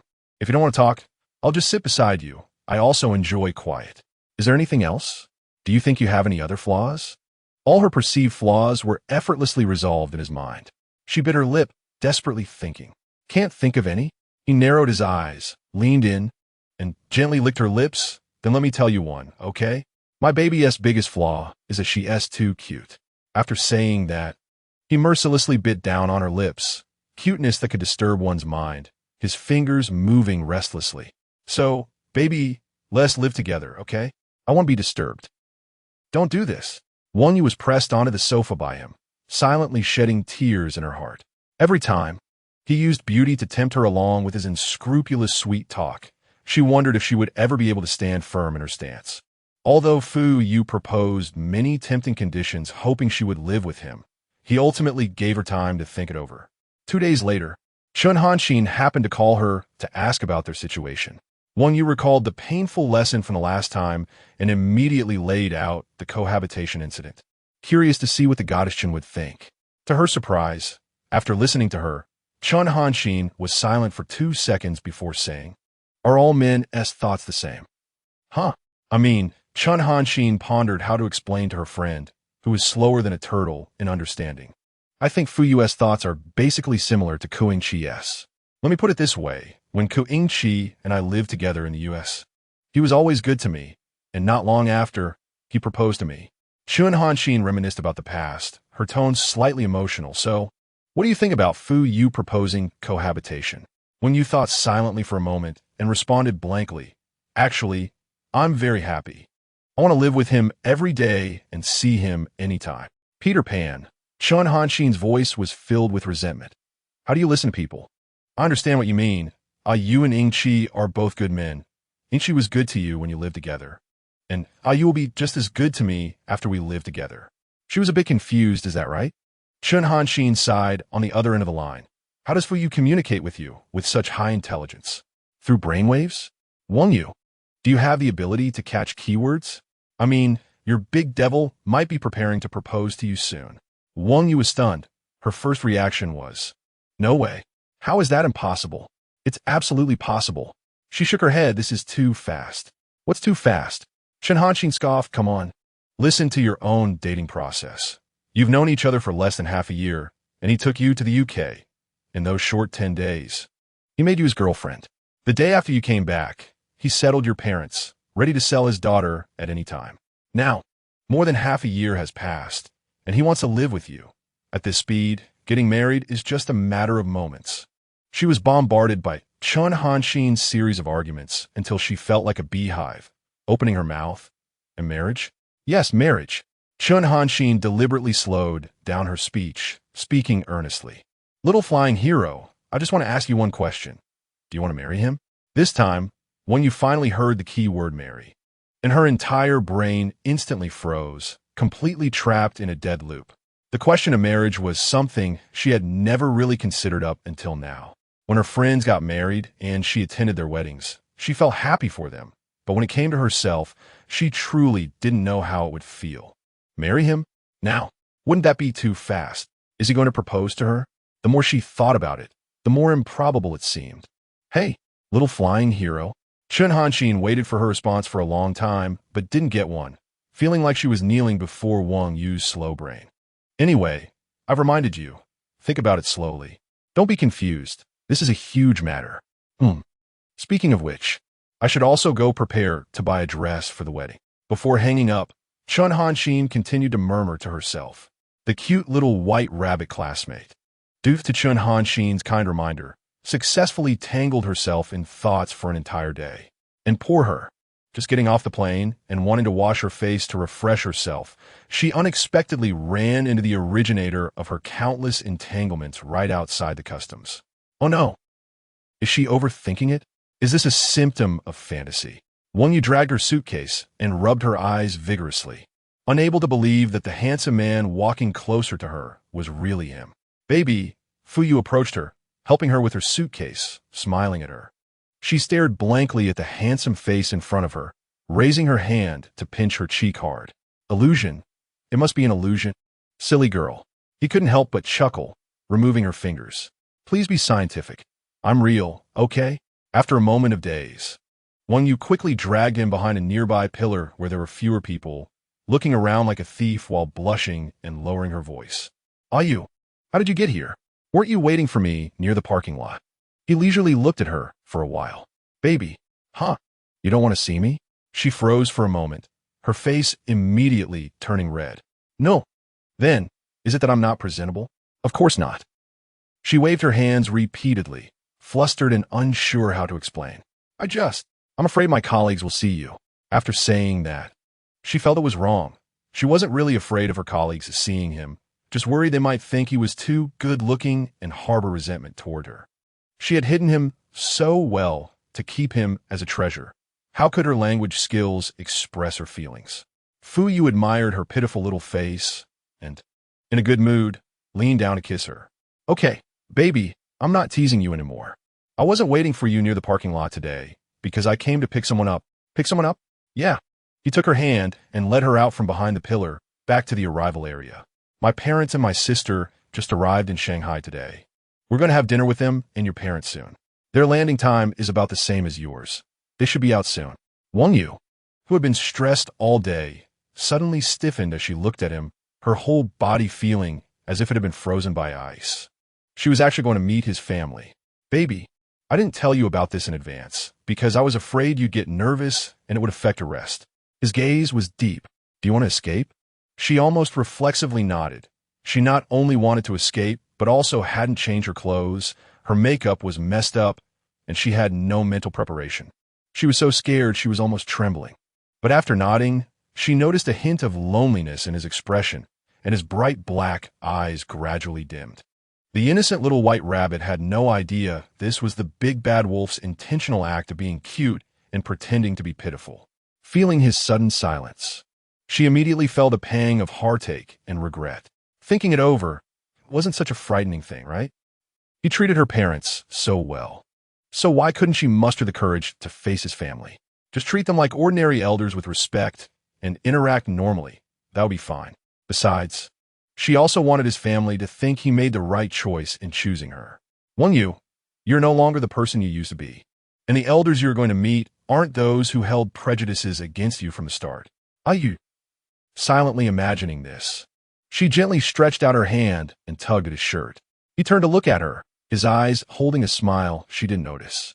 I will try to perform well, she said with a face, slowly, as long as they don't think I'm ugly and stupid. Fu Yu couldn't help but laugh. You're worrying too much, brother. Just then, a particularly bright and lively female voice suddenly approached them. When you looked up and saw a tall, slender girl in a floral dress running towards them. The girl reached them and immediately hugged Fu Yu's waist, smiling sweetly. Brother, did you miss me? Fu Yu affectionately ruffled her long hair. Xian, how old are you now? If your boyfriend sees this, he'll probably smash his computer and phone. Humph, the girl released him, waving her hand dismissively. Don't mention that jerk. All my previous boyfriends were crazy. After saying that, she rolled her eyes and spotted Wang Yu, who was looking at her in surprise and curiosity. She quickly reached out and hugged Wang Yu. Wow, so beautiful. You must be my sister-in-law. Wang Yu was suddenly embraced by a beauty taller than her, and she was a bit taken aback, while Fu Yu couldn't help but chuckle at the side. Little Yu, this is my sister, Fu Xian. Sister-in-law, hello. Fu Xian released her, enthusiastically extending her hand with a smile.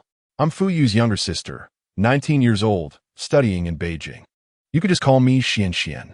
Wang Yu hadn't seen such a vibrant and dazzling girl in a long time, and after a moment of surprise, she blushed and shook hands with her. Xian Xian, hello, I'm Wang Yu. I know.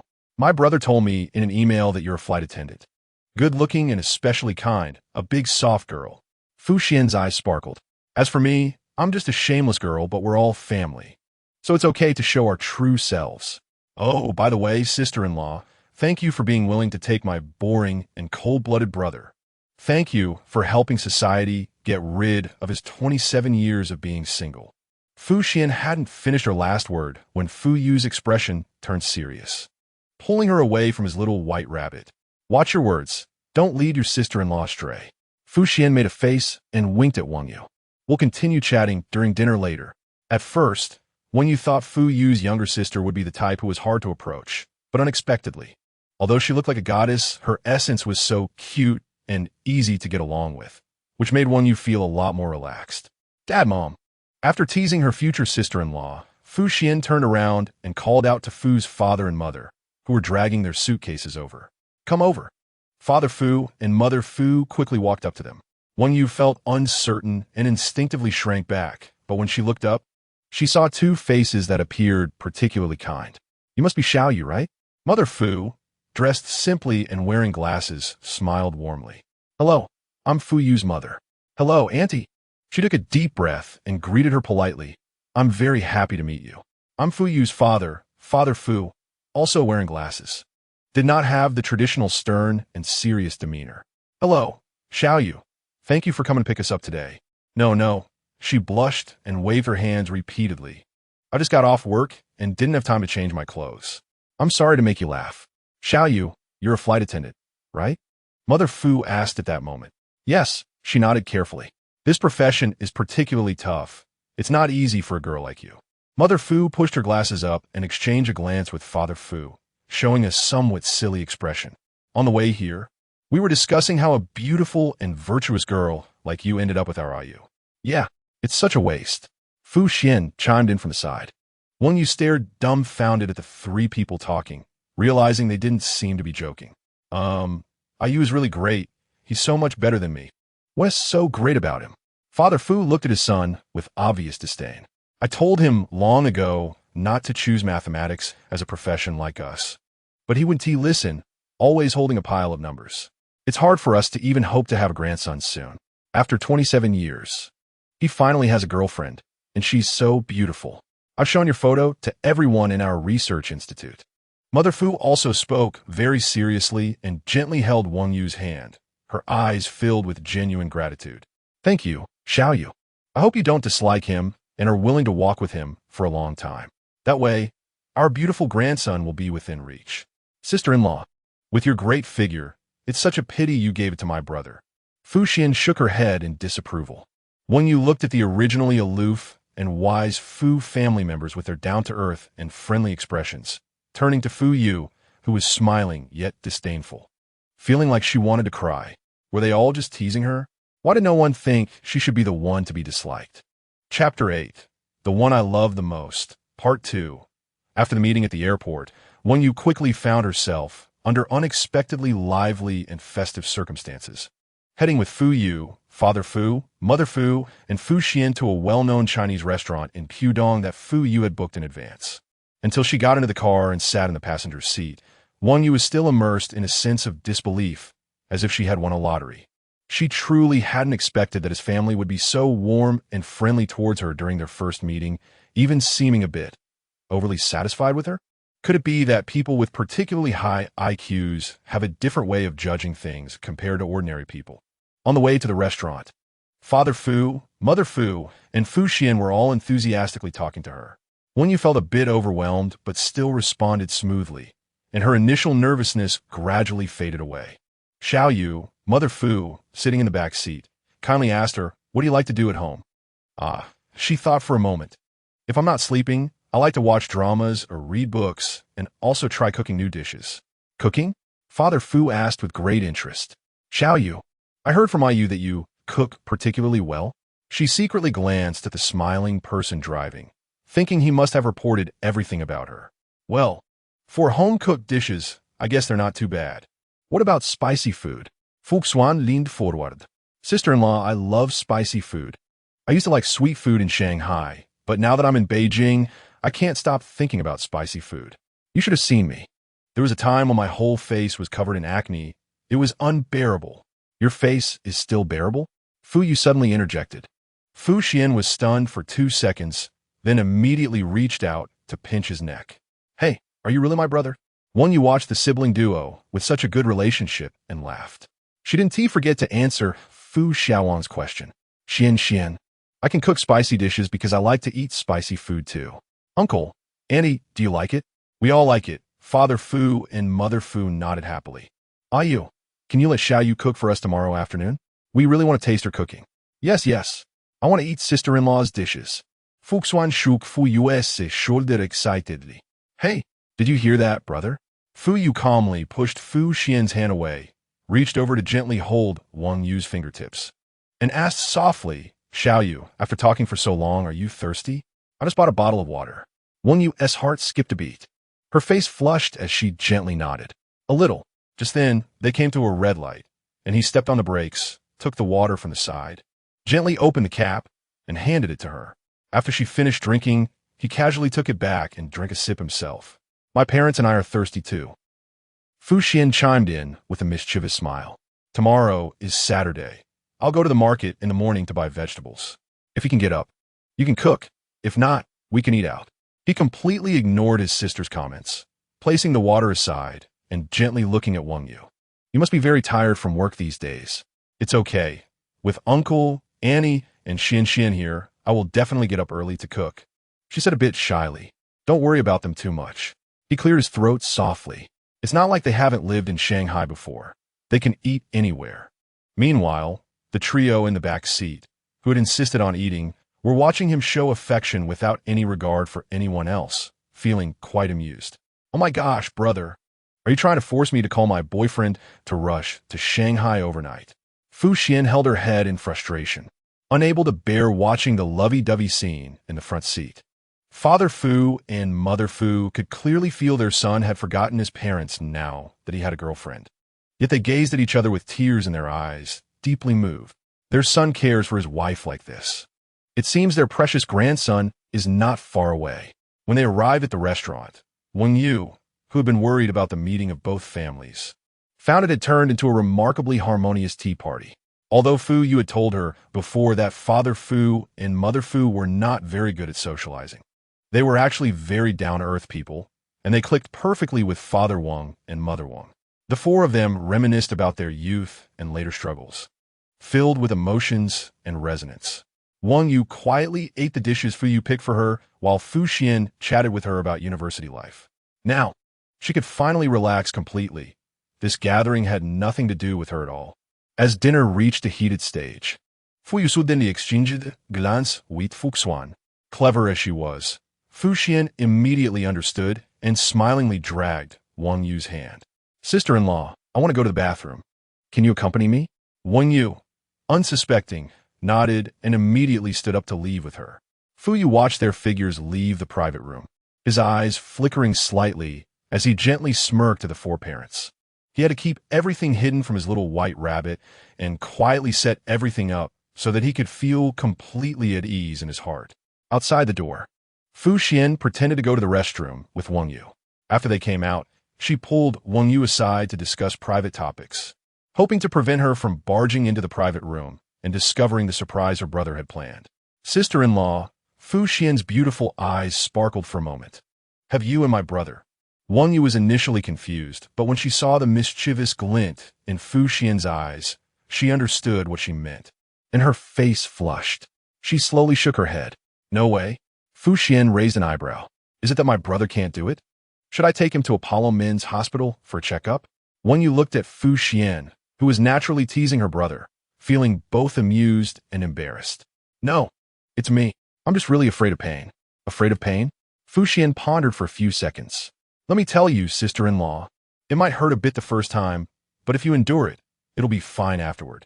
My brother should be very gentle with you, so you don't need to be afraid. Plus, I think my brother likes you so much that if you don't let him have his way, he might just explode and end up in the hospital. Hearing Fu Xian talk so casually about private matters made Wang Yu recall what Fu Yu had said about her dating many boyfriends. She blankly asked, Xian, do you know a lot about this? Fu Xian was momentarily taken aback. Not really. Anyway, when I was younger, I was hurt deeply by someone, so I interacted with many boys. The lively and beautiful girl seemed to recall something, her expression softening. Back then, my brother often scolded me, but I just wouldn't listen. My studies were a mess, but later, that person who hurt me came back, and I forgave him. He is now my boyfriend. I've only done this with him. Wang Yu vaguely sensed that this little demon of the Fu family also had a deeply touching love story. Not knowing what to say, she quietly held Fu Xian's hand. Sister-in-law, you're actually very happy and lucky. Fu Xian put away her previous seriousness and smiled again. Although I often complain about my brother, I know he is truly a rare good man in this world. You two finding each other is a blessing. She looked at Fu Xian, warmth flowing inside her heart. For the first time, she shed her shyness and honestly told her in front of family, I feel very happy too. Fu Xian playfully winked at her. Since you feel happy, then quickly help my brother remove the old virgin label, okay? Unsurprisingly, the little rabbit was once again successfully teased into a blush.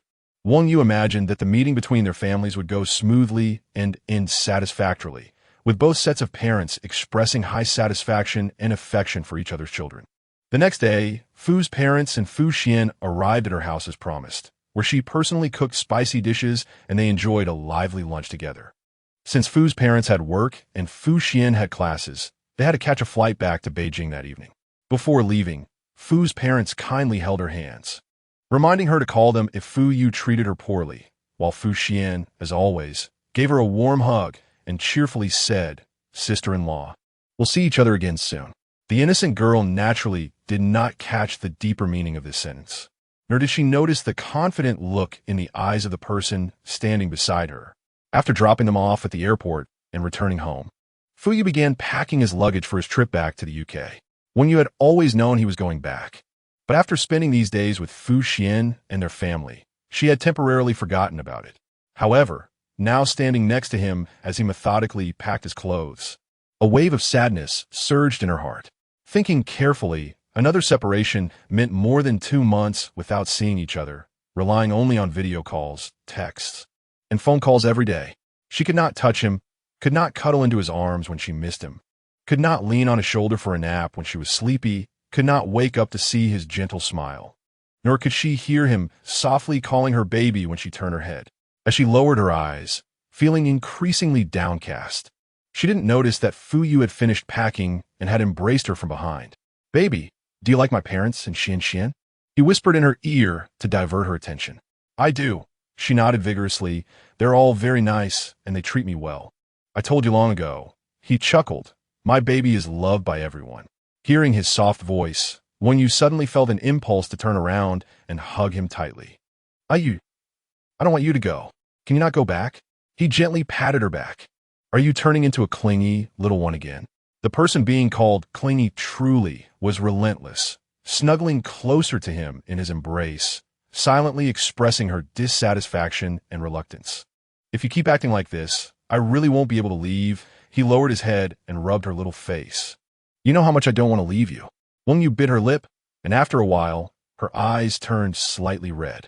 Originally, Fu Yu had everything planned in his mind, but seeing her like this, he momentarily considered not going back at all. However, after calming down for a few seconds, he knew that some matters had to be handled properly for the upcoming plans to proceed smoothly. Baby, let me stay with you while you sleep, okay? He said, lifting her horizontally and walking into the bedroom, laying her down on the bed. When you wake up, I'll be back very soon. She silently grasped his hand tightly, looking at him with teary eyes. Fuyu looked down at her for a few seconds, his gaze dimming, and let out a long sigh before leaning down to kiss her lips. After that, Yu struggled to remember what happened next. Although they still didn't go all the way, he had been meticulous in everything else, and she eventually fell asleep, her body blushing, forgetting to continue clinging to him. However, knowing he was leaving, she did not sleep well that night, and the next morning she woke up early to find he had already left. The spoiled little rabbit sat alone on the big bed, red-eyed, commanding herself to be strong. 2 months will pass quickly, she thought. I will wait for him to come back. The countdown to his departure officially began. During the day, Yu texted him whenever she had free time.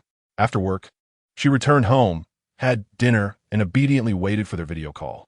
In the first 2 days after he returned, they maintained normal communication, but by the third day, he suddenly went silent. The soy milk in the rabbit cage lay quietly, looking listless.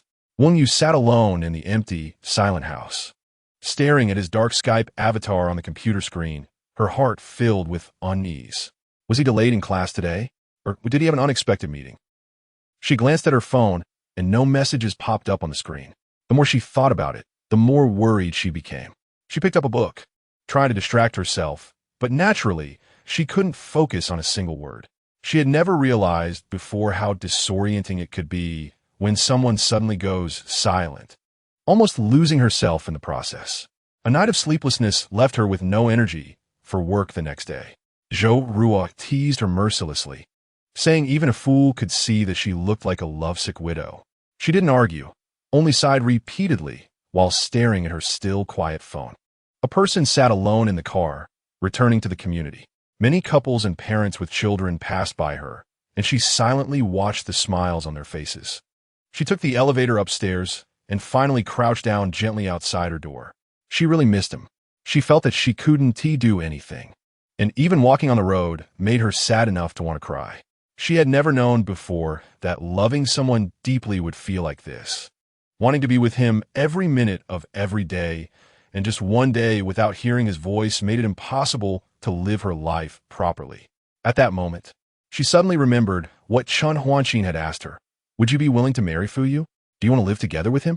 She had never considered the question of marriage before, but since she realized that she couldn't live without him in her life, she thought about how happy it would be to live together with him in the future. They would become a couple, a family. He would be the father of her children, and he would accompany her until they grew old. Surely, it would be very happy, right? She thought she truly wanted to marry him and live with him forever. Baby, as her eyes filled with tears, she suddenly heard a familiar voice behind her. Yu trembled all over, turned her head, and saw a face that was smiling slightly, so familiar to her. I'm back. Fuyu looked at her tear-streaked face and reached out to lift her off the ground. She felt like she was dreaming. Otherwise, why would someone she was supposed to see 2 months later appear in front of her after just 3 days? Yu. Almost instinctively, she sobbed, leaning against his chest and holding him tightly. You're back. Yes, I'm back. He felt heartbroken and cherished her, opened the door with the key, and carried her inside.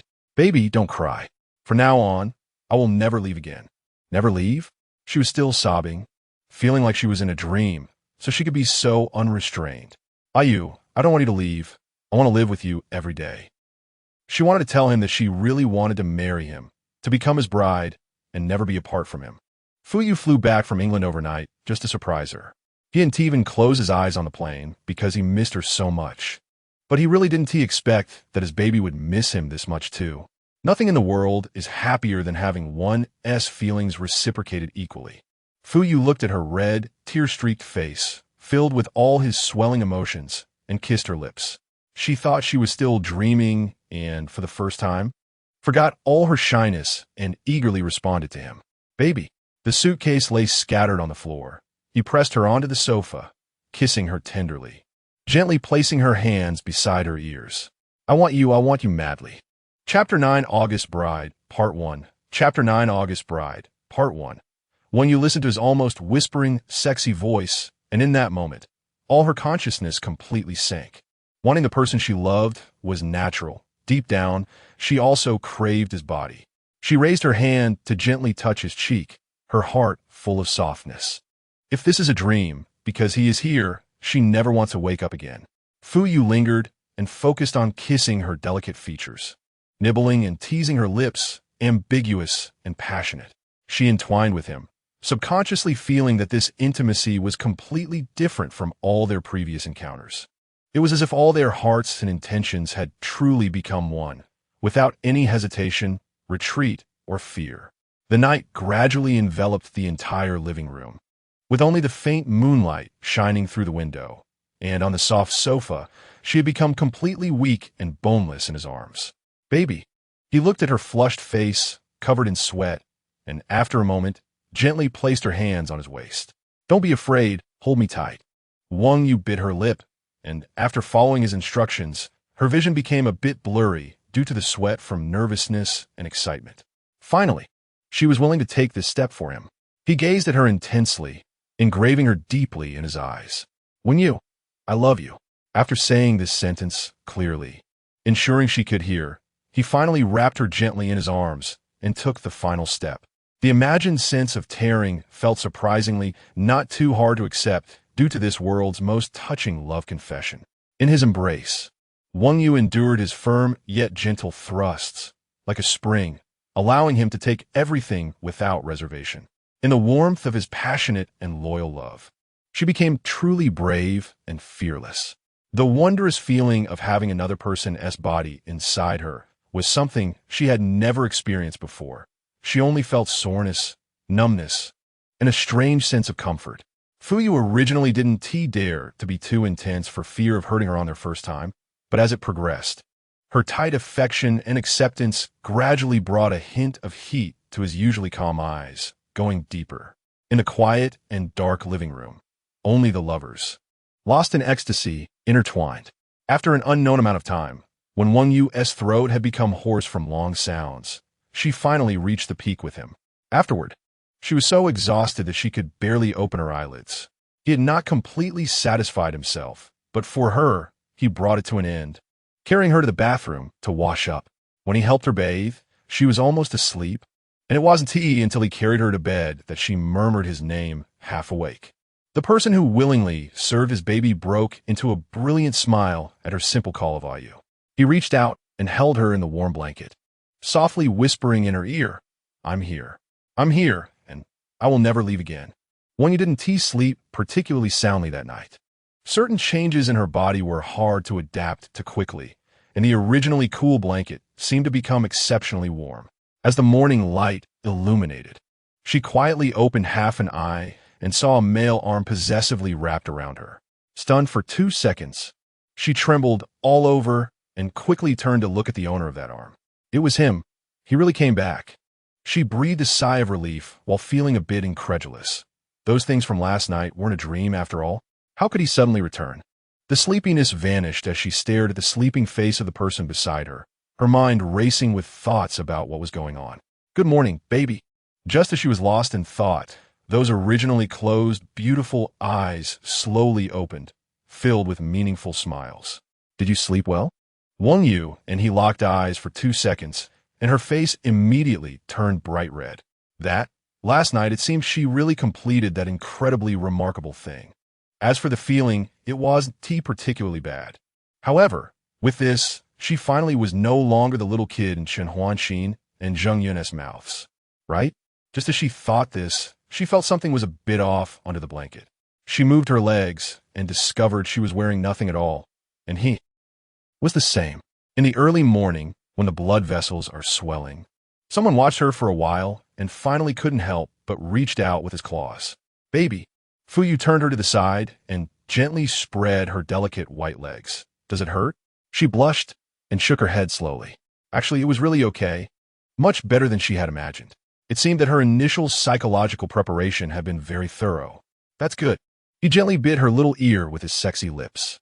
Having gone through such experiences, Wang Yu became more sensitive to his actions. At that moment, she almost reflexively wanted to divert his attention from her to elsewhere. "Ayu, why did you suddenly come back?" "Want to know?" He leisurely kissed her ear, gradually moving down to her chin, and his hand under the blanket began to act a bit unruly. She was almost at her limit.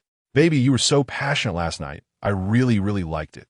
He slowly adjusted his position, subtly coaxing her. But last night the lights were off. It was too dark. Now that the lighting is just right, how about you recreate last night's appearance for me? Hmm? Wang Yubei bit her lip. Her body had already started to tremble uncontrollably. Baby, someone is slowly continuing their gentle persuasion project. As you know, I've been single for 27 whole years. Shouldn't you make it up to me? Moreover, I waited for so long to finally meet you.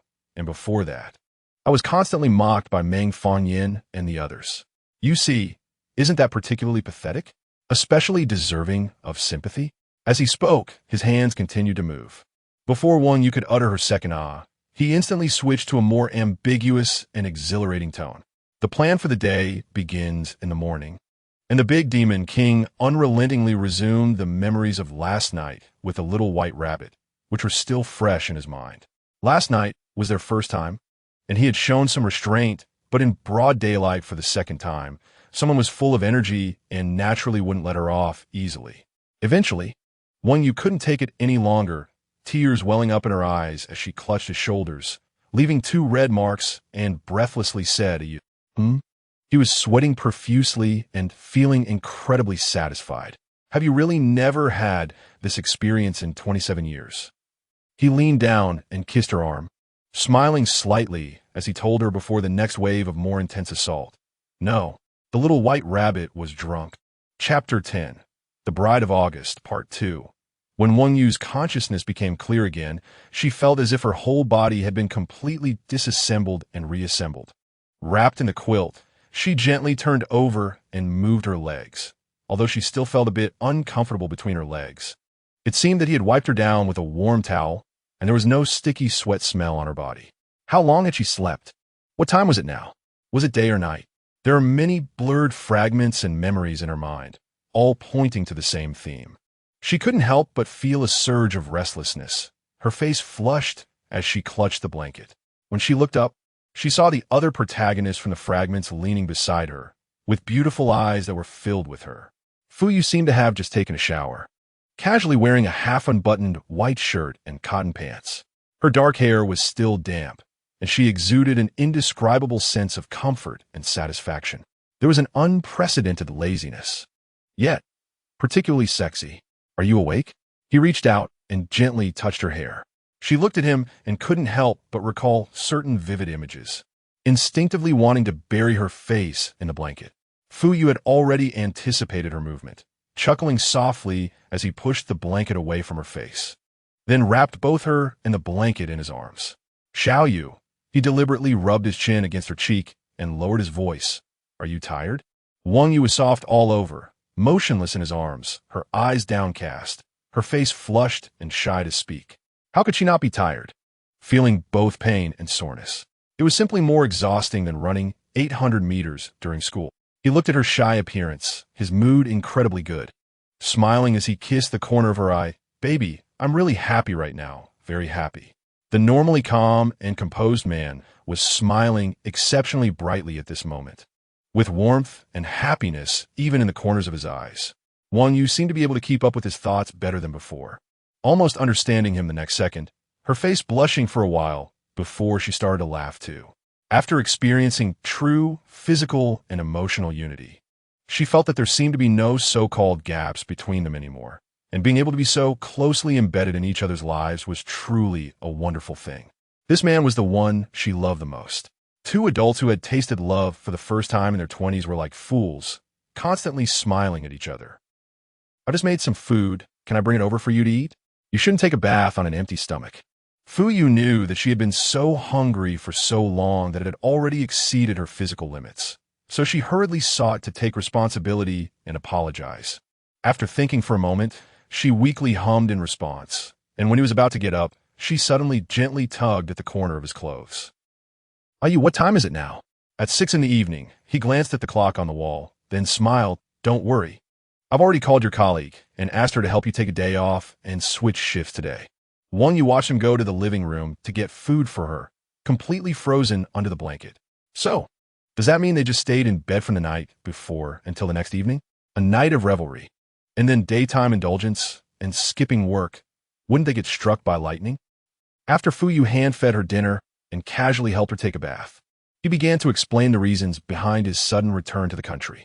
Having experienced some not-so-innocent scenes during the bath, Wang Yu was now lying on the sofa in his arms, completely drained of energy, her face flushed as she rested her head on his shoulder, slowly listening to him speak.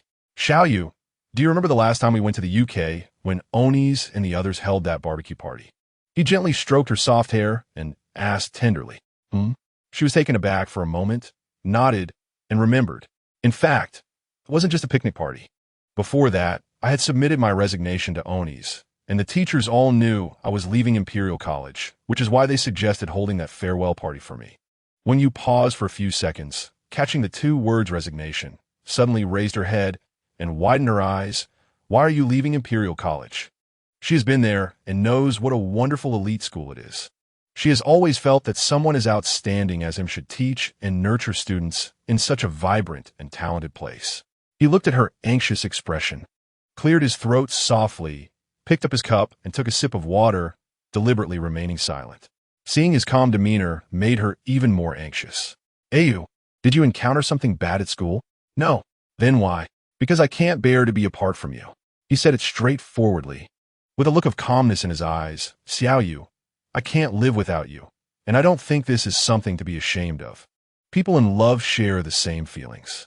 She felt so lost just 3 days after leaving him, and he was also thinking about returning to her side as soon as possible while in the UK. He had waited too long to finally be with her in life, and he didn't want to waste a single minute going forward. Wang Yu stared at him blankly, and after a while, with a slightly sore nose, she told him, Me too. Fu Yu looked at his little bunny's rare honesty and gently kissed her, saying, Xiao Yu, you don't need to feel that it's a pity for me to leave Imperial College. For me, no matter which country I'm in, which school I teach at, or what students I teach, as long as I treat this responsibility with a clear conscience, my life is meaningful. After he finished speaking, she sniffed, tightened her arms around him, and said, I know, but I really think it's a pity for you to leave Imperial College. Oni said you are the pride of the school, and your students must be very sad. They aren't sad. He gently patted her back and replied slowly, they know that their single and unwanted teacher can finally have a family, and they are very happy. Wang Yu was stunned by the phrase, starting with wife, and her mind instantly recalled what Chen Huanxin had said to her earlier, feeling a bit overwhelmed. Wouldn't he really want to propose to her? Would he? Fu Yu had been carefully observing her expression and felt very gratified to see that she could finally keep up with his thoughts. He continued calmly, so, this time I'm back in the UK just to complete the resignation process, clean the house, and then have a meal with the teachers and students to officially hand over everything about the UK. Seeing her face grow redder, he leaned closer and whispered seductively in her ear, Baby, right now I have no job, just a jobless wanderer. Have you considered taking care of me? As you can see, I'm fully prepared to live here permanently. So, shouldn't you show me something? His breath was so close that Wang Yu's heart raced. Gripping the hem of his shirt tightly, she bit her lip and said softly, He mischievously nibbled on her earlobe. What do you want to show me? You let us live together in the future? After a few minutes, the little bunny finally gathered the courage to stutter out this sentence. Fu Yu looked at her for a few seconds, a smile slowly appearing on his lips. Okay. Realizing what she had just said, Wang Yu quickly buried her face in her hands, curling up. Why did she suddenly feel like her words sounded so much like a proposal? Baby, thank you for being willing to take care of me. The big bad wolf said good-naturedly as he stroked her hair, his eyes sparkling. I will definitely keep you warm. The little bunny broke down in tears. Was he possessed by Meng Fanyan? Quickly returned her aloof male god to her. Wang Yu, having agreed to live together, naturally accepted Fu Yu's series of arrangements. However, for someone like her, who tended to procrastinate, she was truly amazed by her man's decisiveness. On the weekend, when she wasn't working, he took her to handle the paperwork with her landlord, property management, and the renovation company, beginning the grand task of buying a house and merging 2 units. Since the house needed renovations and couldn't be lived in, he decided to temporarily move back to the Wang family home with her. Wang's father and mother were overjoyed to see their daughter and future son-in-law. Having already tidied up the room Wang Yu used to live in, even rearranging the furniture and replacing it with a large double bed for them. In fact, Wang Yu was also very happy to be back home. When she lived alone before, she really missed home. And now being able to live back with Fu Yu and accompany her parents gave her an additional layer of stability and warmth. After dinner with the four of them together, Fu Yu helped Wang's mother wash the dishes in the kitchen, while Wang Yu and her father sat on the sofa, eating strawberries and watching TV. At that moment, Wang's father glanced at the kitchen, reached out to lower the TV volume slightly, and called her, Xiao Yu. Huh? She ate a strawberry and looked at her father in confusion. Did you think tonight's dinner was good? Wang's father asked mysteriously. She thought for a moment. It was delicious. Dad, it's not my first time eating your cooking. Today's dishes weren't made by me. Wang's father raised his eyebrows. They were made by Yu. Wang Yu froze for 2 seconds, dumbfounded. You made them? Yes, Wang's father said with satisfaction. You don't know? Recently when you're at work. If Yu doesn't go out, he stays home with me to learn how to cook. He is so smart. He just needed someone to guide him properly. Once he got started, he immediately got the hang of it. She was astonished, still unable to believe it, although she always knew he was nearly flawless. With only his cooking skills being somewhat lacking, she never expected he would really take the time to learn from her father. Xiao Yu, I want to share my honest feelings with you. I'm really very satisfied with this future son-in-law, Wang's father said as he patted her shoulder. The weather has gotten hot, and every day he learns in the kitchen. He sweats a lot. I asked him why he wanted to learn to cook, and guess what he said? He said, in the future, I want to cook for Xiao Yu and the kids at home, so I can rest assured. Wang Yu looked at her father, then turned her gaze to Fu Yu, who was wiping dishes in the kitchen. After 2 seconds, she raised her hand and gently rubbed her eyes. Now she finally understood what that feeling of stability and warmth was like in a home with him. He provided her with all the security a woman needs. For some reason, at that moment, a classic phrase flashed through her mind. If you find such a man, then marry him. In fact, now she felt increasingly that she didn't need to be anxious about having a perfect lover like him. Instead, she should use all her strength to cherish and love him better. Happiness is hard to come by, she thought, and she must use the rest of her life to take good care of this happiness. Wang's father saw her staying silent and thought she was crying. So he hurriedly got up and pulled Fu Yu out of the kitchen, pointing at his daughter in frustration. Yu, I can't handle this spoiled girl anymore. I told you not to say too much. Fu Yu looked at his future father-in-law with amusement, then glanced at the little woman on the sofa, who had already fallen into her emotions, and chuckled. Uncle, what did you just say to Xiao Yu? I told her that I learned to cook for her. Wang's father shook his head repeatedly. She gets emotional and cries easily. Look at how spoiled you've made her. Hurry and take her back to the room. It's making my heart ache. Upon hearing this, Fu Yu finally couldn't help but laugh, nodding gently. Okay, I'll take her back. Wang Yu was led back to the room by him, and as soon as the door closed, she instinctively clung to him. Yu. He held her, gently kissing the corner of her eye. Yu. She was not good with words, even though she had so much to say in her heart. When it came to her lips, she could only repeatedly say his name to express herself. He was being cuddled and spoiled by her, and his gaze gradually became somewhat off. Xiao Yu, do you like the dishes I made? I do, she nodded quickly. If it weren't for Uncle Wang telling her the truth, she really wouldn't have realized that dinner didn't come from a decades-old chef, but from her man's hands. If you like it, have you thought about giving me a reward? At this moment, he nonchalantly raised his hand to pull the curtain beside them, deliberately seeking sympathy with a tone of mock pity. I learned from Uncle, but it was really hard. You see, I burned my hands several times. He gestured for her to look at the small marks left on his hand from the burns. Pretending to be pitiful, Wang Yu looked at him with a soft heart, holding his hand, her face gradually turning a bit red. What do you want? What reward? After finally taking off his little hat, the enthusiastic big boss smiled slightly and immediately picked her up onto the big bed, unhesitatingly starting the thorough process of taking everything. Of course, it was to pledge himself, due to his soft and obedient little bunny cooperating. The big boss was thoroughly enjoying the feast. After having done it once, he half-pressed, half-hugged the panting person in his arms, his hands moving inappropriately on her body while teasing her in her ear. Baby, the feel is simply top-notch. Wang Yu was so shy she was about to cry, wanting to escape but tightly held allowing him to have his way, her mouth whimpering. His hot lips kept kissing her earlobe while he adjusted his posture again. When Meng Fangyan was watching movies, I caught a few glimpses. The people in them. Their figures aren't even half as good as my little Yu's. She didn't know what to say, lying there with tears in her eyes, completely consumed by him from behind again. Wait, is this still that abstinent and cool man? This is clearly a hungry wolf in heat. Chapter 11. The Bride of August 3. Shanghai gradually transitioned from spring to summer. As the weather warmed, the merging of the two houses was quickly nearing completion. Wang Yu had gone to see it a few times with Fu Yu, but later he told her not to come along anymore, saying she was tired from work and needed a rest, often driving alone to supervise. So now, her daily life basically consisted of going to work and being held warmly by someone at night.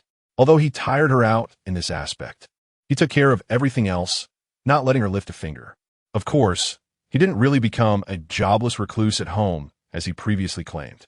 Wang Yu later found out that after he resigned from Imperial College London, Shanghai Jiaotong University, Fudan University, and Tsinghua University all extended olive branches, inviting him to teach. As expected, Fu Yu ultimately chose to work at the mathematics department of Shanghai Jiaotong University, where guiding graduate students wasn't too busy, allowing him plenty of time to be with her. Everything was progressing steadily. One day after work, Wang Yu had arranged to have dinner with her longtime friend Chen Hanxin and Zheng Yunji, so she took the subway directly to the agreed-upon Huamao Center. To accommodate the three of their work schedules, dinner was specially set for 7 o'clock. Wang Yu and Chen Hanxin arrived early, while Zheng Yunji was stuck in traffic, so the two decided to browse around the mall first.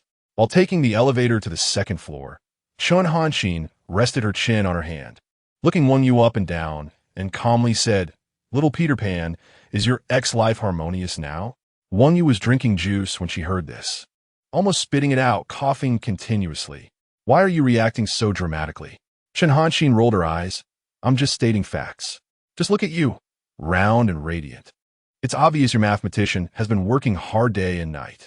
When you finally caught her breath and looked at her with a complaint, lowering her voice, "Hanxin, can you not say such things in public? Aren't I just happy for you?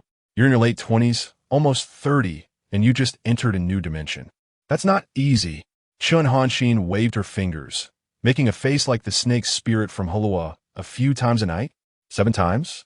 What positions?" When you didn't really want to engage with her. Soon, Chen Hanxin said she wanted to buy 2 new bras at a lingerie store and insisted on dragging Wang Yu along to try them on. Unable to refuse her, Wang Yu picked up a set of pink and purple and followed her into the changing room. The two talked while changing clothes. After Chen Hanxin tried hers on and looked in the mirror, she immediately turned to Wang Yu. Wang Yu was still fastening her straps, not noticing her friend's direct gaze. After a while, she still couldn't fasten it, and just as she was about to ask if she had the wrong size, she looked up and saw Chen Hanxin's meaningful smile. "This one seems a bit small." She looked at Chen Hanxin. "Is it? You didn't take the wrong size?" Chen Hanxin's smile at that moment was like a mischievous demon. "So you're a 70C, right? I'll have the staff get a 70D. Wang Yu was stunned. 70D? Good thing I brought you along to get a couple more sets. The ones at home can be thrown away." Chen Hanxin nodded approvingly.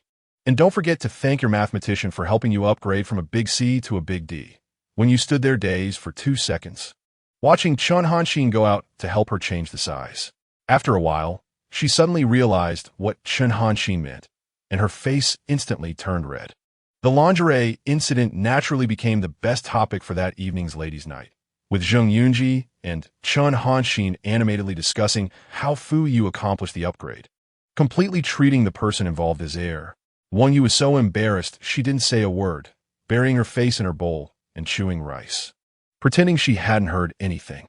But after a while, the two women suddenly grabbed her from either side, speaking in unison. "Little Peter Pan, we have something to ask you." She thought they were going to ask some inappropriate questions, shaking her head repeatedly. "I don't want to hear." "No, it's serious." Chen Hanxin looked at her intently. "About you and Fu Yu." She paused. "What about us? Hasn't he proposed to you yet?" Zheng Yunji, who had just accepted a proposal from her longtime lover Mu Shi, blurted out. Wang Yu shook her head. "Not yet." "Really?" Chen Hanxin frowned. "You bought a house, and the merging and renovations are clearly for a new home. Why hasn't he proposed and taken you to get the certificate? Yeah, he resigned from the UK. This behavior is too inconsistent with his usual style, Zheng Yunji observed sharply. No way. Should I and Chen Hanxin go pressure him? What do you mean by eating meat without proof? Don't. When you saw them about to jump up and hurriedly waved her hands, please don't pressure him. I feel like Ayu has his own thoughts. Although she had considered this matter herself, she always trusted him and liked to follow his pace. So even if he slowed down in terms of marriage, she felt it was okay. After all, the sense of security he gave her wouldn't diminish just because marriage was postponed. Moreover, it was just a certificate and a wedding. She touched her head. Ayu is with me every day, and it's no different from after we get married. Chen Hanxin and Zheng Yunji stared at her for a while, thinking that what she said wasn't wrong. After all, with Fu Yu's kind of pampering that made her afraid of melting in his hands, there wasn't much difference in proposing later. After a while, Chen Hanxin suddenly sighed softly. I really miss the old little flying hero. So do I. Zheng Yunji added expressionlessly from his side. What should we do now that the innocent and brainless soft cute girl has her own thoughts? Little flying hero, can you stop being clever like your man? Chen Hanxin grabbed her hand and said solemnly, it's so good to be silly. Ji and I can always protect you. Exactly. When you held her forehead, I don't even know if you two were scolding me or being nice to me. That night, after returning home, Wang Yu took a shower and was getting ready for bed, while Fu Yu was still sitting at his desk looking at teaching materials. When she came out of the bathroom, he naturally waved at her, signaling her to come over. The weather was getting warm, and Wang Yu was wearing a nightgown with a low neckline. Fu Yu picked her up and kissed her, quickly noticing the view inside her neckline. Xiao Yu, his eyes gleamed. Although she was already used to his affection, her heart still raced every time they got intimate. Did you buy anything new at the mall today? He whispered, his gaze sliding over the pretty, unfamiliar lingerie again. Wang Yu was startled, her face turning red, but feeling shy. She thought it would be better not to lie to him, given how well he understood her. After struggling for a while, she finally mustered the courage to lean in and softly tell him about what happened at the lingerie store that evening. Fu Yu listened quietly, one hand discreetly closing his laptop while holding her as they stood up from the chair. Wang Yu understood him well by now, seeing his demeanor. She immediately realized what he wanted to do and hurriedly said in a low voice, that is, I know, he said, carrying her to bed and taking off his glasses, placing them on the bedside table. So, she blushed, gripping his fingers. We can't. Baby.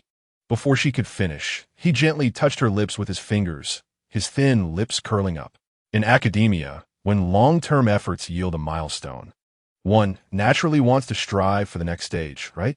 Wang Yu was confused about how he suddenly jumped to this topic, but after thinking for a moment, she nodded. So, when I realize my efforts have successfully led to an upgrade, I naturally want to level up again, right? As he spoke, his hand slipped under the hem of her shirt, smiling. I think, apart from the final step, everything else is still feasible tonight, don't you think? For someone so insatiable, consuming every bit of tofu and variety, the little bunny never had any power to fight back. So this everything else kept her tossing and turning all night. The next morning, she was exhausted and sleepy, leaning on the dining table.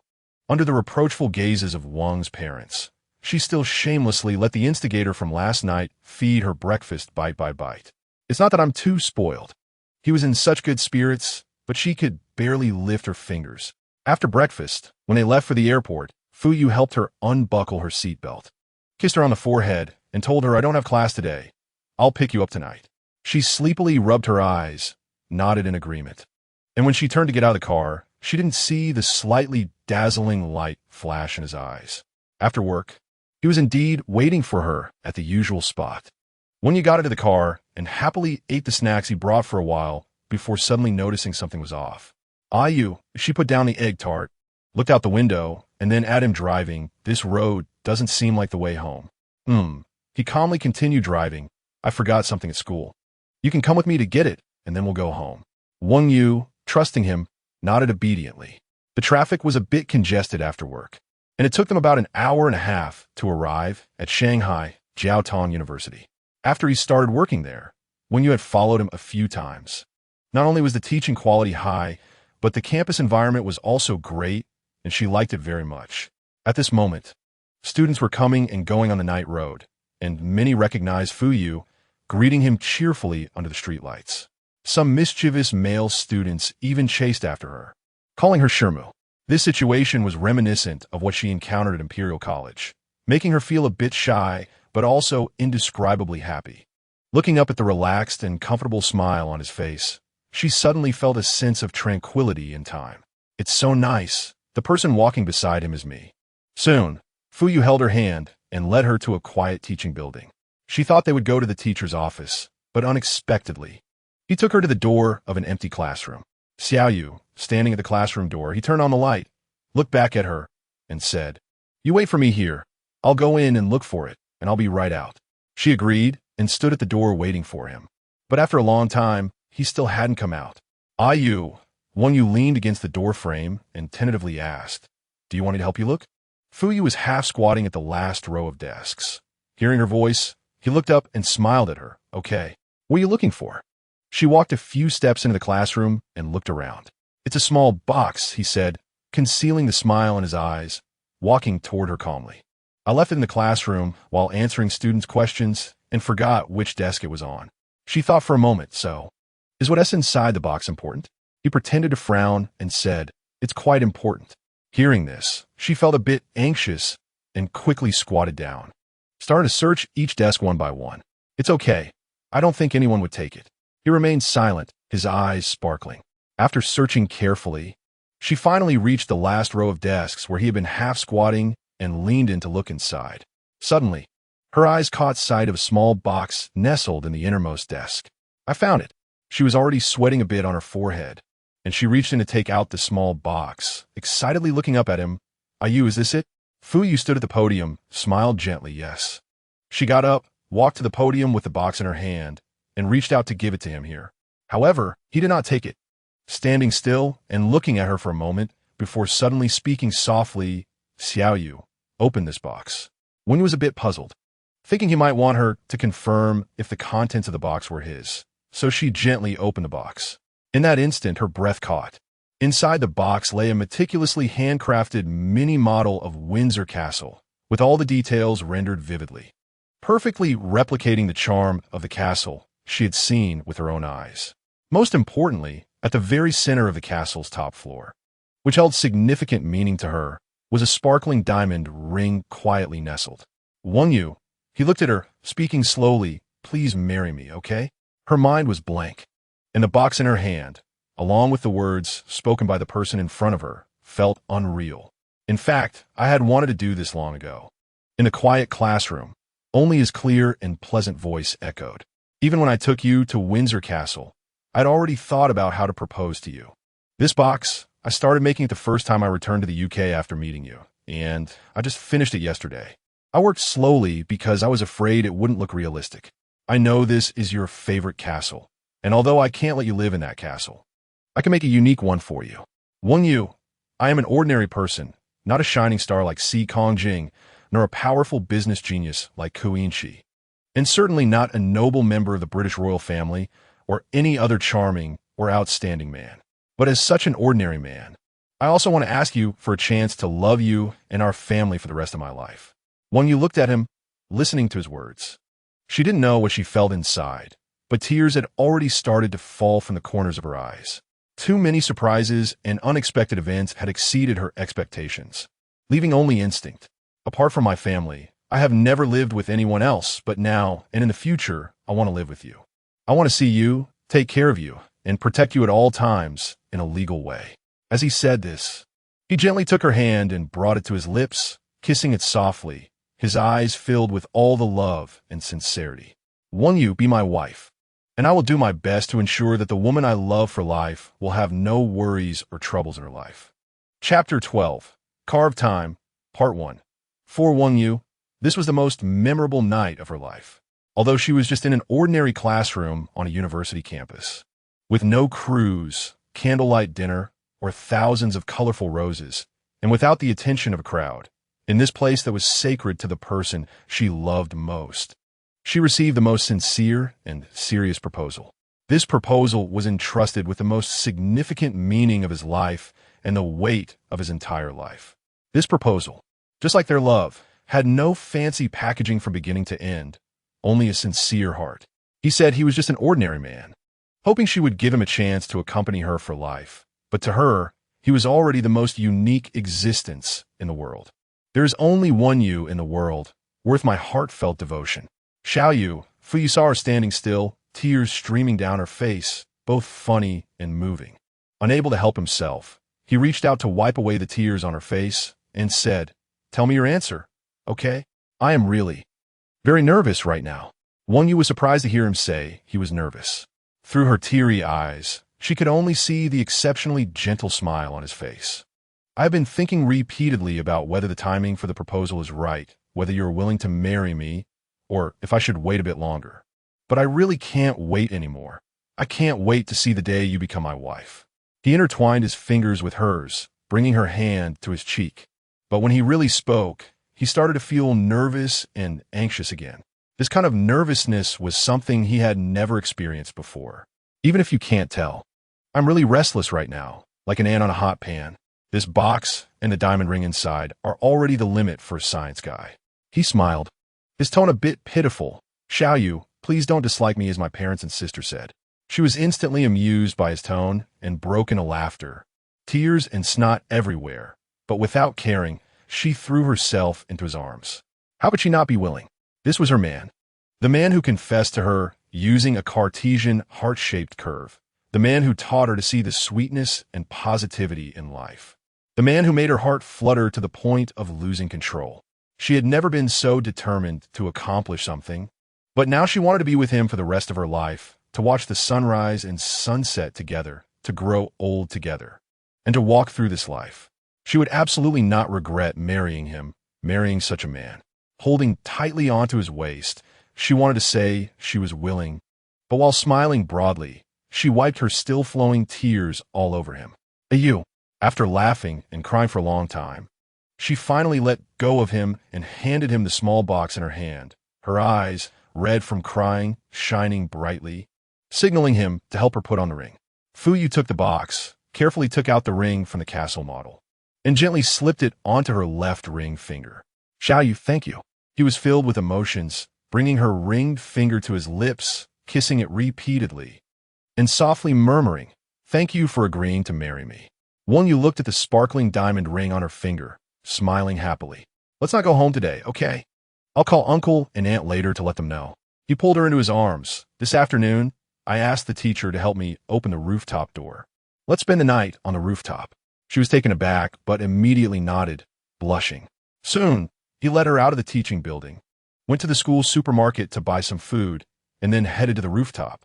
When he opened the door, the rooftop was empty and incredibly quiet.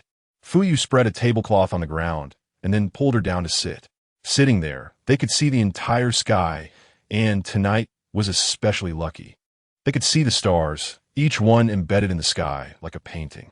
The two of them felt like the happiest people in the world, sitting side by side on the ground, calming the surging emotions in their hearts, silently enjoying this tranquility. Wang Yu caressed the ring box in her hand and, after a while, softly told him, "I really like this model." He smiled and looked down at her. "Really?" "Yes." Her eyes sparkled. "It's as exquisite as the dollhouse of Queen Mary in Windsor Castle." Fu Yu pinched her little nose.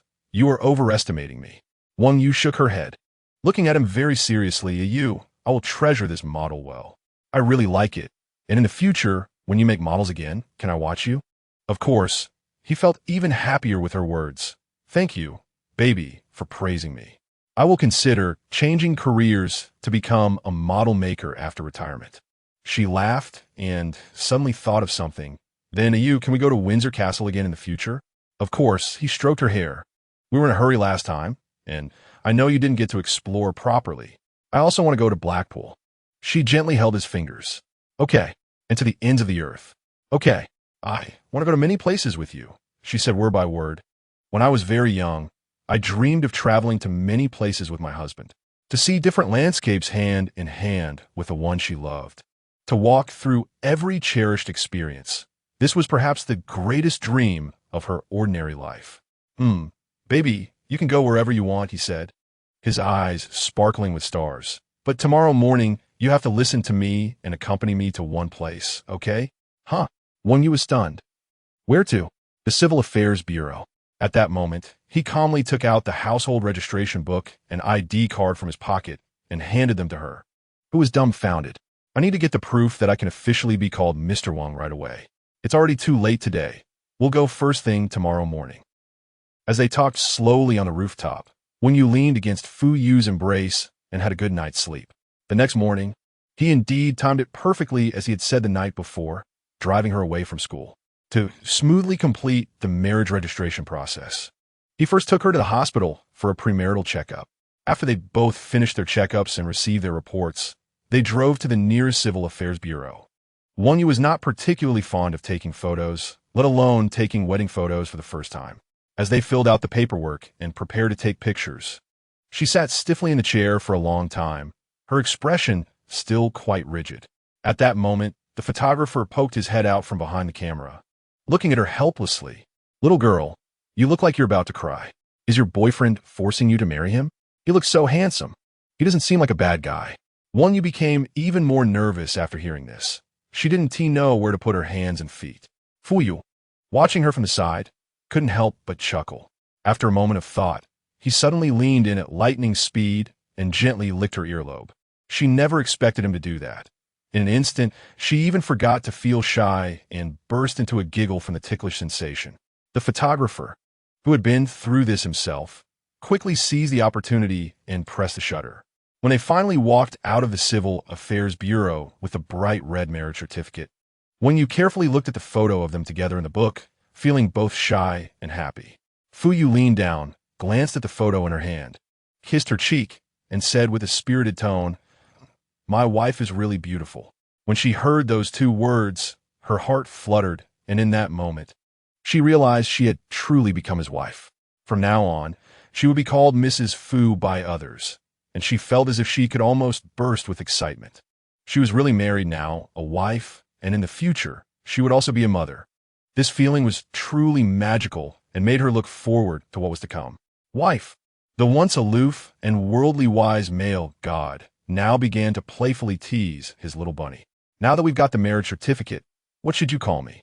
Wang Yu was taken aback for a moment, and after a few seconds, her little face turned crimson. He pressed further. Husband. After a moment of struggle, she finally whispered the word. Good. Fu Yu happily wrapped her in his arms and walked towards the parking lot. Suddenly, he whispered in her ear, Wife, I'm very healthy. Wang Yu glanced at him with a red face and said softly, I know. She had seen his health check report. After all, she understood Chinese. No, what I mean is his eyes gleamed mischievously. My body is healthy enough to make you pregnant at any time. The little bunny paused for a second, feeling a mix of embarrassment and anger, and poked his chest with her finger. I'm serious. He took her finger and kissed it gently. Among my friends, Dai Zhongru is already a father of two, so now I must be faster than Meng Fangyan. Fangyan? Wang Yu's eyes widened. Does Fangyan have a girlfriend? In her impression, that extremely handsome and mysteriously charming mixed-race man should be the type who would never want to settle down. According to him, Fu Yu rubbed his forehead and said, he met someone who makes him willing to stay with her and never feel bored, even until the end of time. Wang Yu was even more surprised. The Meng Fangyan you saw before was just one side of him, Fu Yu said as they walked out of the elevator and into the parking lot. I've seen many sides of him, but I've never seen him treat love sincerely. I really want to see the girl he likes. Wang Yu said as she settled into the passenger seat, looking at him. Yu, when can I meet her? She was really curious about what kind of person could tame someone as extraordinarily charming as Meng Fangyan. Fu Yu helped her fasten her seatbelt and smiled meaningfully. I think we might be able to see them soon. The great Demon King and the little bunny officially stepped into the realm of married couples. Both sets of parents were very happy to hear the news. Wang's parents laughed all day long at home, while Fu's parents had already spread the news throughout the entire Mathematics Research Institute. Fu Xian, the little Demon King, even made a special phone call to Wang Yu, sincerely expressing his desire to hold a little nephew or niece soon. The usually low-key, great Demon King, unable to hide his excitement about legally being able to spoil his wife, even posted a photo on his blank WeChat moments for the first time. The photo was just a bright red image, with no other patterns, just a vivid red. His friends, of course, were all exceptionally clever individuals. Wang Yu blushed as she read the comments on his moments and was quite amused. The first comment was from Dai Zhongru. Congratulations on becoming a VIP member of the Wife Slave Club. The second was from Shanyi. Don't forget to send photos of you mopping the floor and cleaning the toilet home. The third was from Meng Fanyan. You think you're so great for getting ahead of me. The fourth was from Chen Huanxin. Your wedding gift is from Kuinchi, who said he would send you some sexy lingerie. The fifth was from Zheng Yunji. The hot live thread on Dubon has been closed. The little bunny and the great demon king are married. The sixth was from Feng Xiao. Wow. Hurry up and have a pretty sister for our little fat Sikuan, so they can get engaged. The seventh was from Sikong Jing, responding to Feng Xia. I don't want Fu Yu to be my son-in-law. After reading all the comments, Wang Yu found that Fu Yu had replied to two of them. He thanked Chen Huanxin for the fourth comment and told Sikong Jing that he didn't want him to be his daughter's father-in-law either. Can you all stop being so funny? Amidst this ongoing festive atmosphere, time quickly passed into August. The renovation of the two combined houses was finally completed. Fu Yu chose a weekend to help Wang Yu pack their things and move back to their newly refreshed home. Once inside, Wang Yu discovered that the entire layout of the big house had changed. For example, the two separate single beds had been turned into a soft big bed in the large bedroom, and their clothes had been combined into a large wardrobe. One of the studies had even been transformed into a mini screening room. Additionally, he had deliberately placed all the models he made in various corners of the house, making the entire home feel warm and interesting. He must have not let her oversee the renovations so that he could surprise her with the new arrangement, right? He was always so thoughtful and considerate. Curiously, she walked around the house and returned to Fu Yu, who was unpacking their things. She hugged his waist from behind, happily acting cute. I really like our new home. He paused his movements, patted her head, and smiled gently. I'm glad you like it. I'm going to make you dinner. She looked at his gentle face and asked, what do you want to eat? I can cook. Fu Yu looked at her for a moment, lowered his voice, and seductively said a single word, you. Wang Yu was taken aback for a moment, and, surprisingly, she didn't shy away, but automatically leaned in and gave him a light kiss on the lips. In front of them, their precious little one had become so obedient and cooperative. Naturally, a certain hungry wolf was delighted. He dropped what he was holding and immediately kissed her deeper. Just as they were lost in each other's kiss, the doorbell suddenly rang. Wang Yu quickly pulled back, blushing and looking at him helplessly. Fu Yu sighed inwardly, restrained his inner heat for a moment, then let her go and walked to the door. When the door opened, he was surprised to find Fu Xian, who should have been far away in Beijing, standing outside. Xian? Fu Yu didn't expect his sister to be the visitor and asked in surprise, why are you here all of a sudden? Are you alone? Where are Mom and Dad? Hearing it was Fu Xian, Wang Yu hurried to the door as well. However, in her view, the usually lively and mischievous girl was now standing at the door with tears streaming down her face, completely alone and without any luggage. Good sis. Fu Xian choked as she raised her head, clutching her fingers in despair. I'm pregnant. Chapter 13, Carve Time, Part 2. Wang Yu was left dumbfounded after hearing Fu Xian's words. For a moment, she almost doubted if she had heard wrong. Xian, what did you just say? Beside her, Fu Yu, who usually remained calm and composed, now had an unprecedented storm brewing on his face. His usually clear brows clouded with gloom. Yi. Fu Xian said, tears streaming down her cheeks. I have a baby in my belly. Almost as soon as she finished speaking, Fu Yu's hand shot up. Wang Yu, having spent enough time with him, understood him well. So, at the moment his expression darkened, she immediately rushed to grab his arm. Fu Yu's face turned ashen, his deep-set eyes glaring sharply at Fu Xian, his lips slightly parted, clearly furious. Fuxuan, have you gone mad? Do you even know what you're doing? Yu, Wang Yu said nervously, her voice urgent, don't. She was scared by his expression. In a long time they had known each other, from their initial acquaintance to now being married. She had never seen him this angry. Almost losing control, Fu Xian, who had come with a sense of despair, was already prepared to be slapped. At this moment, she stood there with her eyes closed, not resisting at all, just silently shedding tears with her head down. Inside and outside the door, the two siblings fell into a chilling silence. The atmosphere was terrifyingly stiff. Wang Yu never expected such a situation to occur. She looked at Fu Xian, whose face was haggard and unrecognizably thin, feeling heartbroken, while also fearing that Fu Yu would explode in anger at Fu Xian again. Xian. She thought for a moment, finally mustering the courage to be the first to speak. You come inside first. What exactly happened? Tell us everything. Don't be afraid. Okay? We will protect you. After a while, Fu Xian silently nodded at her words. Wang Yu felt relieved that she was willing to cooperate and quickly glanced over at Fu Yu. He didn't speak, just took a deep breath and silently turned to walk back to the sofa. Come. Wang Yu pulled Fu Xian inside, closed the door, and softly said, Xian, sit on the sofa first. I'll get you a glass of water. Are you hungry? Fu Xian shook her head. After settling the young girl on the sofa, she quickly poured water and returned with a warm towel.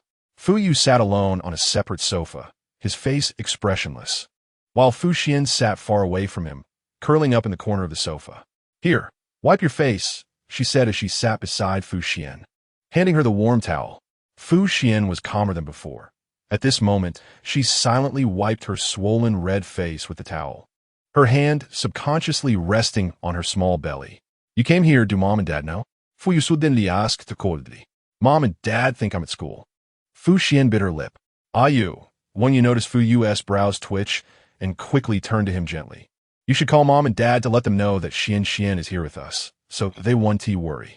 Fu Yu was already furious, but when he saw Wang Yu's gentle and somewhat pleading expression, some rationality returned to him. He coughed heavily and then got up, walking heavily to the bedroom, choosing to temporarily avoid the situation. Once he left the living room, Wang Yu gently held Fu Xian's hand and whispered, Xian, tell me, what exactly happened? Is it true that you're having a baby? It's true. Fu Xian's small face, with tearful eyes, was filled with pain. I realized my period was late, so I took a pregnancy test. After not believing the result, I went to the hospital, and the baby is already a month and a half along. Wang Yu's heart sank. Although she had no experience herself, she had heard that the first 3 months of pregnancy are often the most dangerous period. She tightened her grip on Fu Xian's hand in fear. You came here alone by plane. What if something happened on the way? What about you and the baby? After this happened, how could I still think about anything else? Fu Xian said with a bitter smile. Sister-in-law, I'm only 20 years old and still in college. Who can I talk to about this? Even though I know my brother will explode, I could only secretly buy a ticket to find you. As she spoke, tears that had almost dried up fell again. I don't even know when the baby came into this world. I have no idea. Wang Yu frowned as she looked at her, feeling a mix of emotions. No matter how clever Fu Xian was, she was still just a girl who had just come of age, yet to step into society. Facing such a situation would undoubtedly leave her feeling lost and anxious. Xian, she carefully considered her words, the baby's father. It's his. Fu Xian closed her eyes, the one I told you about, the one who hurt me deeply and then came back to my side. You. Didn't T try to talk to him about this? When you said cautiously, fearing to affect her emotions. After all, he was the child's father, and this matter had to be faced by both of them. I threw my phone away. He can't find me. Fu Xian's eyes stared blankly into the air. He probably won't come looking for me. We've completely broken up. Sister-in-law, she looked at Wang Yu, gently curling her lips this time. It's really over. He want me, and he definitely want the baby. Wang Yu stayed with Fu Xian for a while, wanting her to rest early. She gave her a change of clothes and toiletries, letting her wash up in the guest room. After watching Fu Xian lie down and fall asleep, she turned off the light and quietly left the guest room.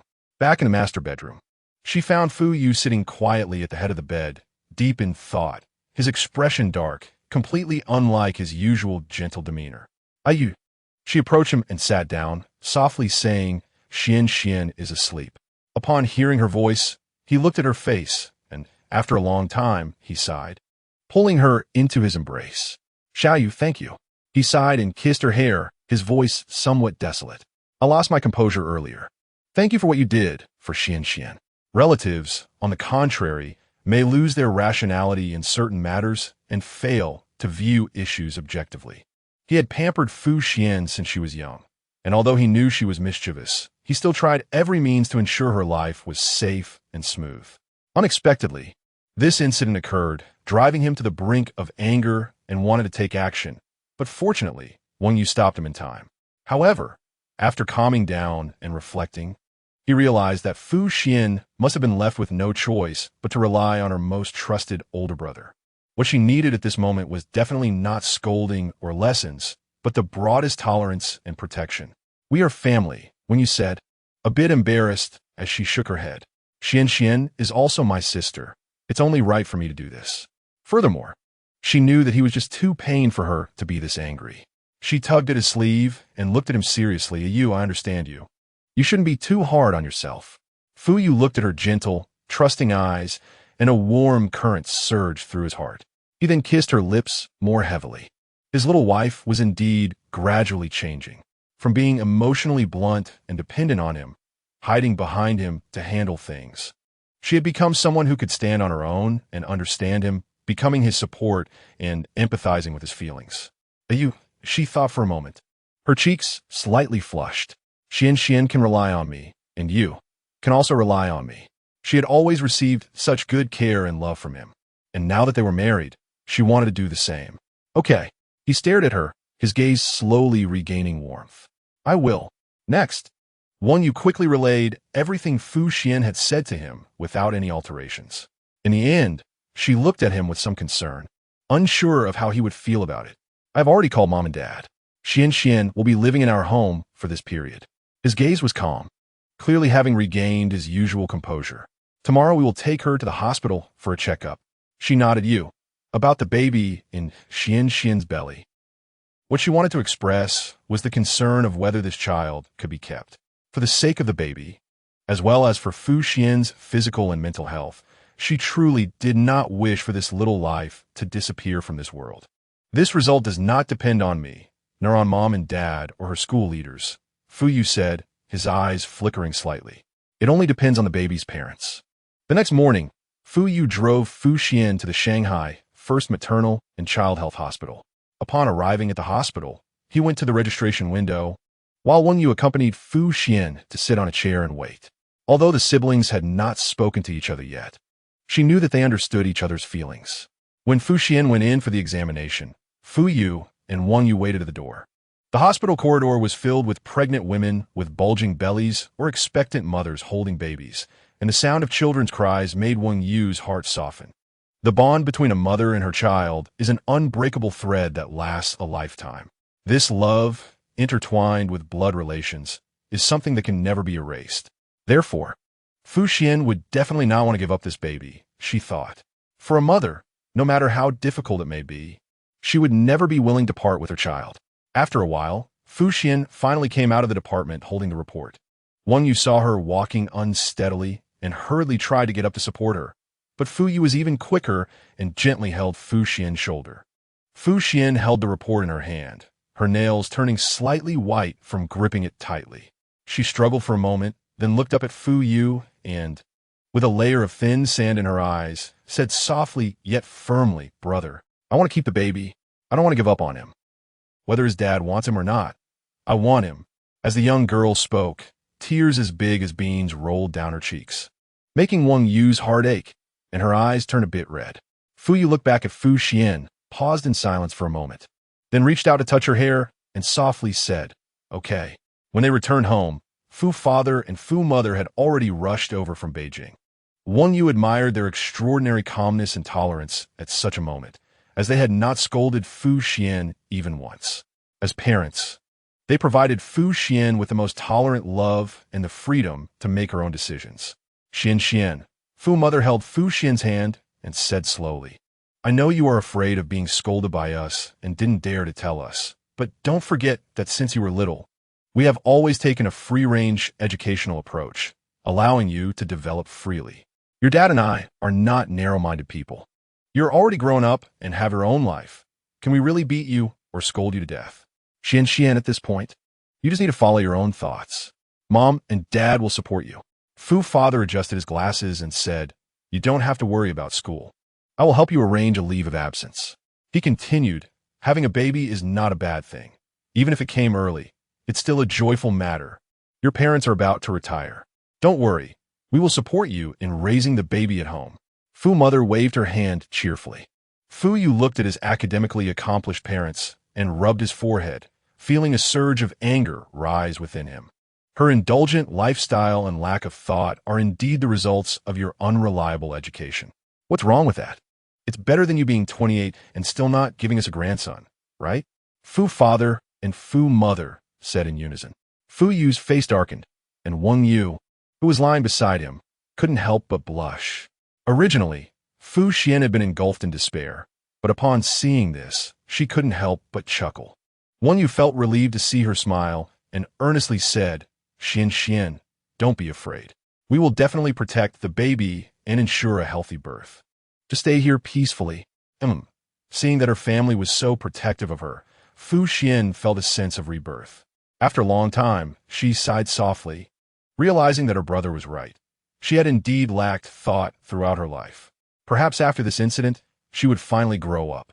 She gently caressed her belly and smiled, thinking that this lesson was indeed too profound, enough for her to remember for a lifetime.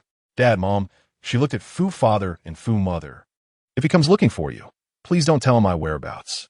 The matter of Fu Xian being pregnant became clearer due to the unified opinion of all close relatives.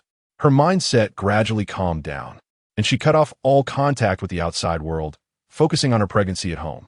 Wang Yu would accompany her to watch movies and chat after work, and she started joking again, her smile returning to its usual brightness. However, Wang Yu noticed that the young girl sometimes sat alone in silence. Her gaze dim as she pondered something, but she understood that this particular knot in her heart was something she and Fu Yu could not help with. As for Fu Yu, he could no longer say anything harsh to his only sister. Since that day, he continued to care for her, as usual. And to better take care of her, he even specially prepared meals according to pregnancy recipes, trying various ways to cook for her. That evening, while washing the dishes, Wang Yu couldn't help but sneak up behind him and quietly asked, "How do you know so many details about how to care for pregnant women?" After listening to Fu Yu, she put down her bowl, turned her face with a smile, kissed her forehead, and patiently told her, "Wife, I told you long ago that I am fully prepared to be a dad." She was momentarily stunned, and, after a second, she understood what he meant and shyly shrank her neck. "As long as you want, I can write a parenting guide for you anytime," he said slowly, mentioning dietary restrictions during pregnancy, actions to be careful with, and how to respond to certain phenomena. First, it's Xian, and later, it will be you. I hope to apply this theory well. Hearing him made her heart warm, and she gently hugged him from behind. In fact, she was already prepared to be a mother. Even though she knew she was clumsy and slow to react, but she was trying hard to correct her shortcomings and get ready for the baby. However, her period still arrived on time recently, and there was no movement in her belly. Thinking about this made her a bit anxious, wondering if there was something wrong with her that prevented her from getting pregnant.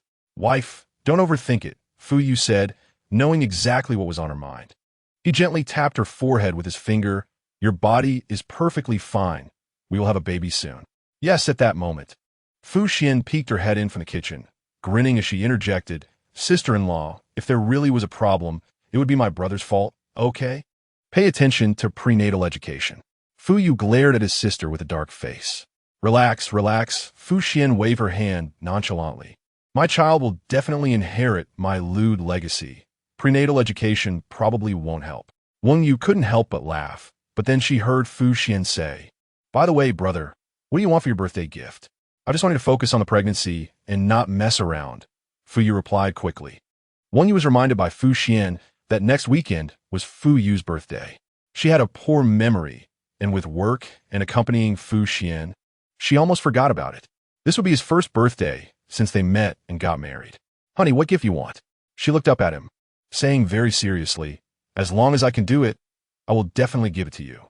Although she felt he lacked nothing and was not a materialistic person, when it came to handmade gifts, she couldn't compare to him. After thinking for a long time, she wondered if she should write a book titled "How to Spoil a Whiny Wife" for him. Fu Yu looked at her, his face still warm. And after a while, he said, "I want you." When you thought he was referring to that matter, her face flushed, but unexpectedly, he added seriously, "For my birthday gift, I want to see you in a wedding dress." Chapter 42, Epilogue. Eternal Love. Part 1. Wang Yu stared blankly at her husband, who was smiling like spring at that moment, silently swallowing. Wearing a wedding dress? Oh, brother, you finally admitted it. Fu Xuan, who was eavesdropping on their conversation at the door, stretched lazily. You've been secretly preparing for so long without letting sister-in-law know. And even had me and dad help keep it a secret. You really worked hard. Sister-in-law, let me tell you, whenever it comes to revealing my brother's secrets, Fu Xian is always very proactive. Just like that time when mom and dad came from Beijing to have dinner with you. Brother already told us he was planning your wedding.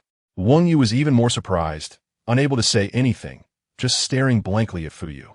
Wife, you know I always see things through, Fu Yu said, wiping his hand with a dry towel and pulling her in his arms. Think about it. With a proposal and a new house, how could there not be a wedding? She was taken aback, her heart racing faster. She originally thought that being able to officially register their marriage and live together was already the greatest happiness. And whether or not there would be a wedding didn't really matter. Besides, they were both low-key. And she thought he shared her views and didn't intend to worry about the wedding anymore. But unexpectedly, he had secretly planned their wedding for such a long time. Wife, even though we are already registered, I still don't want to miss seeing you in a wedding dress. He originally wanted to surprise her on the wedding day. But since Fu Xian revealed it early, he simply told her, a wedding only happens once in a lifetime. I want to leave you with the best memories. Shall you? On my 28th birthday, will you be my bride? He spoke slowly, but his words were filled with irresistible temptation. Sister-in-law, just say yes to him. Fu Xian chimed in. He has been dying to be a dad, since the baby isn't here yet. Let him be the groom to satisfy his cravings. At this moment, Wang Yu was overwhelmed with surprise and emotion, dazedly thinking for a while, and finally, of course, she firmly nodded in agreement. What was originally a trivial matter had now filled her with anticipation. After all, this was a once-in-a-lifetime dream he had prepared so meticulously for her. Moreover, she was also eager to see him dressed as a groom. She had never seen him in formal attire before. Rest assured, my dear wife, Fu Yu said, slightly bending down, whispering warmly in her ear, your husband will definitely not embarrass you on the red carpet, as when you anxiously awaited each day. Fu Yu's 28th birthday, which was also their wedding day, was finally approaching. The night before the big day, the soon-to-be bride couldn't sleep well, tossing and turning in bed, counting sheep but becoming more awake. Meanwhile, the usually calm Fu Yu couldn't help but chuckle in the dark at his wife's wedding jitters. So nervous? As she was about to turn for the 20th time, he finally turned her to face him and asked softly, Wang Yu said, her voice trembling a bit, honey, I'm afraid I won't perform well tomorrow. Fu Yu had been holding back laughter, but at this point, he couldn't help but laugh out loud. Do you think this is a high school stage play? This is your own wedding. I know. She rubbed her head against his chest. I'm just afraid I might embarrass myself at such a well-planned wedding, like tripping on a red carpet or forgetting what to say into the microphone. God knows she had always been a timid person who preferred to hide behind the scenes. She had never been good at being in the spotlight. And speaking in front of so many people was truly, wife, there won't be too many people at tomorrow's wedding. Fu Yu comforted her by patting her back. Besides some relatives of our parents, it's just our closest friends. You just need to enjoy the process. There's no need to feel any pressure, he said, kissing her forehead, giving her the final push. A wedding only happens once in a lifetime. You must believe you can be the leading lady. Hearing him say this, Wang Yu gradually calmed some of the anxiety that had built up over many days. She lifted her eyes to look at him and softly asked, honey, are you looking forward to tomorrow? Of course. He nodded without hesitation, the corners of his mouth curling into a mischievous smile. But I'm looking forward to tomorrow night's wedding night even more. Wife, he said in a low voice in the quiet bedroom. I've already got my hands on Ku Inchi's wedding gift ahead of time. Upon hearing this, she felt herself almost burning up, covering her face with both hands, no longer daring to look at his meaningful smile. The next morning, Wang Yu was promptly awakened by him. Since he had refused to reveal any details of the wedding under the guise of surprise, she was completely unaware of any part of her own wedding. Feeling like a puppet as he helped her get ready, threw on a random outfit, and took her to a location she had no knowledge of. Fu Yu drove quickly, and thanks to the relatively good traffic conditions in Shanghai that morning, They soon arrived in front of a beautiful villa that resembled a small castle. When she opened the car door, she was greeted by the familiar figures of Chun Hanxin and Zheng Yunji, who swiftly took hold of her arms and whisked her into the villa. Wang Yu was startled and turned to seek help from her husband, only to find Fu Yu standing there with a smile. Wife, just listen to them. I'll see you later. The unfortunate little rabbit, abandoned ruthlessly, was soon taken upstairs to a room in the villa where several professional makeup artists and stylists were already waiting. Wang Yu was pushed into the changing room by the stylist, and the dark, endless task of putting on a wedding dress began. When she finally emerged from the changing room, feeling dizzy from all the fuss, Chun Hanxin and Zheng Yunji walked around her, nodding in approval. Not bad. Take a look in the mirror. Wang Yu nervously approached the mirror and saw herself in an exquisitely tailored pure, white, strapless wedding dress, adorned with embroidered patterns extending from her chest to the hem, with silver floral designs that made her look stunningly beautiful. She had never worn such a beautiful dress in her life, nor had she ever felt so beautiful. They say that people rely on their attire, and Buddha relies on gold adornments. Zheng Yunji pinched her chin and said sarcastically, Wang Yu, this is probably the most beautiful moment of your life. It will be hard to surpass. This dress, did you two help me choose it? She turned to her friends, dazed. No. Chun Hanxin shook her head. We just reported your measurements to your husband. He chose it. However, after the last underwear incident, we updated your bust size, she added shamelessly, turning to the stylist. The wedding dress shop even altered the dress, right? The stylist nodded in unison, and one of them eagerly informed Wang Yu, Mrs. Fu, Mr. Fu came to our shop months ago to have this dress custom-made for you. It's one of a kind. Wang Yu felt an indescribable softness in her heart. Her face flushed as she looked at herself in the mirror.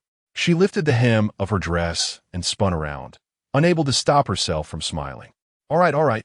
No need to gloat, Chun Hanxin chuckled, pulling her down into a chair. We still need to do your makeup and hair. You can take your time admiring yourself with your husband tonight.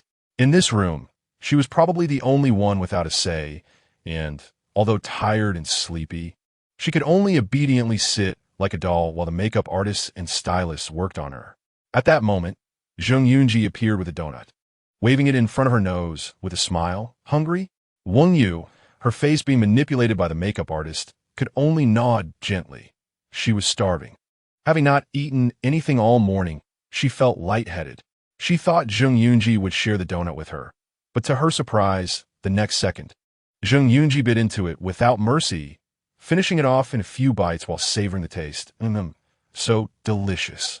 One you could only express her indignation with her unimposing eyes. Forget about eating and drinking today. Just be a good bride, Barbie, Chun Hanxin advised her, recalling her own wedding struggles.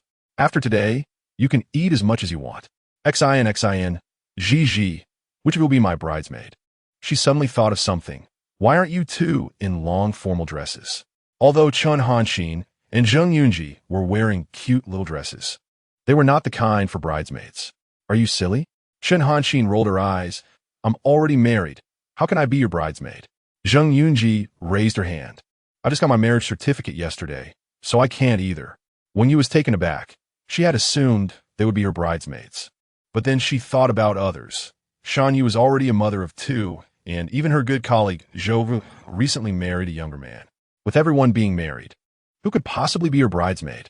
Just as she was feeling distressed, someone knocked politely on the door. Chun Hanxin, closest to the door, quickly went to open it. Hi, came a familiar deep voice.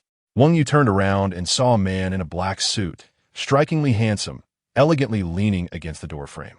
Fong Yen? She was stunned. Meng Yen, the playful man she hadn't seen since their time in England, slightly raised his hand and waved at her, his beautiful blue eyes shining in the sunlight. Long time no see, Xiao Yu. The makeup artists and stylists in the room were almost gasping for air. They had probably never seen such a good-looking man in their lives, and the sound of their rapid breathing filled the room. You're the best man, right? Chun Hanxin shot him a sidelong glance. Fu Yu mentioned that the best man has blue eyes like a demon. Zheng Yunji scrutinized him. You look familiar. I've seen you at several high-end social events recently. What's your main job? Meng Yen chuckled lightly, avoiding her question and casually smirking. Madam Mu, I have too many main jobs to list right now. Wang Yu rubbed her eyes, still somewhat unable to believe that the person before her was the same man who used to play around with dozens of computers in England. His presence now was that of a powerful CEO. It seemed that she was fortunate enough to see Meng Qianmian for the second time, as Fu Yu had mentioned.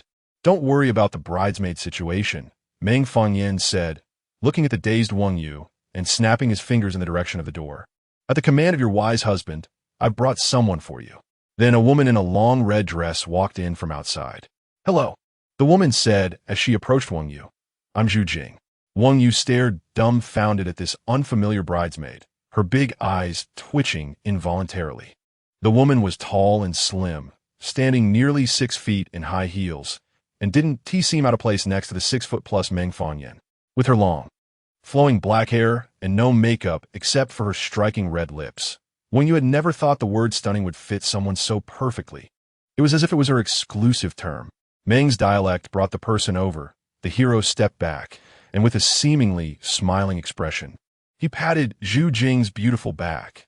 Jingyi, take good care, Xiao Yu. Don't scare her. If she cries, my buddy won't let you off.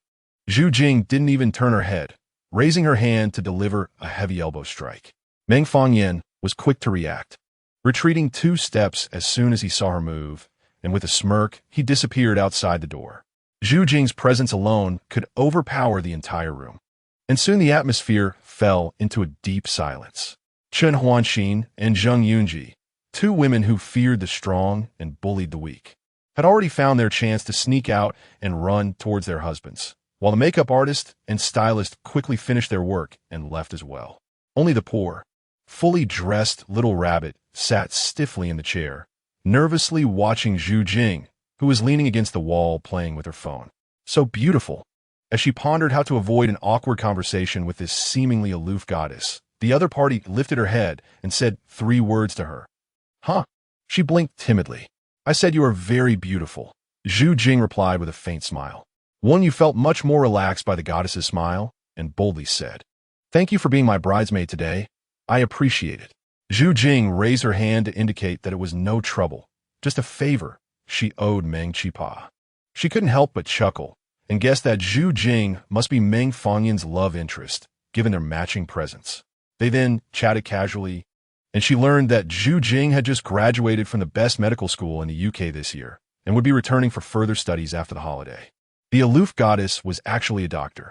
With this thought, her impression of Zhu Jing improved even more.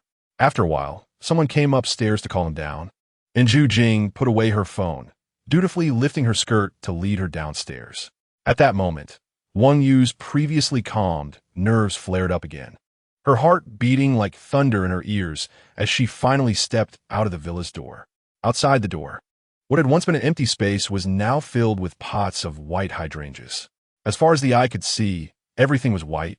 The fragrant blooms clustered together like a white ocean, a stunning sight that almost made her heart stop. Meanwhile, 2 full rows of people stood on either side of the villa's entrance, some of whom she recognized and some she did not. But all of their faces were adorned with the most sincere smiles.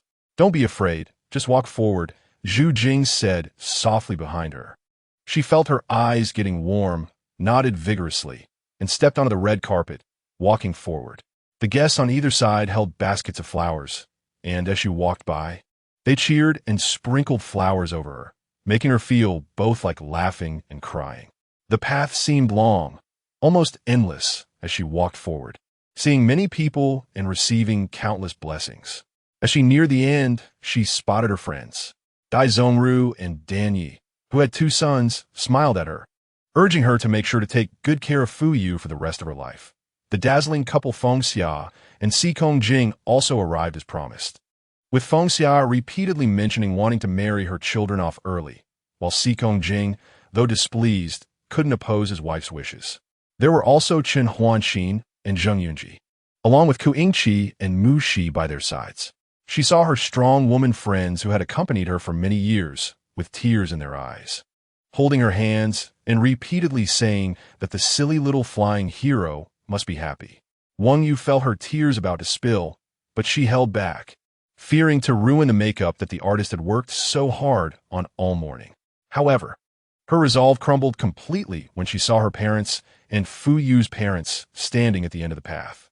Xiao Yu, your parents have never been able to give you anything good in this life. We're really happy that you found such a good boy like Yu. Her father said with a smile. From now on, I will take good care of you. Her mother couldn't hold back her tears any longer, and Wang Yu, despite her efforts, let big tears roll down her cheeks. Leave your parents, and you will always be very happy, her mother said, choking up. Come back to visit often. Wang Yu raised her hand to wipe away her tears, her voice thick with emotion. I understand. Thank you, Mom and Dad. Meanwhile, Fu's father and mother were happily comforting their in-laws, expressing their gratitude for not being put off by their son's dullness and their desire to hold a grandchild soon. After lingering there for a moment, Fu Xian smiled and led her up a white platform, gently hugging her and winking, "Sister-in-law, I wish you and brother happiness for life." Xian, you will too, she replied, smiling back at Fu Xian, determined to always maintain the best expectations for life. Fu Xuan waved goodbye, carefully stepping down from the platform and looking back with a smile, radiant as summer flowers. I will work hard. At this moment, aside from her and her bridesmaid Zhu Jing, there was no one else on the platform, as all the guests gathered on the lawn below, looking up at her. The sun was just right, golden rays illuminating the entire wedding venue. Wang Yu held her bouquet, nervously yet eagerly awaiting her beloved's arrival.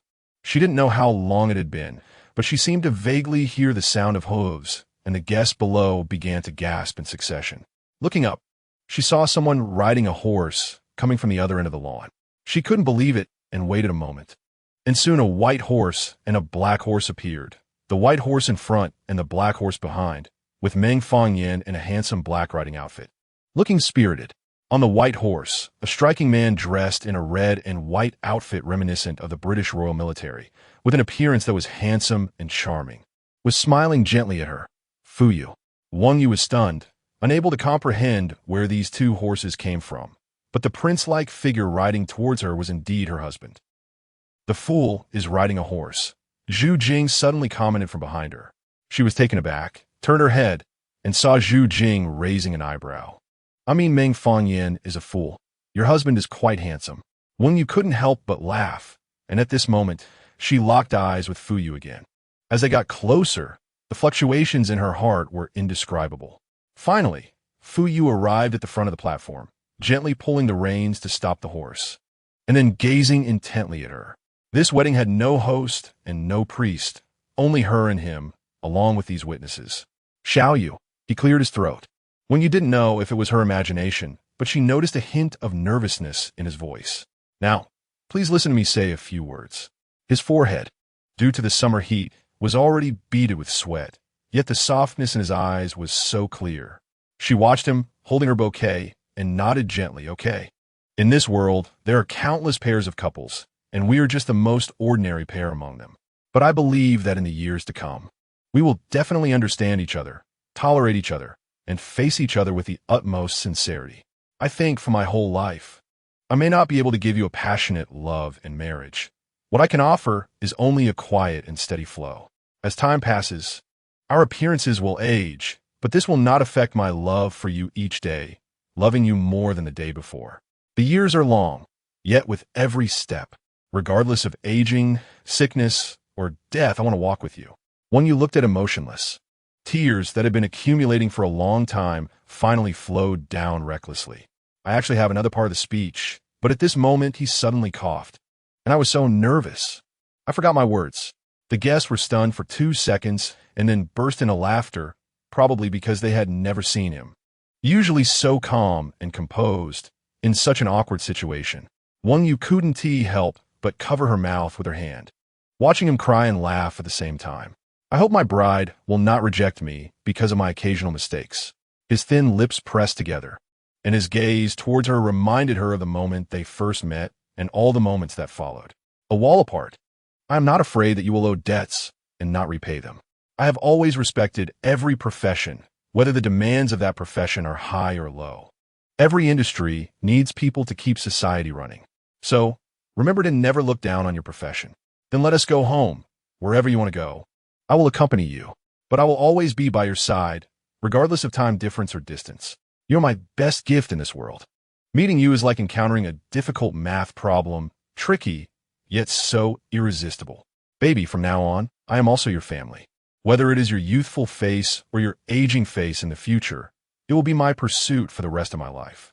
She is a very forgetful person, but from the beginning until today, every moment spent with him is still fresh in her memory.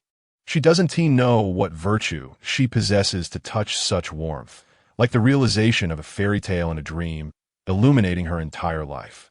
Won you? Please marry me from now on. Let's walk hand in hand to complete this life together. The person she loves most looked at her, speaking slowly, word by word, yet filled with lifelong love. Below the stage, all the guests began to cheer and clap loudly. She raised her hand to wipe her tears, lifted her skirt, and boldly walked towards the edge of the stage. Zhu Jing, standing behind her, was startled, intending to stop her, but saw Meng Fangyan on the black horse gesturing to her with a light smile, indicating she didn't need to go forward. Meanwhile, Fu Yu quietly watched his bride on the white horse, smiling as he extended his arms toward her. One you had never felt so filled with courage and impulse. Disregarding the height of the stage, she jumped straight towards him. Amidst the gasps of the crowd, he caught her steadily. Wife, you're not afraid of heights? After holding her, he placed her horizontally in front of him on the saddle and lifted her wedding dress. You performed so well. I'm very happy. She shook her head, her eyes filled with tears and laughter. Hubby, you lied to me yesterday. There are obviously so many people here today. He laughed heartily. First, evaluate my outfit today. Very handsome, she said, wrapping her arms around his neck. You make my heart race just like that time in the classroom at Imperial College. Then remember to have a beginning and an end, he said, with one hand around her waist and the other holding the reins. For this lifetime, you must keep making my heart race. Okay. She raised her face and gently kissed his lips. I will always love you till the end of time. Thank you for coming into my life, bringing me light and brilliance. I think I will love you always until the end of time. May love be eternal and lasting. End of the online version, Chapter 44 Extra. I want to tell you, Part 1. When Fu Xian was 17, she fell in love with someone. She still clearly remembers that summer in Shanghai was particularly hot. Due to the continuous high temperatures, even during summer break, she rarely went out to play as usual, but stayed at home all day, sleeping and enjoying the air conditioning. Her phone buzzed with incessant messages. QQ and WeChat were bombarded with invitations to go out for karaoke and meals. Almost the entire school had a good relationship with her. The girls thought she was not pretentious. The boys found her pretty and interesting, and the younger students thought she was righteous, while the older students considered her exceptionally intelligent. Even though she didn't do well in school and could sometimes be hot-tempered and even fight, it didn't diminish her lasting charm. After staying at home for 2 weeks, the little devil could no longer resist and finally chose to go to her best male friend Tang Bin's house out of all the invitations because his home had a villa, air conditioning, ice cream, and a swimming pool. Like her, Tang Bin was a prominent figure in school, a handsome academic type with a good personality and family background. Constantly pursued by a string of girls, yet he showed no arrogance, making him one of the few perfect men in her eyes, alongside her brother Fu Yu. Tang Bin, oddly enough, was not interested in girls but treated her, the little devil, seriously. However, she always felt they were just buddies and repeatedly explained to those who misunderstood them that they shared a revolutionary bond of friendship. That day, Tang Bin's house was very lively. Almost the entire class came. As the host, Tang Bin was busy, but in the midst of his busyness, he still remembered to remind her, who was lying by the pool wearing sunglasses and shorts. Fu Xian, don't go swimming, don't sneak ice cream or drinks. Did you hear? She was feeling hungry, and hearing him say that only reignited her frustration from the morning when she discovered her period had come. She raised her hand and slapped it down. Annoying, you're more nagging than my mom. Having spent so much time with her, Tang Bin had long figured out her style of retaliation. He gracefully took a step back and calmly replied, your mom is busy with work. She probably doesn't understand your cycle as well as I do.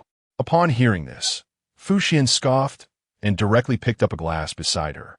Pretending to throw it at him, Tang Bin raised both hands in surrender, but still added, if you're hungry, there's cake in the kitchen fridge that I just bought this morning. If it's cold, take your time eating it. She paused for a moment, but his figure had already disappeared into the crowd of cheerful classmates. After sitting for a while longer, Fu Xian finally couldn't hold back, and with a roll, she got up from her chair and strolled into Tang Bin's kitchen. While everyone was making noise outside, the villa was particularly quiet. She reached for the fridge and quickly spotted the tiramisu on the second shelf. Taking the cake out and placing it on the countertop, she turned to grab a spoon, but when she looked up, she saw a young man with strikingly handsome features walking steadily down the stairs from the second floor. He soon stood in front of her. He was dressed in a light gray shirt with the sleeves neatly rolled up, his beautiful eyes slightly upturned, the color of his pupils and hair as dark as ink, exuding an air of elegance. She had never seen this person before. He looked a bit older than her, and she felt he bore some resemblance to Tang Bin. The man nodded slightly as a greeting, walked straight to the fridge, took out an ice cream, and slowly unwrapped it. His movements were neither hurried nor slow, and his fingers were quite beautiful. Fu Xian didn't even realize how long her gaze lingered until the other person lightly coughed. Although she felt a bit embarrassed, her usual boldness quickly helped her regain her composure. Hello. Hello. The man's voice was low and rich. You're my cousin's classmate, right? So he was Tang Bin's cousin. The man's gaze politely lingered on her cheek for a moment before he smiled. I'm Tang Chi. For some reason, at that moment, her heart suddenly raced a bit faster. How many years older are you than Tang Bin? She couldn't explain the strange feeling she had never experienced before. So she pretended to be calm, picked up a spoon, and asked while digging into the cake. 9 years. Tang Chi observed her without showing any emotion.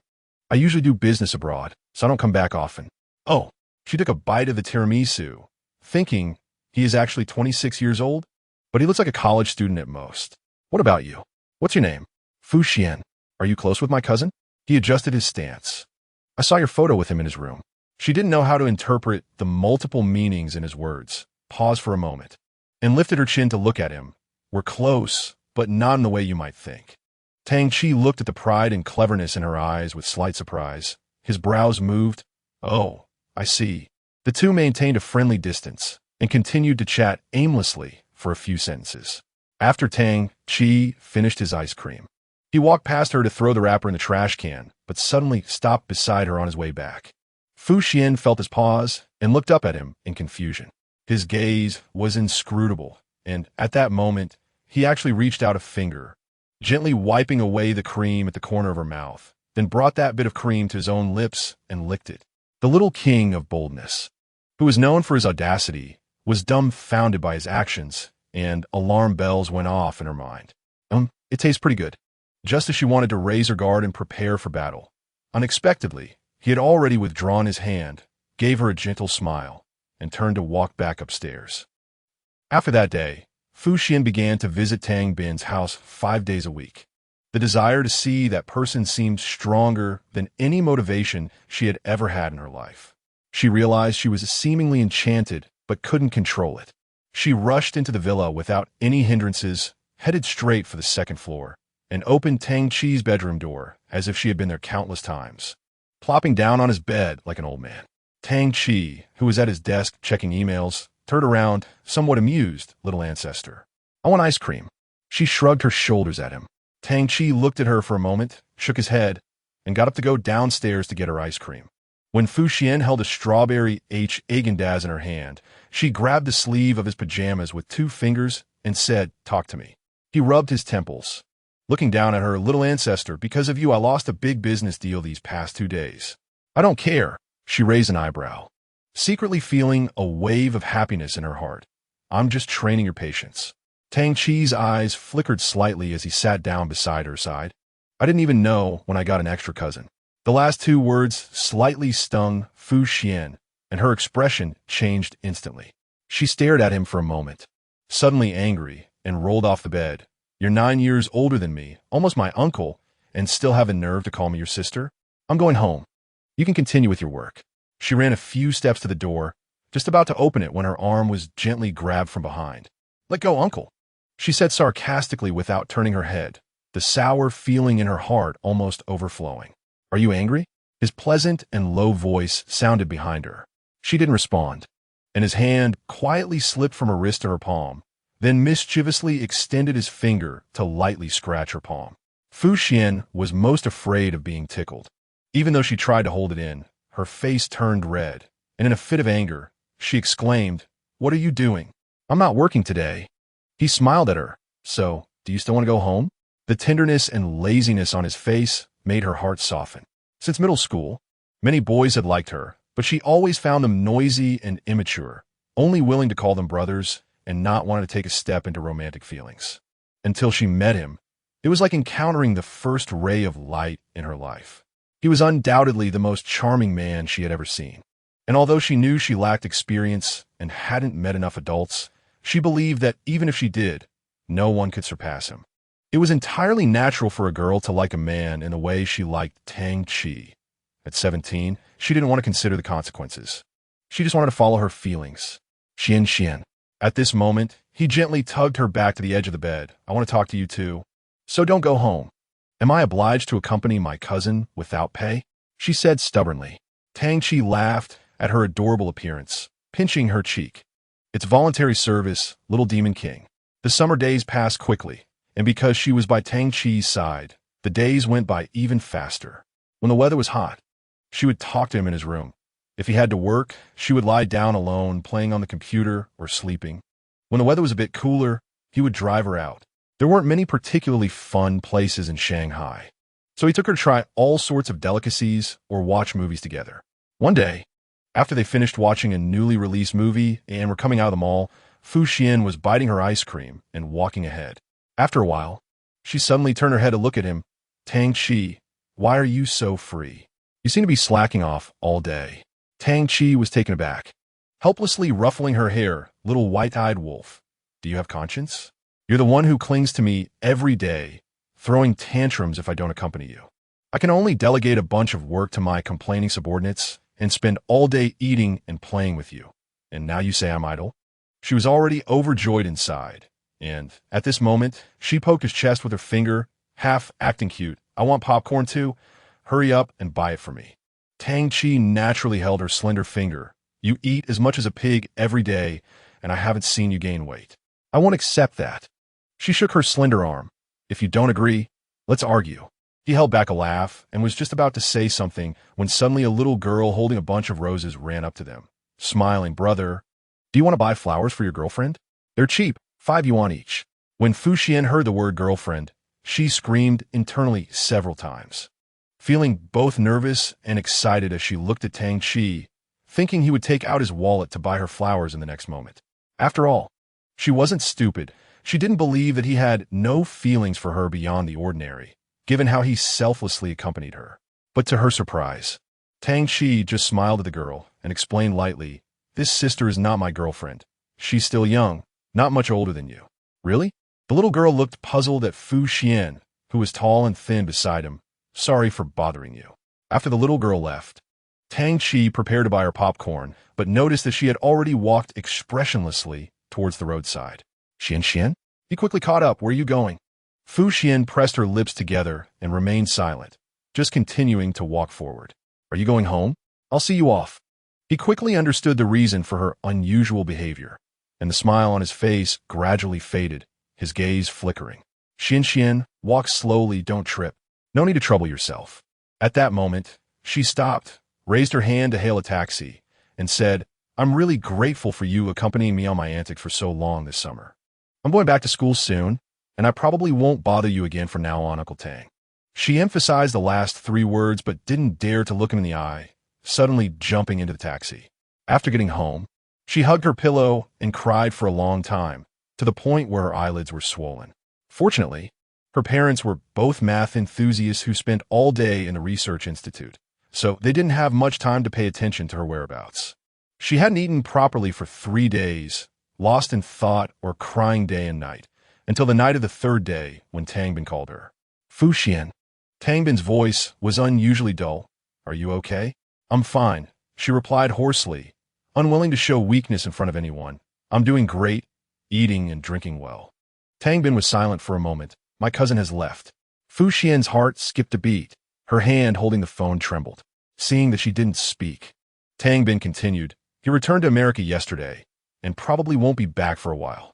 All the complex and tangled emotions in her heart shattered upon hearing this news, like being shot to pieces. He didn't say anything, didn't explain anything, just left like that. The first man she ever liked was truly a cruel man. Xian, do you like him? Tang Bin asked lightly, word by word. Fu Xian bit her lip, forcing back the tears in her eyes, and laughed twice. Are you joking? Tang Bin, it's time to go home and take your medicine. You go looking for him every day. I saw with my own eyes how happy you were when you were with him, Tang Bin said on the other end of the phone. Xian, you can't fool me. I've never seen you show that kind of expression towards any man. Tang Bin's words pierced her already shattered heart like a knife. Now that he's gone, I think it's a good thing for you. Amid her breathing, Tang Bin lowered his voice. My cousin is indeed very charming. He's outstanding, but also more dangerous than anyone else. Over the years, he has had many women, but no steady girlfriend because he has no intention of settling down with a girl. More importantly, he's much older than you, Xian. You two are simply impossible. An impossible relationship is better to end early. Don't like him anymore. After saying this, Tang Bin hung up the phone. Fu Xian held her phone motionless for a long time, as if her soul had been sucked away, her gaze darkly buried in the pillow. Chapter 45, Extra. I really want to tell you. Part 2, the summer passed quickly, and soon it was time for the third year of high school. Fu Xian was still the little devil in school. While other students buried themselves in studying to get into prestigious universities, she played even more recklessly and unapologetically than before. The teachers were exasperated with her situation, knowing that her nature was such that discipline was ineffective and they could only let her be. She changed boyfriends frequently a lot, from classmates to seniors, even to delinquents she met outside, boys her age, although she treated these people more like servants catering to her whims. She never had any physical contact with them, limited to chatting and hanging out. Yet even so, there were still boys willing to be her short-term playmates. She was still the same Fu Xian as before, but the most important part of her heart had been taken away that summer. Until November of that year, Tang Bin's grades remained at the top of the class, and he was basically guaranteed a spot at Tsinghua University. That weekend, she accepted his invitation to his house, and the two of them snuggled on the sofa, eating snacks while watching a newly released Blu-ray movie. Halfway through, Fu Xian felt a little thirsty and wanted to go to the kitchen to pour a glass of water. Xian, just as she got up, she was suddenly called back by Tang Bin behind her. In her line of sight, the handsome and gentle boy was looking at her with intense focus. Will you be my girlfriend? Fu Xian was startled and instinctively took a step back. Tang Bin, are you out of your mind? I'm not joking. He paused the movie and said, Fu Xian, I've liked you for over 2 years as a friend. Please don't mess around with love anymore, okay? Seeing her frozen in place, he gently grasped her wrist. I will treat you well, cherish you always, whatever you want, I will do my best to give you. She was truly taken aback, and after a few seconds of silence, she suddenly shook off his hand. I have always regarded you as my most trusted good friend. Tang Bin. She looked at him. I thought you felt the same way about me. It's my fault. I shouldn't have gotten too close to you without shame. After saying this, Fu Xian grabbed her bag and headed for the door. Tang Bin's expression darkened as he watched her back, and suddenly spoke. You still like my cousin, right? Her footsteps halted. Xian, you treat love so casually, jokingly deceiving yourself, because you still can't forget him, right? Tang Bin pressed on, seemingly losing his rationality due to her firm rejection. Do you dare to answer me? She turned her back to him, her hand slowly forming a fist, her fingers tightening to the point of turning white. Just then, the doorbell of the villa rang suddenly. Fu Xian, being close to the door, opened it without looking through the peephole. In the afternoon sunlight, the person she hadn't seen for nearly 3 months stood there with a suitcase, staring at her intently. Xian. When Tang Chi saw her, he showed little surprise, calmly calling her name. Brother. Standing in the room, Tang Bin was somewhat taken aback. But even more surprised was Fu Xian. Her mind turned into a tangled mess. The moment she heard the voice she had missed day and night calling her name, she directly pushed past him and fled out the door. After getting home, she locked herself in her room for the entire day. When Tang Bin told her that Tang Chi wouldn't be returning to the country in the short term, she had already resigned herself to the situation. Even though her feelings for him hadn't diminished one bit, She could only drown herself in the reality of his absence. But now, he suddenly reappeared in front of her, as if nothing had ever happened. Perhaps, to him, indeed, nothing had happened. He had just spent some time playing house with a little sister, at most a memory for amusement. The next day at school, she first broke up with the senior she had been dating for a week. And then for the entire day, she didn't speak a word. Her classmates thought she might be sick and kept coming over to ask about her situation. But she easily brushed them off with claims of being fine. More noticeably, she was avoiding Tang Bin, who usually was very close to her. By the end of the day, unable to bear it any longer, Tang Bin pulled her into a dark corner of the hallway just as she was about to leave the classroom, his usually gentle face devoid of any expression. "Are you planning to hide from me for the rest of your life?" He leaned one hand against her cheek, looking at her questioningly. She avoided his gaze, trying to leave, but he once again held her shoulder tightly. "Fu Xian, where's that pride and daring you usually have? Are you scared off by a confession from a good friend? Who said it's because of you?" Hearing this, she got angry, raised her eyes, and glared at him. "Tang Bin, don't feel too good about yourself. Have you learned this from hanging out with me for too long?" Tang Bin was initially happy because of her familiar attitude, but the next moment he realized the meaning behind her words, and his eyes dimmed again. After a long while, he released his hand from her shoulder and said softly, "My cousin has had a fever for 2 days." Fu Xian was taken aback, her heart fluttering. He had a fever the day he returned, and it hadn't gone down since. He looked at her, his voice carrying a hint of the most straightforward helplessness and surrender. "Xian, you should go see him. He probably wants to see you too." When they arrived at the familiar villa, Tang Bin opened the door with a key, and she hurriedly ran up to the second floor, directly opening Tang Chi's bedroom door. Tang Chi, who was leaning on the bed reading, was startled by her sudden entrance and looked at her, panting, Xian, what are you doing here?" Seeing that his complexion wasn't particularly bad, Fu Xian felt a little relieved, but still said irritably, "Your cousin said you were about to burn to death, so I came to take a look. It's much better than the past 2 days. He looked at her, his voice gradually softening. "I just took some medicine for the fever. It should go down completely by tomorrow."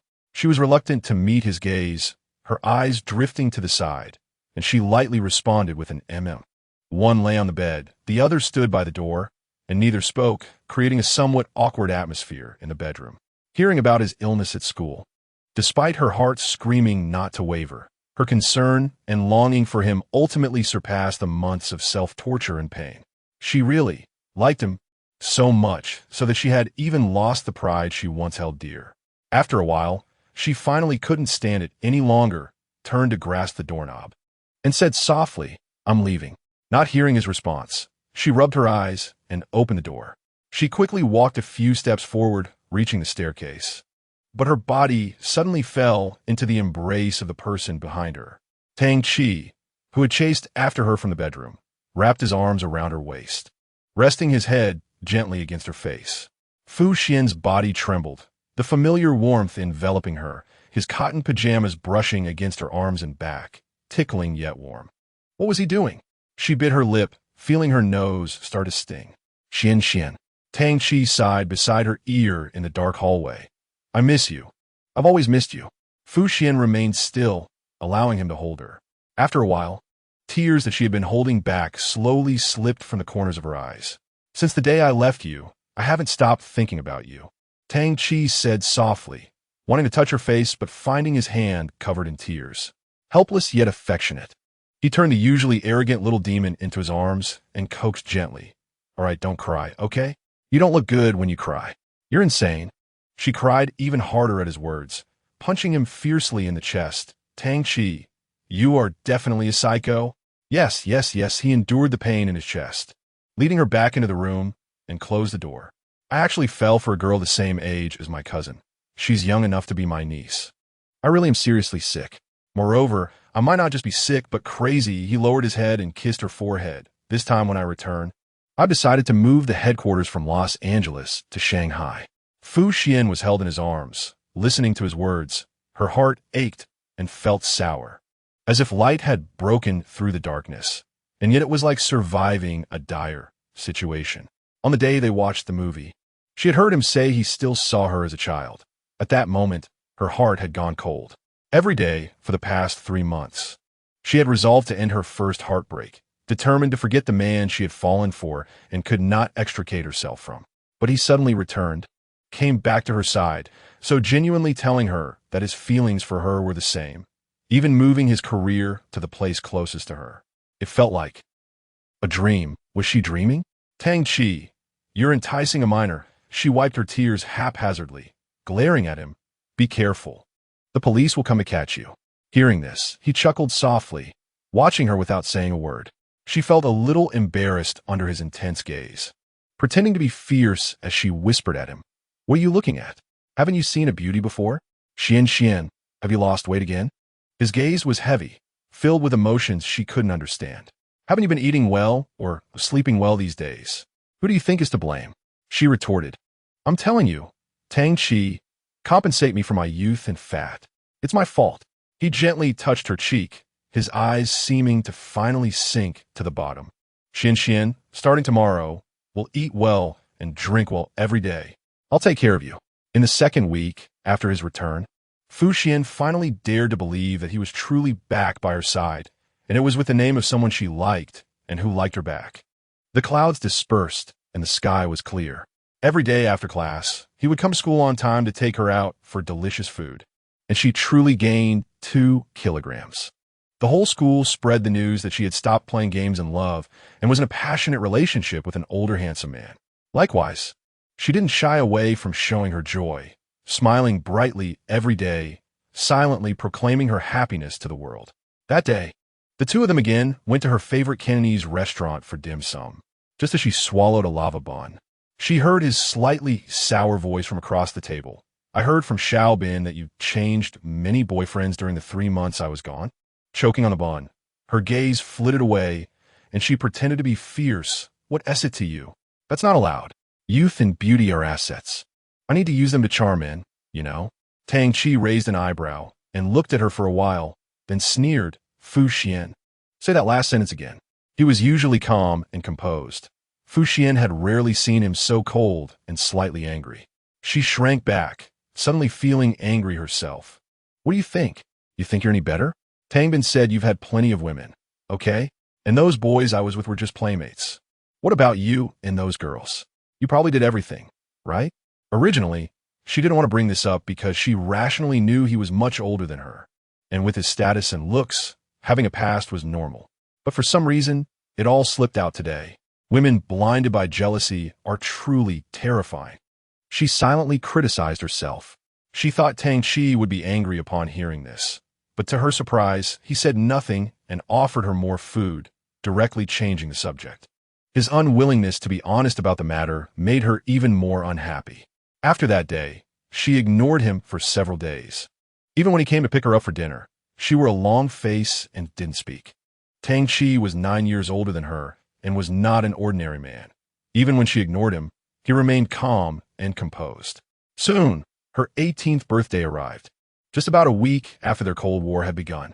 Although she wasn't talking to him, deep down, she still looked forward to what kind of birthday he would give her. On her birthday, which happened to fall on a Saturday, he picked her up from her house and took her to a private room in a Western restaurant. When he opened the door, she saw that the room was beautifully decorated with a complete romantic setup, hitting right in the heart of her youthful dreams. Although she kept a sulky face and didn't speak, deep down, she had already calmed down a bit. Halfway through the meal, the lights in the room suddenly dimmed, startling her as she thought the restaurant had lost power. But then she felt the person sitting across from her push back his chair and come towards her. In the darkness, with no source of light, she felt inexplicably anxious, and the next moment, he gently cupped her face in his hands. Xian. Tang Chi's beautiful and deep-set eyes locked onto hers in the dark. Happy 18th birthday. She was taken aback, and then she heard him continue at such a close distance. I admit that I have had quite a few women before, but it was all just physical.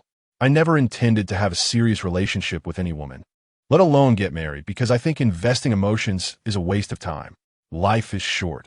I always feel that fate should be in my own hands. So why should it be in someone else's? He gently brushed her lips with his finger. But I might have really met my match, Xian. Ever since I met you, I haven't looked at anyone else. Fu Xian had never expected to hear such words from him. She was momentarily stunned and hoarsely said, "Don't think that saying this will make me forgive you. Why didn't you explain when we were in a Cold War for a week? My little ancestor." He seemed unable to hold back a laugh. "Why are you so difficult? Don't I know that when you're angry, you want to listen to anything? Isn't it just because I put in effort to celebrate your birthday today that you can somewhat listen?" Fu Xian felt hit in the heart and pouted awkwardly. "Humph. Did you arrange for the lights to turn off? Turn them back on. It's pitch black and scary. Wait a moment." His gaze dimmed slightly as he quietly watched her for a while before his thin lips naturally pressed against hers. This was her first kiss. Initially, she was awkward and shy, but later, guided by his tenderness, she gradually began to get used to this intimate way of kissing. In front of her was the person she liked the most, and she craved all of him. The two of them kissed repeatedly in the dark for what felt like an eternity before reluctantly parting. "Xian, be my girlfriend." At the moment the lights came back on, Tang Chi looked at her seriously and earnestly, hoping that from now on, he would not bring her any more tears or pain. Fu Xian stared at his handsome face, and at that moment, she felt like the happiest person in the world. It was like a long-desired person finally obtaining the legendary Pandora's box, not realizing that what was about to come was even more brutal storms. After her dreamlike 18th birthday, time entered a new year. Tang Chi had now moved the company to Shanghai, allowing him to handle most of his work from home, meaning he had more time to spend with her. With the right time and place, they used every moment to indulge in each other as company. At the same time, under his guidance and her own exploration, she slowly began to touch upon more in the matters between men and women. That day, in his bedroom, they nearly took the final step. She lay on the bed, already breathless, her small face flushed, and her body glistening with a light sheen of sweat. He, too, was not comfortable. His muscles were tense, and his face showed signs of pain. Fu Xian looked at his restrained expression and reached out, wanting to tell him that she was ready for him. So he didn't have to hold back anymore. But unexpectedly, he still managed to restrain himself and moved away from her.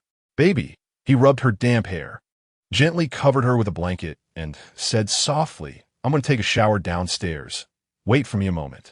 She remained silent, watching his bare back glistening with sweat, her heart softening to the point of almost drowning in her feelings for him. She liked him more and more, and this kind of liking had probably turned into love, she silently told herself. After waiting for a long time in bed, he still hadn't returned. She thought for a moment, put on his shirt, and opened the door to go downstairs to look for him. Stepping lightly downstairs, she thought she heard two familiar voices coming from the bathroom. The voices seemed to be arguing about something. A slight sense of foreboding rose in her heart as she quietly walked to the bathroom door and peeked through the crack. She saw Tang Chi standing by the sink in a bathrobe, while Tang Bin stood with his back to her, facing Tang Chi. "Brother," Tang Bin's voice was cold. "Are you really treating Xian with sincerity right now?" Tang Chi looked at him and said lightly, "Yes. I formally asked her to be my girlfriend on her birthday, and I intend to take good care of her. Is that so?" Tang Bin paused, then sneered. "Did you tell her that while you were missing her, you were in bed with other women during those 3 months back in America?" As soon as Tang Bin's words fell, the atmosphere in the bathroom suddenly plunged into an icy abyss. Fu Xian stood motionless at the door, her face pale, biting her lip to force herself not to make any sound. Just a second ago, her warm and passionate body felt cold, like a bucket of ice water poured over her head without reservation. She stared intently at Tang Chi in the bathroom, hoping to hear him deny Tang Bin's claims with even a single word. But he remained silent. The man she had loved with her best years stood in the bathroom light, half of him shrouded in shadow, not saying a word in the face of the accusation. If only he would just say one word. If only he would say no, she would be willing to believe him. "Brother." Tang Bin's voice now sounded even more mocking. "Why are you silent? Are you surprised that I know about this? Because I bribed your private secretary. This is all she told me. So, I'm curious, even if you've done such a thing, do you still have the face to pretend to love her?" Xiao Bin. After a long pause, Tang Chi raised his eyes and said lightly, "You are not me. You will never understand my struggles and difficulties." "Yes, I don't understand. Tang Bin suddenly raised his hand and smashed a cup next to him onto the sink, his expression as cold as frost. I don't understand how you can treat her like this. If you had even a shred of humanity, you wouldn't be able to deceive the person you like so much. Oh, or maybe you never like her at all. Tang Bin, who had grown quickly, was now almost eye to eye with Tang Chi. He stepped closer, staring at him. Brother, don't think I don't know that you approached her back then, just because you knew she was the girl I liked. You just wanted to tease her a little, just wanted to prove your charm, that you could make any woman submit. Stop it. Tang Chi's gaze darkened, as if hiding a whole storm. Tang Bin, just stop. Why not let him continue? Fu Xian trembled as she gently pushed open the bathroom door. She stood outside, looking at Tang Chi with a bone-chilling gaze, as if she were staring at a stranger. Upon seeing her figure, both Tang Chi and Tang Bin's faces, which bore a slight resemblance, instantly drained of color. Her lips were already bloodied from biting them. And after a moment, tears began to roll down her cheeks one by one. The man who had once told her on her 18th birthday that he would never harm her again had once more plunged her into an abyss of despair with devastating force. She finally understood that all the beauty and happiness she had cherished in her heart were nothing but lies. Tang Chi's brows furrowed in horrific pain as he clenched his fists and stepped forward to stand in front of her. He wanted to touch her, but as he raised his hand, he hesitated and stopped mid-air, only managing to utter futilely, Xian Xian. Tang Chi, she cried, tears streaming down her face. I just want to ask you one question. He looked at her. During the time you left me, did you do anything to betray me? I just want to hear a yes or a no. Tang Chi looked as if his heart had died. His deep-set eyes slowly reddened. The tall and handsome man, who seemed to always be calm and composed, now appeared as if all his armor had been stripped away, plunging him into endless despair. Tang Bin watched them from the side, seemingly unable to bear it, covering his face with his palm and leaning dejectedly against the sink. Just tell me, she cried, pulling at Tang Chi's collar. Tang Chi, just tell me. What did I do wrong to deserve this deception from you? Why did you come to provoke me? Why did you make me fall in love with you? Answer me. Why are you not speaking? Her cries echoed like the desperate cries of migratory birds. After a while, Tang Chi could no longer hold back. He grasped her shoulders and slowly knelt down, curling his body. Xian Xian, I'm sorry. He rested his head against her abdomen, his eyes red, speaking each word through gritted teeth. She fell silent for a few seconds, closed her eyes, and tears silently fell onto his hair. Tang Chi seemed to have gone mad, tightly holding on her waist, repeatedly saying the words he had just spoken. The smile from a moment ago turned into a phantom in the next moment. From now on, after a long while, Fu Xian opened her eyes, her gaze dull and gray. Never appear in front of me again. After saying this, she pushed his hand away and left the bathroom without looking back. After the winter break, it was almost time to prepare for college entrance exam applications. Since the end of the winter break, Fu Xian had not missed a single class. She arrived at school on time every day, listened attentively, took notes, and promptly asked teachers about any questions she had. Coupled with her natural intelligence, her grades improved rapidly. This explosive change shocked everyone, yet no one dared to ask her why. Because even when she smiled, Fu Xian's eyes lacked luster. The only person who knew the truth, Tang Bin, was also kept outside her world, along with that winter afternoon. Months later, she successfully entered the only university she had applied to in her application form, located far away in Beijing. Coincidentally, her parents were also going to work at a research institute in Beijing. After the summer break, she set off to Beijing with them, leaving all her unforgettable memories before turning 18 behind in Shanghai. Life and studies in Beijing were plain and dull. In the 2 months after arriving, she quickly adapted to the dry climate of Beijing and made some friends at school. But she was no longer the Fu Xian who used to be known by everyone for her loud voice. Her beautiful smile always carried a sense of silence. Yet this quietude amidst her brightness attracted many boys. However, she did not give anyone a chance to get close to her. Love can change a person. It can give you the most dazzling brilliance, but it can also lead you into a silent hell. Moreover, the only love she experienced in her life almost overturned all her perceptions.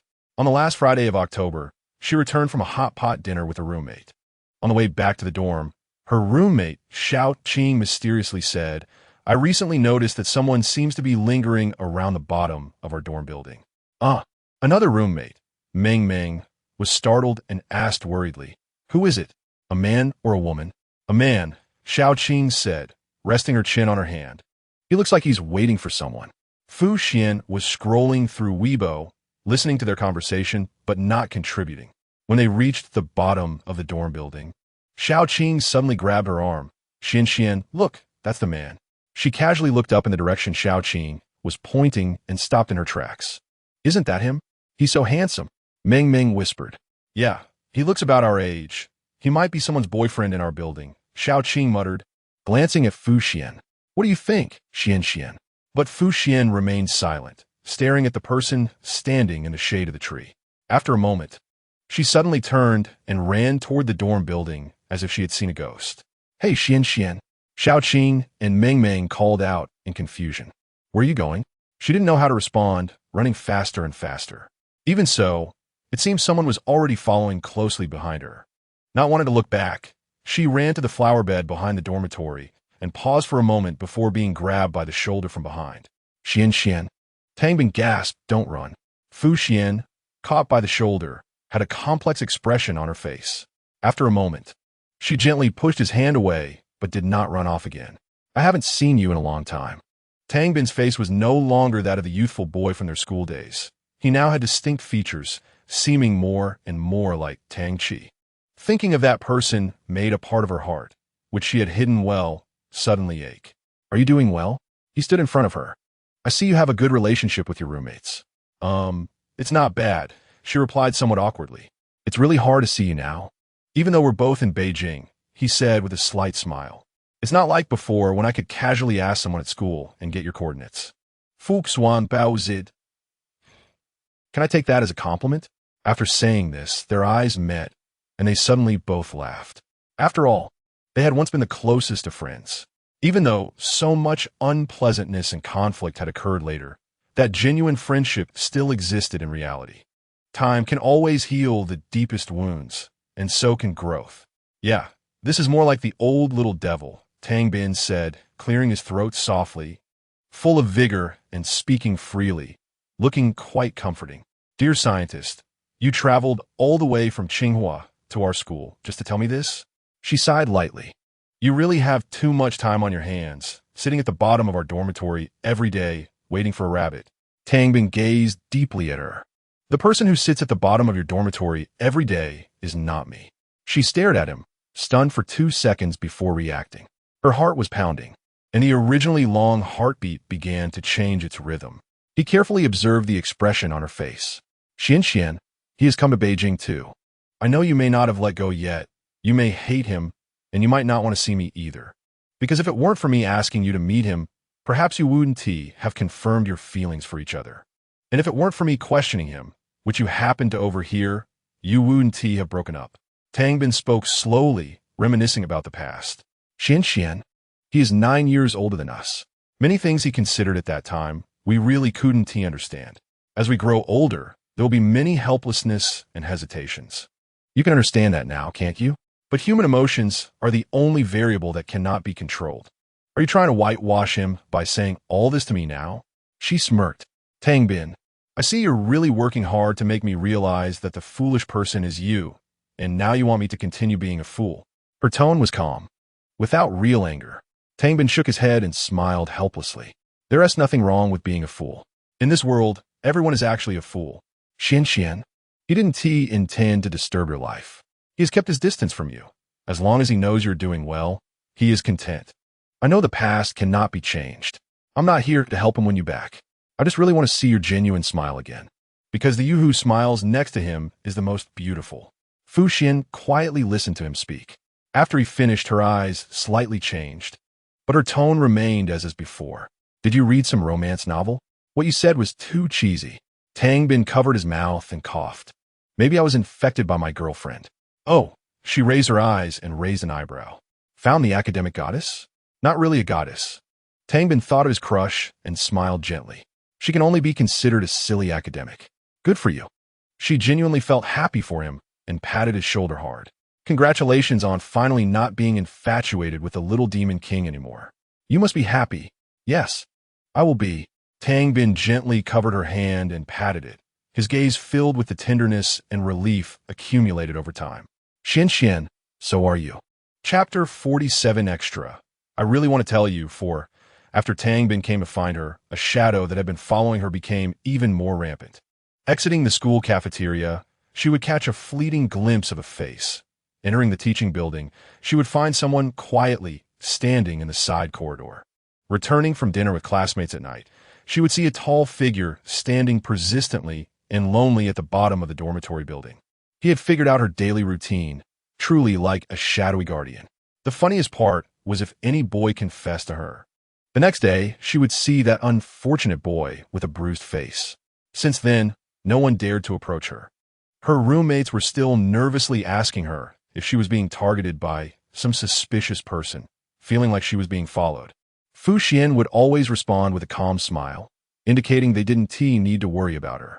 She really didn't know if this suspicious person had sold his company and was now working full-time as a security guard at their school. Soon, the capital was swept by the winter wind. On her 19th birthday, Fu Xian bought a small cake at a nearby bakery and celebrated quietly in the dorm with a few roommates. After eating the cake and talking on the phone with her parents, who were busy with a new project, and her brother Fu Yutong, who was far away in the UK, she stood up and looked out the window. After thinking for a while, she finally put on a coat and slowly walked downstairs. The sky was dark, and there were not many people on campus. Most were just couples on secret dates. She exited the dormitory and walked straight to the fountain near the dormitory building. The shadowy guardian, who had been dutifully waiting, saw her walking directly toward him and felt a mix of joy and hesitation. In the moment of his panic and indecision, Fu Xian had already reached him. She stood still, said nothing, and simply extended her hand, looking calmly at him. The Tang Chi, standing in front of her, showed a level of awkwardness she had never seen before. He looked at her nervously and tentatively said, Xian? She looked at him for a few seconds, spoke very little, and said, gift. He was taken aback, but quickly reacted, wanting to smile, his brows filled with ecstatic confusion. He hurriedly reached into his trousers pocket and rummaged for a while before finally taking out a small box, trembling as he carefully placed it in her palm. Fu Xian took the box, didn't glance at him again, and turned to walk back inside. Tonight, she was willing to face him directly, which was beyond his expectations. He watched her figure gradually move away, trying to restrain himself from wanting more, but couldn't help but call out to her, Xian. The moment he called her with that hoarse voice, her heart trembled, and she lightly paused.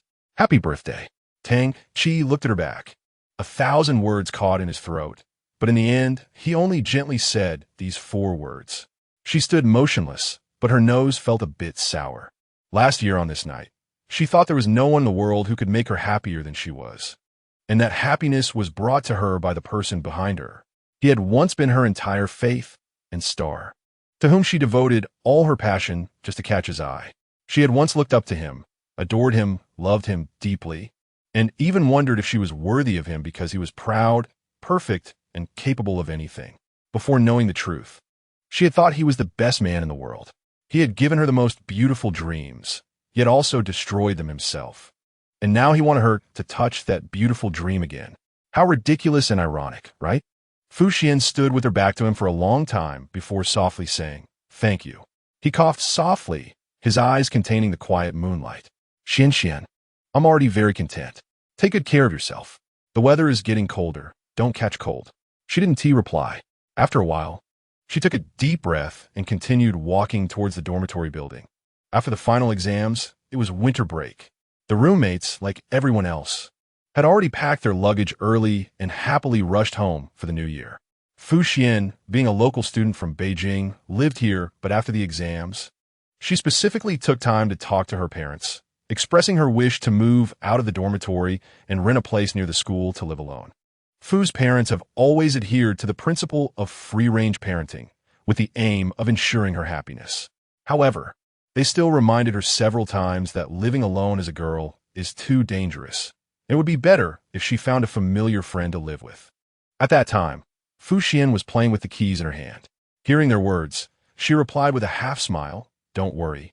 Someone should be very willing to be my bodyguard." After her birthday, she maintained a one-eye open, one-eye closed attitude towards everything he did. Unsurprisingly, the news from her bodyguard was even more informed than hers. Almost as soon as she decided on a rental, he had already bought the apartment next door. On the day of moving, after organizing her things, she went downstairs to let the person who had been waiting since early morning into the building. Tang Chi was dressed unusually casually that day, in a gray tracksuit. He looked to be around 30, but didn't appear to be so, resembling a lively college student. As she led him into the building, the dormitory Annie looked at Tang Chi with special seriousness and joy, asking her, "Fu Xian, is he your boyfriend? I've never seen him before. He's so good-looking." "No," she replied casually as she filled in his name on the visitor registration form. "He's my uncle." Consequently, the once cheerful Uncle Tang's face turned gloomy for the entire day. Uncle Tang worked hard to help her move all day, not daring to complain even a little. And in the end, he didn't even dare to suggest having dinner with her, preparing to return to his own home next door in embarrassment. Ultimately, it was she who suggested they go to a nearby Sichuan restaurant for a casual meal, and he reluctantly followed her downstairs with a forced smile. After that, every day, he would come at regular intervals to check on her. When she was happy, she would engage with him and go out for a meal. When she was in a bad mood, she would leave him waiting at the door without acknowledging him, turning the corporate president, who had become a bodyguard for her, into someone almost exhausted. Fu Xian observed him all the while, secretly amused but on the surface. She adhered to the principle of not taking the initiative, not rejecting, and not being responsible, responding to his 10 sentences with just one. It seemed that she had the upper hand this time, and he was like a little follower waiting for her to bestow a glance upon him while doing 1,000 things. However, in reality, she was not without her own wavering. Sometimes, when she returned home late at night after class, she would find him squatting at her door in the freezing cold. Having waited too long without a key, his tall frame curled up uncomfortably. But upon seeing her return, he would silently hand her warm snacks before going back to his own home. Sometimes, when she was at home, he would knock on the door, and when she opened it, he would only dare to present her with the dish he had just made before returning home again. Other times, she would look out of the balcony window and see him sitting by his desk, quietly staring at the computer while checking the time, calculating when to come find her to exchange a few words. He was so close to her, yet cruelly kept at bay. After the second semester began one night, she was busy helping her roommate with some student council matters and didn't return until after 11. When she reached the intersection across from the community, she saw him standing alone at the entrance, pacing back and forth, looking very anxious. Fu Xian stood at the intersection, watching him for a while before slowly crossing the street to walk towards him. Just as she was about to reach him, he seemed to mistake someone else for her, grabbing a passing girl and asking her, "Why are you coming home so late? Where have you been?" The girl was startled at first, but when she realized he had mistaken her, she wanted to scold him. However, seeing how good-looking he was, she swallowed her anger and simply pulled her arm away, telling him he had the wrong person. Fu Xian stood beside them, watching this farce, wanting to laugh, but as soon as she opened her mouth, tears began to slide down her cheeks.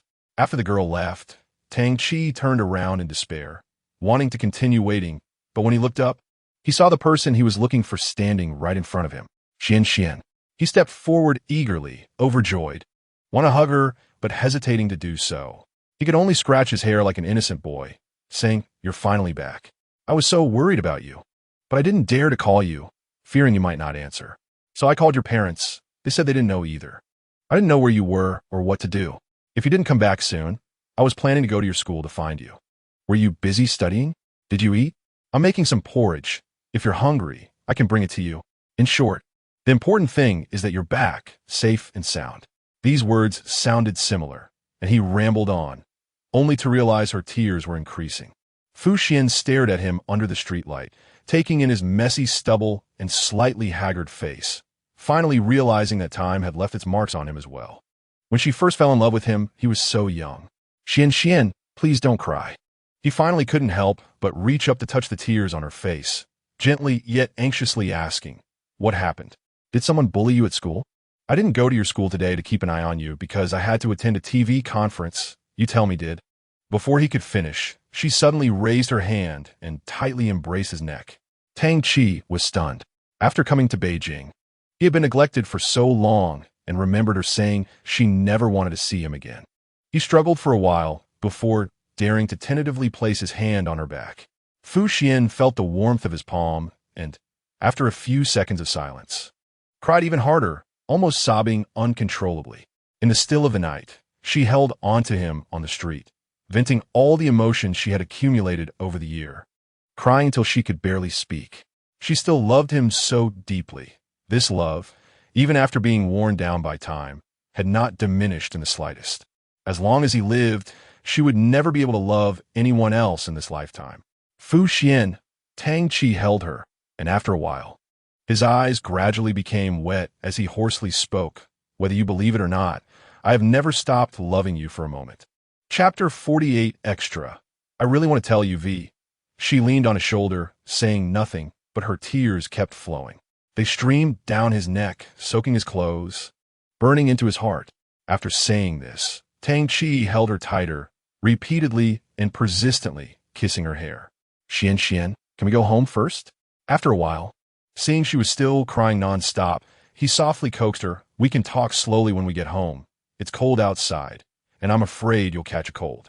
At that moment, Fu Xian felt his warm and careful love, choked up, and angrily said, Tang Chi, you bastard.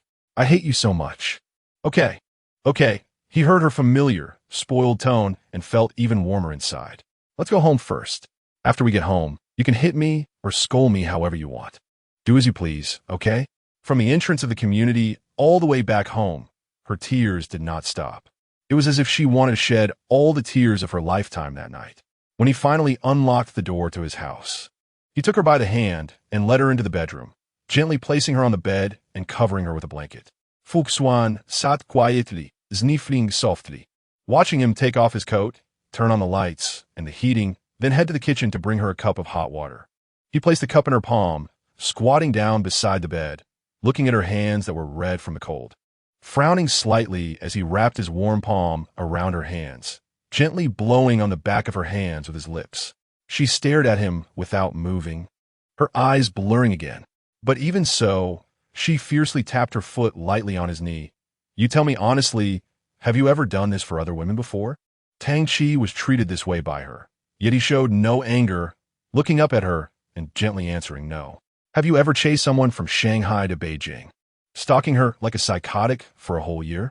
Having his heroic deeds exposed so bluntly, Tang Chi felt a bit embarrassed but still seriously replied no. Then have you?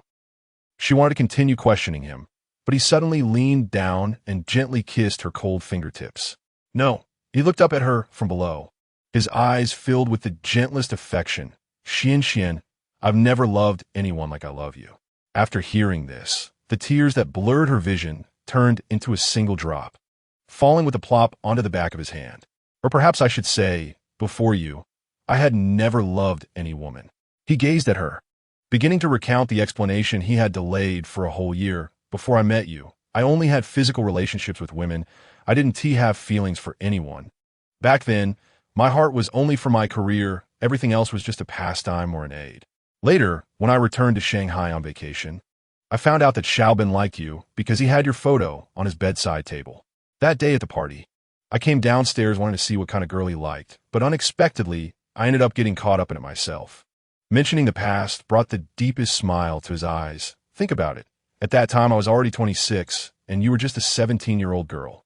Even though I wanted to see you every day, even if we did nothing, even if you couldn't give me anything and kept causing me trouble, I still liked you so much. But because I had never encountered this situation, I could only repeatedly hypnotize myself and my heart, telling myself I was just treating you like a younger sister. Fu Xian listened to his words, and now that she was calm, she could indeed understand his thoughts back then. If it were her, falling for someone 9 years younger than herself, she wouldn't be able to accept it either. Later, I said harsh words to you and left Shanghai. I thought that this relationship would fade with our separation because I couldn't believe I had developed romantic feelings for you. He paused here, cautiously gripping her fingers. Although I understand that no matter how unwilling I am, a person will always meet their nemesis in life. So I accepted whoever brought me down, but who would have thought it would be a girl 9 years younger than me? You are the one who's the kid. Fu Xian cried and laughed, glaring at him without much force.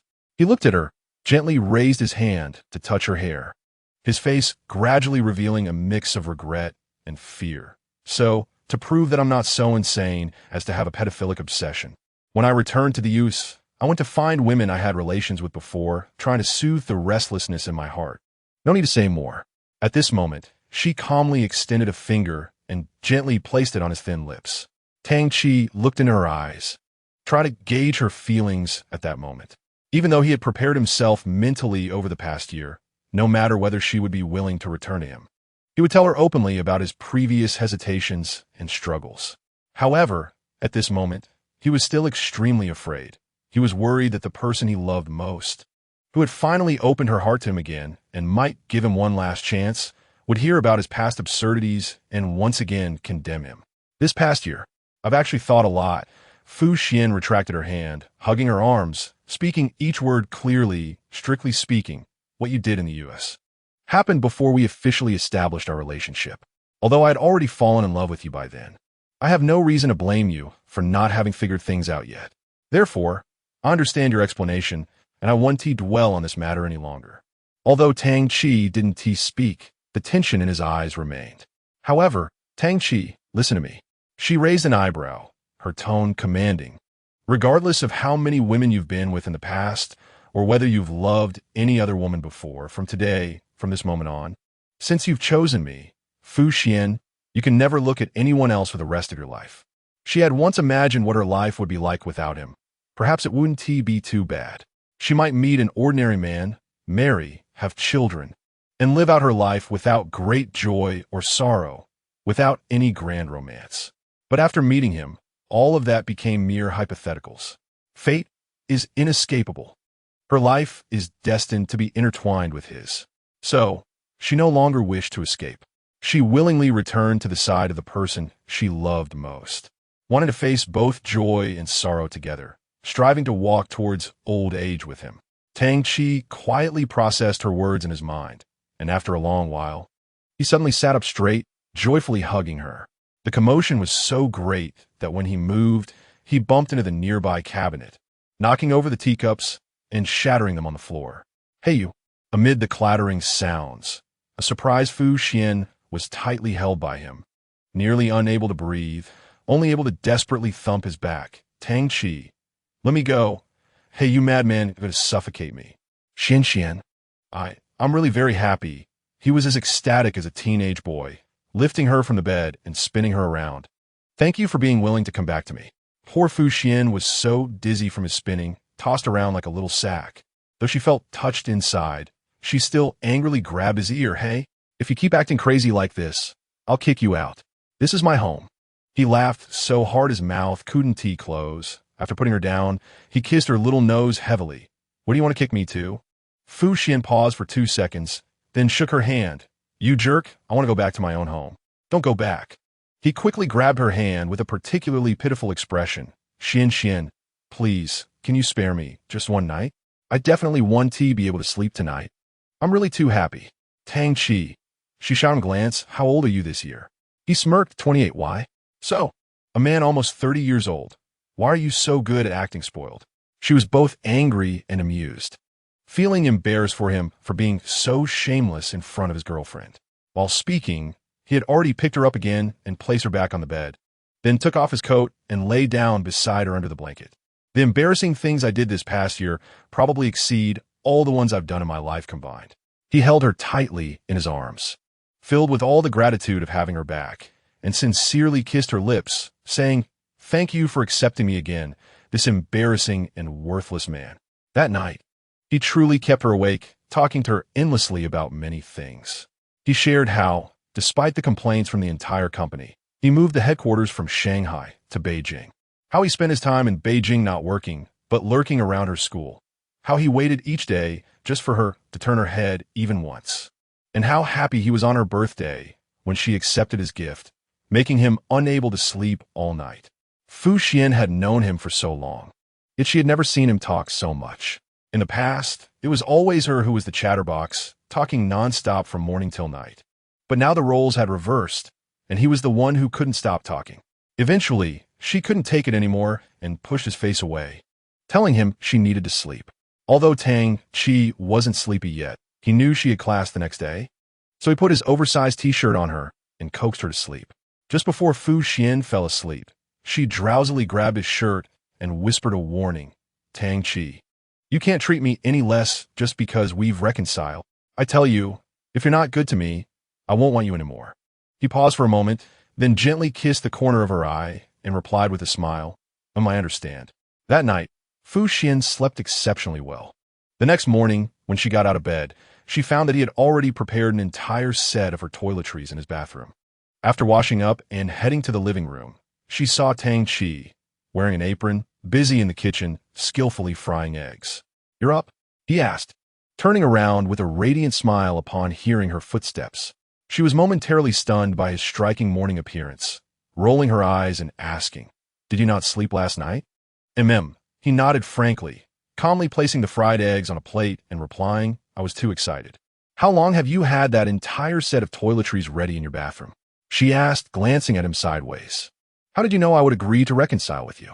Tang Chi picked up the plate of eggs and walked with her outside, saying, I knew from the first day I came to Beijing that I would do whatever it takes to win you back, even if it took a long time.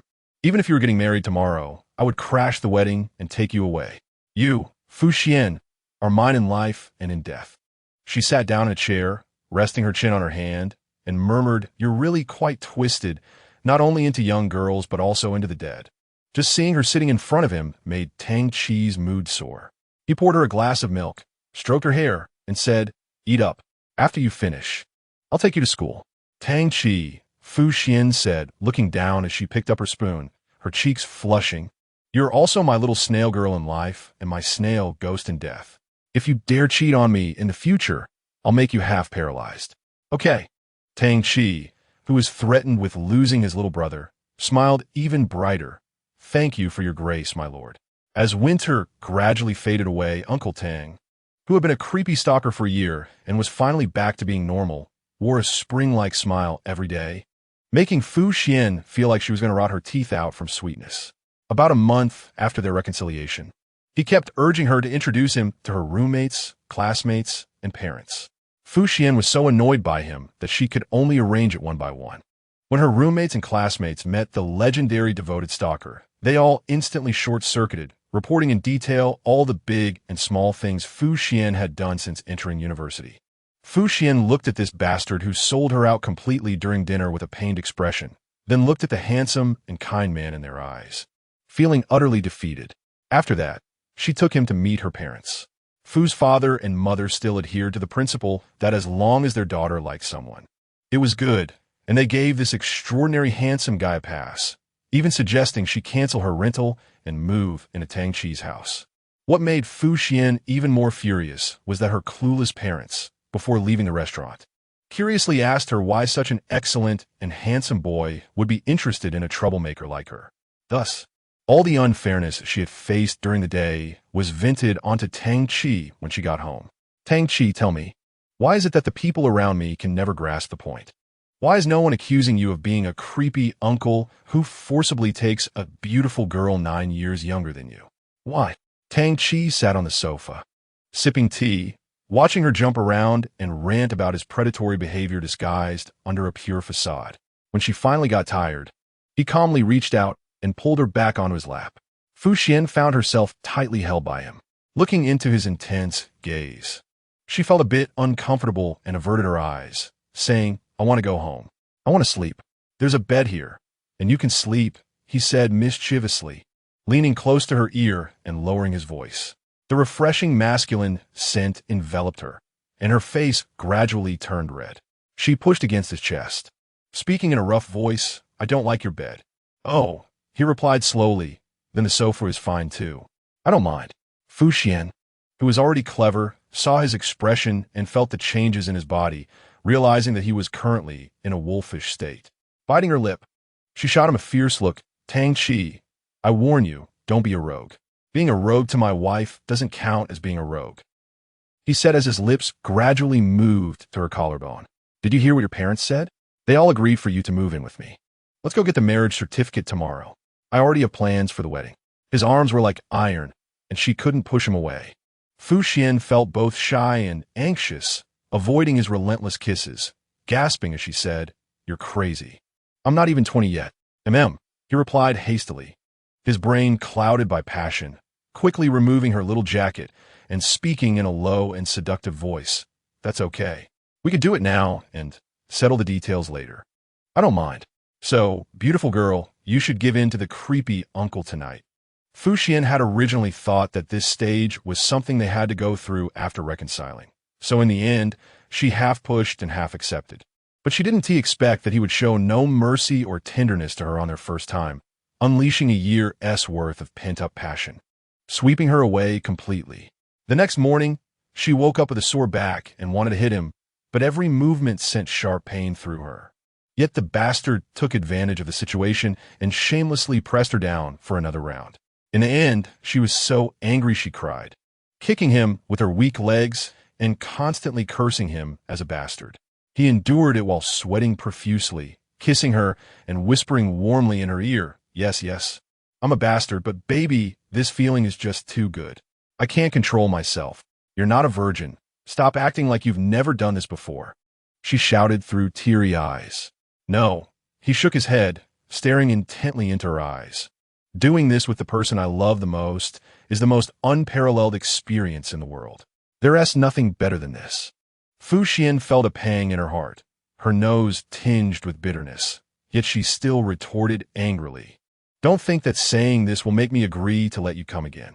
I'm telling you, don't even think about it." Chapter 49 Extra. I really want to tell you, 6, while Tang Chi was enthusiastically engaged in an unparalleled activity, Fu Xian finally agreed to move in with him after much coaxing and persuasion. Everything was progressing smoothly, and their relationship felt almost the same as it did before their breakup, even growing more intimate. The only problem seemed to be that Fu Xian's temper had suddenly worsened significantly. In the past, she would only fuss and argue a little in front of him, being fierce and stubborn. But now, at times, she would inexplicably explode in anger or get into a heated argument over trivial matters. This weekend, Tang Chi had to go on a business trip to Ningbo, which was important enough to last nearly a week. He missed her during the trip, working late into the night to catch up on his schedule. However, when he was about to board his flight back from Ningbo, his phone suddenly died. He thought it wouldn't be a big deal since he could go home straight after landing. But who knew that after a tiring journey home, she would give him the cold shoulder, pointing at him and arguing about why he had his phone off and didn't answer her calls. He patiently explained several times, but she wouldn't listen, just continuing to vent her anger at him. Xian, it's all my fault. Please don't be angry anymore," he said wearily, sitting on the sofa after taking off his outer coat, looking at her. "If you keep yelling like this, your throat will hurt. Come sit over here. Let us talk nicely, okay?" "No," she replied with a stern face, tossing her hand as she walked towards the bedroom. "There's nothing to say. You sleep in the study tonight. I'm going to bed first." Once in bed, she couldn't sleep well because he wasn't beside her. In the middle of the night, she suddenly had a headache and got up to go to the bathroom, only to find someone leaning by her bedside. She was startled and fully awake, sitting up and bending down to see that it was Tang Chi, dressed in pajamas, half leaning against the edge of her bed, asleep. Although it was early spring, the night was still chilly and the floor felt particularly cold. She felt a pang in her heart and gently pushed his shoulder. Tang Chi had not been sleeping deeply, and he rubbed his eyes and looked at her. "Why are you sleeping here?" she asked. He gazed at her, gently stroking the back of her hand, his voice filled with apology. "I came to cover you with a blanket, but somehow fell asleep." Hearing this made Fu Xian feel even worse, yet she stubbornly retorted, "Aren't you afraid of catching a cold sleeping out here? What if you get sick and pass it to me? I'll go back to the study," he said as he got up from the bedside. "I'll wait until you fall asleep before going back." She was silent for a few seconds, bit her lip, and softly said, "Come sleep on the bed." He seemed not to have heard clearly. Xian, can't you understand Chinese?" Too many emotions surged within her heart as she spoke, and tears immediately streamed down her face. "Are you a fool? Why are you so good to me? You clearly know my temper is so bad right now. You come back from a business trip so tired, and I still argue with you, and one tea let you sleep in bed. Yet you think about coming to cover me with a blanket in the middle of the night. She sobbed, Tang Chi, I'm so bad. Please don't be good to me anymore. Tang Chi was taken aback, and after a moment, he slowly reached out to embrace her. How can you stand me like this? She buried her face in his chest, her voice intermittent. I actually know every time that it's not your fault. It's my own problem. I just want to find an excuse to vent my anger on you. I don't really mean to doubt you, but I just can't control it. It's okay. He leaned down and kissed her hair. Xian, it really doesn't matter. I'm not angry at all. Don't you think I'm unreasonable? She looked up through tear-filled eyes, trying to see his eyes in the dark. He shook his head. No, I understand you very well. Although she had never mentioned it. He knew very well that their last breakup had left her with some degree of sequelae. She had become insecure. The sudden breakup and the exposure of lies had shattered her original beliefs. So even now that she was back by his side, she subconsciously still found it hard to trust him. This lack of security not only caused her to be suspicious and hesitant, but also led to her mood becoming unpredictable. Xian, you're great. It's all my fault. He used his fingers to wipe away the tears at the corners of her eyes. You have to remember, my patience for you in this lifetime has no limits. This is your right alone. Seeing her silent, he smiled and teased her. When I went to Ningbo for the meeting, I found out that the whole company has heard the rumor that the boss is under the thumb of his wife. Look, I've left such a deep impression on everyone. I probably won't be able to change that for the rest of my life. So, with such public pressure, if I don't treat my wife well, who else can I treat well? Who is your wife? She blushed and wiped her tears and snot all over him. After wiping her face, she sniffed and silently made a resolution in her heart.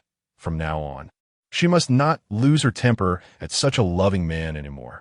After this incident, Fu Xian did indeed work on improving her temper. Whenever problems arose, she would always consider things from Tang Chi's perspective, empathizing with him and understanding him. Their relationship thus became even more inseparable. Unfortunately, the good times didn't last long. As summer approached, an incident occurred. One day, Fu Xian finished class early. Tang Chi had promised to pick her up, but suddenly called to say he had an urgent matter to handle and would wait for her at home. She thought about it and didn't pay much attention, so she took her bag and leisurely took the bus home. When she arrived at the entrance of the community, she saw someone who looked very much like Tang Chi standing at the bottom of the building. She thought he was waiting to take her upstairs, so she quickened her pace in excitement. But as she got closer, she realized there was not just him, but a very beautiful girl standing in front of him, tears streaming down her face as she passionately spoke to him. At that moment, alarms went off in her head. She froze and quietly moved behind a nearby tree. Tang Chi, I know you've never had any feelings for me, but why are you unwilling to even grant me one last meeting? The girl said, her voice choked with tears. Do you really need to be that cruel? I just want to see you one last time before getting married, so I can leave for America without any regrets. I don't know who told you I live here. Tang Chi's voice was very cold.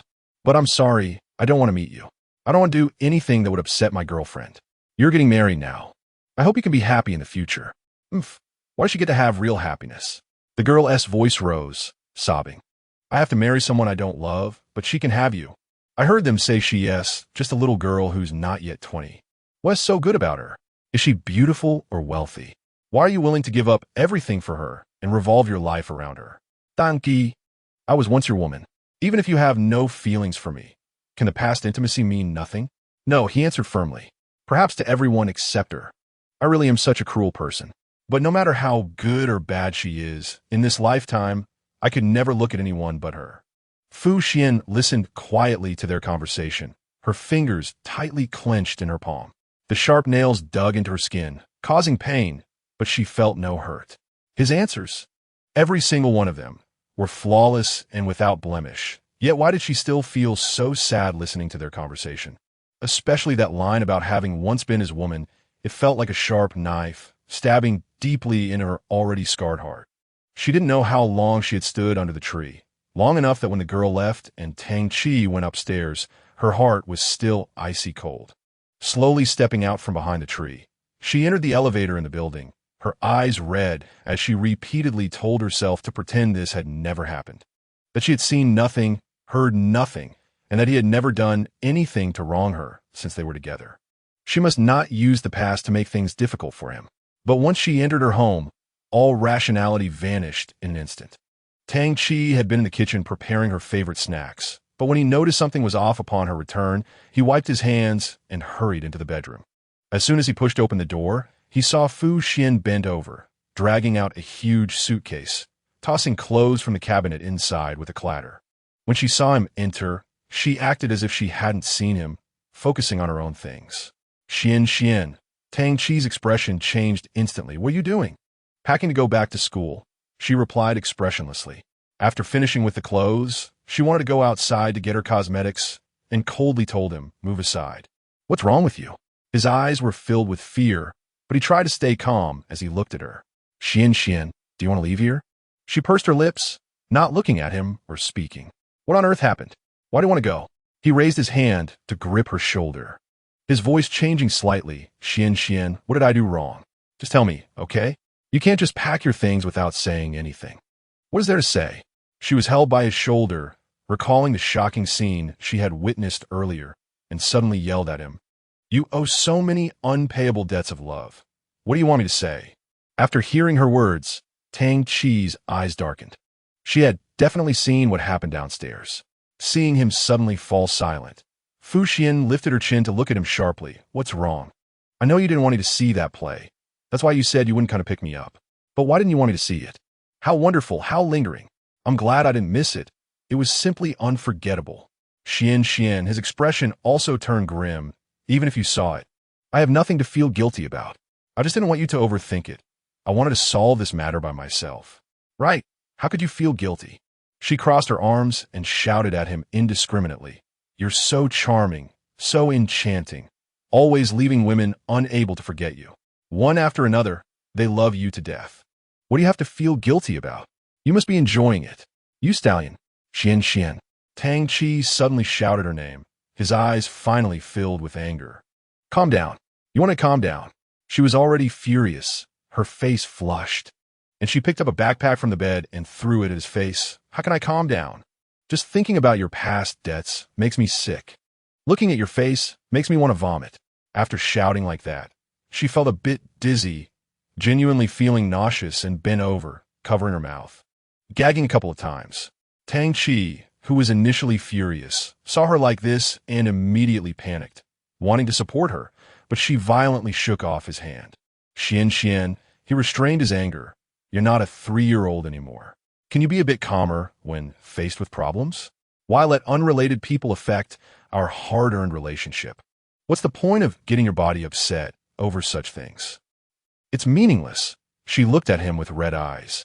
I've realized that being with someone like you has never had any meaning from the beginning to end. After hearing this, Tang Chi's expression darkened completely. Like a bright sun covered by heavy clouds, it could no longer shine even a bit. The one who hurts others hurts even deeper. After Fu Xian finished speaking, her own heart ached as if it would tear apart, but she stubbornly picked up her suitcase and moved aside. Maybe I should just leave. At this moment, he gently untied the apron he was wearing. You stay here, study well, live well. A person like me shouldn't appear in your world anymore. I brought you too much pain and unpleasant memories. I originally thought I had a long time to help you heal your wounds, to give you joy that far exceeds the pain, so you could forget the sadness. But now I've realized that perhaps for the rest of my life, I won't be able to repay you for the sense of security that you lost because of my mistakes. He closed his eyes in despair, looking at her, and softly said, Xian, take good care of yourself. Then, he turned around and slowly left her sight. Fu Xian stood motionless, gripping the suitcase handle, listening to the sound of the door closing at the entrance. After a long time, she released her grip, gently slid down to the ground, and cried loudly. Chapter 50. Extra, I really want to tell you, and extra, I really want to tell you, and after Tang Chi left, he never came back. Fu Xian went to class and returned home like a ghost, her entire being on the verge of collapse. Moreover, for some reason, she had been particularly sleepy lately, and sometimes felt nauseous after eating greasy food, wanting to vomit. That day, after finishing her self-study, Tang Bin called her. He knew there was a big problem between her and Tang Chi again, but he wisely didn't mention anything. After chatting casually for a bit, When he heard her say that her health hadn't been good lately, Tang Bin suddenly asked, Xian, has your period come this month?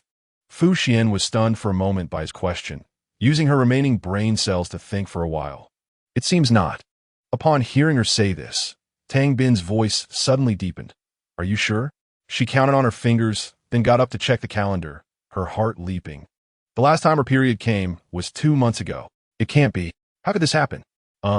Maybe it's delayed. It should come in a couple of days. She forced herself to sound calm, but her mind was racing. Tang Bin, I have to hang up now. I'm a bit sleepy. Without waiting for Tang Bin to respond, she hurriedly hung up the phone, grabbed her keys and wallet, and rushed to the pharmacy near the school. After returning home with the items in hand, she was drenched in cold sweat, walking unsteadily into the bathroom. It should be fine. They had always taken precautions, and even during safe periods, he was very careful.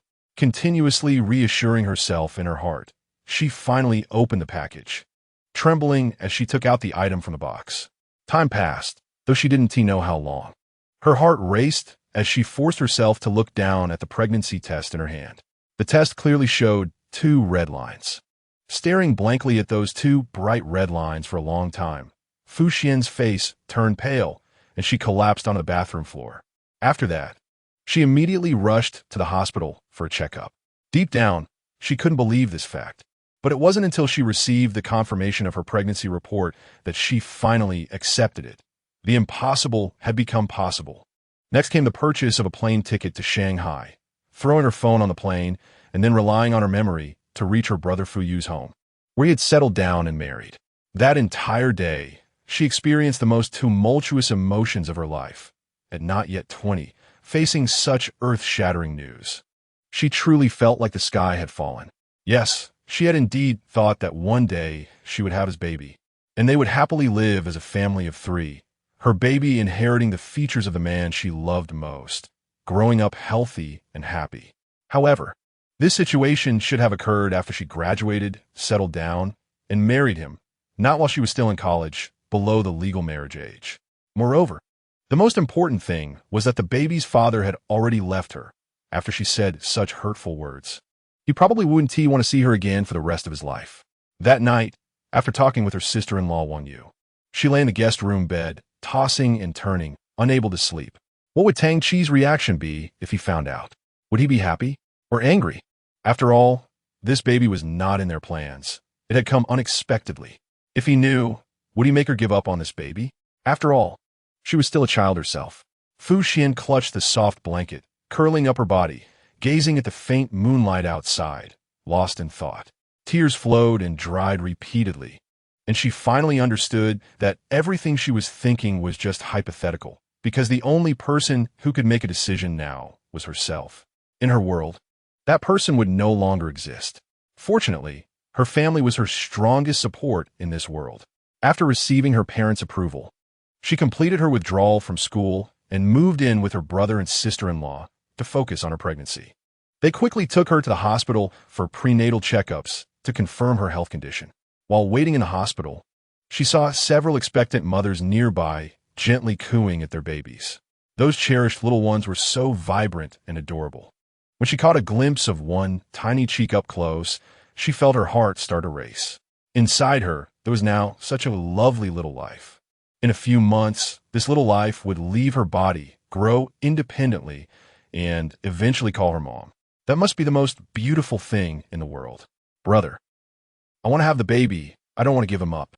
When she walked out of the examination room with the report, her eyes red.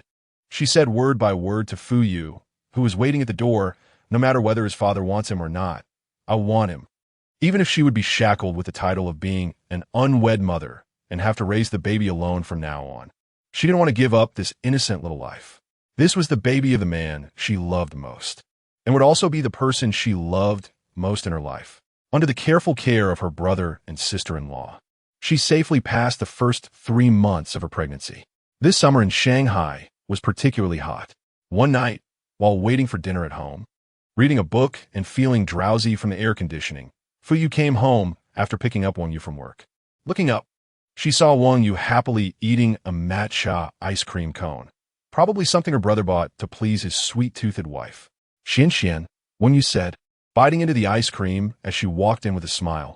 Do you want some ice cream? Your brother bought a whole box. Fuyu followed closely behind, shaking his head helplessly to stop his wife. Honey, pregnant women shouldn't eat ice cream. It's best to avoid it. Huh? Wang Yu exclaimed, startled, quickly retracting her hand. I really have no common sense. Xian, I'm so sorry. It's fine. Fu Xian had been staring fixedly at the ice cream in her hand. And just as she was about to say something to comfort her little sister-in-law, tears suddenly fell from her eyes without warning. Xian. Wang Yu was alarmed and rushed to her side. What's wrong? Are you not feeling well? Her physical condition had been stable during this time, and morning sickness wasn't particularly severe. It's nothing. Fu Xian lifted her hand, wiping her tears haphazardly, forcing a smile. Pregnant women are just moody. Like little lunatics. You don't need to worry, sister-in-law. Really? Wang Yu was still very concerned, gently patting her back, offering her tissues to wipe her tears. If there's anything wrong, you must tell us. We'll take you for a checkup right away. She shook her head, her eyes shimmering with a faint glow. Don't worry. I'm really fine. She just thought of the summer when they first met. Her most beautiful summer at 17.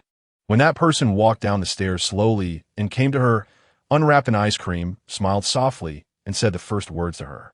The sun was bright, the distance was just right, and there was his gentle, faint fragrance.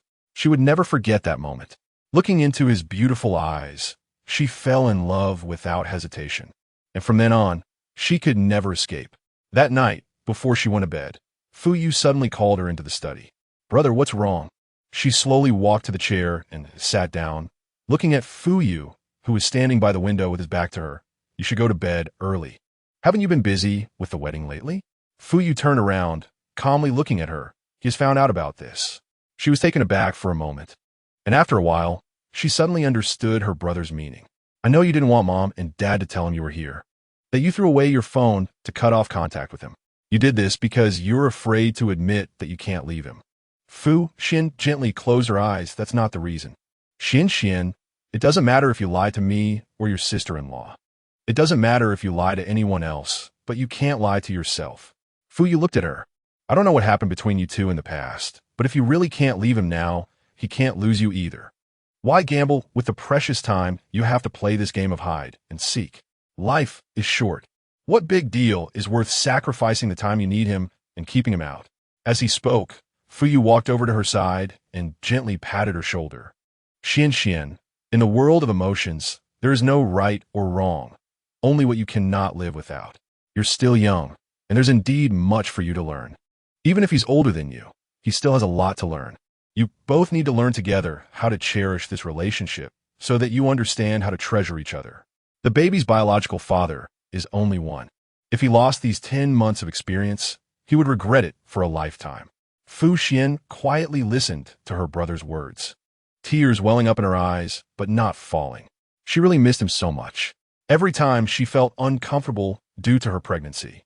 Every time she saw her brother wholeheartedly accompanying her sister-in-law. And every time she remembered the little moments from the past, she missed him to the point of heartache. Unable to stop. Yes, what great reason did she have to escape from the side of the person she loved the most? To wallow in self-pity while guarding a life that was incomplete without him? Don't be afraid. At that moment, Fuyu slightly bent down, gently looking into her eyes. Xian, believe in yourself and also believe in him. A few days later, it was time for the wedding that Fuyu had meticulously prepared for Wang Yu.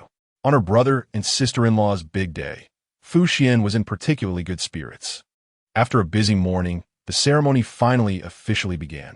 When her sister-in-law, dressed in a white wedding dress, arrived at the platform, she led her up according to the plan. Xian, just before getting off the stage, her sister-in-law gently grabbed her hand and smiled. You must be happy too. Her brows twitched, and after a moment, she smiled back at her sister-in-law. I will do my best. The wedding scene was grand and beautiful. She watched her brother ride away with her sister-in-law. Her eyes filled with sincere smiles. Lovers finally came together. It was truly wonderful. Because the weather was hot, she quietly slipped into the villa's corridor before the lawn ceremony started, wanting to pour herself a glass of water. But in the blink of an eye, she saw a familiar figure standing at the end of the corridor. Her heart stopped for a beat, fearing she was seeing things. She raised her hand and rubbed her eyes hard. He was wearing a black suit and a tie, looking much thinner, his expression calm as if waiting for someone. It was him, no doubt about it. The person she had been thinking about day and night finally appeared before her eyes. Tang. She had just uttered one word when tears streamed down her face. Tang Chi heard her voice and suddenly turned his head. Then she saw him rush towards her at full speed, almost running. Xian. He reached her, trembling, and hugged her tightly, his muscles all tensed. Fu Xian wrapped her arms around his neck, crying so hard that she couldn't make a sound. I'm sorry. The proud and perfect man tried to smile, but as he moved his nose, tears rolled down the corners of his eyes. I'm sorry, Xian, for finding you so late. I missed you so much. She clutched his collar, using all her strength to tell him, I think about you every day. He set her down and carefully cupped her face with his hands, leaning close to her lips, saying at that time, your parents didn't want to tell me where you were, and your friends didn't know either. I almost searched all over Beijing before remembering that you have an older brother in Shanghai. If anything happened to you, he would definitely be the first to look for you. You're such an idiot, she sobbed, laughing as she scolded him. How can you be so stupid? I really am.